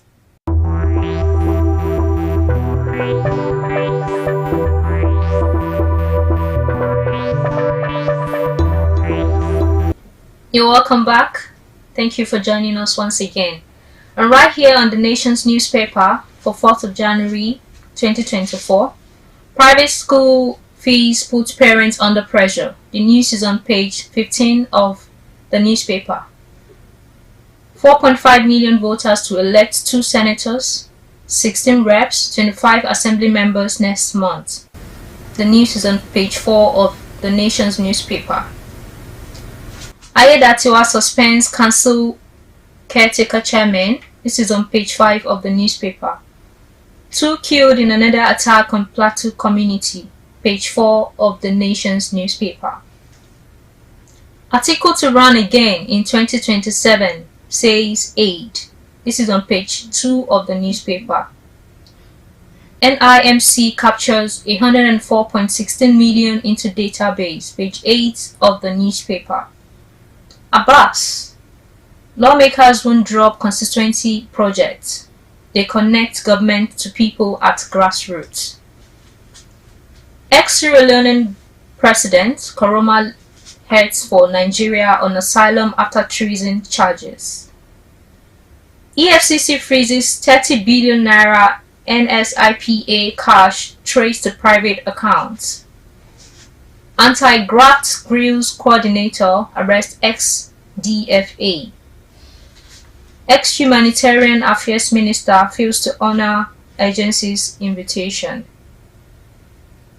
And on the images right here, all set for automated passports, Minister of Interior Olubunmi Tunji Ojo speak during the training of officers of the Nigerian Immigration Service (NIS) at the kickoff of training preparatory to issuance of automated international passport from Monday. Story is on page 4 of the newspaper. Fact sheet: cash removed from NSIPA account 44 billion naira. First recovery 17 billion naira. Second recovery 13 billion naira. Outstanding being tracked 14 billion naira. Why I backed Jiwi's re-election by Jonathan, page 2 of the newspaper. Prayers for Akeredolu, page 5 of the Nation's newspaper. And on Guardian newspaper today, January 4th, 2024, we have vandalism. Fresh concerns for public assets as repairs cost over 132 billion naira yearly. On page 6. Ex-minister Spron summoned as EFCC arrests NSIPA ex-boss. You can find the story on page 3 of the newspaper. Article to lead opposition alliance against Tinubu ahead 2027 election on page 6 of the newspaper. You've not met expectations. TUC tells Tinubu, list demands on page 3 of the newspaper. ICPC probes alleged 6 weeks decree scheme by Cotonou Varsity. Quizzes undercover reporter. You can find the story on page 5 of the newspaper. Boko Haram terrorists killed 12 residents in Chibok. On page 30 of the Guardian newspaper. NNPC denies increment of petrol price to 1,200 naira. You can read more of the story on page 2 of the newspaper. And lastly with me here is the Daily Sun newspaper. Minimum wage. TUC urges FG to implement agreement to labor in 2023. Tension over feared price to hike fuel price. Marketers seek offshore refiners support to crash petroleum product costs. NNPCL denies rift with oil majors, says no price increase. This can be found on page 2 of the Daily Sun newspaper. From left to right, Vice Chancellor, University of Lagos, Professor Folashade Ogunshola, Chief of Staff to the President Femi Gbajabiamila, Speaker of House of Representatives Abbas Tajuddin, and Minister of State for Education Yusuf Tanko Sununu, during the inauguration of Femi Gbajabiamila's Hall of Residence at University of Lagos yesterday. No apologies backing Governor Diri's re-election. Jonathan, page 26 of the newspaper. Plateau, Chief Imam, 2 others killed, 2 kidnapped. Page 5 of the Daily Sun newspaper. Attempted coup. Nigerians grant asylum to Koroma, ex-Sierra Leonean president. Page 6 of the Daily Sun newspaper. Prioritize forex allocation, cut number of BDCs, MAN tells FG, page 23 of the newspaper. Gunmen attack Abuja suburb, Lafia supermarket, kill 4, injure 2 policemen, page 4 of the newspaper. Lokobiri raises hope on return of Atala oil field to Bayelsa, page 26 of the Daily Sun newspaper. Coming generations will bear burden of Nigerians' huge indebtedness, Obasanjo wants, page 6 of the newspaper.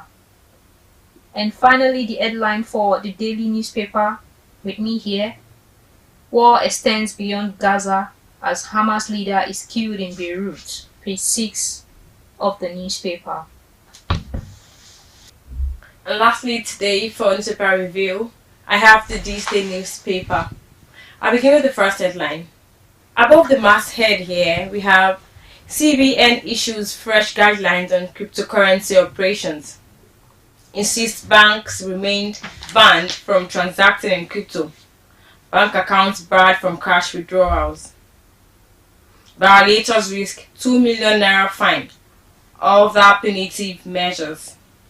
You can find the story on page 14 of the Tuesday newspaper. NNPC, Ipman. We have no plan to increase petrol prices, on page 14 of the newspaper. I hope that is really true. Koroma arrives in Nigeria today for political asylum after alleged role in failed coup. The writer says how probe indicted ex-Sierra Leonean leader. ECOWAS gives soft landing, secures good deal for former president. You can find the story on page 14 of the Tuesday newspaper. Federal government orders immediate implementation of 50% automatic deduction from agencies, IGR. The writer says directs OAGF to open new TSA sub-accounts for all parastatals. Fully funded agencies to remit 100% IGR to CRF. The second writer says MDAs to submit detailed monthly trial balance to OAGF. Increase agencies under FRA schedule to 68. And the last headline for today says 44 billion naira fraud. AFCC frees reinvite suspended NSIPA National Coordinator Halima Shehu. You can find the story on page 16 of the newspaper. And so we have come to the end of newspaper review today. I'm Adebisi Elegunde. And I am Sarah Abiodun.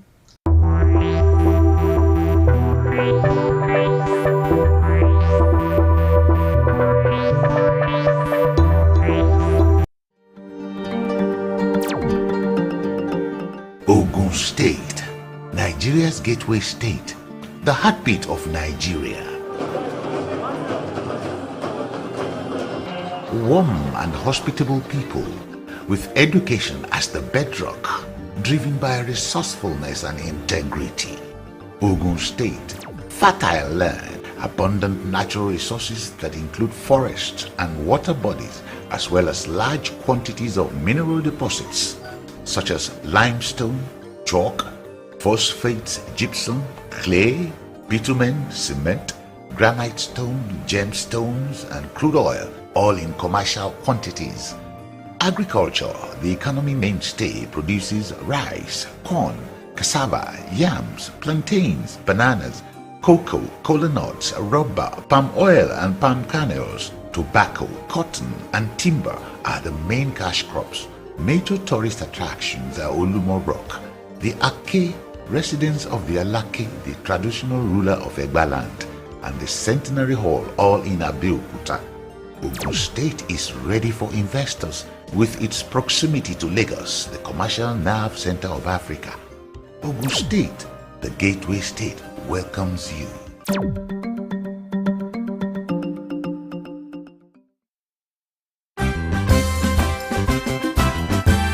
Nigeria, a land blessed with human and natural resources. Nigeria is naturally endowed with resources. Many are lying there then undiscovered. Nigeria, a land with a rich ethnic diversity, yet with one destiny. From the north to the south, straight to the east, down to the west, we share a common bond. Why then do we fight ourselves? Why do we kill ourselves? Let's embrace our diversity. Stop the hate. Stop the violence. Together, we can do it. We all dream of a better Nigeria, where lives and properties will be protected. We all dream of a Nigeria where our children will inherit a nation of peace and prosperity. But how can we achieve this dream when all we do is destroy ourselves through civil strife and ethnic carnage? We better live in peace as brothers and sisters. Think about it.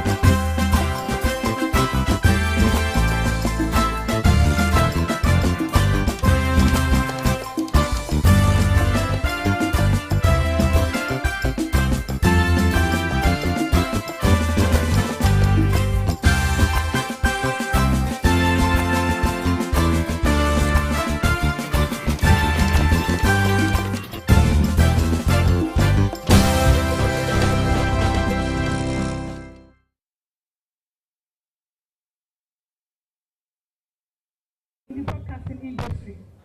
It is for her remarkable contribution. It is for her remarkable contribution to the media sector that Shola Kosoko is being honored by CCP. Ladies and gentlemen, please join me welcoming Shola Kosoko. Please give her a round of applause.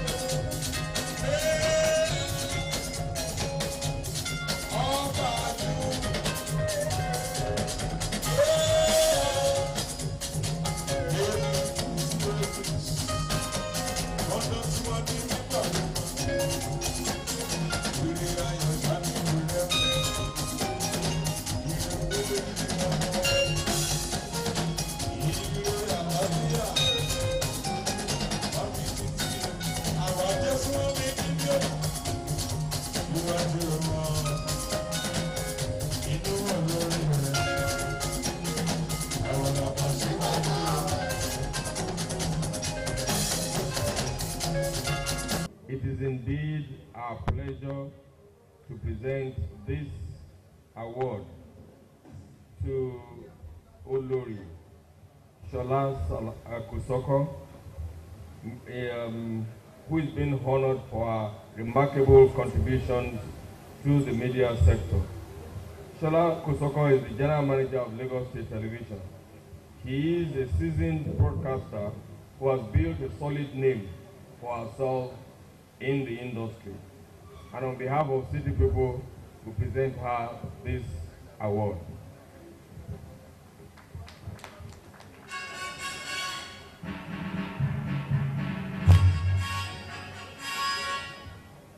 I know that media people are always very shy, but she has to talk today.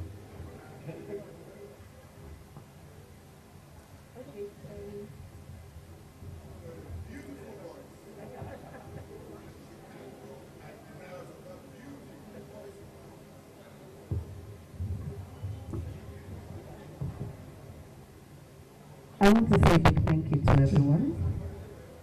Thank you, city people. Thank you, Honorable.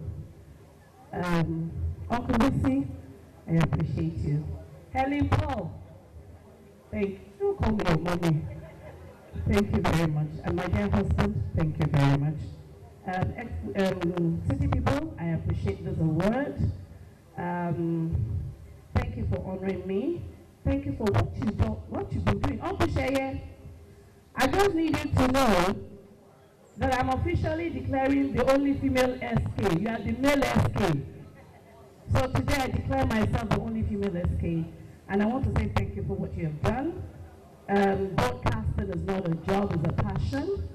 And I've enjoyed doing it from radio to television. And like Uncle BC said, it has only begun. So thank you once again. God bless you.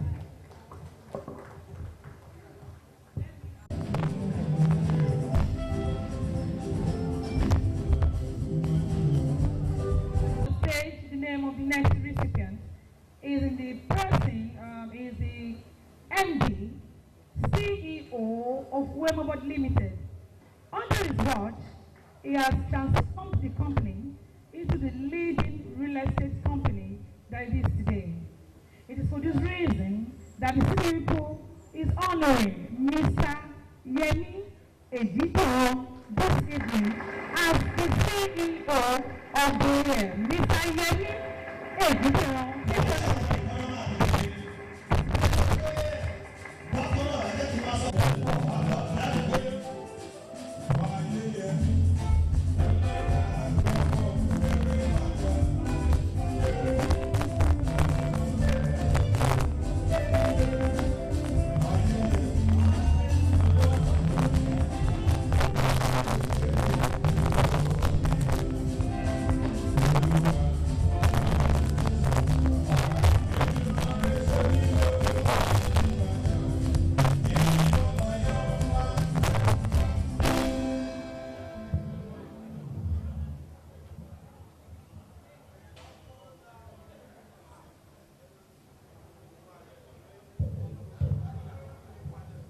Thank you very much. This is a two-in-one award.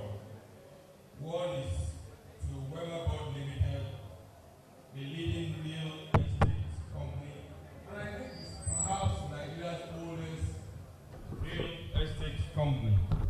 Up to 2020, it was known as Weatherboard Estate Limited. The mission of the company is to be a first-class customer-focused real estate.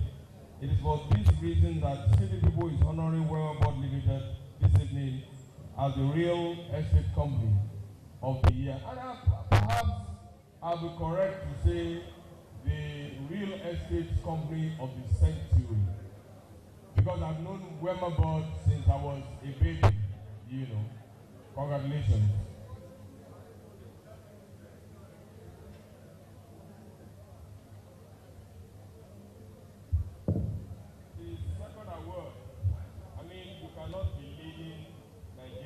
Leading real estate company and not be a force to be reckoned with in the Institute of Directorship. It's therefore no surprise that this second award is for the Chief Executive Officer of the Year. Mr. Yemi Ejidiro is the recipient of this award for excellence presented to him this 30th day of November 2023 by City.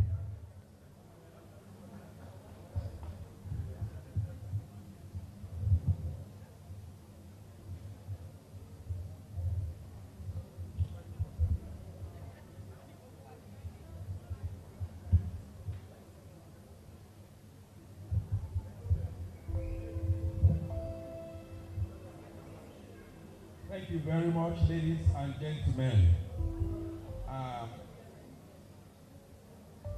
In my preparation to accept the honor bestowed on Weatherboard Limited and, of course, my humble self, I actually prepared a small speech because I thought this is very, very important. This is an auspicious gathering where we have the cream de la creme of the society gathered here this evening. We are deeply, and I am personally honored and humbled to accept this award on behalf of the entire Weatherboard Limited team. Being recognized as the best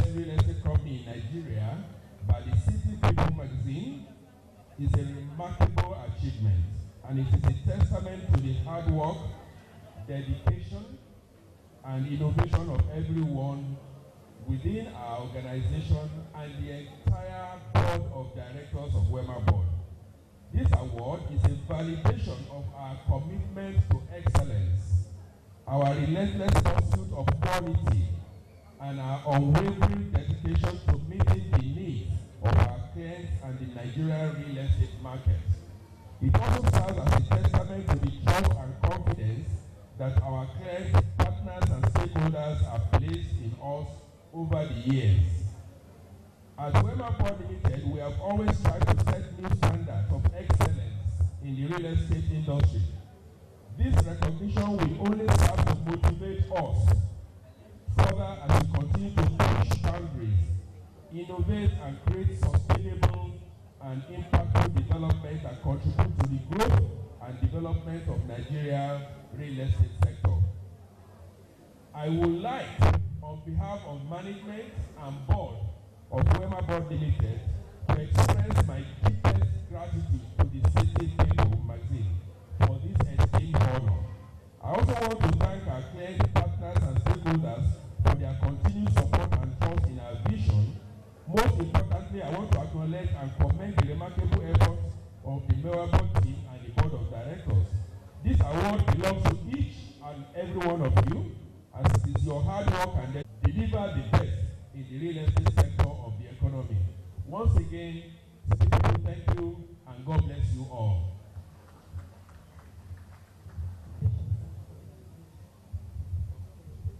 You know, one of the things that gladdens my here is a female factor like me. This beautiful woman is the new special advisor to Governor. This beautiful woman is the new special advisor to our Governor Babajide on housing. She is first making a remark on a job. I mean the housing sector. It is for this reason that the city people is honoring Barrister Barakat Odunuga Bakari this evening as the real estate personality of the year.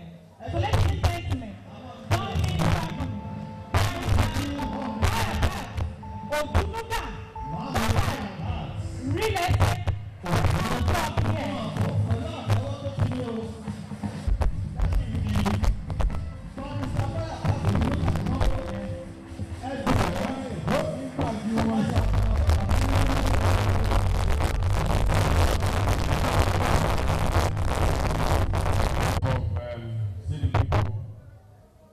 We are pleased to present this award to Barrister Barakat Odunuga Bakari for being the real estate personality of the year 2022.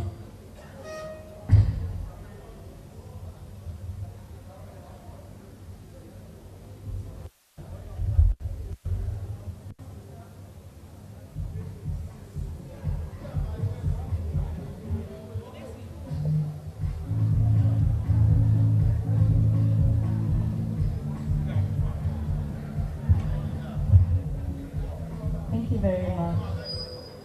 Good evening, everyone.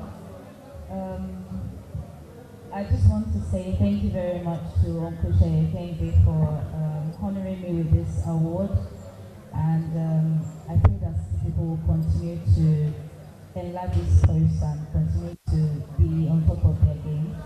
I want to dedicate the award to the Lagos State Government and the staff of the Lagos State Real Estate Regulatory Authority, where I'm the head of the agency. Thank you very much.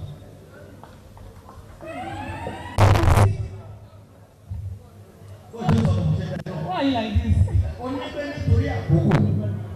Without wasting most of our time this evening, we would like to proceed on the next recipient of the City People Award for Excellence 2023. This is special award of excellence is remarkable to Honorable Adebi Adewale Adeleye, SA to Governor Dapo Abiodun on politics for his remarkable contribution to politics. with a round of applause. Join me in welcome Honorable Adebi Adewale Adeyeye on stage. We present this award to Honorable Adebi Adewale Adeleye, Special Advisor to Governor Dapo Abiodun on politics, for his special contribution to politics. Congratulations.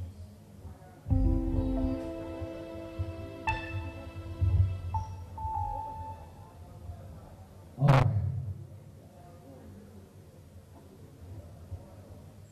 My honorable son, thank you for coming. Let me use this opportunity to thank the management of City People for giving us this award. We're just doing what we like doing, what we do best. And at the cost of doing it, we're giving this award by a very prestigious magazine in Nigeria, not just Nigeria, in Africa. I was talking with some of my guys who were calling me that if not for the advent of technology, social media, what we grew up looking at or looking for to see who are the new people in terms of prominence in Nigeria. You have to look at Ovation, City People, and some of other big magazines like that. But to the glory of God, we have lived up to the expectations of our people, and particularly this newspaper, and we've been honored. So I'm very grateful, and I thank God for being alive, and I thank my brothers who came with me to receive this honor, and I particularly thank my friend Marian for coming here with me. I thank everybody, and I wish all the awardees here safe journey back home. Thank you very much. Evening, the next awardee is a leading lawmaker at the Lagos State House of Assembly, representing Isolo Constituency 1 at the Assembly. He is one politician who has paid his dues in Lagos politics. It is for this remarkable reason, this remarkable contribution to politics, that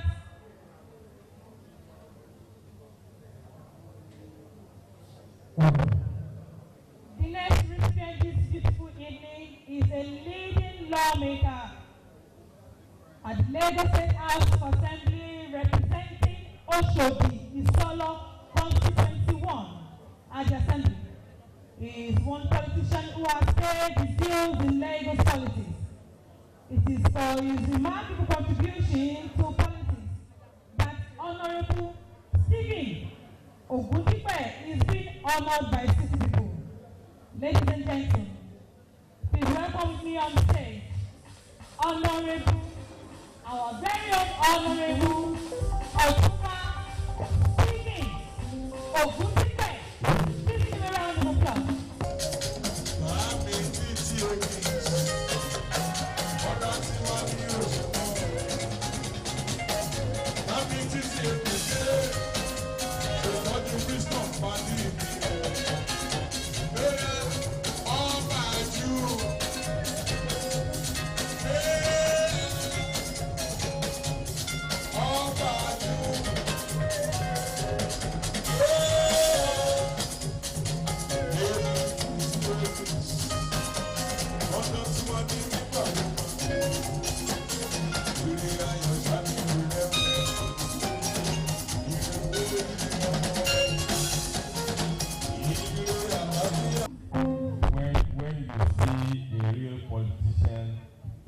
You see crowd.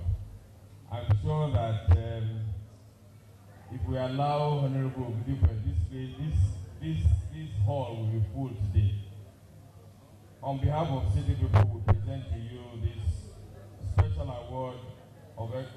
Excellence as the Politician of the Year, Honorable Otumba Stephen Ogudipe. Congratulations.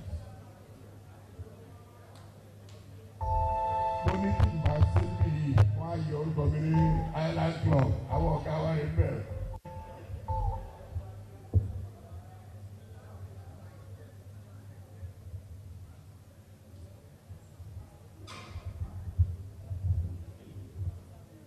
Once again, let me also join all our guests of today to appreciate the man we are.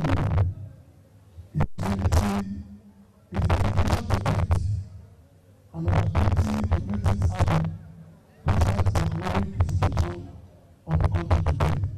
He keeps standing tall. And I also want to use this opportunity to dedicate this award to my boss, National Mudashiru Ajayi Obasa, the Speaker of the Lagos State Assembly, who within this short time we have within have taught us what it means to be a lawmaker. I am also in one of many parts. I also belong to Uncle Biscon Tv, where it's letter to me, the Island Club, where I was the vice chairman to debate. I want to appreciate the man. In fact, I have to want to learn from a legal function to a lawyer.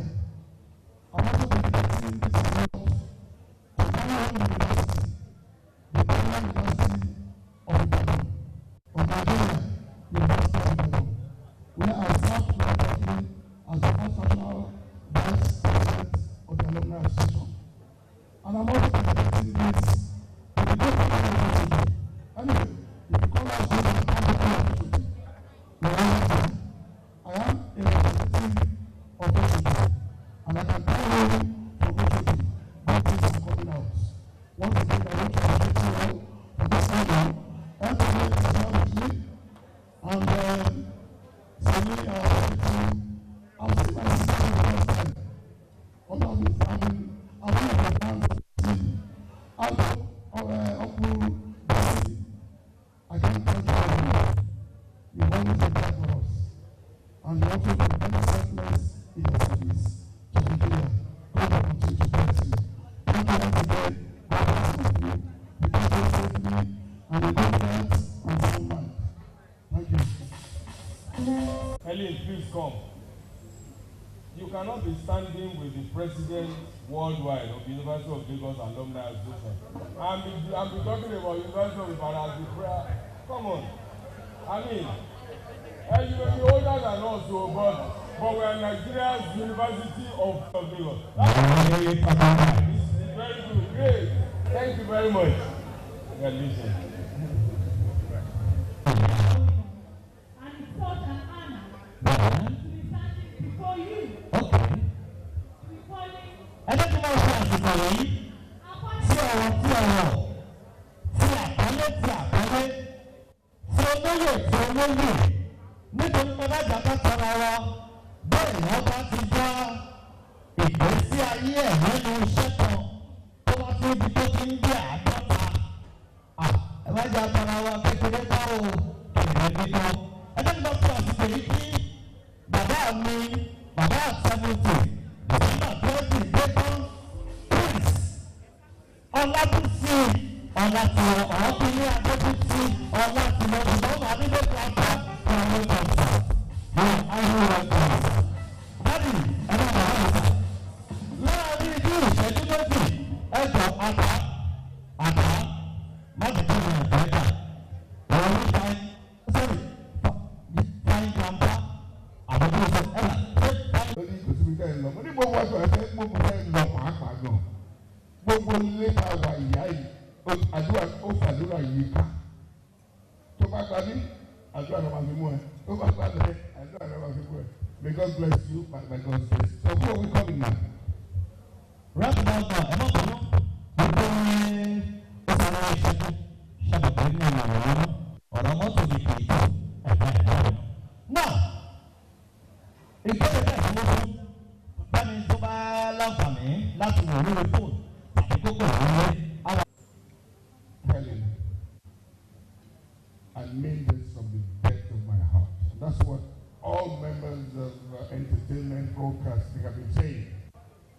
happy I have the opportunity to say this for the whole world to hear. Your life is an inspiration and an aspiration. Inspiration in the sense that those who are coming behind have seen that nothing is impossible if you dedicate your mind towards it. And the inspiration, you are inspiring very many people. That you've done what you did. A doctor, not all these doctors they are talking about, the real doctor, and your mama will show what last time was brought up.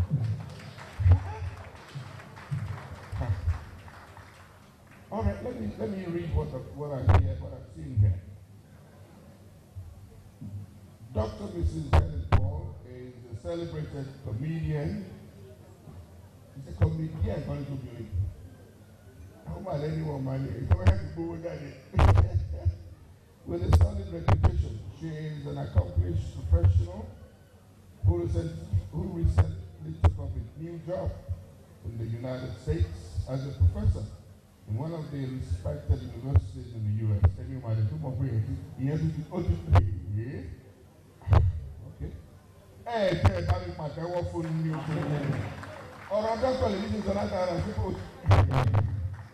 Now, it's for this reason that City People is honoring Dr. Helen Paul this evening as the role model personality of the year. Your hands please together. And I know that a colleague of hers and General Manager Lagos TV is also here to celebrate. Àwọn ọ̀rẹ́ ẹ̀dá ń bí ẹ máa bọ̀ torí Ọlọ́run. Honorable Stephen Ogundipe. How for it to be okay? We should encourage this woman. Why is it encourage her? What is the doctor? What is the professor? Hey, ever meet my daughter from my door? No.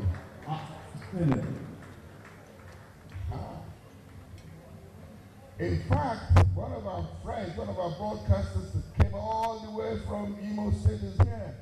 She has traveled all parts of broadcasting. She came purposely for this. Say what you want. There's so much that I can talk about Helen Paul, and if I start, you wouldn't leave here tonight. But I'm just happy to be standing here, sharing this stage and this podium with her. And the man that we call Uncle BC, I've known him from when I was like this. I'm excited to be here, and I want to say congratulations to Helen. So next time it will be in Imo State. Okay. Now,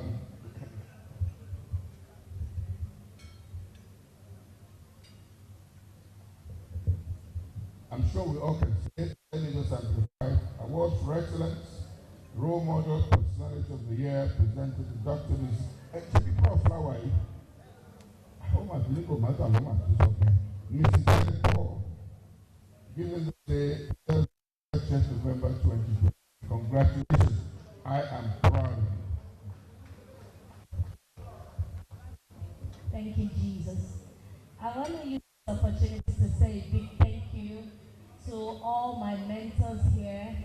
Auntie Fee, thank you. I worked with you, I think over 15 years ago. As you're my senior, you're still my senior. Thank you. I worked with Auntie Kosoko, the General Manager, LTV 8, for years now. Thank you so much. You still remain my mentor and teacher. Thank you so much, Baba Unilag, our alumni president. Thank you so much. Mama, thank you so much for coming. Thank you, Auntie. Thank you all, my business partner. I want to say a big thank you to City People. For over 20-something years, City People have been carrying positive news about Helen Paul. Uncle Sheye Kende, the CEO, thank you so much for listening to God's instructions. You've been guiding me, you've been advising me, you've been checking up on me. God bless you. Once again, dedicate this to God. Once again, say thank you. Okeyemi, thank you. Even while I was in America, Ope called me and said, "Did you stop your Ankara business?" I said, "I'm sending some supplies to you." And Opsy, thank you. Root Fashion, thank you. To my manager, Akilolu Jenkins, thank you for making me make this event today. God bless you. Thank you. Thank you, everyone. Thank you. This is not The Voice. I want to use this opportunity to thank all my men politicians, all the Nigerian politicians, and the top politician, Babani. Thank you so much for coming. Thank you for honoring me. I want to thank city people, especially Eshego, Ileshe Yomi Jonao. And I want to say thank you to PC Olatilos TV for always showing me and making me look beautiful on the screen. God bless you and have a good evening one more time. Abo, this is a powerful man. Please say something about this wonderful woman, please. Anyway, there is nothing that you can take away from the education system. And when you go to our life history, it shows that if you have your vision, you should follow it to the letter. And that is one thing we've been preaching to people, that nobody should ever feel that you cannot be great. It's only God that knows your destination. Follow it to the letter, and at the end of the day, you will always be there. The world there will acclaim you one day. I want to appreciate God on your life, and we'll continue to appreciate you more. God bless you.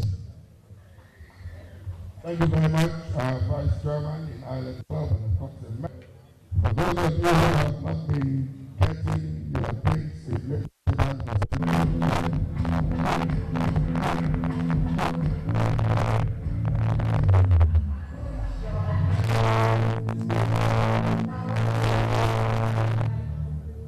Thank you very much. Now, what do you call this style? Take to the word, please. It's a kimono jacket with a palazzo pants. I'm assuming well. Okay, now take it easy. Just say exactly what it is so that we can learn from it. I'm putting on a kimono jacket with a palazzo pants trousers. How many days or hours does it take to get this done? At least a week to 2 weeks. Distinguished ladies and gentlemen, time is not our friend. Let me tell you a bit about her. It's Ayu. Ayu the first.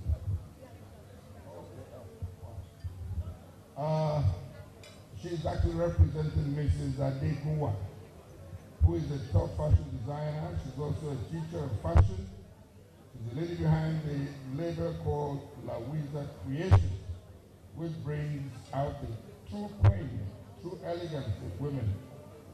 It is for her remarkable contributions to the fashion industry that Mrs. Adekunwa is being honored by city people today, represented today by who now? Good evening, everybody. On behalf of Mrs. Bosse Adekunwa, the CEO of Louisa Creations, I want to say we are grateful for the honor and recognition. Thank you, city people. May God bless you all. Right. Now, wait for the who's going to help me with the microphone?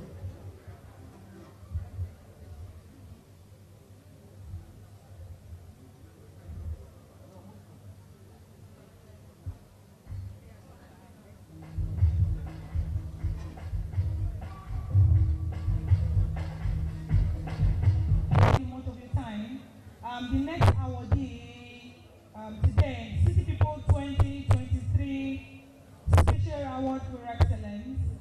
She's a lawyer and an event planner, a professional with an extensive experience in event management and decorations. With over 10 years of experience in the event industry, she has proven herself as a capable event project manager, as a creative director at Glitters Events, and events and styling and management outfit. Fentola has successfully managed numerous events and projects within and outside Nigeria, showcasing her exceptional organizational and leadership skills.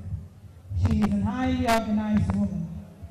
With her wealth of experience and diverse skill set, she ensures every event handled handled by our company remains a memorable and unforgettable event. It is for a remarkable contribution. It is for her exceptional, remarkable contribution to the events business that Mrs. Feintola Onobule is being honored by Sister. Ladies and gentlemen, join me in welcoming Mrs. Feintola Onobule with a round of applause on stage. Thank you.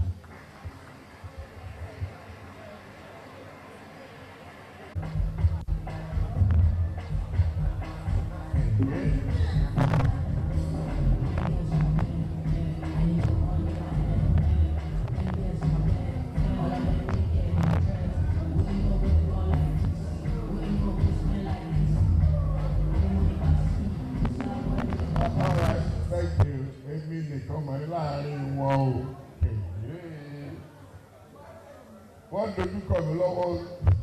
Anyway, let's put your hands together for Mrs. Feintola Onobule. I'm not hearing your hands though.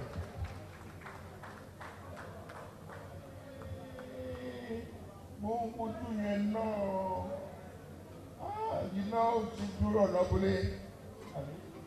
Oh, fantastic man.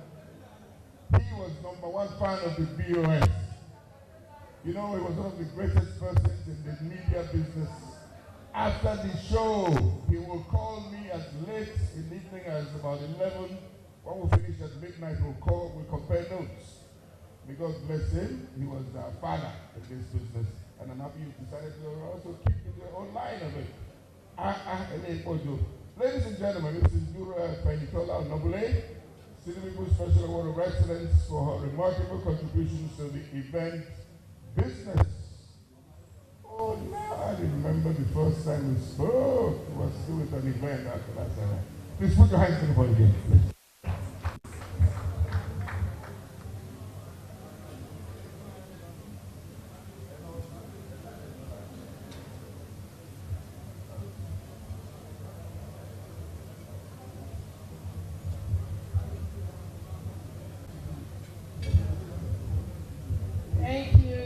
People for this honor.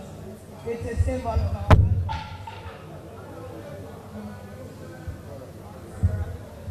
Thank you, city people, for this honor. It's indeed a symbol of our hard work. To my wonderful team, Team Glitters Event, thank you for your labor of love. Thank you for working tirelessly behind the scene. Our clients ensures that special days into our hands.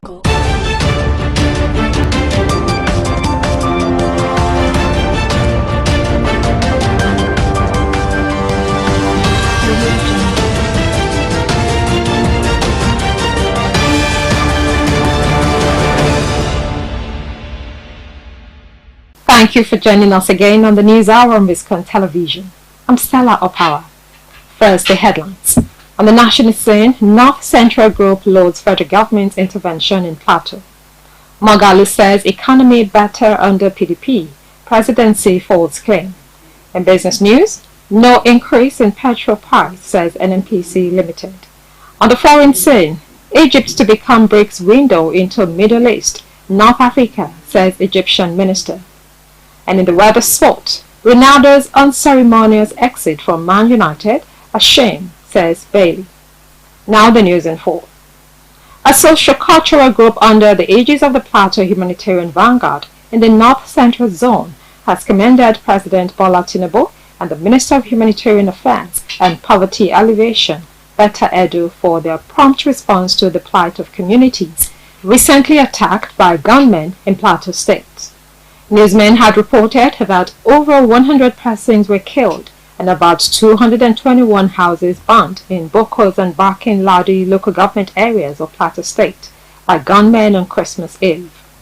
President Tinubu swiftly directed Edu to do everything possible to provide succor to the victims of the affected communities.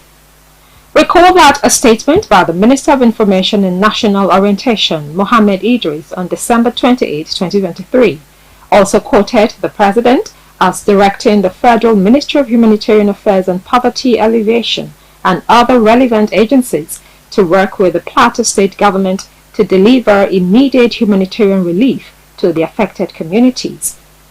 Consequently, Edu ensured distributions of food and non-food relief materials to victims of the attacks in Plateau State on Wednesday. The minister, who also visited affected communities for an on-the-spot assessment of the areas with her counterpart from the Ministry of Defense and Service Chiefs, was on the ground to coordinate humanitarian responses as directed by President Tinubu.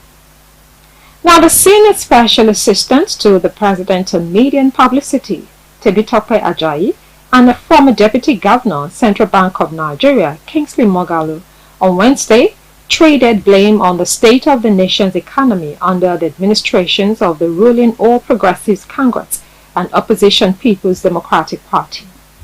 Moghalu had claimed in a series of tweets via his X handle on Wednesday that the nation's economic state, which had experienced a downward trajectory in the past 40 years, only saw the light of the day briefly under the administration of former President Olusegun Obasanjo.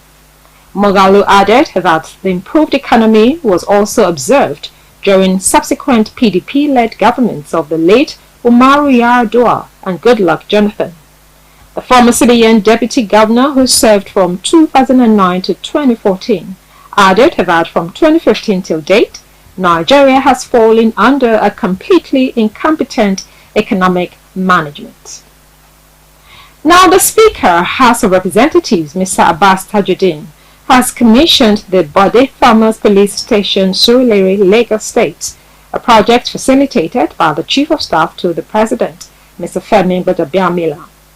Newsman reports that the Bode Farmers Police Station was formerly located on Bode Farmers Road, Surulere, where it was attacked during the NSAS protest. The new station is now located at Census Area, Babs Animashan Road, Surulere, Lagos State. The Commissioner of Police, Lagos State Command, Mr. Adegoke Fayuade, said the project was a commitment of the Chief of Staff to the protection of lives and properties in Surulere and its environs. The police boss urged the people in Surulere to make judicious use of the station by reporting cases to the officers there, assuring that there will be prompt response. In another story, security consultant and defense strategist Colonel Hassan Stanlabo, retired, said former President Muhammadu Buhari made the fight against terrorism in the country harder to win. Colonel Stanlabo stated this in an interview with newsmen on Wednesday. According to the military experts, instead of Buhari fighting terrorism, he romanced with those perpetrating the act and granted amnesty to some terrorists that were nabbed. Stanlabo said President Buhari's administration allowed undue sentiments right from the presidency in its alleged purported action against terrorism. He said one could read religion, tribalism, ethnicism, and so on in the administration's fight against terrorism. The security expert, however, urged the President Bola Tinubu's administration not to follow in the same direction and do things differently. Speaking on Tinubu's method of fighting the same war, Stanlabo said he has not noticed a difference. He then urged the president to act differently in order to end the terrorism fight. General Buhari in the last 8 years or thereabouts did virtually nothing, and I mean virtually nothing, in our fight against terrorism. If anything, he promoted and enhanced our hardship as far as the fight against terrorism was concerned. We saw all the lines of actions taken by the, political strategic level of decision making. We saw all the lines of action taken even from the presidency. We saw how ministers who had business or things to do with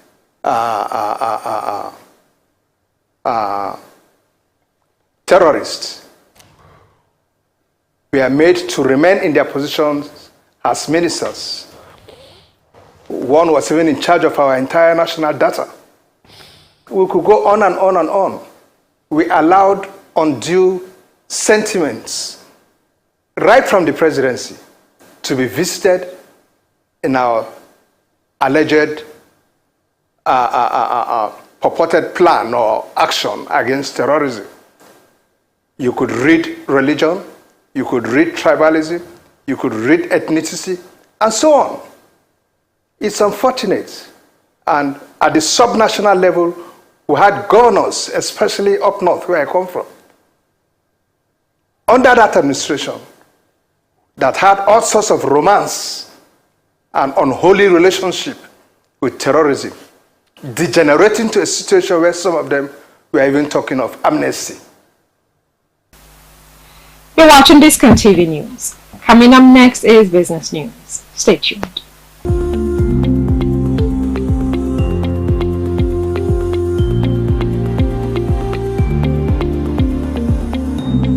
Welcome back. Now to business news. The Nigerian National Petroleum Company Limited says there is no imminent increase in the cost of premium motor spirit, commonly known as petrol. The NNPC Limited, in a statement by its Chief Corporate Communications Officer, Mr. Olufemi Shoneye, on Wednesday, urged Nigerians to disregard unfounded rumors of increase in the pump price of petrol. Shoneye assured the public that there were no plans for an upward review of the price of petrol. There were early reports in some sections of the media that fuel marketers under the aegis of the Independent Petroleum Marketers Association of Nigeria, IPMAN, clashed with the NNPC Limited over payment of subsidy. Shoneye, while reacting through a WhatsApp message, emphasized that subsidy had been completely removed on petrol. He also said the company did not have any dispute with IPMAN over any subsidy payment on petrol as alleged. The IPMAN National President, Mr. Chinedu Okoronkwo, in a telephone interview with newsmen, also dispelled rumors of dispute, adding that the public should ignore such news. You're still watching Biscon TV News. Coming up next is foreign news. Stay tuned.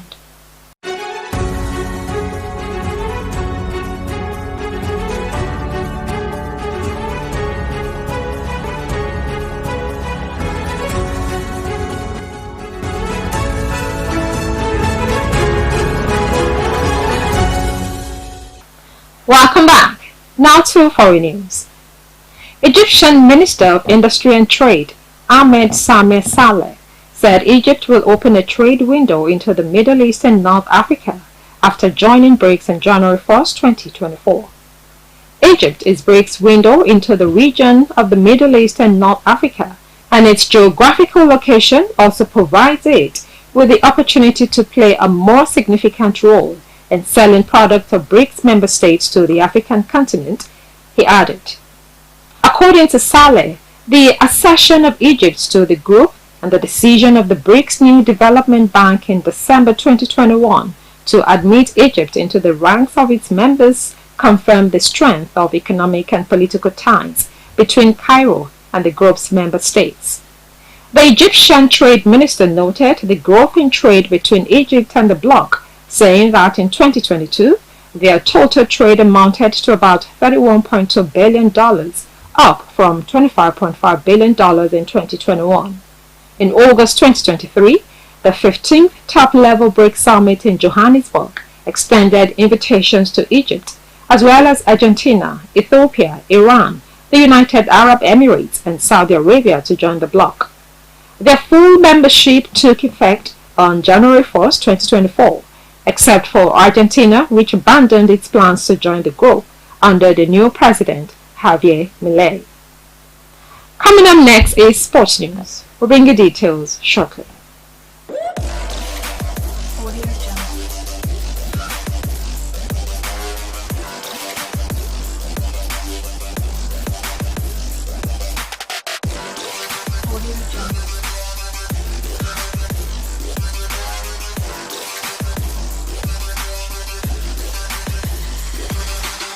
Welcome back. Now to the world of sport. A former Manchester United defender, Eric Bailly, has faulted how Cristiano Ronaldo's time at Old Trafford ended. Bailly described Ronaldo's exit as a shame, noting that the Portugal captain was the best player in the world and could have contributed to the team. Speaking to The Athletic, He stated that Ronaldo deserved to feel important at Manchester United. Man United had terminated Ronaldo's contract after he criticized manager Erik ten Hag, some of the Red Devil stars and the club during an interview with Piers Morgan over a year ago. You're watching Biscon TV News. Up next is entertainment news. Stay tuned.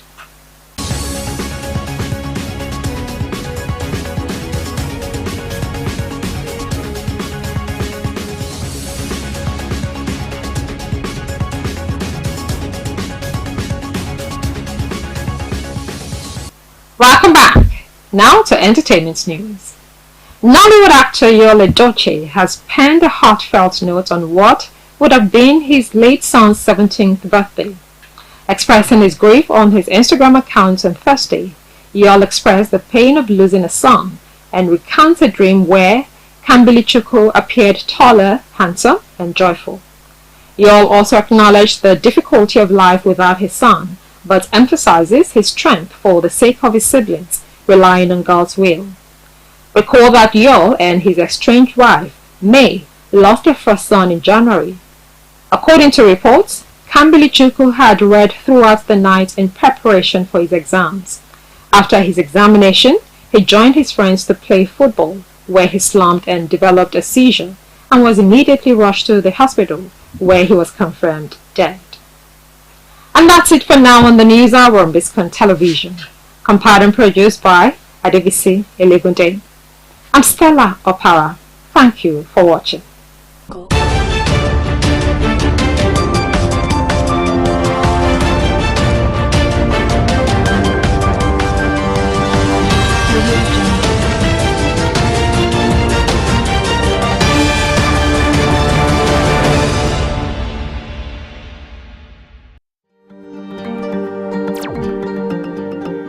Ogun State, Nigeria's gateway state, the heartbeat of Nigeria. Warm and hospitable people with education as the bedrock, driven by resourcefulness and integrity. Ogun State, fertile land, abundant natural resources that include forests and water bodies, as well as large quantities of mineral deposits such as limestone, chalk, phosphates, gypsum, clay, bitumen, cement, granite stone, gemstones, and crude oil, all in commercial quantities. Agriculture, the economy mainstay, produces rice, corn, cassava, yams, plantains, bananas, cocoa, kola nuts, rubber, palm oil and palm kernels. Tobacco, cotton, and timber are the main cash crops. Major tourist attractions are Olumo Rock, the Ake, residence of the Alake, the traditional ruler of Egba land, and the Centenary Hall, all in Abeokuta.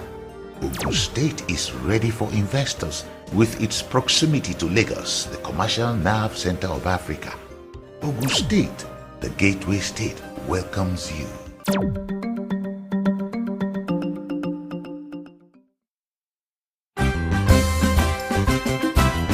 Nigeria, a land blessed with human and natural resources. Nigeria is naturally endowed with resources. Many are lying there and undiscovered. Nigeria, a land with a rich ethnic diversity, yet with one destiny. From the north to the south, straight to the east, down to the west, we share a common bond. Why then do we fight ourselves? Why do we kill ourselves? Let's embrace our diversity. Stop the hate. Stop the violence. Together, we can do it. We all dream of a better Nigeria, where lives and properties will be protected.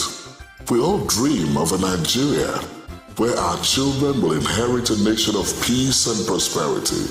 But how can we achieve this dream when all we do is destroy ourselves through civil strife and ethnic carnage?